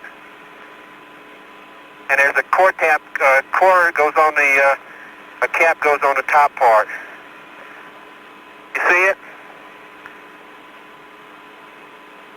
I sure don't. Okay, right by the LSM, or the LPM, there's a screw on, just like on the top part. Yeah. Okay, that screws back in the bottom part. Yeah, but what...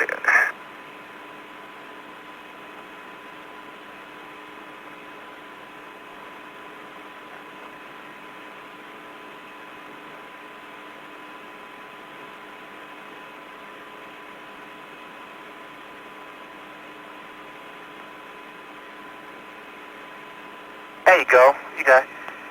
Yeah, that's good. Now ram that one, and then put a cap on the other one and give them the numbers.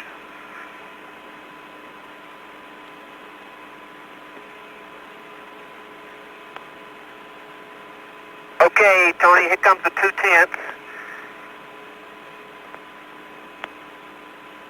Okay, sounds good, Charlie.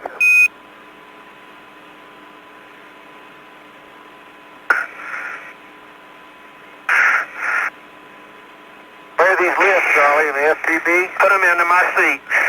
Okay. The numbers of these things. Okay, the 2/10 almost went in all the way. Okay, Charlie, we see that. Okay, the upper one was 40.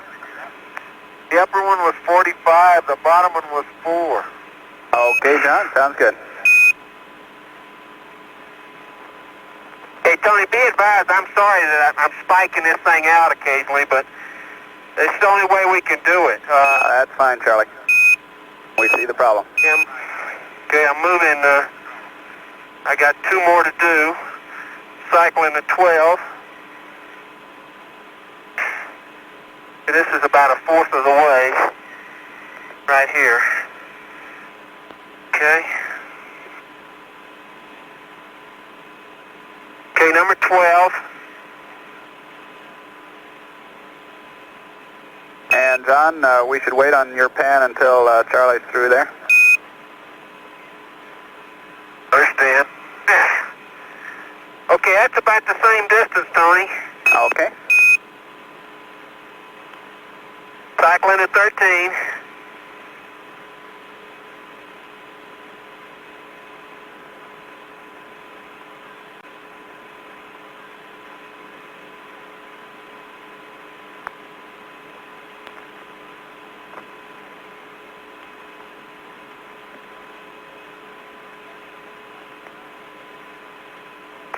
Hey, John, while you're sampling there, you might look around and see if you see any vesicular basalt.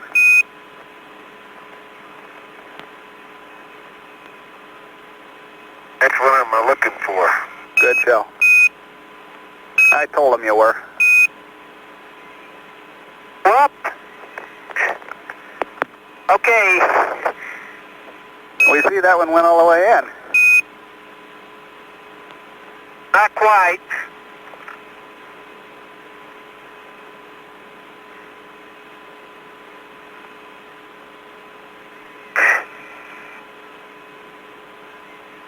But there it is, all but about 5 inches. Okay. And that one was smooth. Okay, and John, stand by for a feed water tone. Just got it. How's that? Oh.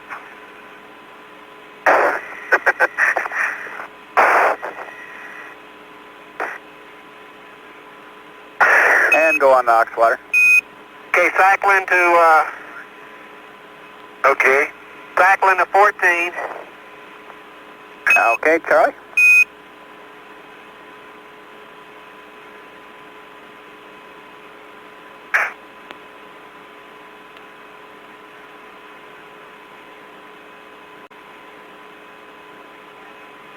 and I'm right by the double core. The deep core. Okay, that sounds good. Pretty beat up with. Okay, but it's pretty beat up with footprints. Should I go to a pristine area or stay here? Just move it over out of the footprints. Okay, I got a good spot. About 2 meters towards the central station. Okay.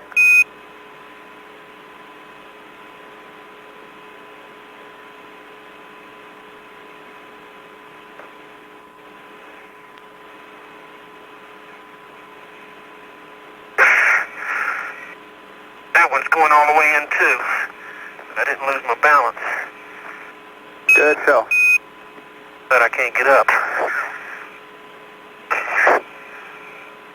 There we go. Recovery. Bang.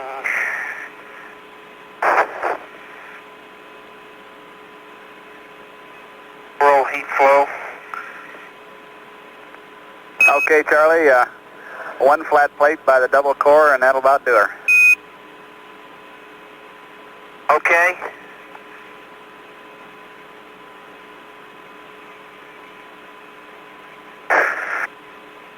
Okay, Tony, that connector, the printed circuit on the heat flow, is still in. Okay, we understand. It looked like the silver part broke off right where it's made it into the printed circuit. Okay, we copy that.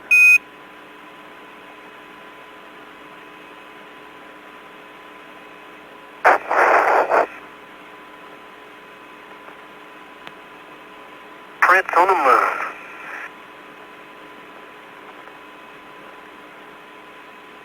Can't believe it.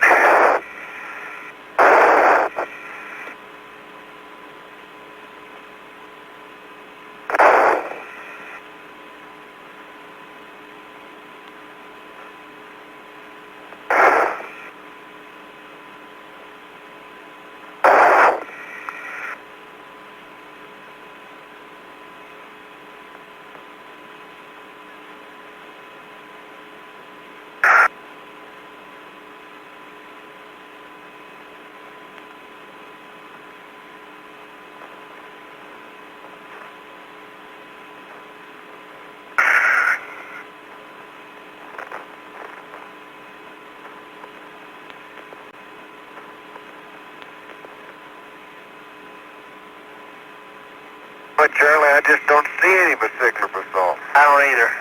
Sort of like they're always there when you need them.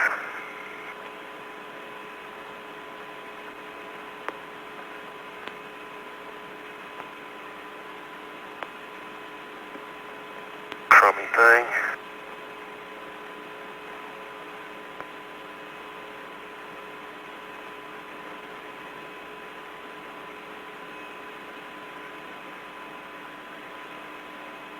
And John, as Charlie takes this penetration, we can go ahead and take your pan. Okay, Houston. Cycling to 15. Okay, good show. And somewhere between this mass of footprints. Aha, there it is.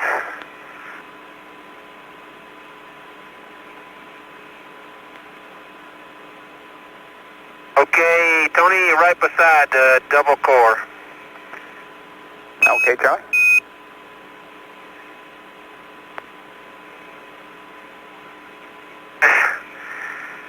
Okay, that was a pretty good one. I think it's going to turn out, and it was, it went in about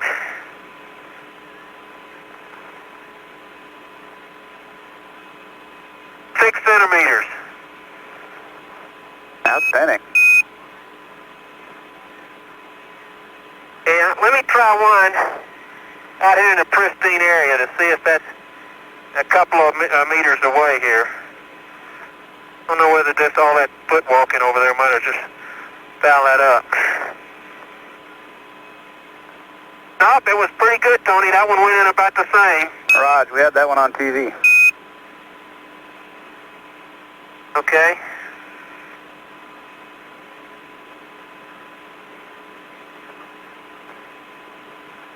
Charlie? Yeah? Can you see if my lens is dirty? Yeah, just a minute.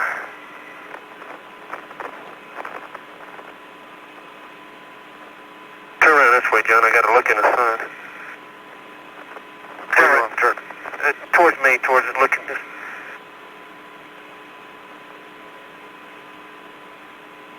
Slight dust, but not much. It's okay. Fine. Fine.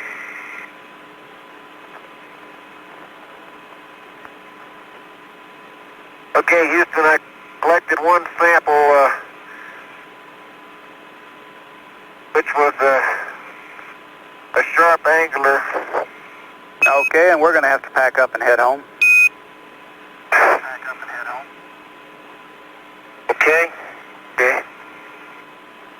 Home is about 50 meters away. Can you put this back here, Charlie? Yeah. I thought we lost a break here for a minute, but there it is. And that sample is going in bag 381, and I'll shoot the pan here in a second. Okay, 381.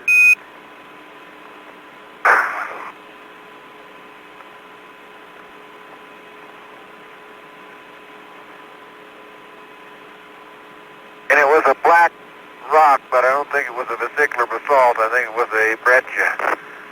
Okay. Probably the same type as we've been sampling. That's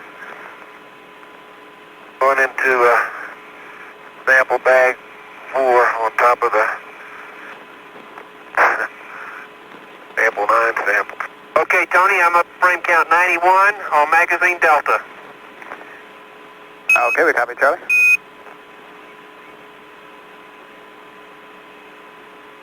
Tony, does the... Can't remember, does the CSBC, CDSC go into the rock box? Yes, it does. Okay.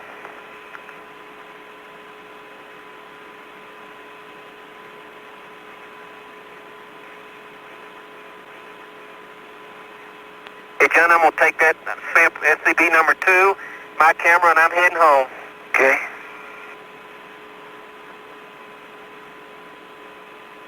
Boy, is this fun.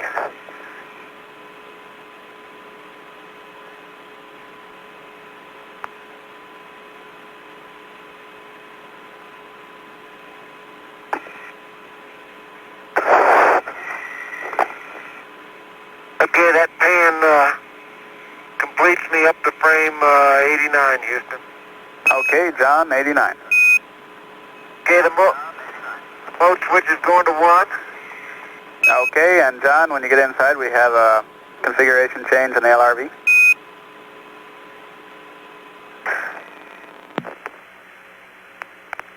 Charlie's already back at the limb. All right, we saw that before you went off. Faster than I do.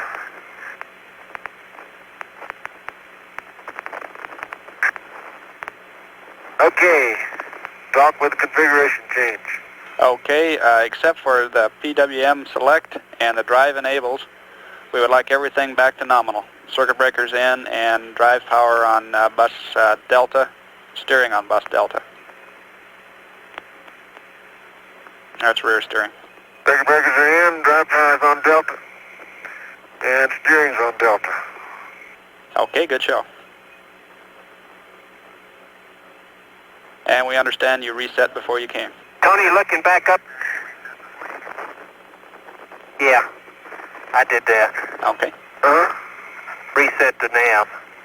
Yeah, we're reset now. Okay, fine.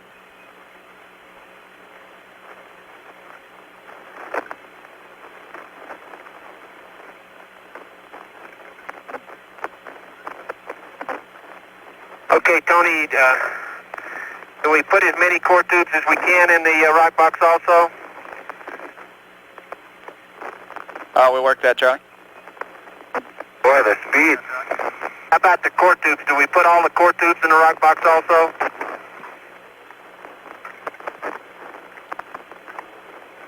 Okay, Charlie, we can put 4 Looks like core the tubes bearing is plus working the okay. CSVC and the rock box, then plus whatever documented samples you can get in there. A 4-core tube, CSVC, documented samples. Gotcha. Roger. Okay, looking back towards Stone Mountain, Tony. Charlie, let me park the limb right there. Okay, the limb's already parked, but you can sure park the rover. All right. Fair enough. Okay. Looking back towards Stone Mountain, Tony, I don't see the rover tracks. Okay, that's fine. We're a little bit behind the timeline there, Charlie. I think we better get closed out. Okay, we're doing that right now as fast as we can. Okay, understand. John's at the rover. I'm gonna put you on 3.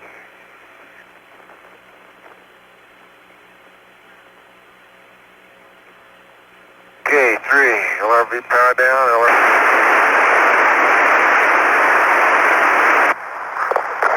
Reset the far UV, Charlie. And John, as you get off the rover, we'd like you to take a picture of the UV camera. Should be about f5.6 at 250. f5.6 at 250. Roger. You don't have to go up to it. You want me to take that picture? Yeah, just take it anywhere, as long as we can see the location. you're That's all it's aligned. for. You can see the location, that's all it's for. Okay. Okay, you're aligned, Tony, with signal strength about 4. Okay, we got a good picture. TV remote. Okay. Actually, just a normal old thing ought to catch it, Houston, because it's not in sun, but there sure is a lot of sun behind it, on it, and all that. Very strange. It's in shadow. Okay, I guess they wanted to see into the shadow a little bit. Try that. Okay. Well, I mean, the legs, the shadows, you'll be able to see it fine. Okay, Houston, you want to reset? Roger, reset, and I have new settings.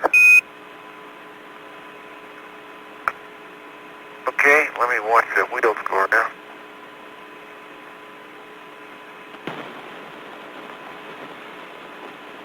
Reset, and it worked. It's working. Okay. What are the new settings, Houston? Azimuth 326. 326. And elevation 16.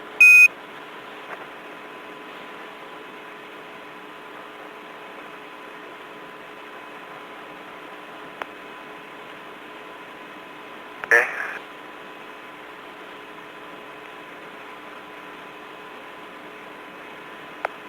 Okay, Tony, I'm putting core tubes 29, 43,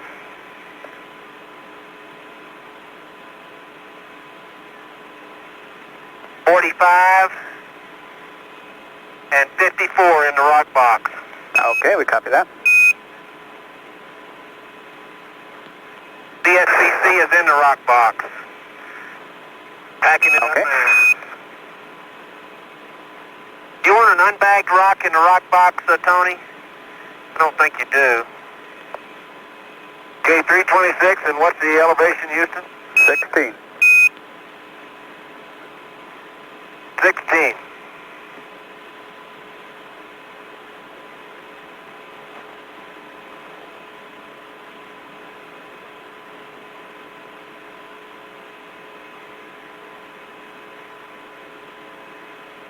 Okay, Houston, 326 and 16.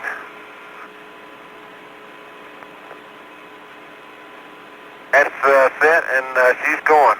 Okay, Charlie, yeah, you can put unbagged rocks in the SRC. Okay.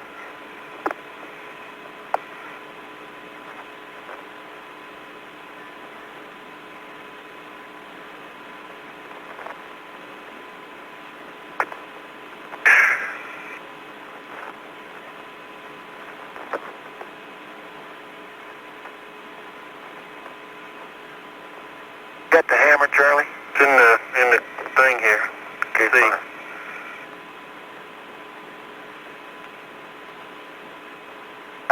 I think this bag here's got so little in it we can, let's empty it in SRC. There's some more will go in SRC. well, okay, but this has got those, two, what-you-call-ems in there. What you mean? Wait, Oh, those, yeah, okay, they can't go in SRC. where are they going, ETV? No, in a rock box, in a rock bag somewhere. Why don't you put them back here on the one, in mine, John? It's back on the rover here. Okay. Back on the rover.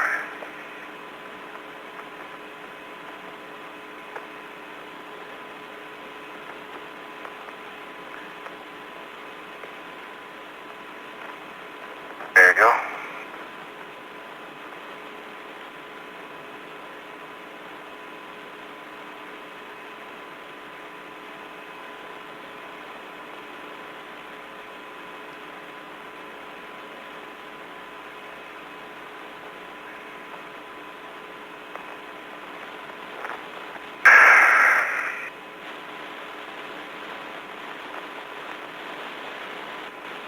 Hey, packing up the rock box, Tony.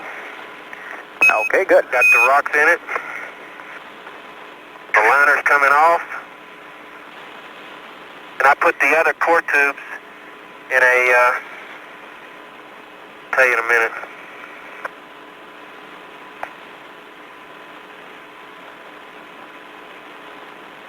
Beautiful. They just fit right in the top. Good. What's the number on that one, John?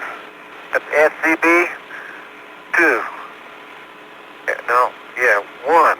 Okay, and the John's crystalline rock and the two other core tubes go in number 3, Tony. Okay. John, if you got where'd those 2 core tubes go that you had? Put them in here. 4 and 45 are in your seat. Oh, okay. Then I got them already. Okay. Okay, my deck goes. Here, let me unload your backpack. Okay. And my backpack has already been unloaded. Okay. We got 2 bags out that we Yeah, extra. oh, good.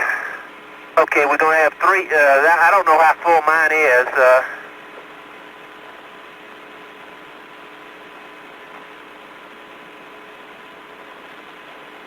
Okay, I got it.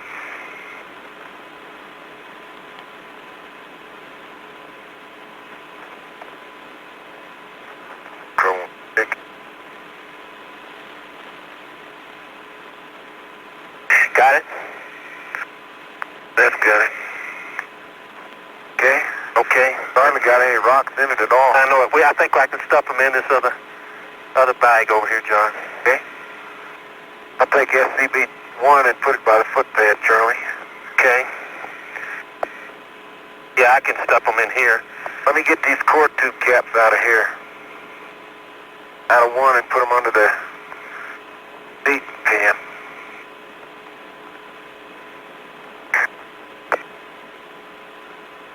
Okay.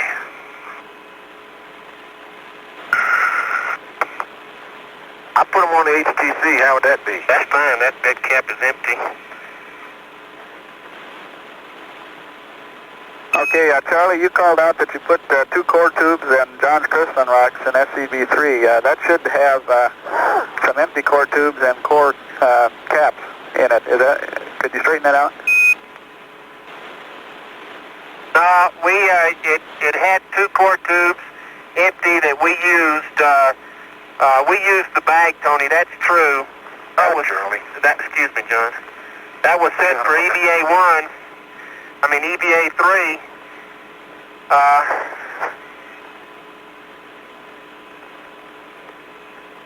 There's no problem as long as you took those core tubes and core caps out. Well, we got the core caps out, but we didn't get the core tubes out. And I don't know whether we must have used them. This here has a couple of core caps in it too, Charlie, number 1. How about core tubes? That's a couple of core tubes in Oh, number 1. good. Okay, we'll take those out. Are they empty? Yeah, they're empty. Okay, put them under my seat. Sure they're empty? Yeah, positive. Unless they got a cap on them, they're empty. Okay, Tony, we found them. Okay, good show.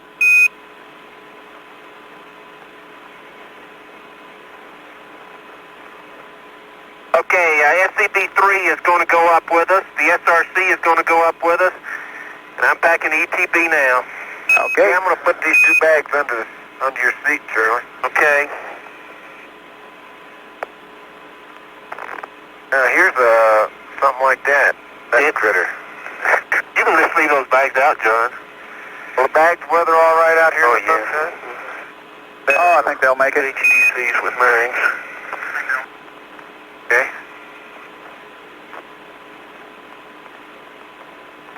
Where's your camera, John? I need your camera. Right.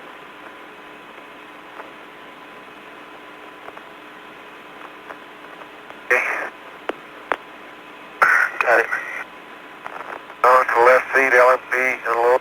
Okay, we're both unloaded. Back to ETB.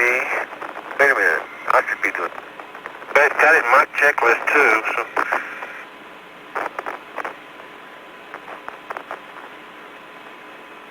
Okay, now you're gonna have to change that some because we got a little more than 2 HDCs, right?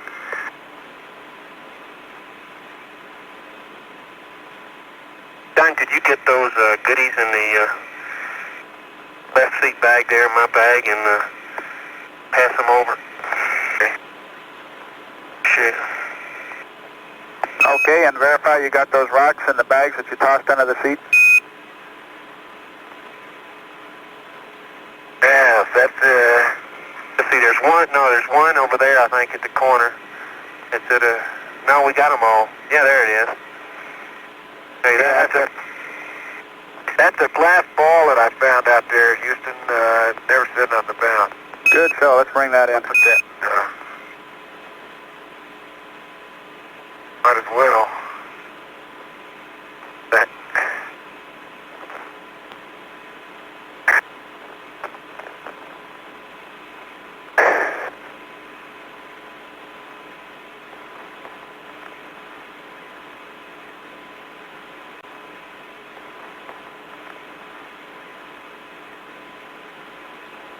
Down here's another piece of glass, hollow ball. Now, let's put it in this here thing. Okay. Oh, rats. Those things just bounce out of your hand. It's like,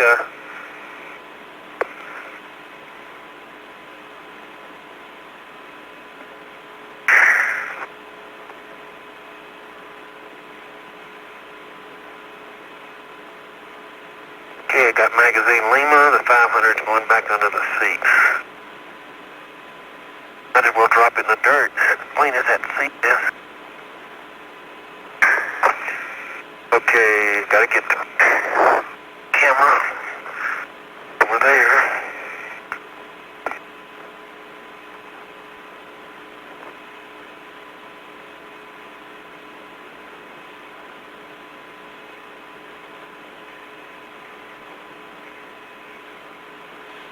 Okay, Houston. Okay, SCB number 1 is sitting over there on a foot strut, Charlie.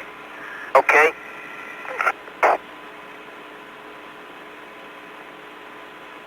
The mag's coming off the 16. Batteries into the sun. Okay, we see that, Charlie. Into the ETB.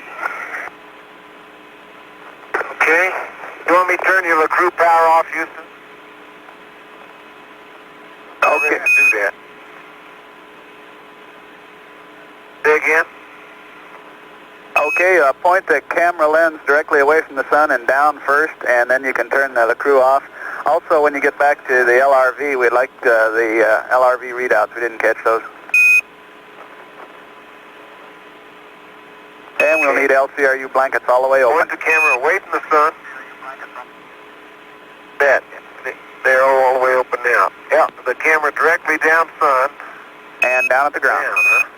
That's right. What's in the stop? Directly into the sun? Negative. Away from the sun and down. Betcha. There's the sun. There's the camera, there's the down.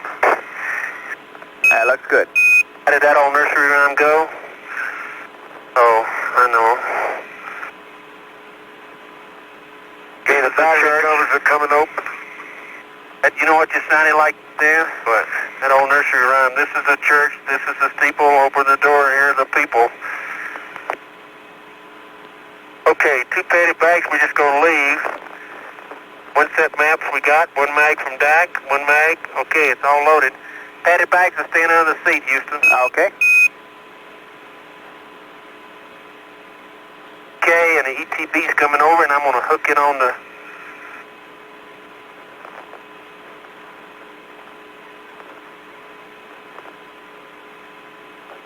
And the batteries do need dusting. All right, we saw it come Tell me off to do those that, John, covers. I can reach better. Okay. Those LaCrue, yeah. Man, we got a lot of rocks. Good show. Only way to Name of the game. And we don't have Big Muley yet. But don't let us forget to get Big Muley here. We wouldn't do that. Muley's coming in. It's hard to sleep with it. Okay, I'm going to get pallet 2 out.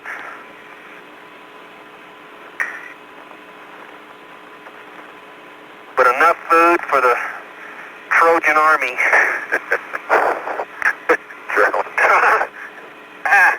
Oh, look at that, John. It just comes right out of there.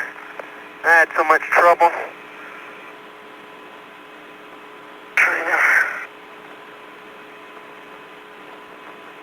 Okay, pallet 2, Mesa. LOH can, Mesa. Do we have that, Tony? You already had the Lyle can up there. We already got it up there, don't we? That's right. Yeah, that went up yesterday, so... Okay, we don't worry about that. Okay, Houston, as you know, the one I have the most trouble getting is that mirror in the middle, which I understand is just a nav system anyway. But I got it as best I could. It's a lot cleaner than it was.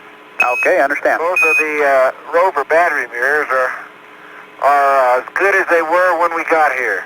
Okay. This one needs dusting, Oh, John. no, I ain't dusted it yet. Okay. I'm going over and kick off on the strut here.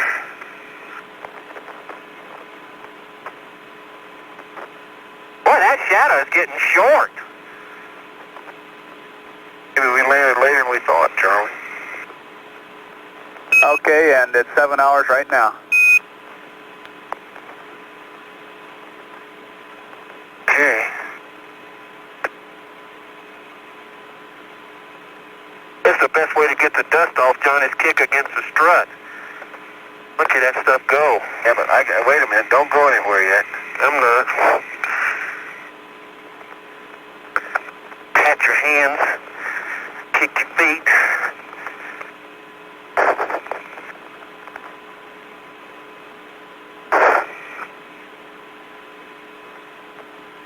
Okay, 2 SCBs we got. Okay, looks like we're going to have everything. Pallet, the ascent stage, 2 SCBs, the ascent stage.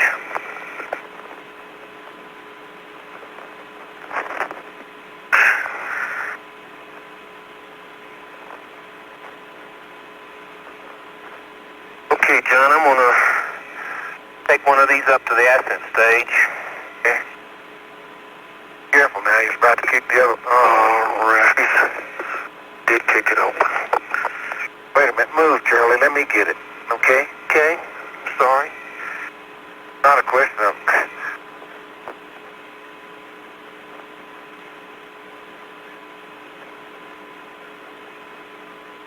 There's that sample that was in it. Oh, there you go. The top just wasn't too close. Yeah, I got the bag. Oh, wait a minute. Do with the sample. There you go. Another sample.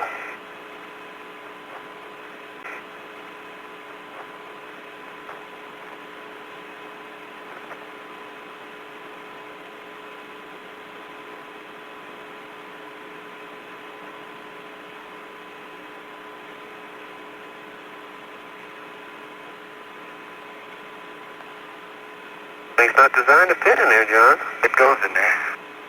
Not flat like that, I bet you. It does. I put it in there a minute ago.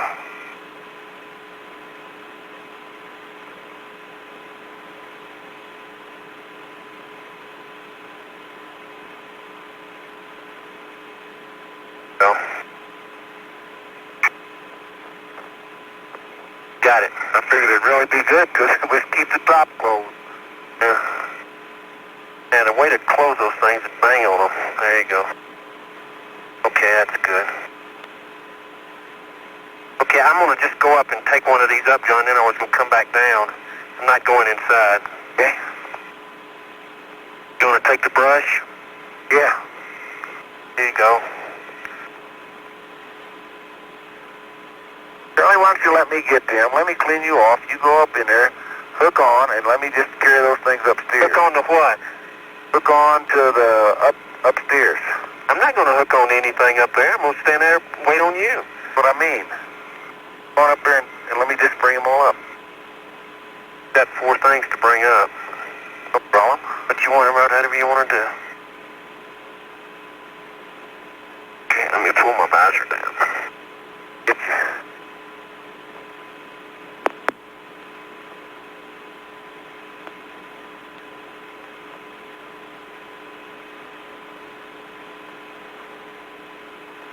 Can't believe it. Tony, do we look as dirty as to y'all as we do each other? Nah, you just look pristine.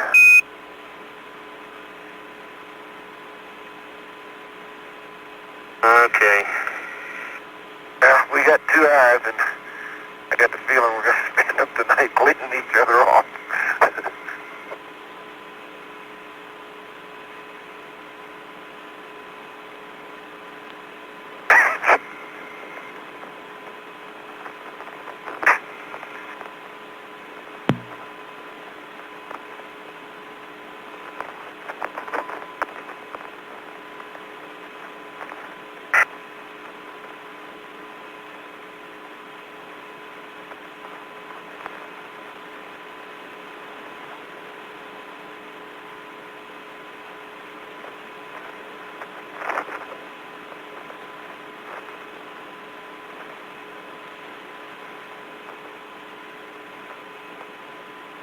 That's good enough, John. Clean off my RCU. That's the only other thing I wanted.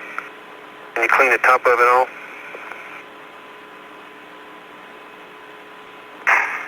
There we go. Let me get you.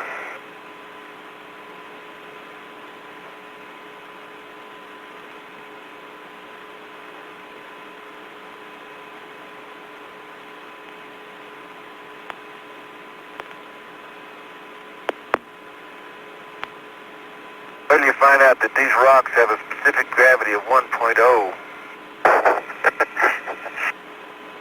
Somebody's in trouble.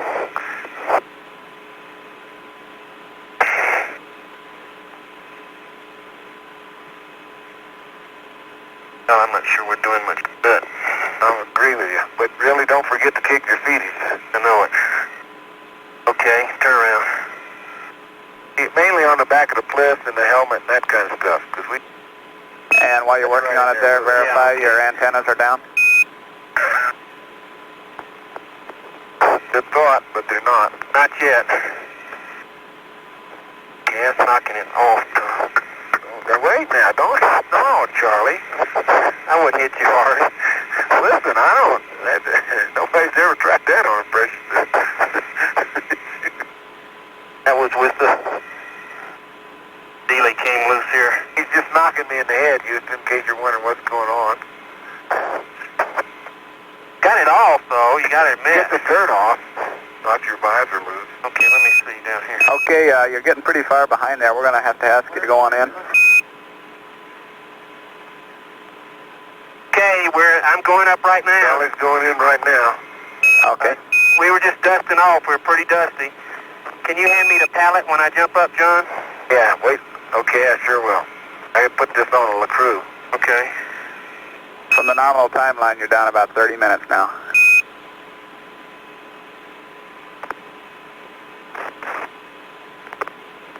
Yeah. Well, we'll get in right in a hurry. Okay, fine. And as you walk past that mesa, make sure the blankets are down. We're seeing a temperature rise.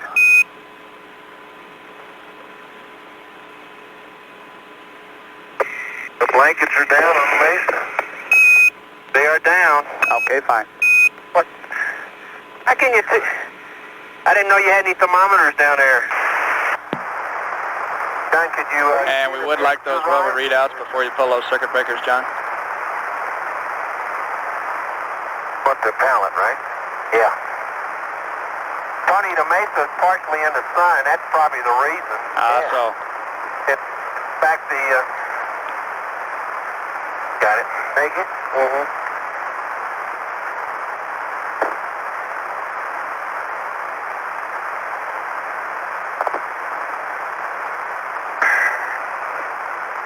Okay. Oh, if you want, I'll take these smaller blankets and put them over the top of it, Houston. We'd like you to just get on in. Okay.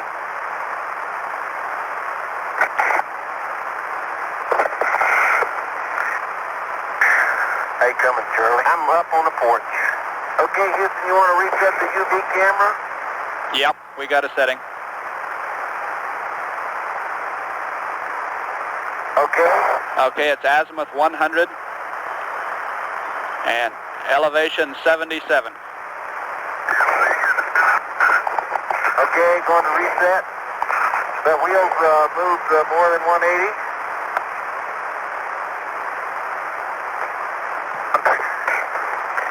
That may look pretty close to the limb, but we'll just take it the way it is.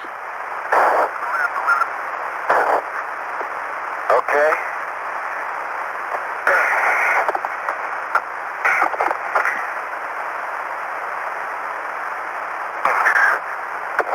It's going to be pointing right at the limb. Elevation is 77. Maybe it'll be over the top of it.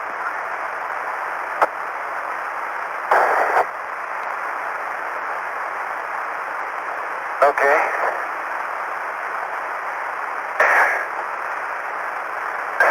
Azimuth 100. Elevation 77. Hey, Tony, I'm inside. Okay. Stand up, Charlie. Yeah. And I got about a ton of dirt from somewhere. Okay, elevation 100. Azimuth 100, elevation 77, set pointed. It misses the limb okay. That's straight overhead. Okay, good show. You're looking at the geocorona. Oh, the geocorona. Hopefully.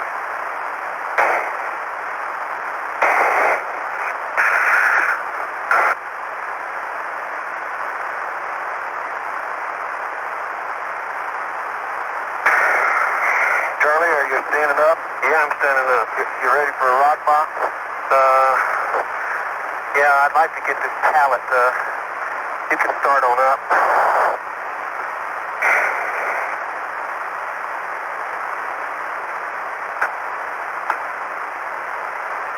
Okay.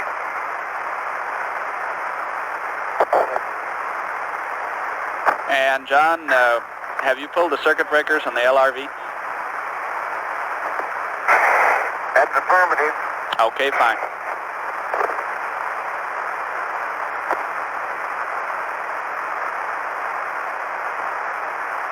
What happens to it if you don't pull those breakers?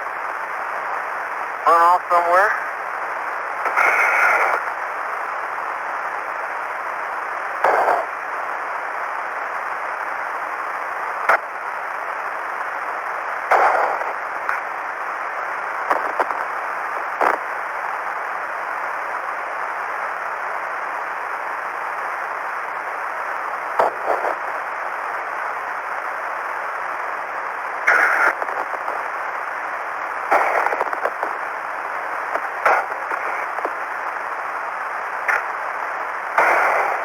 Okay, Charlie.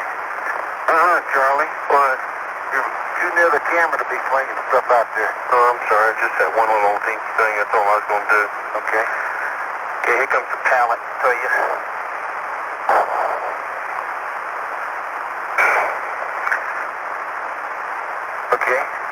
got it? Yeah, okay.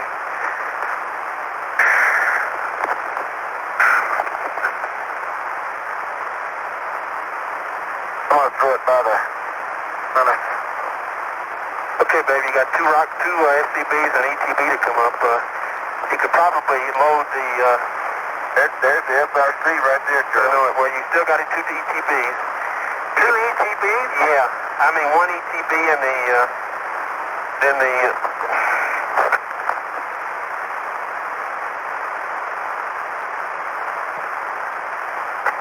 two SCBs. Right.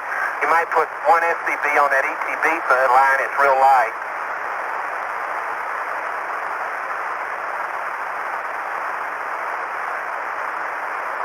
Okay, here you go, Charlie.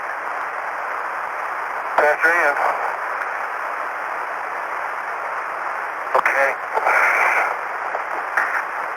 I unhooked it. I got it. Want me to unhook it?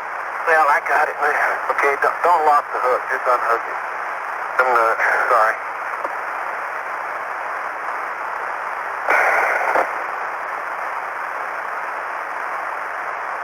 Okay, there it comes. Okay, I got the hook. Okay, two SCBs and we got it.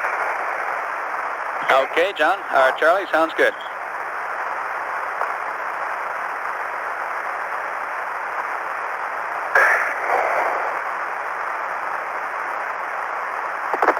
John, you're not going to believe the dirt on this floor. I am.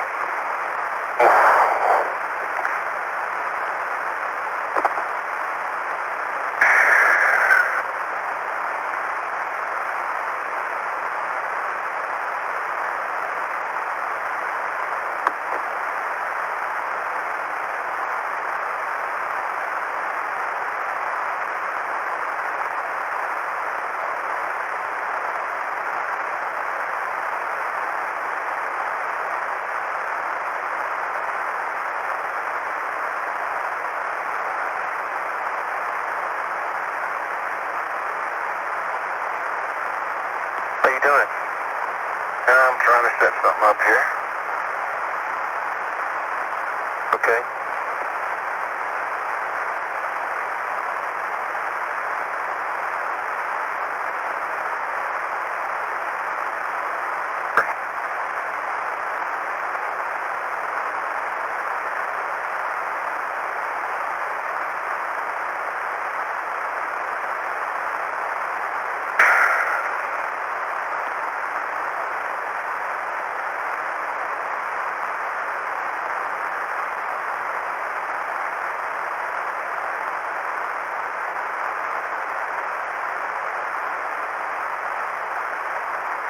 Did you throw something out there? No.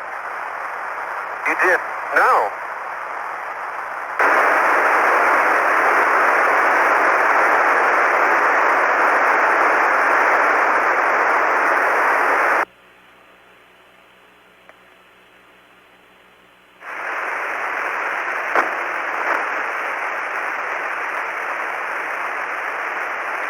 Maybe we got visitors.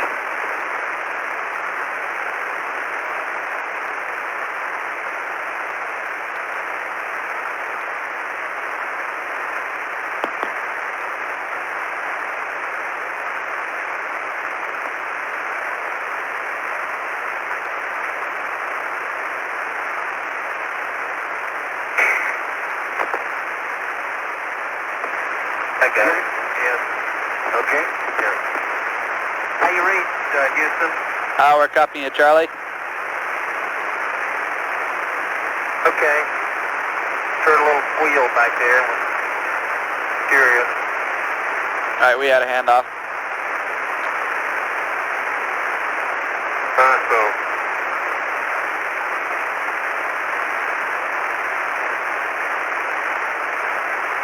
These bags come open. SCBs come open when you don't want them to, and you can't get them open when you want them to. Okay, we'll call that Charlie's Law. Yeah. Okay, Jerry. I can't get it from there. Can you slide it? You okay? Yeah, I'm fine. I just having a problem with it. I got it. Got it? Okay, yeah, now let me get behind the hatch. Okay.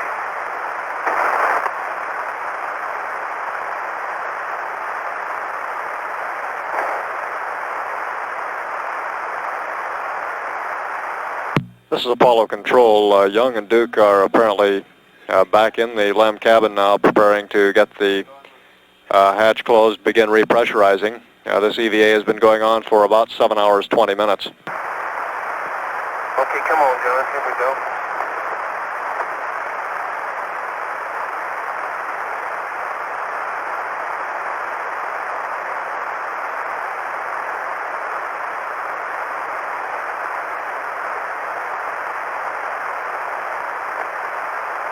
Okay, you gotta come right, John. You read me okay? Yeah, okay. Okay, I'm in the house. Okay.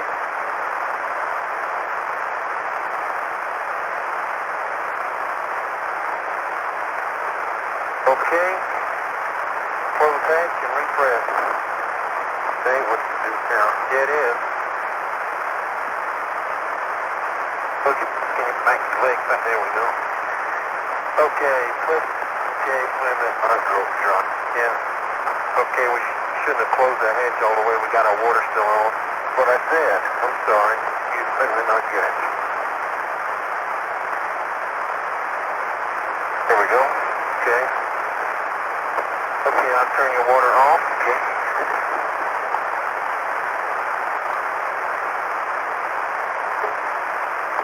Well, I can't reach it.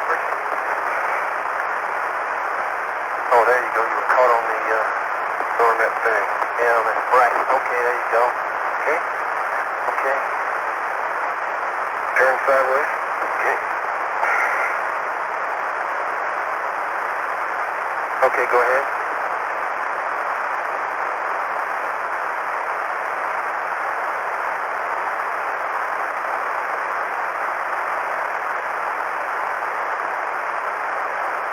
Okay, your water's off. Okay. Read the next step. Close hatch and lock. Okay.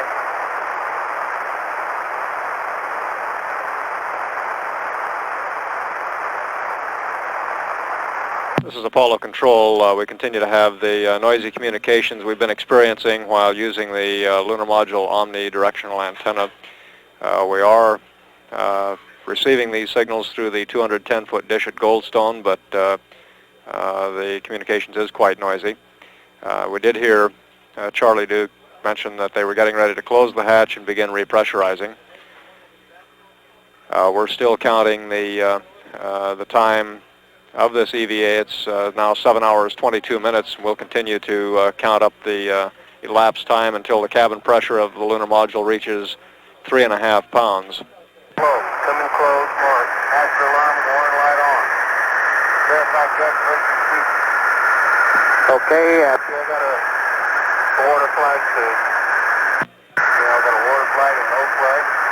Jet pressure's up to 1. Houston, we reach. And we've just had the report based on our telemetry data here that the LEM cabin pressure is coming up. They're beginning to repressurize now. Lift those two off at cabin each 2.5. We got 2.5 yet? No, I'll take one. Okay. Okay, Mark. Yeah, I get yours. Okay. There it is. So yours is off.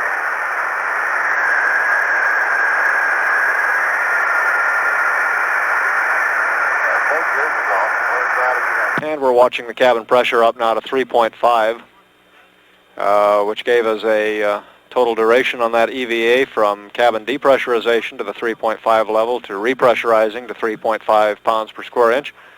A total duration of 7 hours, 23 minutes, 26 seconds. Here. It's Flight 46. What a contraption. Isn't that amazing? Okay, you guys had a 7 hour, 23 minute EVA.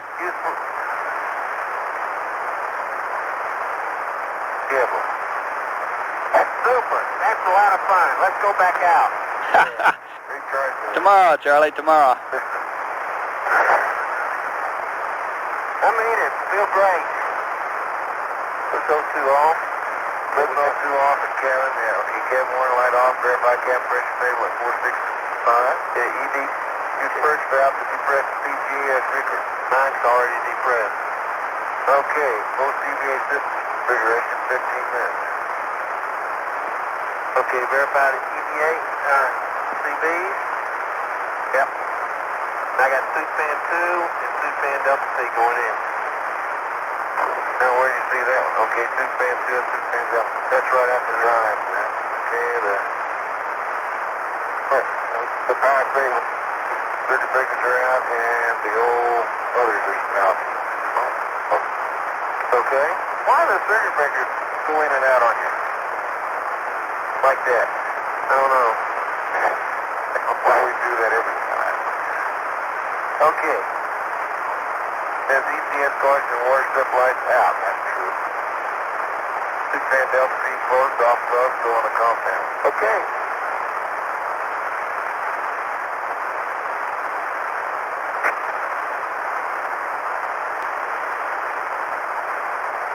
I have to admit my fingers a little tired though.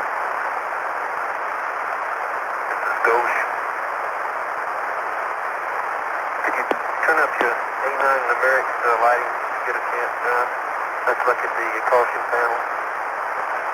Okay, that's good. We're in good shape.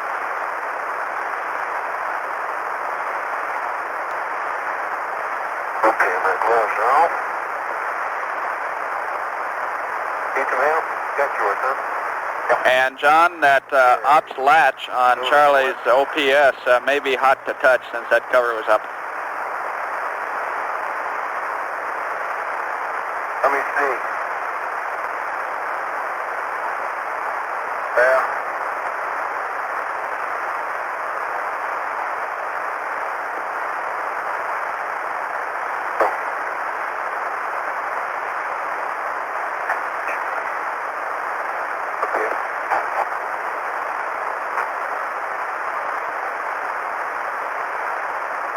okay, it's cool as a cucumber.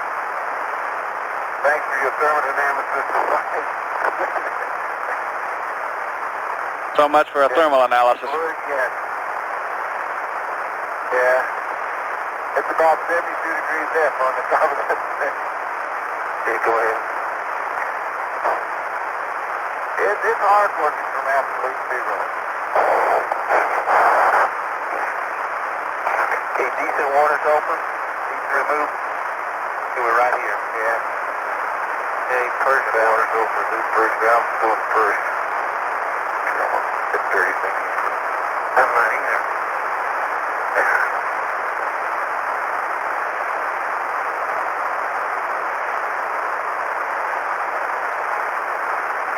That was fun.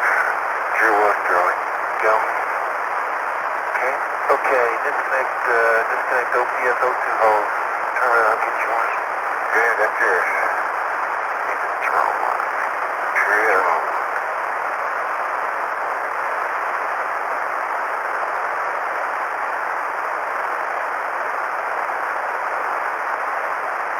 Outboard one. Okay, yours is loose. Okay. Okay, disconnect LAM02 hoses, red to blue, blue to red, PGA horizontal. Suit flow, piston, split, pump off, and fan off. Home switch. Okay, we'll bypass that. Okay. I go to suit flow.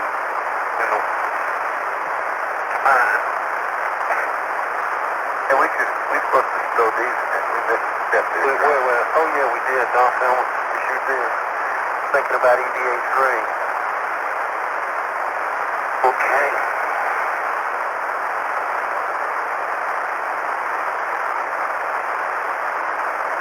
Thank you.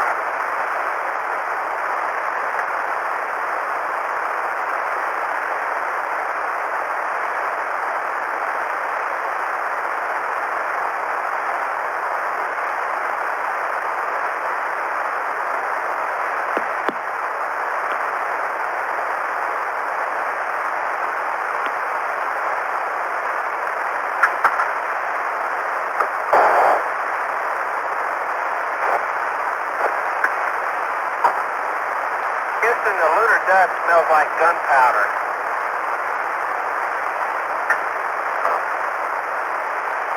We copy that, Charlie. Really a strong odor to it. Yeah. Remember, on hammering on rocks, fresh rock powder does have a strong odor. I hope it's not the oxygen, but it goes away after a little while. But well, you can bet this moon has been hammered on, that's for sure. But it is really strong smell. Well, I'll tell you. Okay, and we need a cabin gas return valve open. Okay, stand by. Okay, right now we're in a two gas diverter full egress. Cabin gas return is open. And my flow is on and Johnson's in disconnect. You want us to go to push cabin? That's affirmative. Push cabin. Okay, you got it. Feels nice and cool. Sorry about that step, John. That's my fault. Okay, got this, got that, got this. Okay, I got that. Nice off. You're cutting out there. Disconnect split station 2 open PGA connect lamp. There you go. That sounds like a good deal. That's a smart step right there. Trouble is yours is back under the rock box. There you go. Man, it was great fun.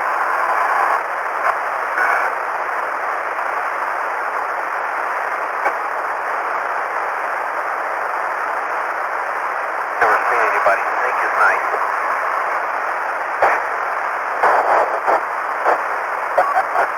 I don't think you got anything on that beta cloth one.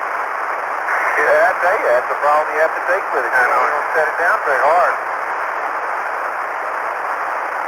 You got yours hooked up yet? Your water? Yeah. Okay, I gave it some water. Okay. Lift mode O, both, and REO CB open. Okay, you get your pump off, your fan and pump. Fan and pump.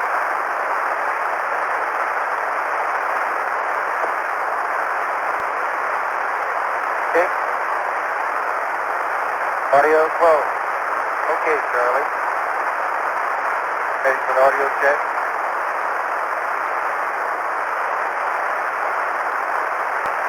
This is Apollo Control at 150 hours, 25 minutes. The lunar module cabin pressure is back now to about its normal level of around 5 pounds per square inch.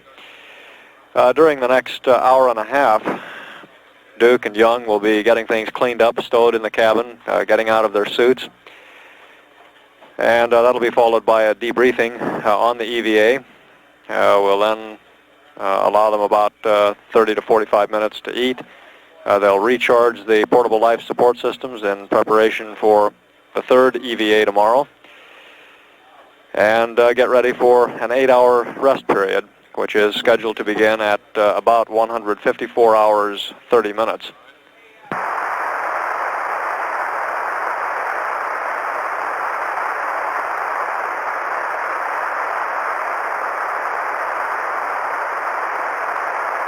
During the second EVA, while Young and Duke were on the lunar surface,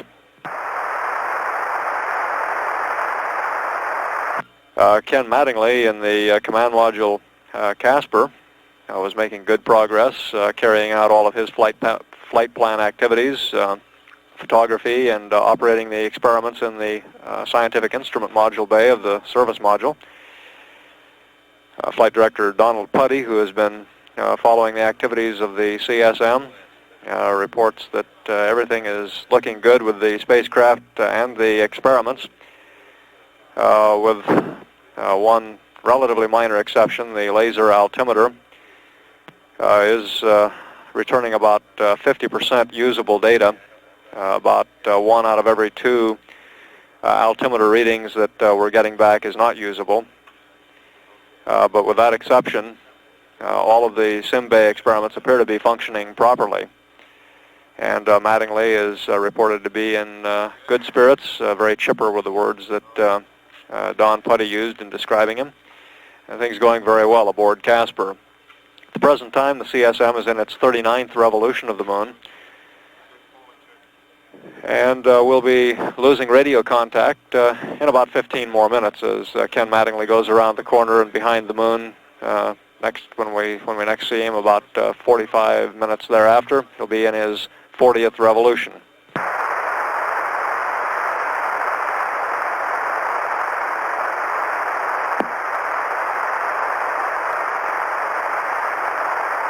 This is Apollo Control at 150 hours, 33 minutes. We don't expect to hear a great deal from Young and Duke while they're getting the cabin in order, getting out of their suits. We have about 9 minutes of contact left with Ken Mattingly in the orbiting command module Casper.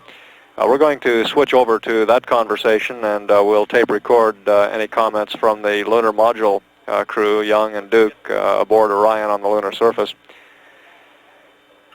And we'll switch over at this time to the live conversations with Ken Mattingly. Okay, let me see where that is now. Okay, that's at 151. Let's verify. Roger, because you're going to configure it here at LOS. And the word is on the high gain angles, believe your meter. Okay, I'll use the meters. And some more on this configure. We're coming up here on LOS. Apparently it's important that the DSC be configured on a time. It depends on when they start to rewind. So for this rev, they want you to configure the DSC at 150:45.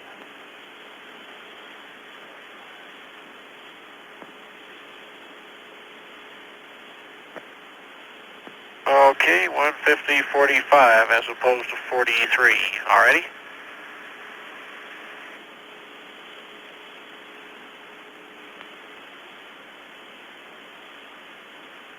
And Ken, I got one more thing for you, is a TEI pad, a block data.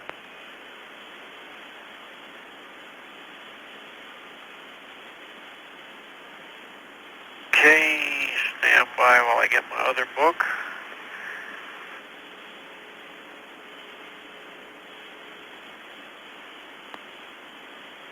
Okay, I'm ready to copy. Okay, Ken, and to let you know what's going on here, we were going to give you a TEI 54 pad, and they're jockeying around and because of the plane change, and the plane change is going to come about 169 hours. So they're going to give you a TEI 48 pad now and give you a TEI 55 pad at about 164 hours. So this will be TEI 48.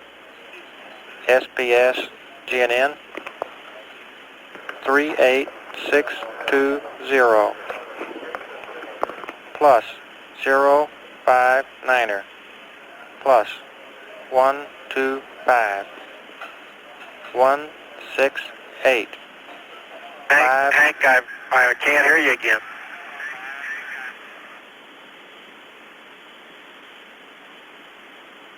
How about asking the comm guy downstairs if he can patch it differently or something? It hasn't sounded like this until just the last. I've been noticing the last couple of revs, but this thing I can't even understand you. Ken, how do you read now? Well, that little burst was good, Hank.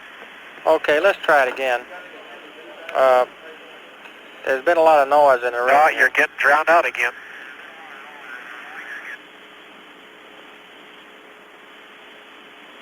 Okay, Ken, we'll try it again. It sounds just like the other loops are...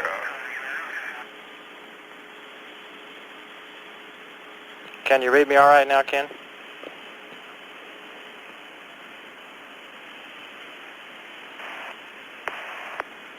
No, I can't, Hank. It's... Unkey your mic a second. Let me tell you what it sounds like. It sounds like that we've got the other loop, the other air to ground, or the flight director's loop, or something like that, that's got a Vox key that comes on, and I don't hear it when you make a short statement, but when you're on and hold it down for any length of time, then all this other talking comes on, and it sounds like I can probably hear Tony, and I'm not sure who all else.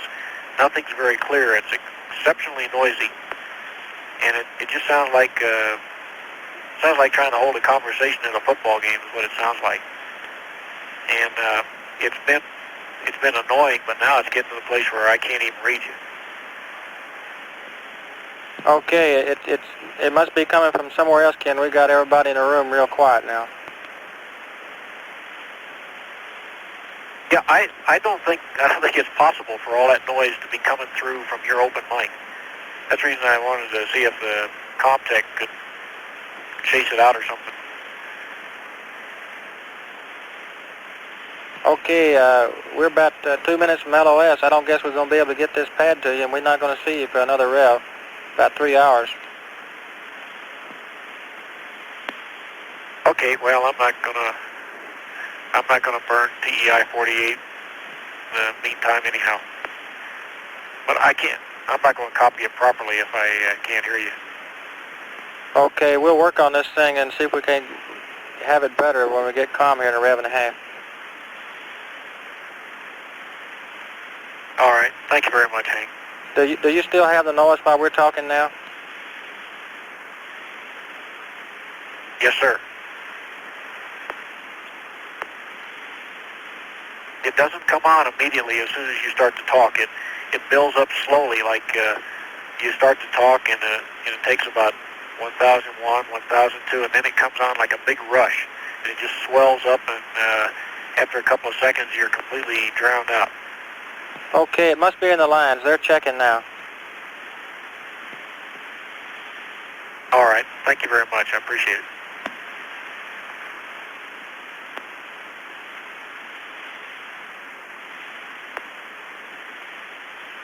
And I promise we won't go anywhere in the meantime. Okay.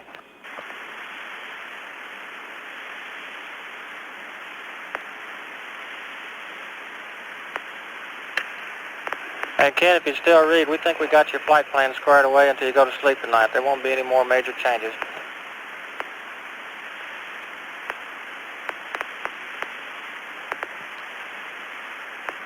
This is Apollo Control at 150 hours, 42 minutes. We have about 5 or 6 seconds before we lose radio contact with Ken Mattingly as he goes around the corner of the moon on the 39th revolution. And we'll be switching back to the circuits with Orion on the Lunar Surface, although we haven't had a great deal of conversation with that crew in the last 35 or 40 minutes. You heard Ken Mattingly describe a communications problem apparently on the uplink. We were getting good, solid, noise-free communications from the command module, but he described a situation that sounded as if there were, at first, background noise coming in from the room here, but on evaluating it, it became obvious that this was not noise pickup from the Capcom's mic, but was rather something that was getting into the lines. We have the network communications officer checking into the situation to see if we can have it resolved prior to the next acquisition of Casper. We are getting some communications now from the Lunar Module. We'll switch over to that at this time. Good night. I don't, neither do we. We was going to use it to sleep with. Or at least take it easy on the fixing things up. John, I'm sorry, you're in the hash again. I missed that last. He said we're going to use it for sleeping. Great. Just what we wanted.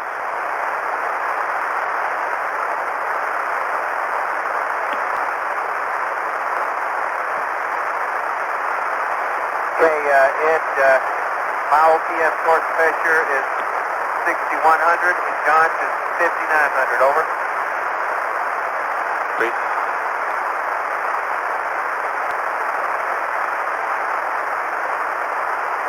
Houston, we finished the initial plus recharge. Charlie had 95 and I had 92, over. Roger, John. Say again your percentage. Houston,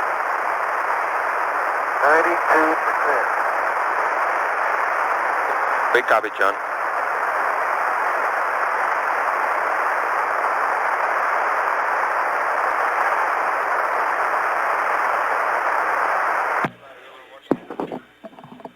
This is Apollo Control, Houston, at 150 hours, 49 minutes ground elapsed time. In the Mission Control Center, Houston, we've just had a change of shift with Gene Krantz taking over as flight director and his white team of flight controllers coming aboard at this time. Meanwhile, aboard Orion, the crew of Apollo 16, astronauts John Young, Ken Mattingly, apparently in the process of performing their stowage duties aboard the spacecraft and doffing their spacesuits. We'll keep the line up, continue to monitor. We're at 150 hours, 50 minutes ground elapsed time.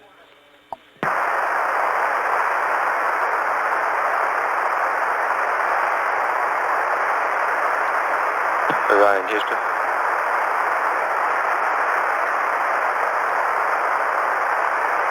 Go ahead. Well, if you're in a position where you want to listen, I've got a little sports news for you. If you'd like to hold off, let me know when.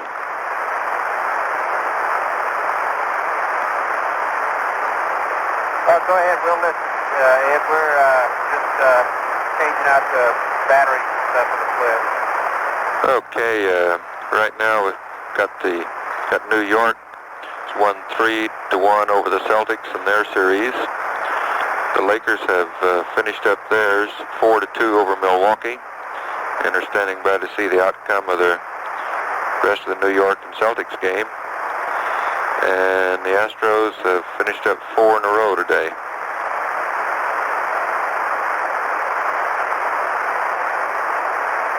Won or lost? Now, that wasn't a kind question. Won, of course. Super, great. There goes Charlie's ticket. We'll run some more news down here before long.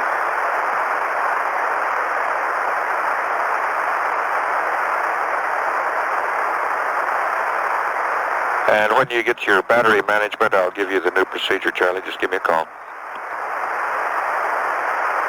Okay, stand by.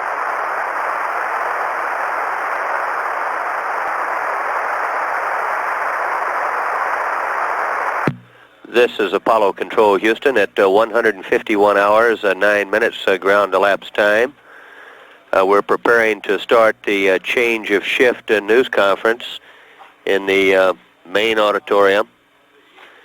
So we'll take down the line at this time, record any conversation that takes place between the crew aboard the spacecraft Orion and Mission Control, and play that back following the conference. This is Apollo Control, Houston. This is Apollo Control, Houston, at 152 hours, 4 minutes ground elapsed time. We accumulated approximately 10 minutes worth of conversation with the crew of Apollo 16 during the news conference. We'll play that tape for you now.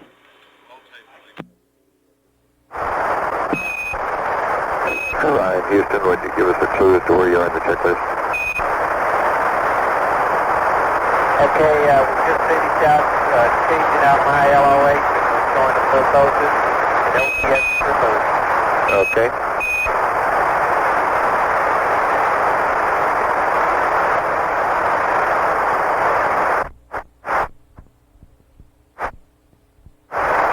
Houston, Orion. Go ahead. Okay, Ed, we had one small, looking over the gear here, had one small casualty. John's OPS antenna has about 2 inches broken off the top of it. That's the only thing we see wrong with the gear, over. How much, Charlie? About 2 inches. And I checked the comm when I noticed it when he came in. I checked the comm, and he was still sounding the same to me. Okay, sounds good to us. Do you happen to know when it occurred or when you first saw it? Well, I think it was during the Egress. We got behind, and y'all reminded us of it once. We were still working, and we didn't do it at that point, and we started dusting. Tony said, get on in, and so we forgot it. And I got in, and then when I saw John coming up the ladder, it was gone in. Okay, so he's missing a couple inches of antenna. Understand. Okay, Ed, we're ready for the battery management. Okay, Charlie, I'll give you the overall plan here. To put the lunar bat on the LMT bus, takes bats 1 and 2 off, and bats 3 and 4 on. I'll give you the details if you feel like you want them. Oh, no, we got that. No problem. Okay.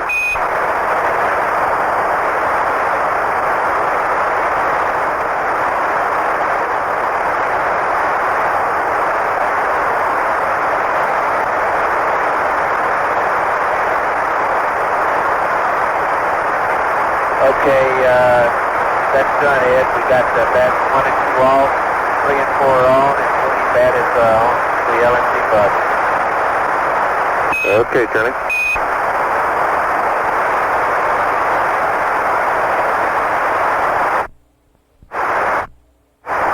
Ed, I don't see the loony bat carrying much of a load here. Is you satisfied?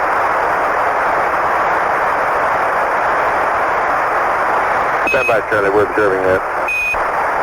Here go. Okay. Houston, Ryan. Go ahead, Charlie. Okay, Ed, I got some weights for you. Ready to copy? Stand by 1. The SRC number 2.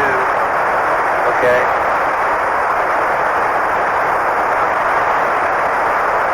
Go ahead. Okay, the SRC number 2 weighs 41 pounds. SCB3, which is in sample containment bag number 3, weighs 30 pounds. SCB1, which is in sample containment bag number 4, weighs 26 pounds. Over. Okay, SRC2 is 41 pounds. SCB number 3, which is in containment bag 3, is 30 pounds. SCB number 1, which is in containment bag 4, is 26 pounds. That's Charlie.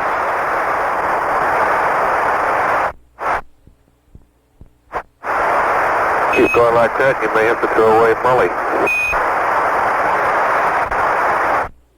Getting on board yet? Wrong.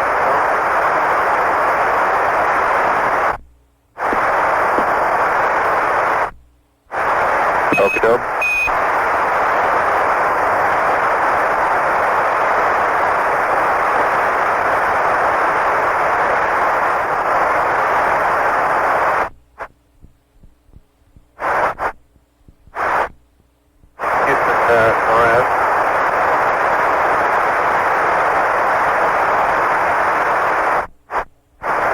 Go ahead, Ryan. You have the doctor work on a metabolic assessment for us and let us know in a little while. Charlie, come with me again on that, please. But we're just curious on the metabolic rate today. Could you have the doc work on that for us and let us know in a little while? Yeah, I got it, Charlie. On John, the average ran about 785 average, and the LMP and New Charlie ran about 870.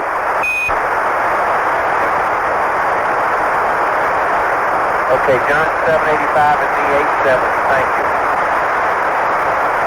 Yeah, and we had predicted on both of you of 890, so running to the good then. That's great, thank you.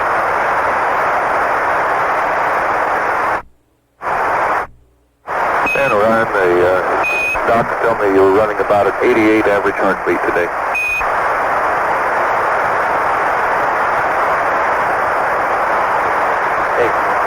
Okay, thank you. Is that both of us? That's both of you. Hello, Houston to Ryan, how do you read?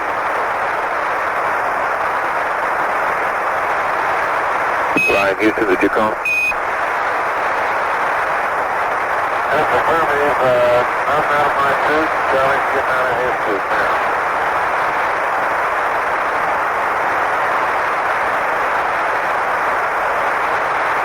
I understand that John's out of the suit, Charlie's come out now, is that correct?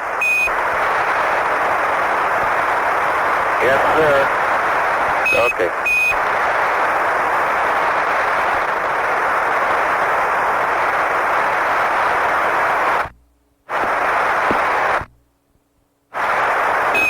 Ryan, Houston.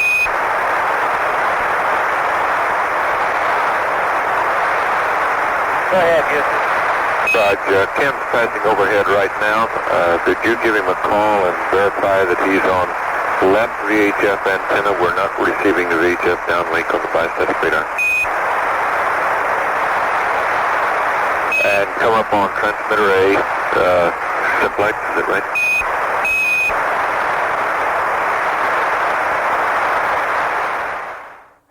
Okay, I believe that is transmitter A voice and B receiver.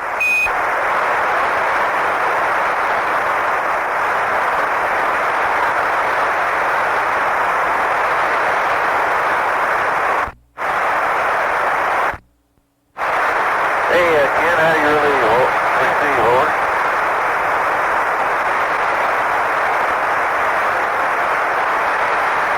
Ken, this is Orion. How do you read, over? Hey, Casper, this is Orion. Houston gets that VHF 8 to transmit B to receive, right? That's correct, Orion. Camera read this thing.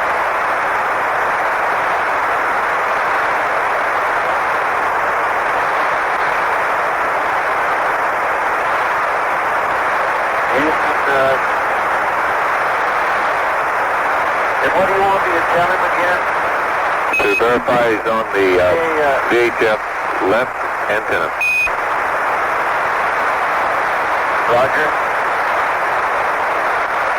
Casper, this is Orion, over.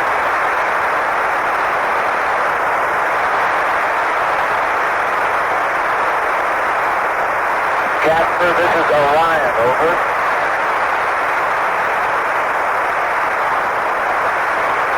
Casper, this is Orion, transmitting into blind.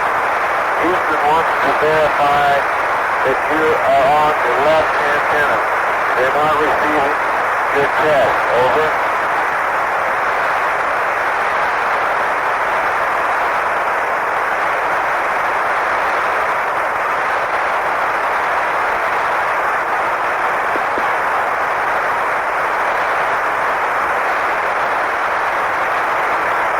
Is the overhead yet? That's fine. He's just about directly overhead. We kind of suspect he's off the headset since he's maintaining radio silence this fast for the bistatic. I'm sure he is.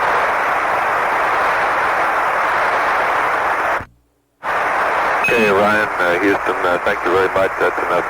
Giving it a try and reconfigure your VHF back to the nominal configuration.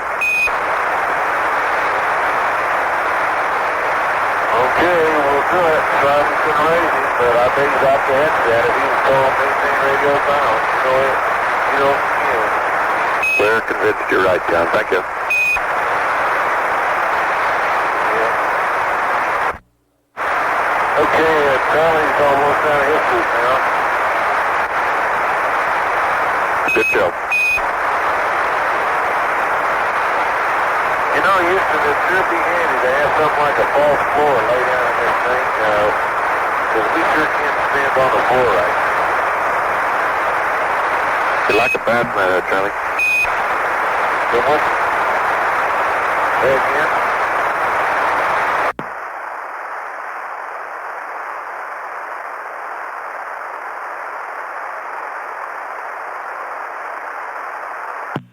This is Apollo Control Houston at 152 hours 16 minutes ground elapsed time. We're back up live again. And in the Mission Control Center, standing by now for the start of the post-EVA debriefing. Our Capcom presently on duty is Ed Mitchell. The reference to the broken antenna, this on the back of the oxygen purge system. It's John Young's antenna that was referenced. 2 inches were broken off.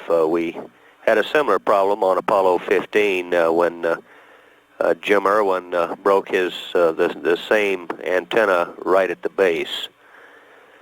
We'll start monitoring further and see if we have any conversations prior to the start of the EVA debriefing. We're at 152 hours 17 minutes. This is Apollo Control Houston.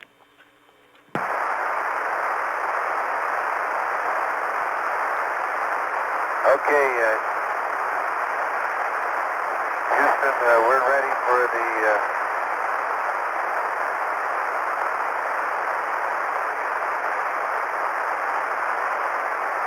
the liftoff times for rev 40 to 45.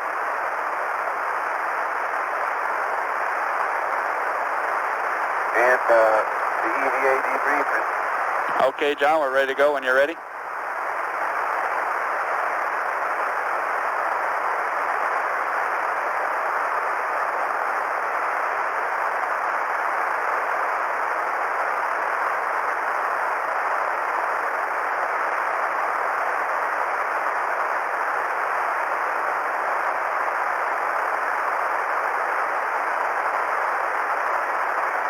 Okay, you give me the revs 40 to 45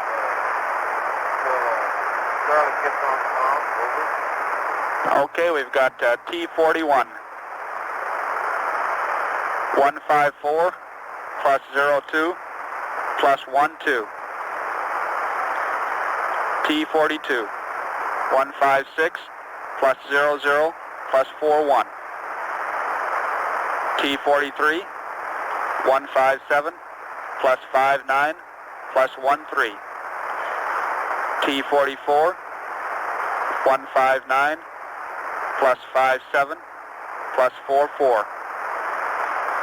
T45 161 plus 56 plus 16. And that's it.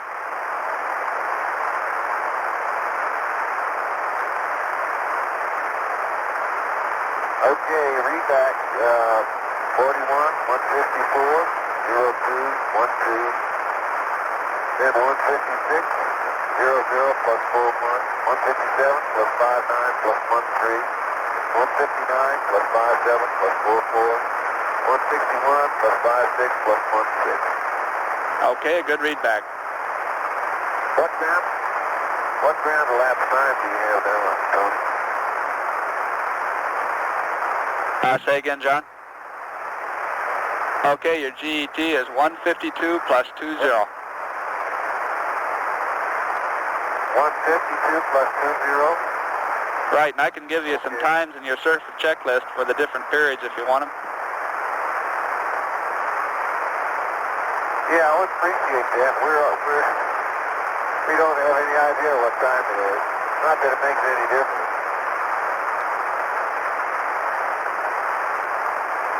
Charlie says it's 8 o'clock.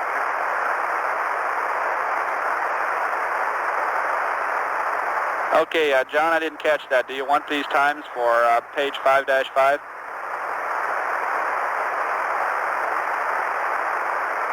affirmative. Okay, on page 5-5. The EVA debriefing should start at 151 plus 55. Eat period 152 plus 10.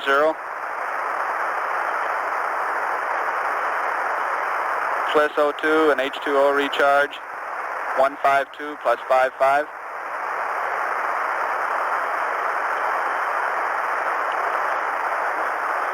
Okay, on 5-6. The mid-course conference, or MCC conference correction, is 153 plus 25. Pre-sleep is 154 plus 10. And rest period begins at 154 plus 35. That's on the bottom of 5-7, and that goes for 8 hours.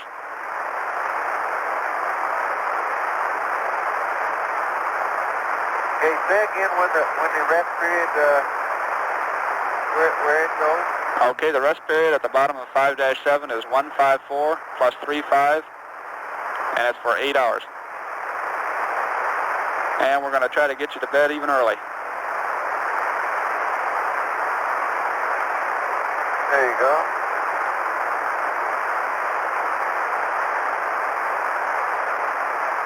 Tony, you can't believe how dirty it is in the Lunar Module. Okay, a couple of bits of information we'd like from you before we start the debriefing. We'd like to know if you drank all of the in-suit drink.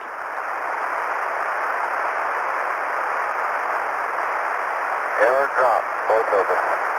Good show. Did you drink any water when you got back in? And can you estimate how much?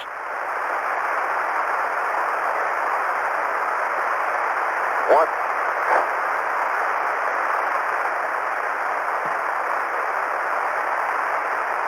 Yeah, we had a lot. There's no way to tell it unless you're keeping count of the swallows, and you don't do that anymore. Okay, understand. And we'd like to remind you that you have some ointment in your medical kit if your fingers are sore there. And just to make you feel warm, the next handoff, we go to the 210-foot dish, and we'll have high bit rate and data for all your entire sleep period.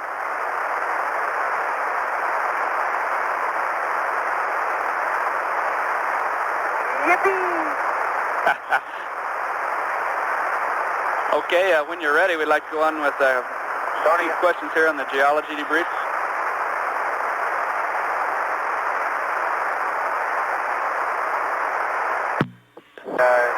On the water, we were reconsidering it went down like a cool one after a geology trip, if you know what I mean.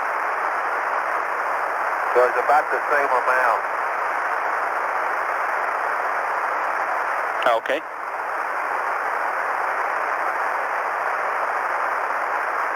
It's Tony England back at the Capcom position at this time.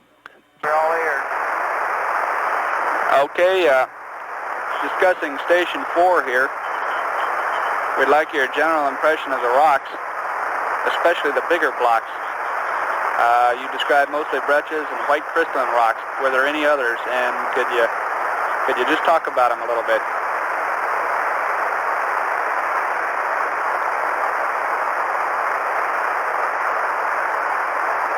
Well, we didn't see any that we recognized when you told us about it. I think the big blocks were just big brothers to the little blocks. That secondary that we were working up there was a classic. It really was, and the man would show that. Must have come from Tom Gray and had a great big block landed in the middle, and then the fractures went off and ran into all kinds of little blocks.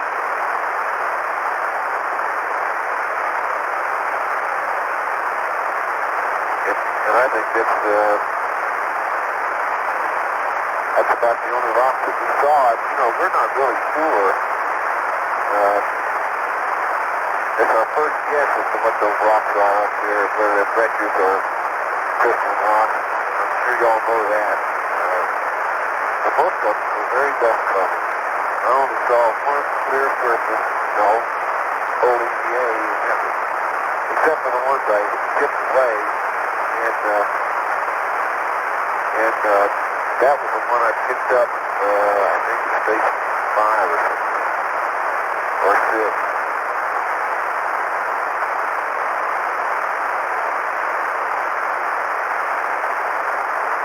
I think, Tony, my view is the same. We had only a predominance of South Ray ejecta all around. hopefully some of the smaller rates will give us some through the cars. It just occurred to me that everywhere we were, there was a boulder field of varying sizes and intensity, and you could see, when we were up to 4, you could look back at the south ray, and you could see the rays coming our way and spreading, fanning out as they approach. You know, it just may be that that South Ray crater has, in so recent, has mantled everything, or most everything around here. You know, like we said about the rays at South Ray, some were white, some were black rays, and just a little layer of dust.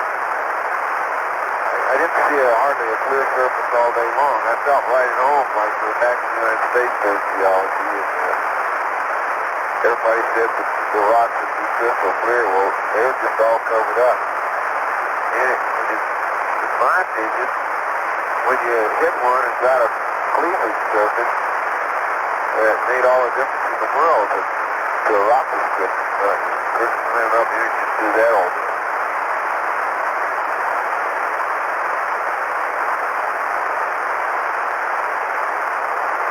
Did that answer your question, Tony? Right, and the station 4, 5, and 6 area, you mentioned that 5 and 6 got progressively, the surfaces got progressively firmer. I wonder, could you see any contact, or was it a gradual thing?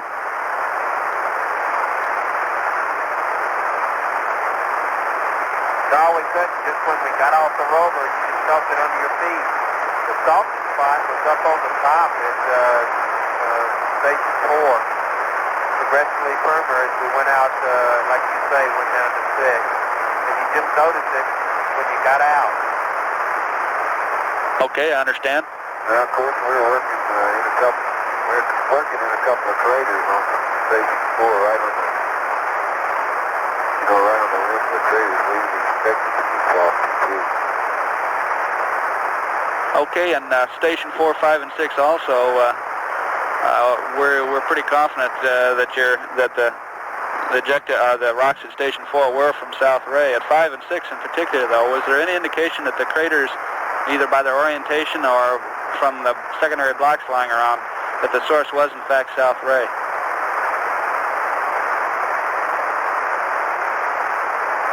Yeah, I would think the crater itself at 5 was a South Ray crater, although the rocks in it were more rounded. Maybe it was a different layer. Because of the pattern, you'll be able to see that in the film. The pattern of rocks were all in the far wall, which was away from South Ray crater. Right. Incidentally, the back room was really impressed or very excited about your choice of sampling on that inner wall of that crater. I guess it was at 5 or 6, and thinks that you had a good chance there of getting real Descartes. In fact, they think they've got it in the box. What they're thinking right now is that the areas where you're able to kick up and see white underneath are ray materials, but you didn't see that at 5 and 6, so we think you may have gotten Descartes there.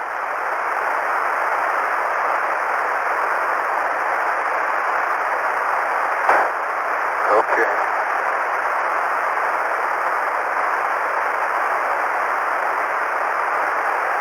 I tell you one thing, if this place had air, it'd sure be beautiful.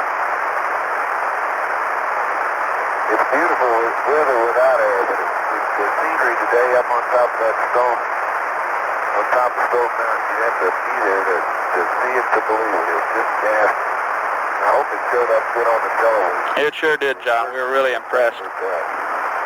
Hey, we have a bunch of questions we'd like to ask, but we're going to knock it off and let you get some sleep, and we'll try to pick your mind when you get home here.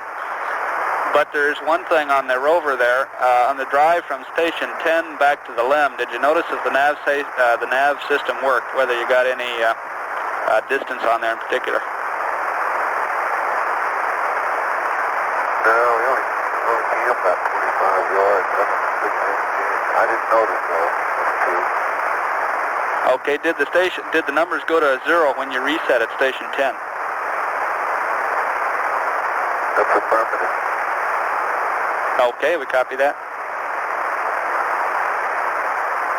I tell you, that beauty is holding up like a real jewel. Okay, and we've lost one piece of hardware here. We wonder where SCB2 went.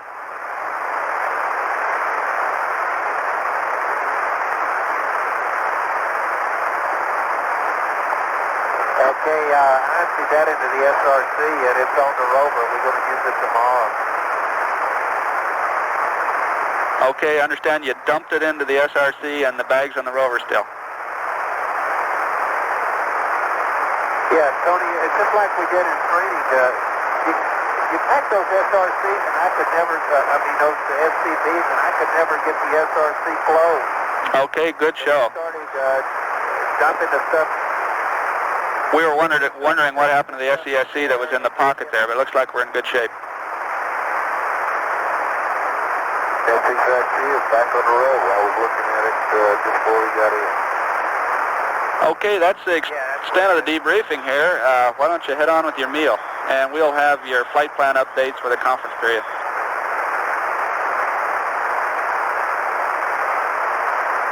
Okay, we'll do it.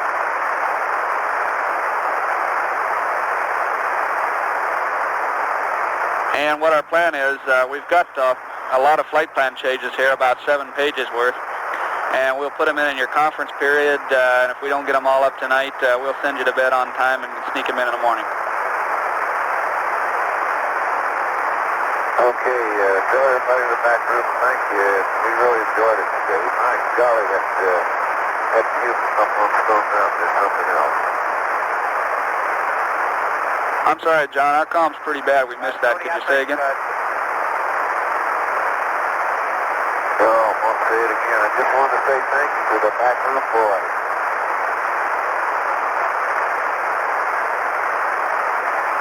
Tony, I'd like to say the same thing.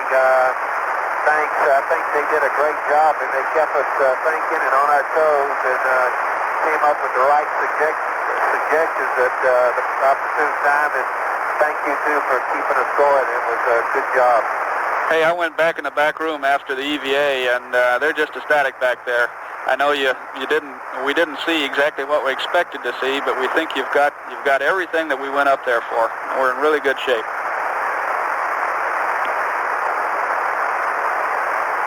That rover really, you could have seen some of the things that rover did today. You wouldn't believe it.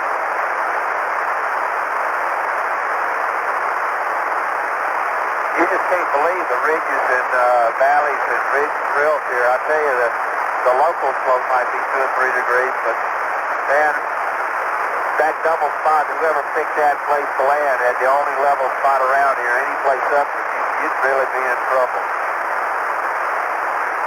Okay, in about 50 minutes, we're going to get the 210 here, and then we'll have pretty good comm. So why don't you go eat now and do whatever you want, and we'll give you a call when we get the 210 and see if you're ready for the updates. Okie dokie.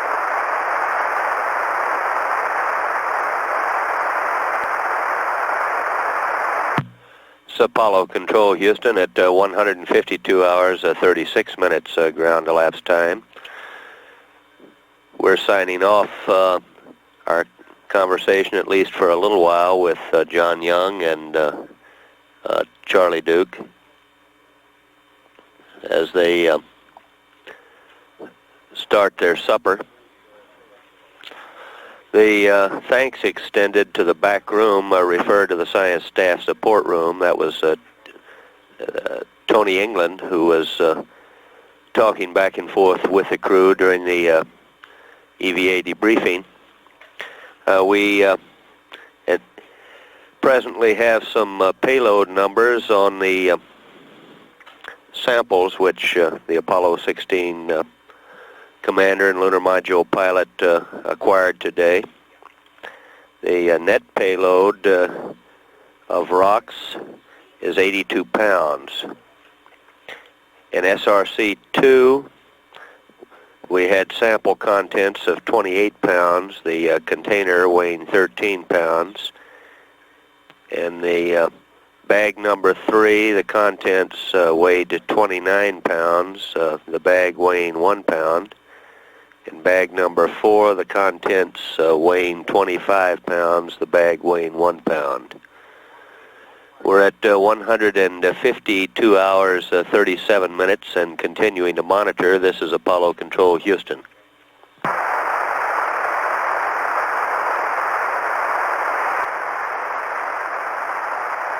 Houston, Orion, over.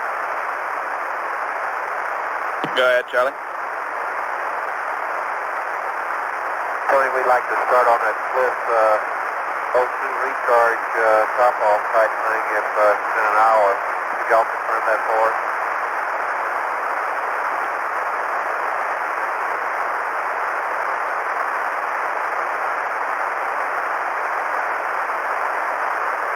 Charlie, I didn't understand your question. You say you'd like to do it in an hour?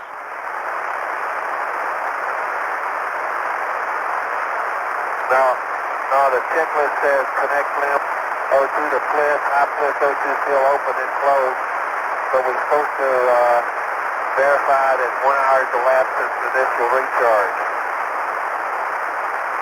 Okay, we'll start your hour.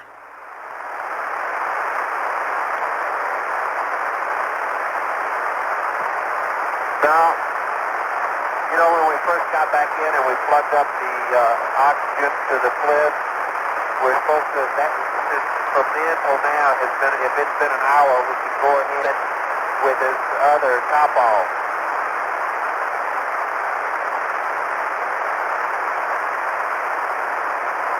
Okay, it's 2 hours since you started the original charge. If your question is, can you go ahead to the top off with the top off, the answer is yes.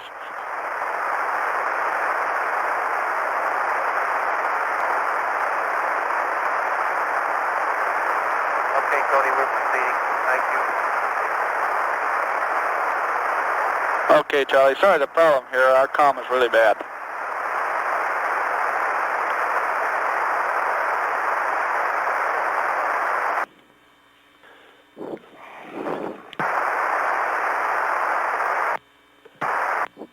This is Apollo Control, Houston, at 153 hours, 16 minutes ground elapsed time. Our countdown clock in mission control shows some 1 hour and 14 minutes until the start of the rest period for John Young and Charlie Duke aboard Orion.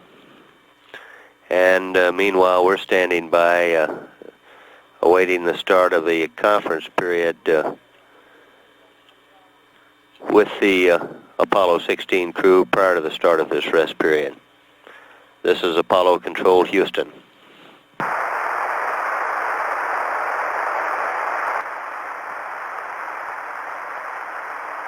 Orion, Houston, go normal voice and high bit rate. We have the 210.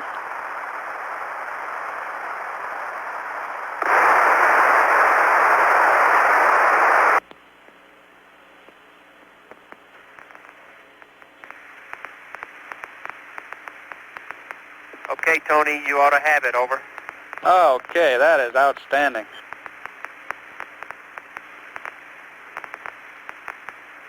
I can almost understand what you're saying, Charlie.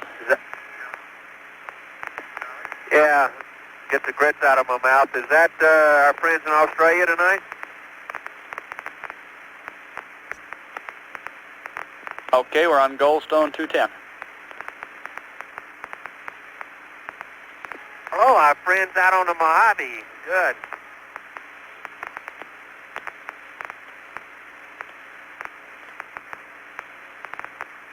And why don't you give us a call when you're ready to take these flight plan updates?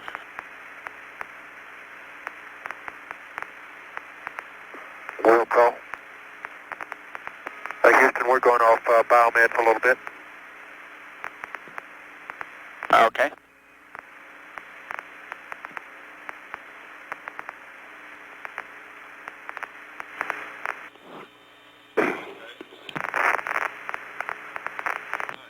Apollo Control, Houston, at 153 hours, 49 minutes ground elapsed time. The Telemu flight controller here in Mission Control reports John Young and Charles Duke almost completed with their Bliss recharge, and so we'll be standing by shortly for the conference period with Young and Duke to start. We're at 153 hours, 49 minutes, continuing to monitor. This is Apollo Control, Houston.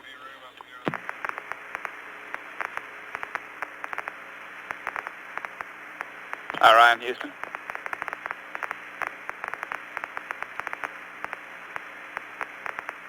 Go ahead, over. Okay, we'd like to try to get the bulk of this flight plan update up tonight because we won't have the two 10-foot dish until 2 hours before liftoff. How are you doing up there? We're coming right along, Tony. Okay. We'll be with you as quick as we can, honest. I understand. I don't think you do, but it's all right.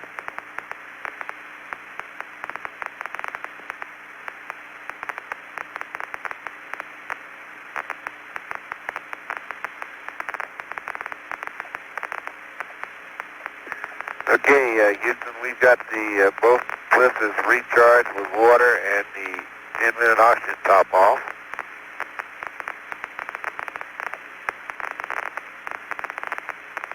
Okay.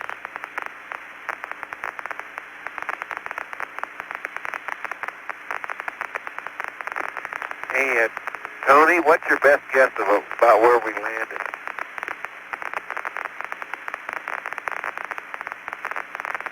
About where you landed? We're just going by what you said. Yep. Originally, we had you, I think, 150 meters north and 200 west, and you said today that you were just north. We thought that the first estimate of the 150 north and 200 west was compatible with the LRV data that you got, the nav data. We kind of like that one, but I haven't seen anything from the planners yet. Okay, it's pretty hard to tell from where we were on Stone Mountain. It looked like I could see double spot, and we were just about from where we were at Station 4 on Stone Mountain. I could see double spot, and they were just a little past it, but not much. Okay, we copy that. Much as I'd like to sit here and talk about the landing site, Deke's here looking over my shoulder, and he's telling us we've got to get on with this flight plan update. Okay, let me get Charlie on comm. I want him to hear it too. Roger.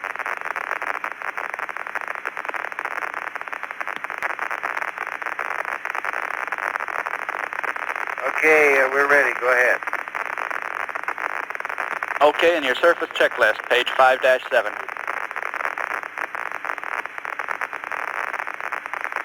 Go. Okay, change. Stow hammocks roll up with sleep restraints. 2. That's on the right-hand column about 3 or 4 lines down. Change it to stow hammocks and sleep restraints in jet bag.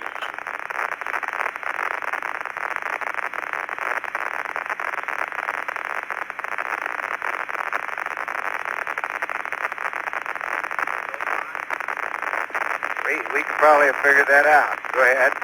Okay, I'm sure you could have. Okay, on that same column at the bottom of the page says liftoff time data and book for our revs 37 to 43. We'll change that to 46 to 51.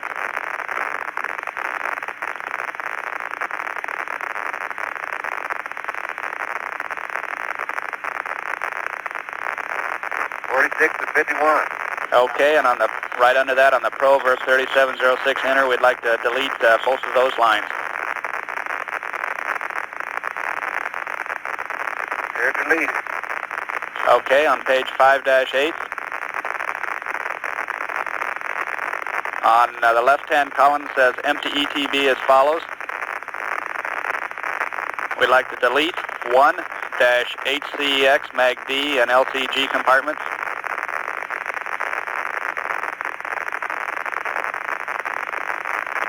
That's deleted. Okay, and after stow and ETB at the top of the next column, we'd like to add 1-HCEX Mag D.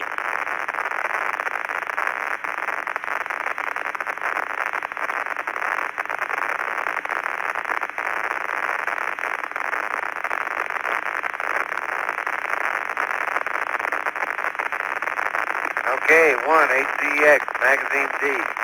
Okay, that's D as in Delta. And then in that same column, down it says 2-16 mags R and S. We'd like to change that to 1-16 mags S.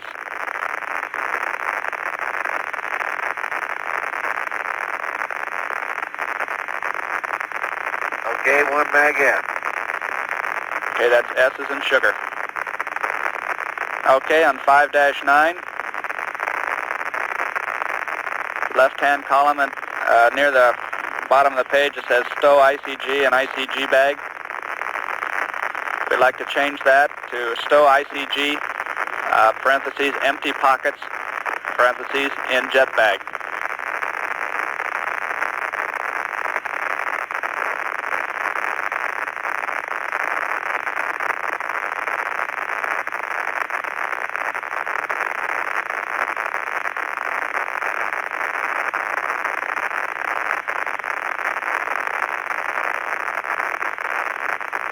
Okay.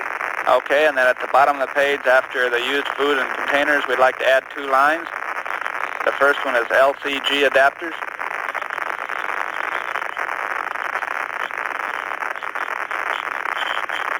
And the second line is urine receptacle.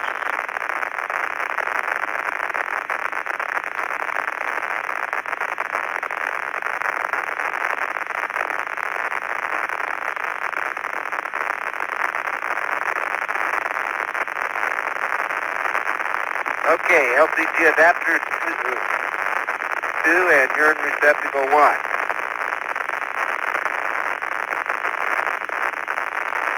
Okay, on 5-10.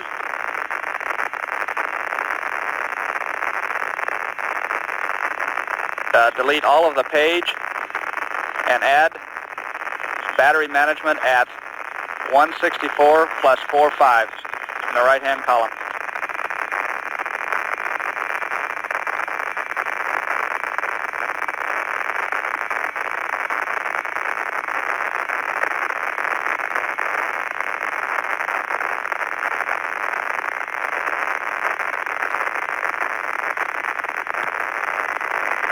Okay, battery management in 164 hours and 45 minutes. Okay, I'll send up the stuff for your cue cards later. We'll go on to page 7-1.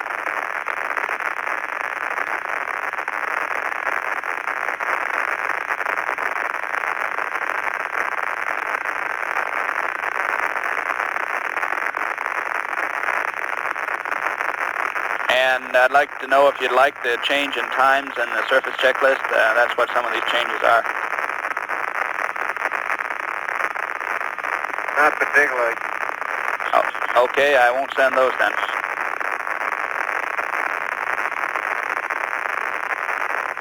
Okay, we'll have to go on to 7-5 then.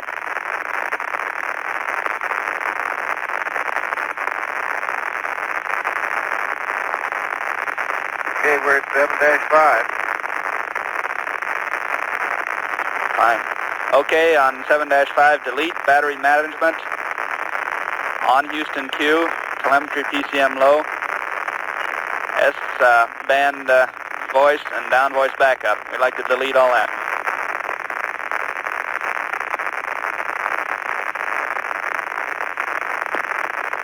Okay, that's all done. Okay, and after B-SLIS, rock bag against hatch, add, report PRD readings to Houston.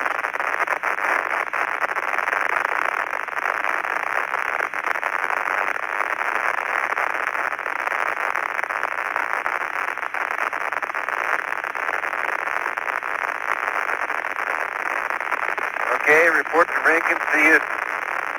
Okay, on 7-5 and 6, delete all of the DOF suits.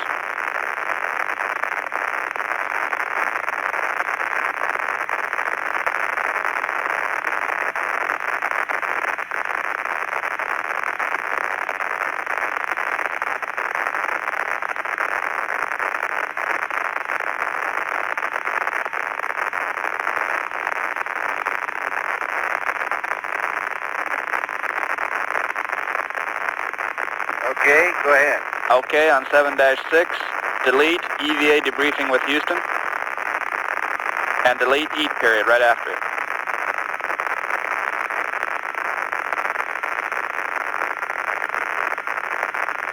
Okay, go ahead. And change 158.22 pre-sleep and equipment storage to 172 plus 32 equipment stowage, and that's 27 minutes.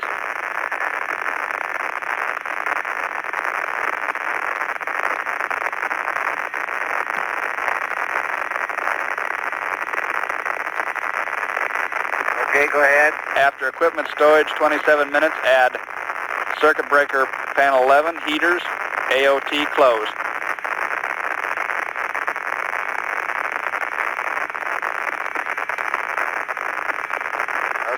That'd be right below the solar wind ISA before the package. Okay. Okay, and we'd like to hold.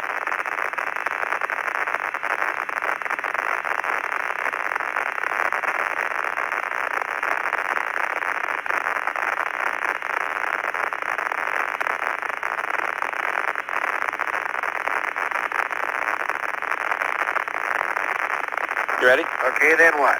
Okay, on the stow, the ETB against the hatch in the next line, change to stow ETB and ISA big pocket.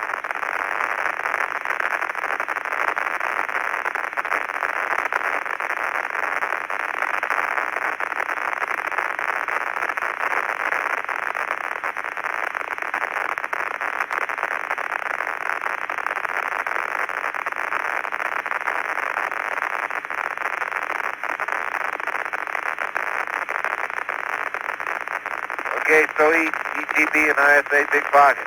Okay, on page 7-7, delete everything except the first 3 lines in the left-hand column.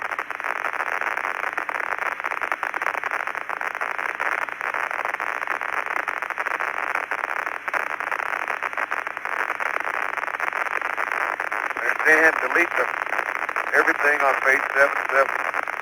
That's the first 3 lines. That's right. And page 7-8, delete the whole page.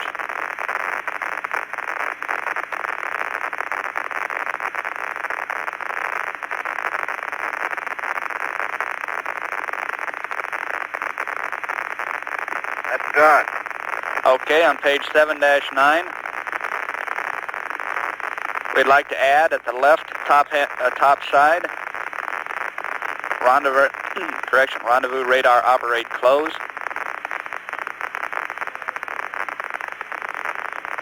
Rendezvous radar standby open.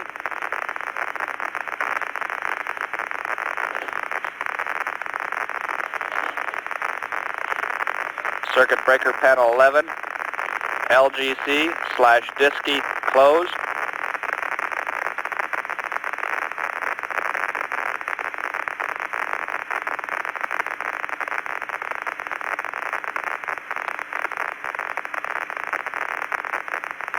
Circuit breaker panel 11, mission timer close.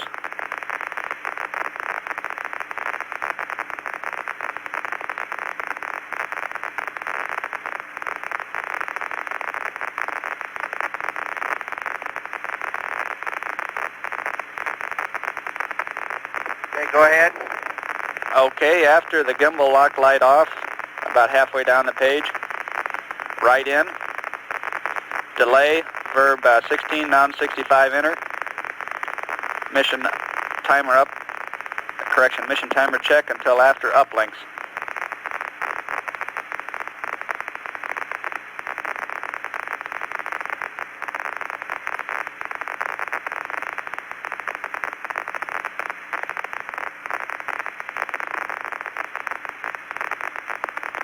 Okay, go ahead. Okay, on 7-9 still.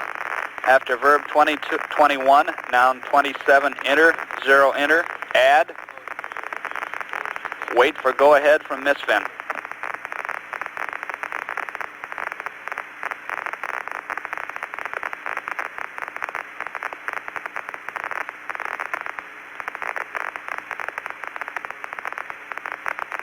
Okay, for some information here, you might note that this is about the time we'll be getting the 210 and we'll be able to watch the power up.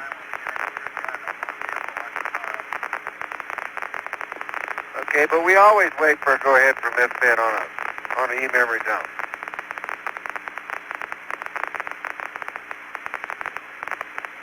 Right, that's correct. But we're adding it here anyway. Okay. On the telemetry high, verify. The telemetry will be in low, so we'll add telemetry high and voice to voice.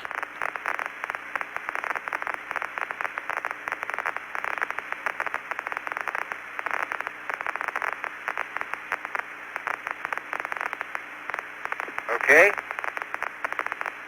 Okay, we'd like to change the uplinks to liftoff time update, time increment update,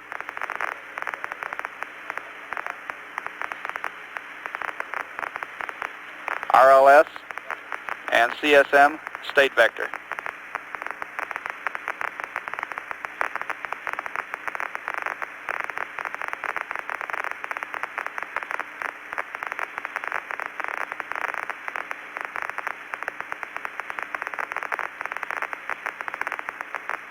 Okay, understand this pin will uplink the liftoff time update, time increment update, the CSM, state vector, and RLS.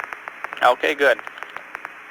After update a link off, add, that's at the bottom of the page, verb 05, noun 01, enter, 1706, enter, and verify TFM. Okay, what is it supposed to be? We'll give you a call on that. Okay, is it the same as it was in the activation checklist? Negative on that. You should see it in the disky. I wouldn't think it would be. Yeah. Okay, on the top of the right-hand column, add circuit breaker panel 16, inverter 2 close, and inverter 2.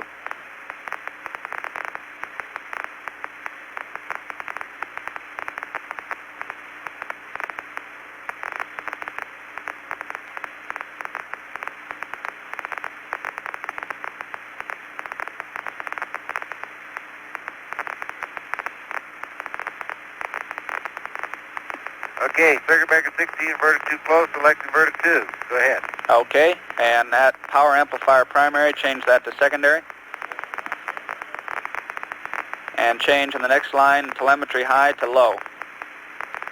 And delete voice to voice.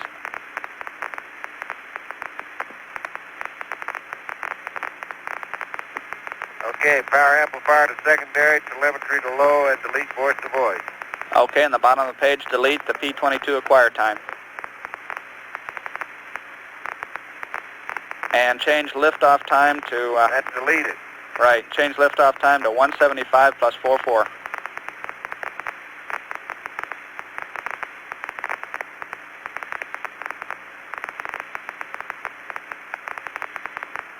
$175.44.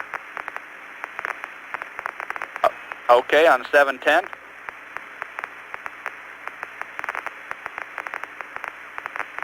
Okay, go ahead.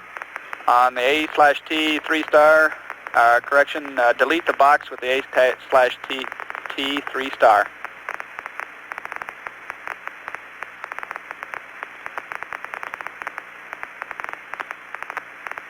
And on the next line there, it says, on the right-hand column, it says noun 25-00014 pro align complete. Change that to noun 25-00014 enter 00 enter.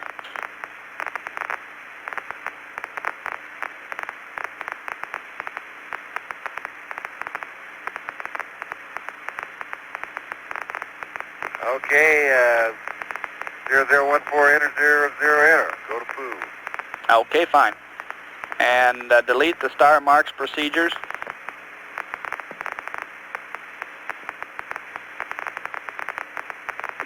Okay. And on parking the rendezvous radar antenna, we'd like to change that to trunnion 0, shaft 030.00.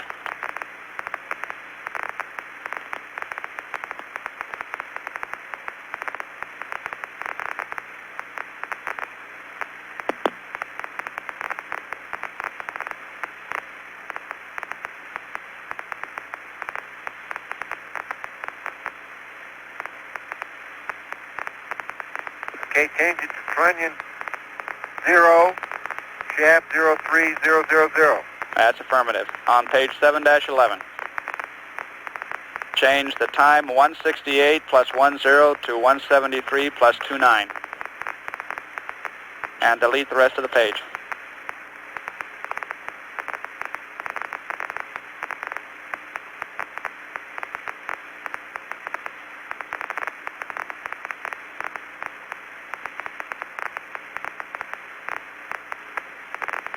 Okay, that's done. Okay, on page 7-12, delete everything except the VHF voice check on the left and the ascent pads update at the bottom.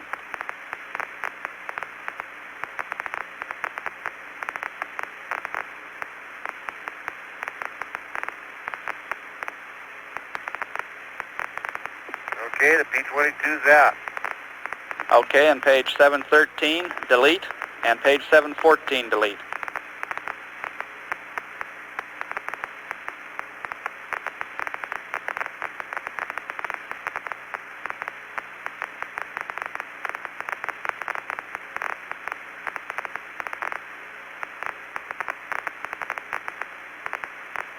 Okay, that's completed. Okay, on 715, delete the left-hand column. On the right-hand column, change 170 plus 15 to 174 plus 14.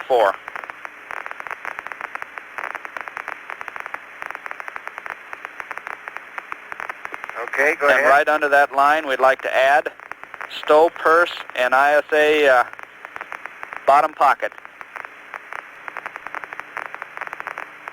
And right under that, stow ISA on the aft engine cover.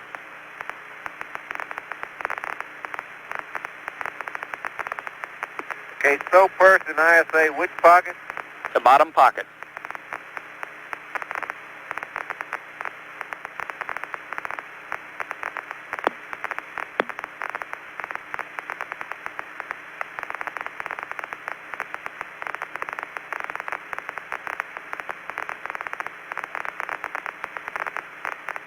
Okay, stow purse and ISA bottom pocket, stow ISA on the aft engine cover. Okay, on page 8-1, change the time 170 plus 30 to 174 plus 29.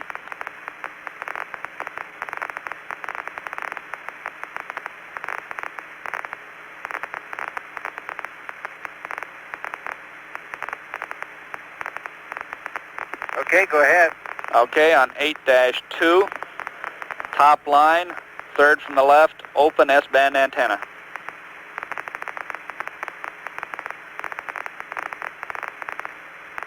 (8-3). Okay, go. Third line, seventh from the left, open S-band antenna. And on the fourth line, again, open S-band antenna, about right under it.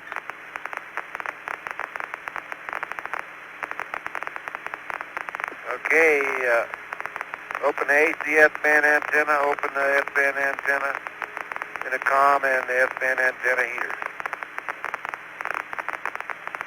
Okay, on 8-5.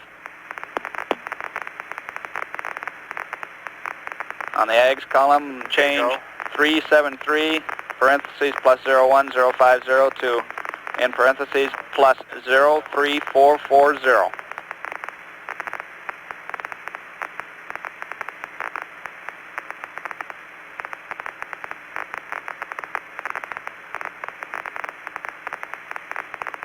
Okay, plus 03440. That's correct. On 8-6, change the time 170 plus 50 to 174 plus 49.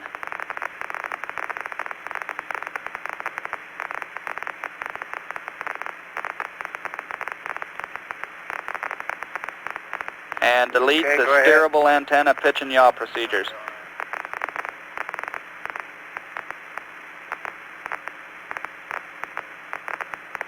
And right under Yeah, that, complete change the 170 plus 55 to 174 plus 54.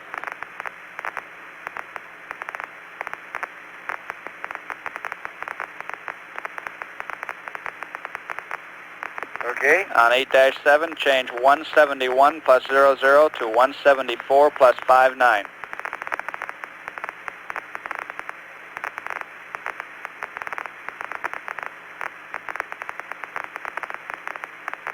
Okay. On 8-9, change 171 plus 10 to 175 plus 09.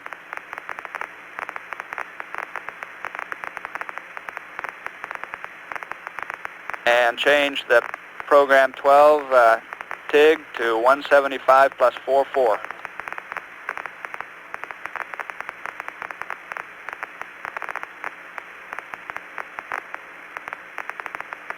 Okay. On page 8-10, change the time 171 plus 15 to 175 plus 14.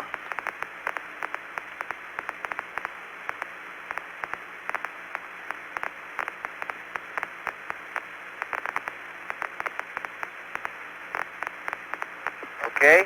On page 8-12, change the time 171 plus 28 to 175 plus 27.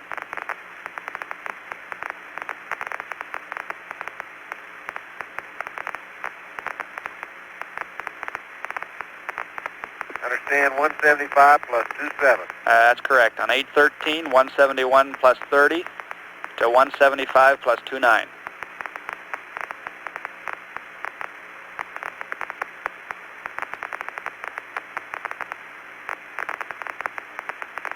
Okay, 175 plus 29. Right, on page 8-14, row 1, open S-band antenna.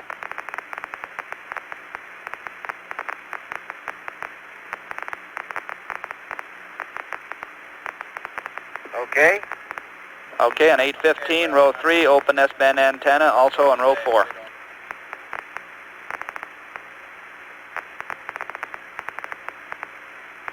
I got you. On 8-16, change the time 171 plus 33 to 175 plus 32.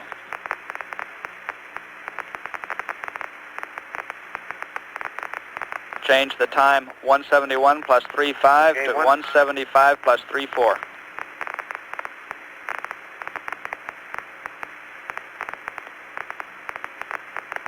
And at the bottom, change Okay, 171 plus 40 175, 34. to 175 plus 39. And I copied yours.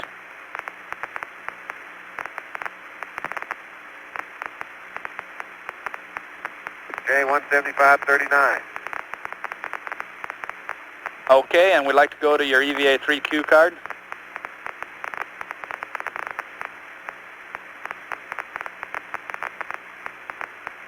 Okay, John, we're going to hold that cue card. We'll pick it up first thing in the morning. I've given you a lot of stuff here.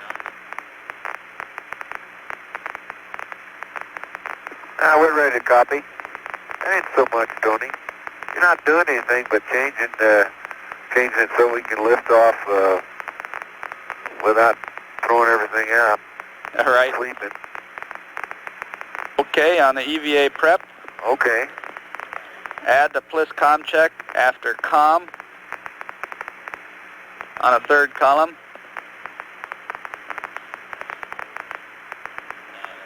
S-band, mode PM, transmitter/receiver secondary, power amp secondary, voice, down voice backup, PCM, PCM, and range off.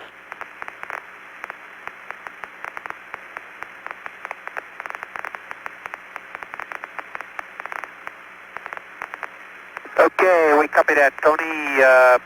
Go to PM, secondary, down voice backup, PCM and all. Very good. And telemetry, biomed, we'll go to right on that instead of off. And change recorder on to recorder off.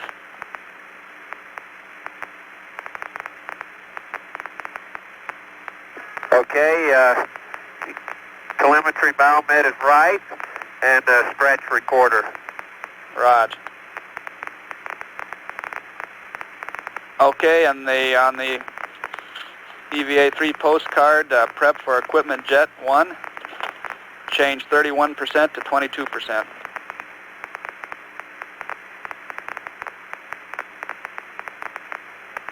Standby 1. Okay, it's on the back side, bottom half, left-hand column, about an inch up from the bottom. Yeah, I see it. Okay, 22. Right, and change, remove ISS, it's right under that, remove ISS, wrap and tie, to stow in jet bag.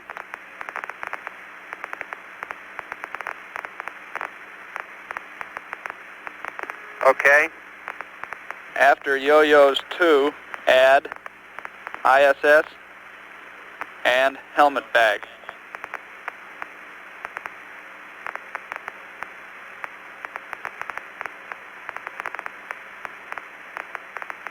Okay, ISS and helmet bag.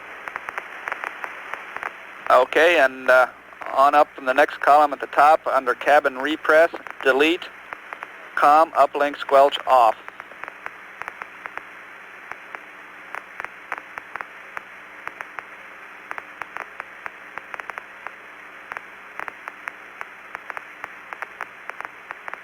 Okay, that's third column, 2 lines from the bottom. All right, that's correct. Third column, 2 lines from the bottom. Okay, and that's it. And we have some questions on the ops antenna.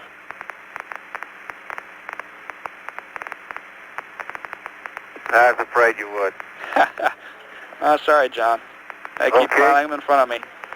Okay, on the broken CDR's ops antenna, we'd like you to, 1, remove any of the sharp edges with the scissors and examine the entire length of the antenna for cracks. And we'll give you time to dig that out.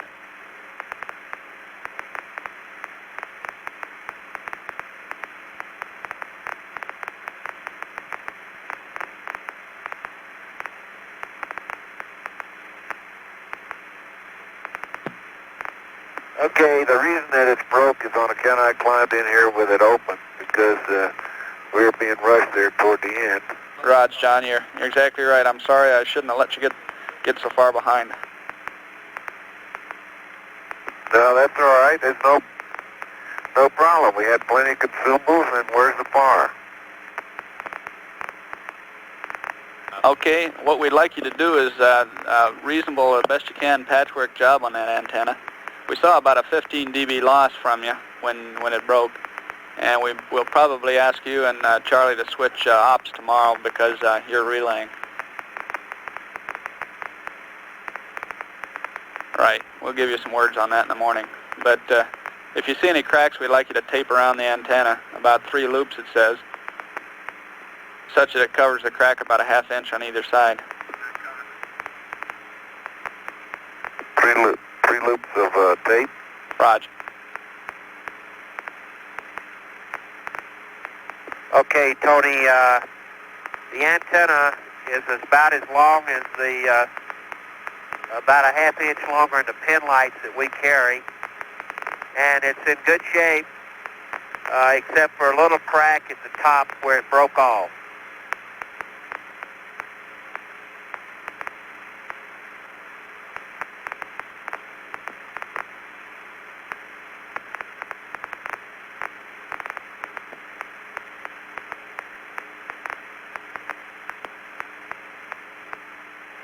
Okay, that crack on the end there, we'd just like you to trim that back. And examine the thing down where it goes into the connector there and make sure it isn't cracked down there. He already did that. It's not cracked down there. Okay, good. Just right up at the end. Roger. And Charlie's got 3 loops of tape around it.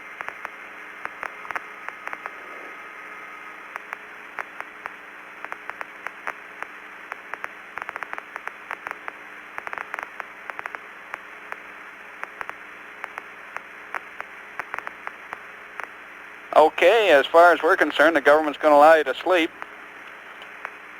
We'd like you to go in your pre-sleep now, and we expect a LIO change, and we'll understand you're going to call with your PRD readings before you go to bed.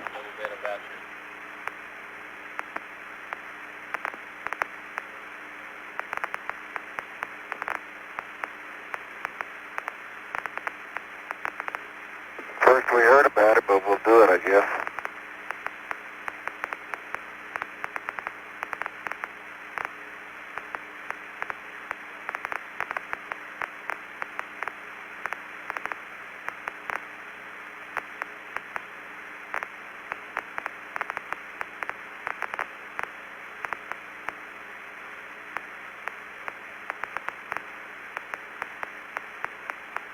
Okay, Tony, could we beg off on a PRD reading? Raj, it was my error. It was the PRDs in the morning. Sorry, John. Okay. We got the suits piled one on top of the other, and it'll be a mess. And the bags are up around the legs. It'll be a mess to dig them out of there. Raj, don't mess with it.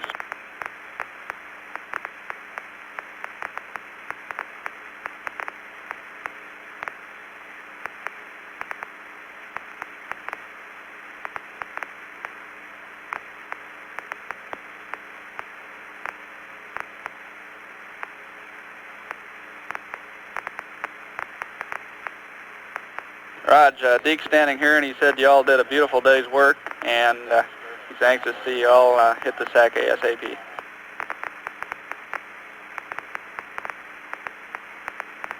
Okay. And I sure agree on that beautiful day's Where's work. this MCC Houston? Where's this MCCH conference at? It's just over. You just had it. Oh, I thought maybe you guys were going to the wheel or something. You mean you didn't enjoy it?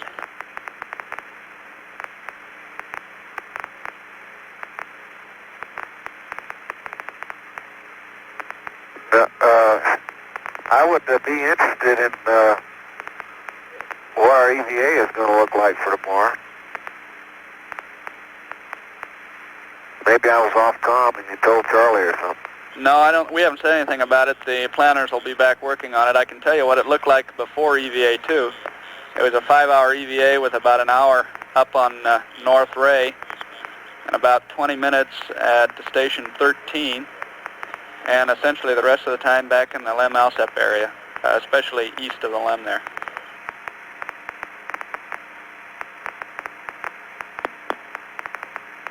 Okay, it's probably subject to change, huh? Yeah, it probably is. You got a lot of good data today, and that'll make them think about it overnight anyway. But I'm sure everybody's sort of drooling about North Ray.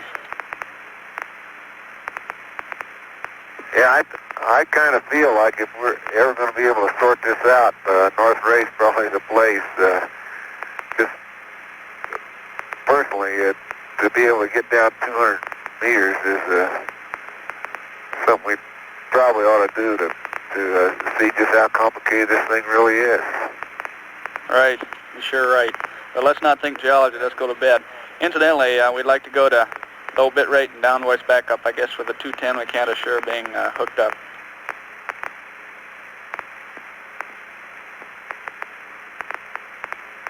Okay, the low bit rate, downvoice backup, you got it. Okay. Okay, Tony, whose arrhythmias y'all want to look at tonight? Okay, Biomed left. Yay!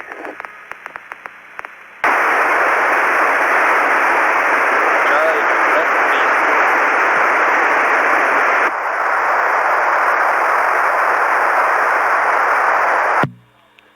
This is Apollo Control. We just still put in a strong vote for North Ray. It looks accessible, and there's a tremendous block up there we'd like to look at. Okay, we heard you talk about that. I vote for it too. I'm going to go back and talk to him before I go home. We'll see you all in the morning. Good night. Okay, take it easy, Tony. Thank you now. That was a good day's work for yourself. Hey, Tony, one final comment. We've been talking about that crater that we took a pan of as we spun around, and John, I said looked like Big Sag. John and I are leaning towards Indigenic on that, and hopefully from the films that we got, you might be able to sort that out. Okay, we'll sure take that in consideration. I don't know whether it'll affect tomorrow, but I think it's a good observation. We'll see you.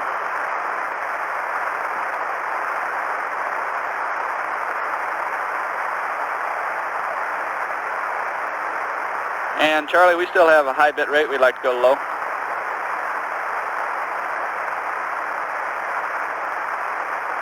Okay, low bit rate.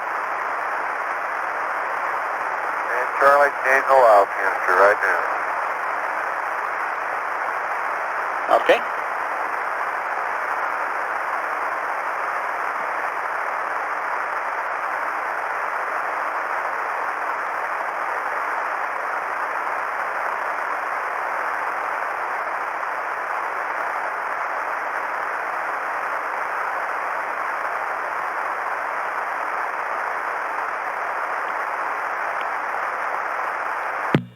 Apollo Control Houston at 154 hours 36 minutes ground elapsed time.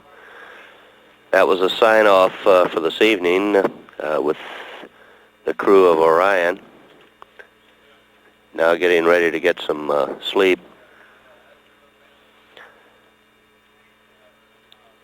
The gentleman named Deke that was referenced in the conversation is Donald K. Slayton, the Director of Flight Crew Operations, who has been in the control center during this conference, and obviously anxious for the crew of Orion to get a good night's sleep. We're at 154 hours 37 minutes ground elapsed time, and at this point we'll take the line down but bring it up if further conversations should develop. This is Apollo Control Houston. This is Apollo Control Houston at 155 hours 3 minutes ground elapsed time. We've had some conversation with the crew aboard Orion since we had taken the line down. We'll play that conversation for you now. Houston 16, over. Yep. Hello, Houston. Houston, Orion, over. Houston, Orion, if you're reading me, you have a lot of static on the uplink, over. Okay, Percy Precision, sorry about that. And we had the uplink turned down. Now, I guess somebody, did you hear his comment?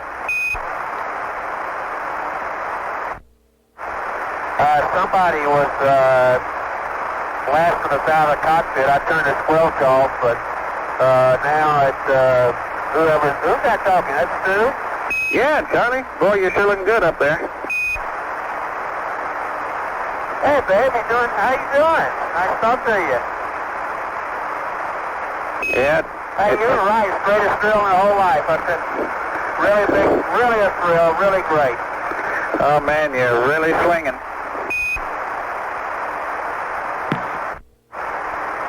Okay, Charlie, we'll do something about that uplink, and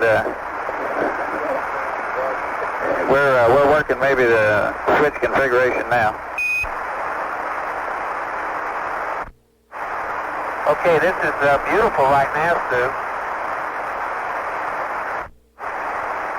There would be an old saying that would apply to that then, wouldn't it? That's right. Hey, Charlie, could we have you check your uplink squelch? Is that off? Yeah, it's off right now. Okay, Charlie, we're going to kill the uplink. I'll be standing by. If you hear the noise, give us a call back. And have a good night's rest, boy. We'll have a cool one for you. That sounds good. Hey, we haven't gotten to the pre-sleep checklist part. If it calls for squelch enable, I can turn it on and we'll be okay. Okay, Charlie, it looks like we wanted you to go to sleep a little early and we got ahead of you. Could you call us just when you finish your pre-sleep checklist, and at that time we'll have the right configuration. Okay, Houston, Stu, and hey, since we only got a watch on Houston time, could you give us a time, what time we're supposed to be up in the morning? Okay, stand by.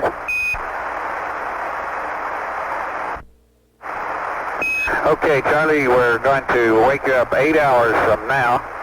I'm showing around 10:35, so if we get in a call around 6:35 in the morning. Okay, but we're about a half an hour away from being asleep. We're still going to get up at 8:35, right? 6:35? Okay, John, we'll give you a call at 7 o'clock. Okay. Hey, only with the understanding that that's taking a half hour off our EVA, huh? Okay, the flight says that since they got all those good uplinks changes to you this evening, everything looks real clean, and he feels that you can get into the EVA on time. Okay.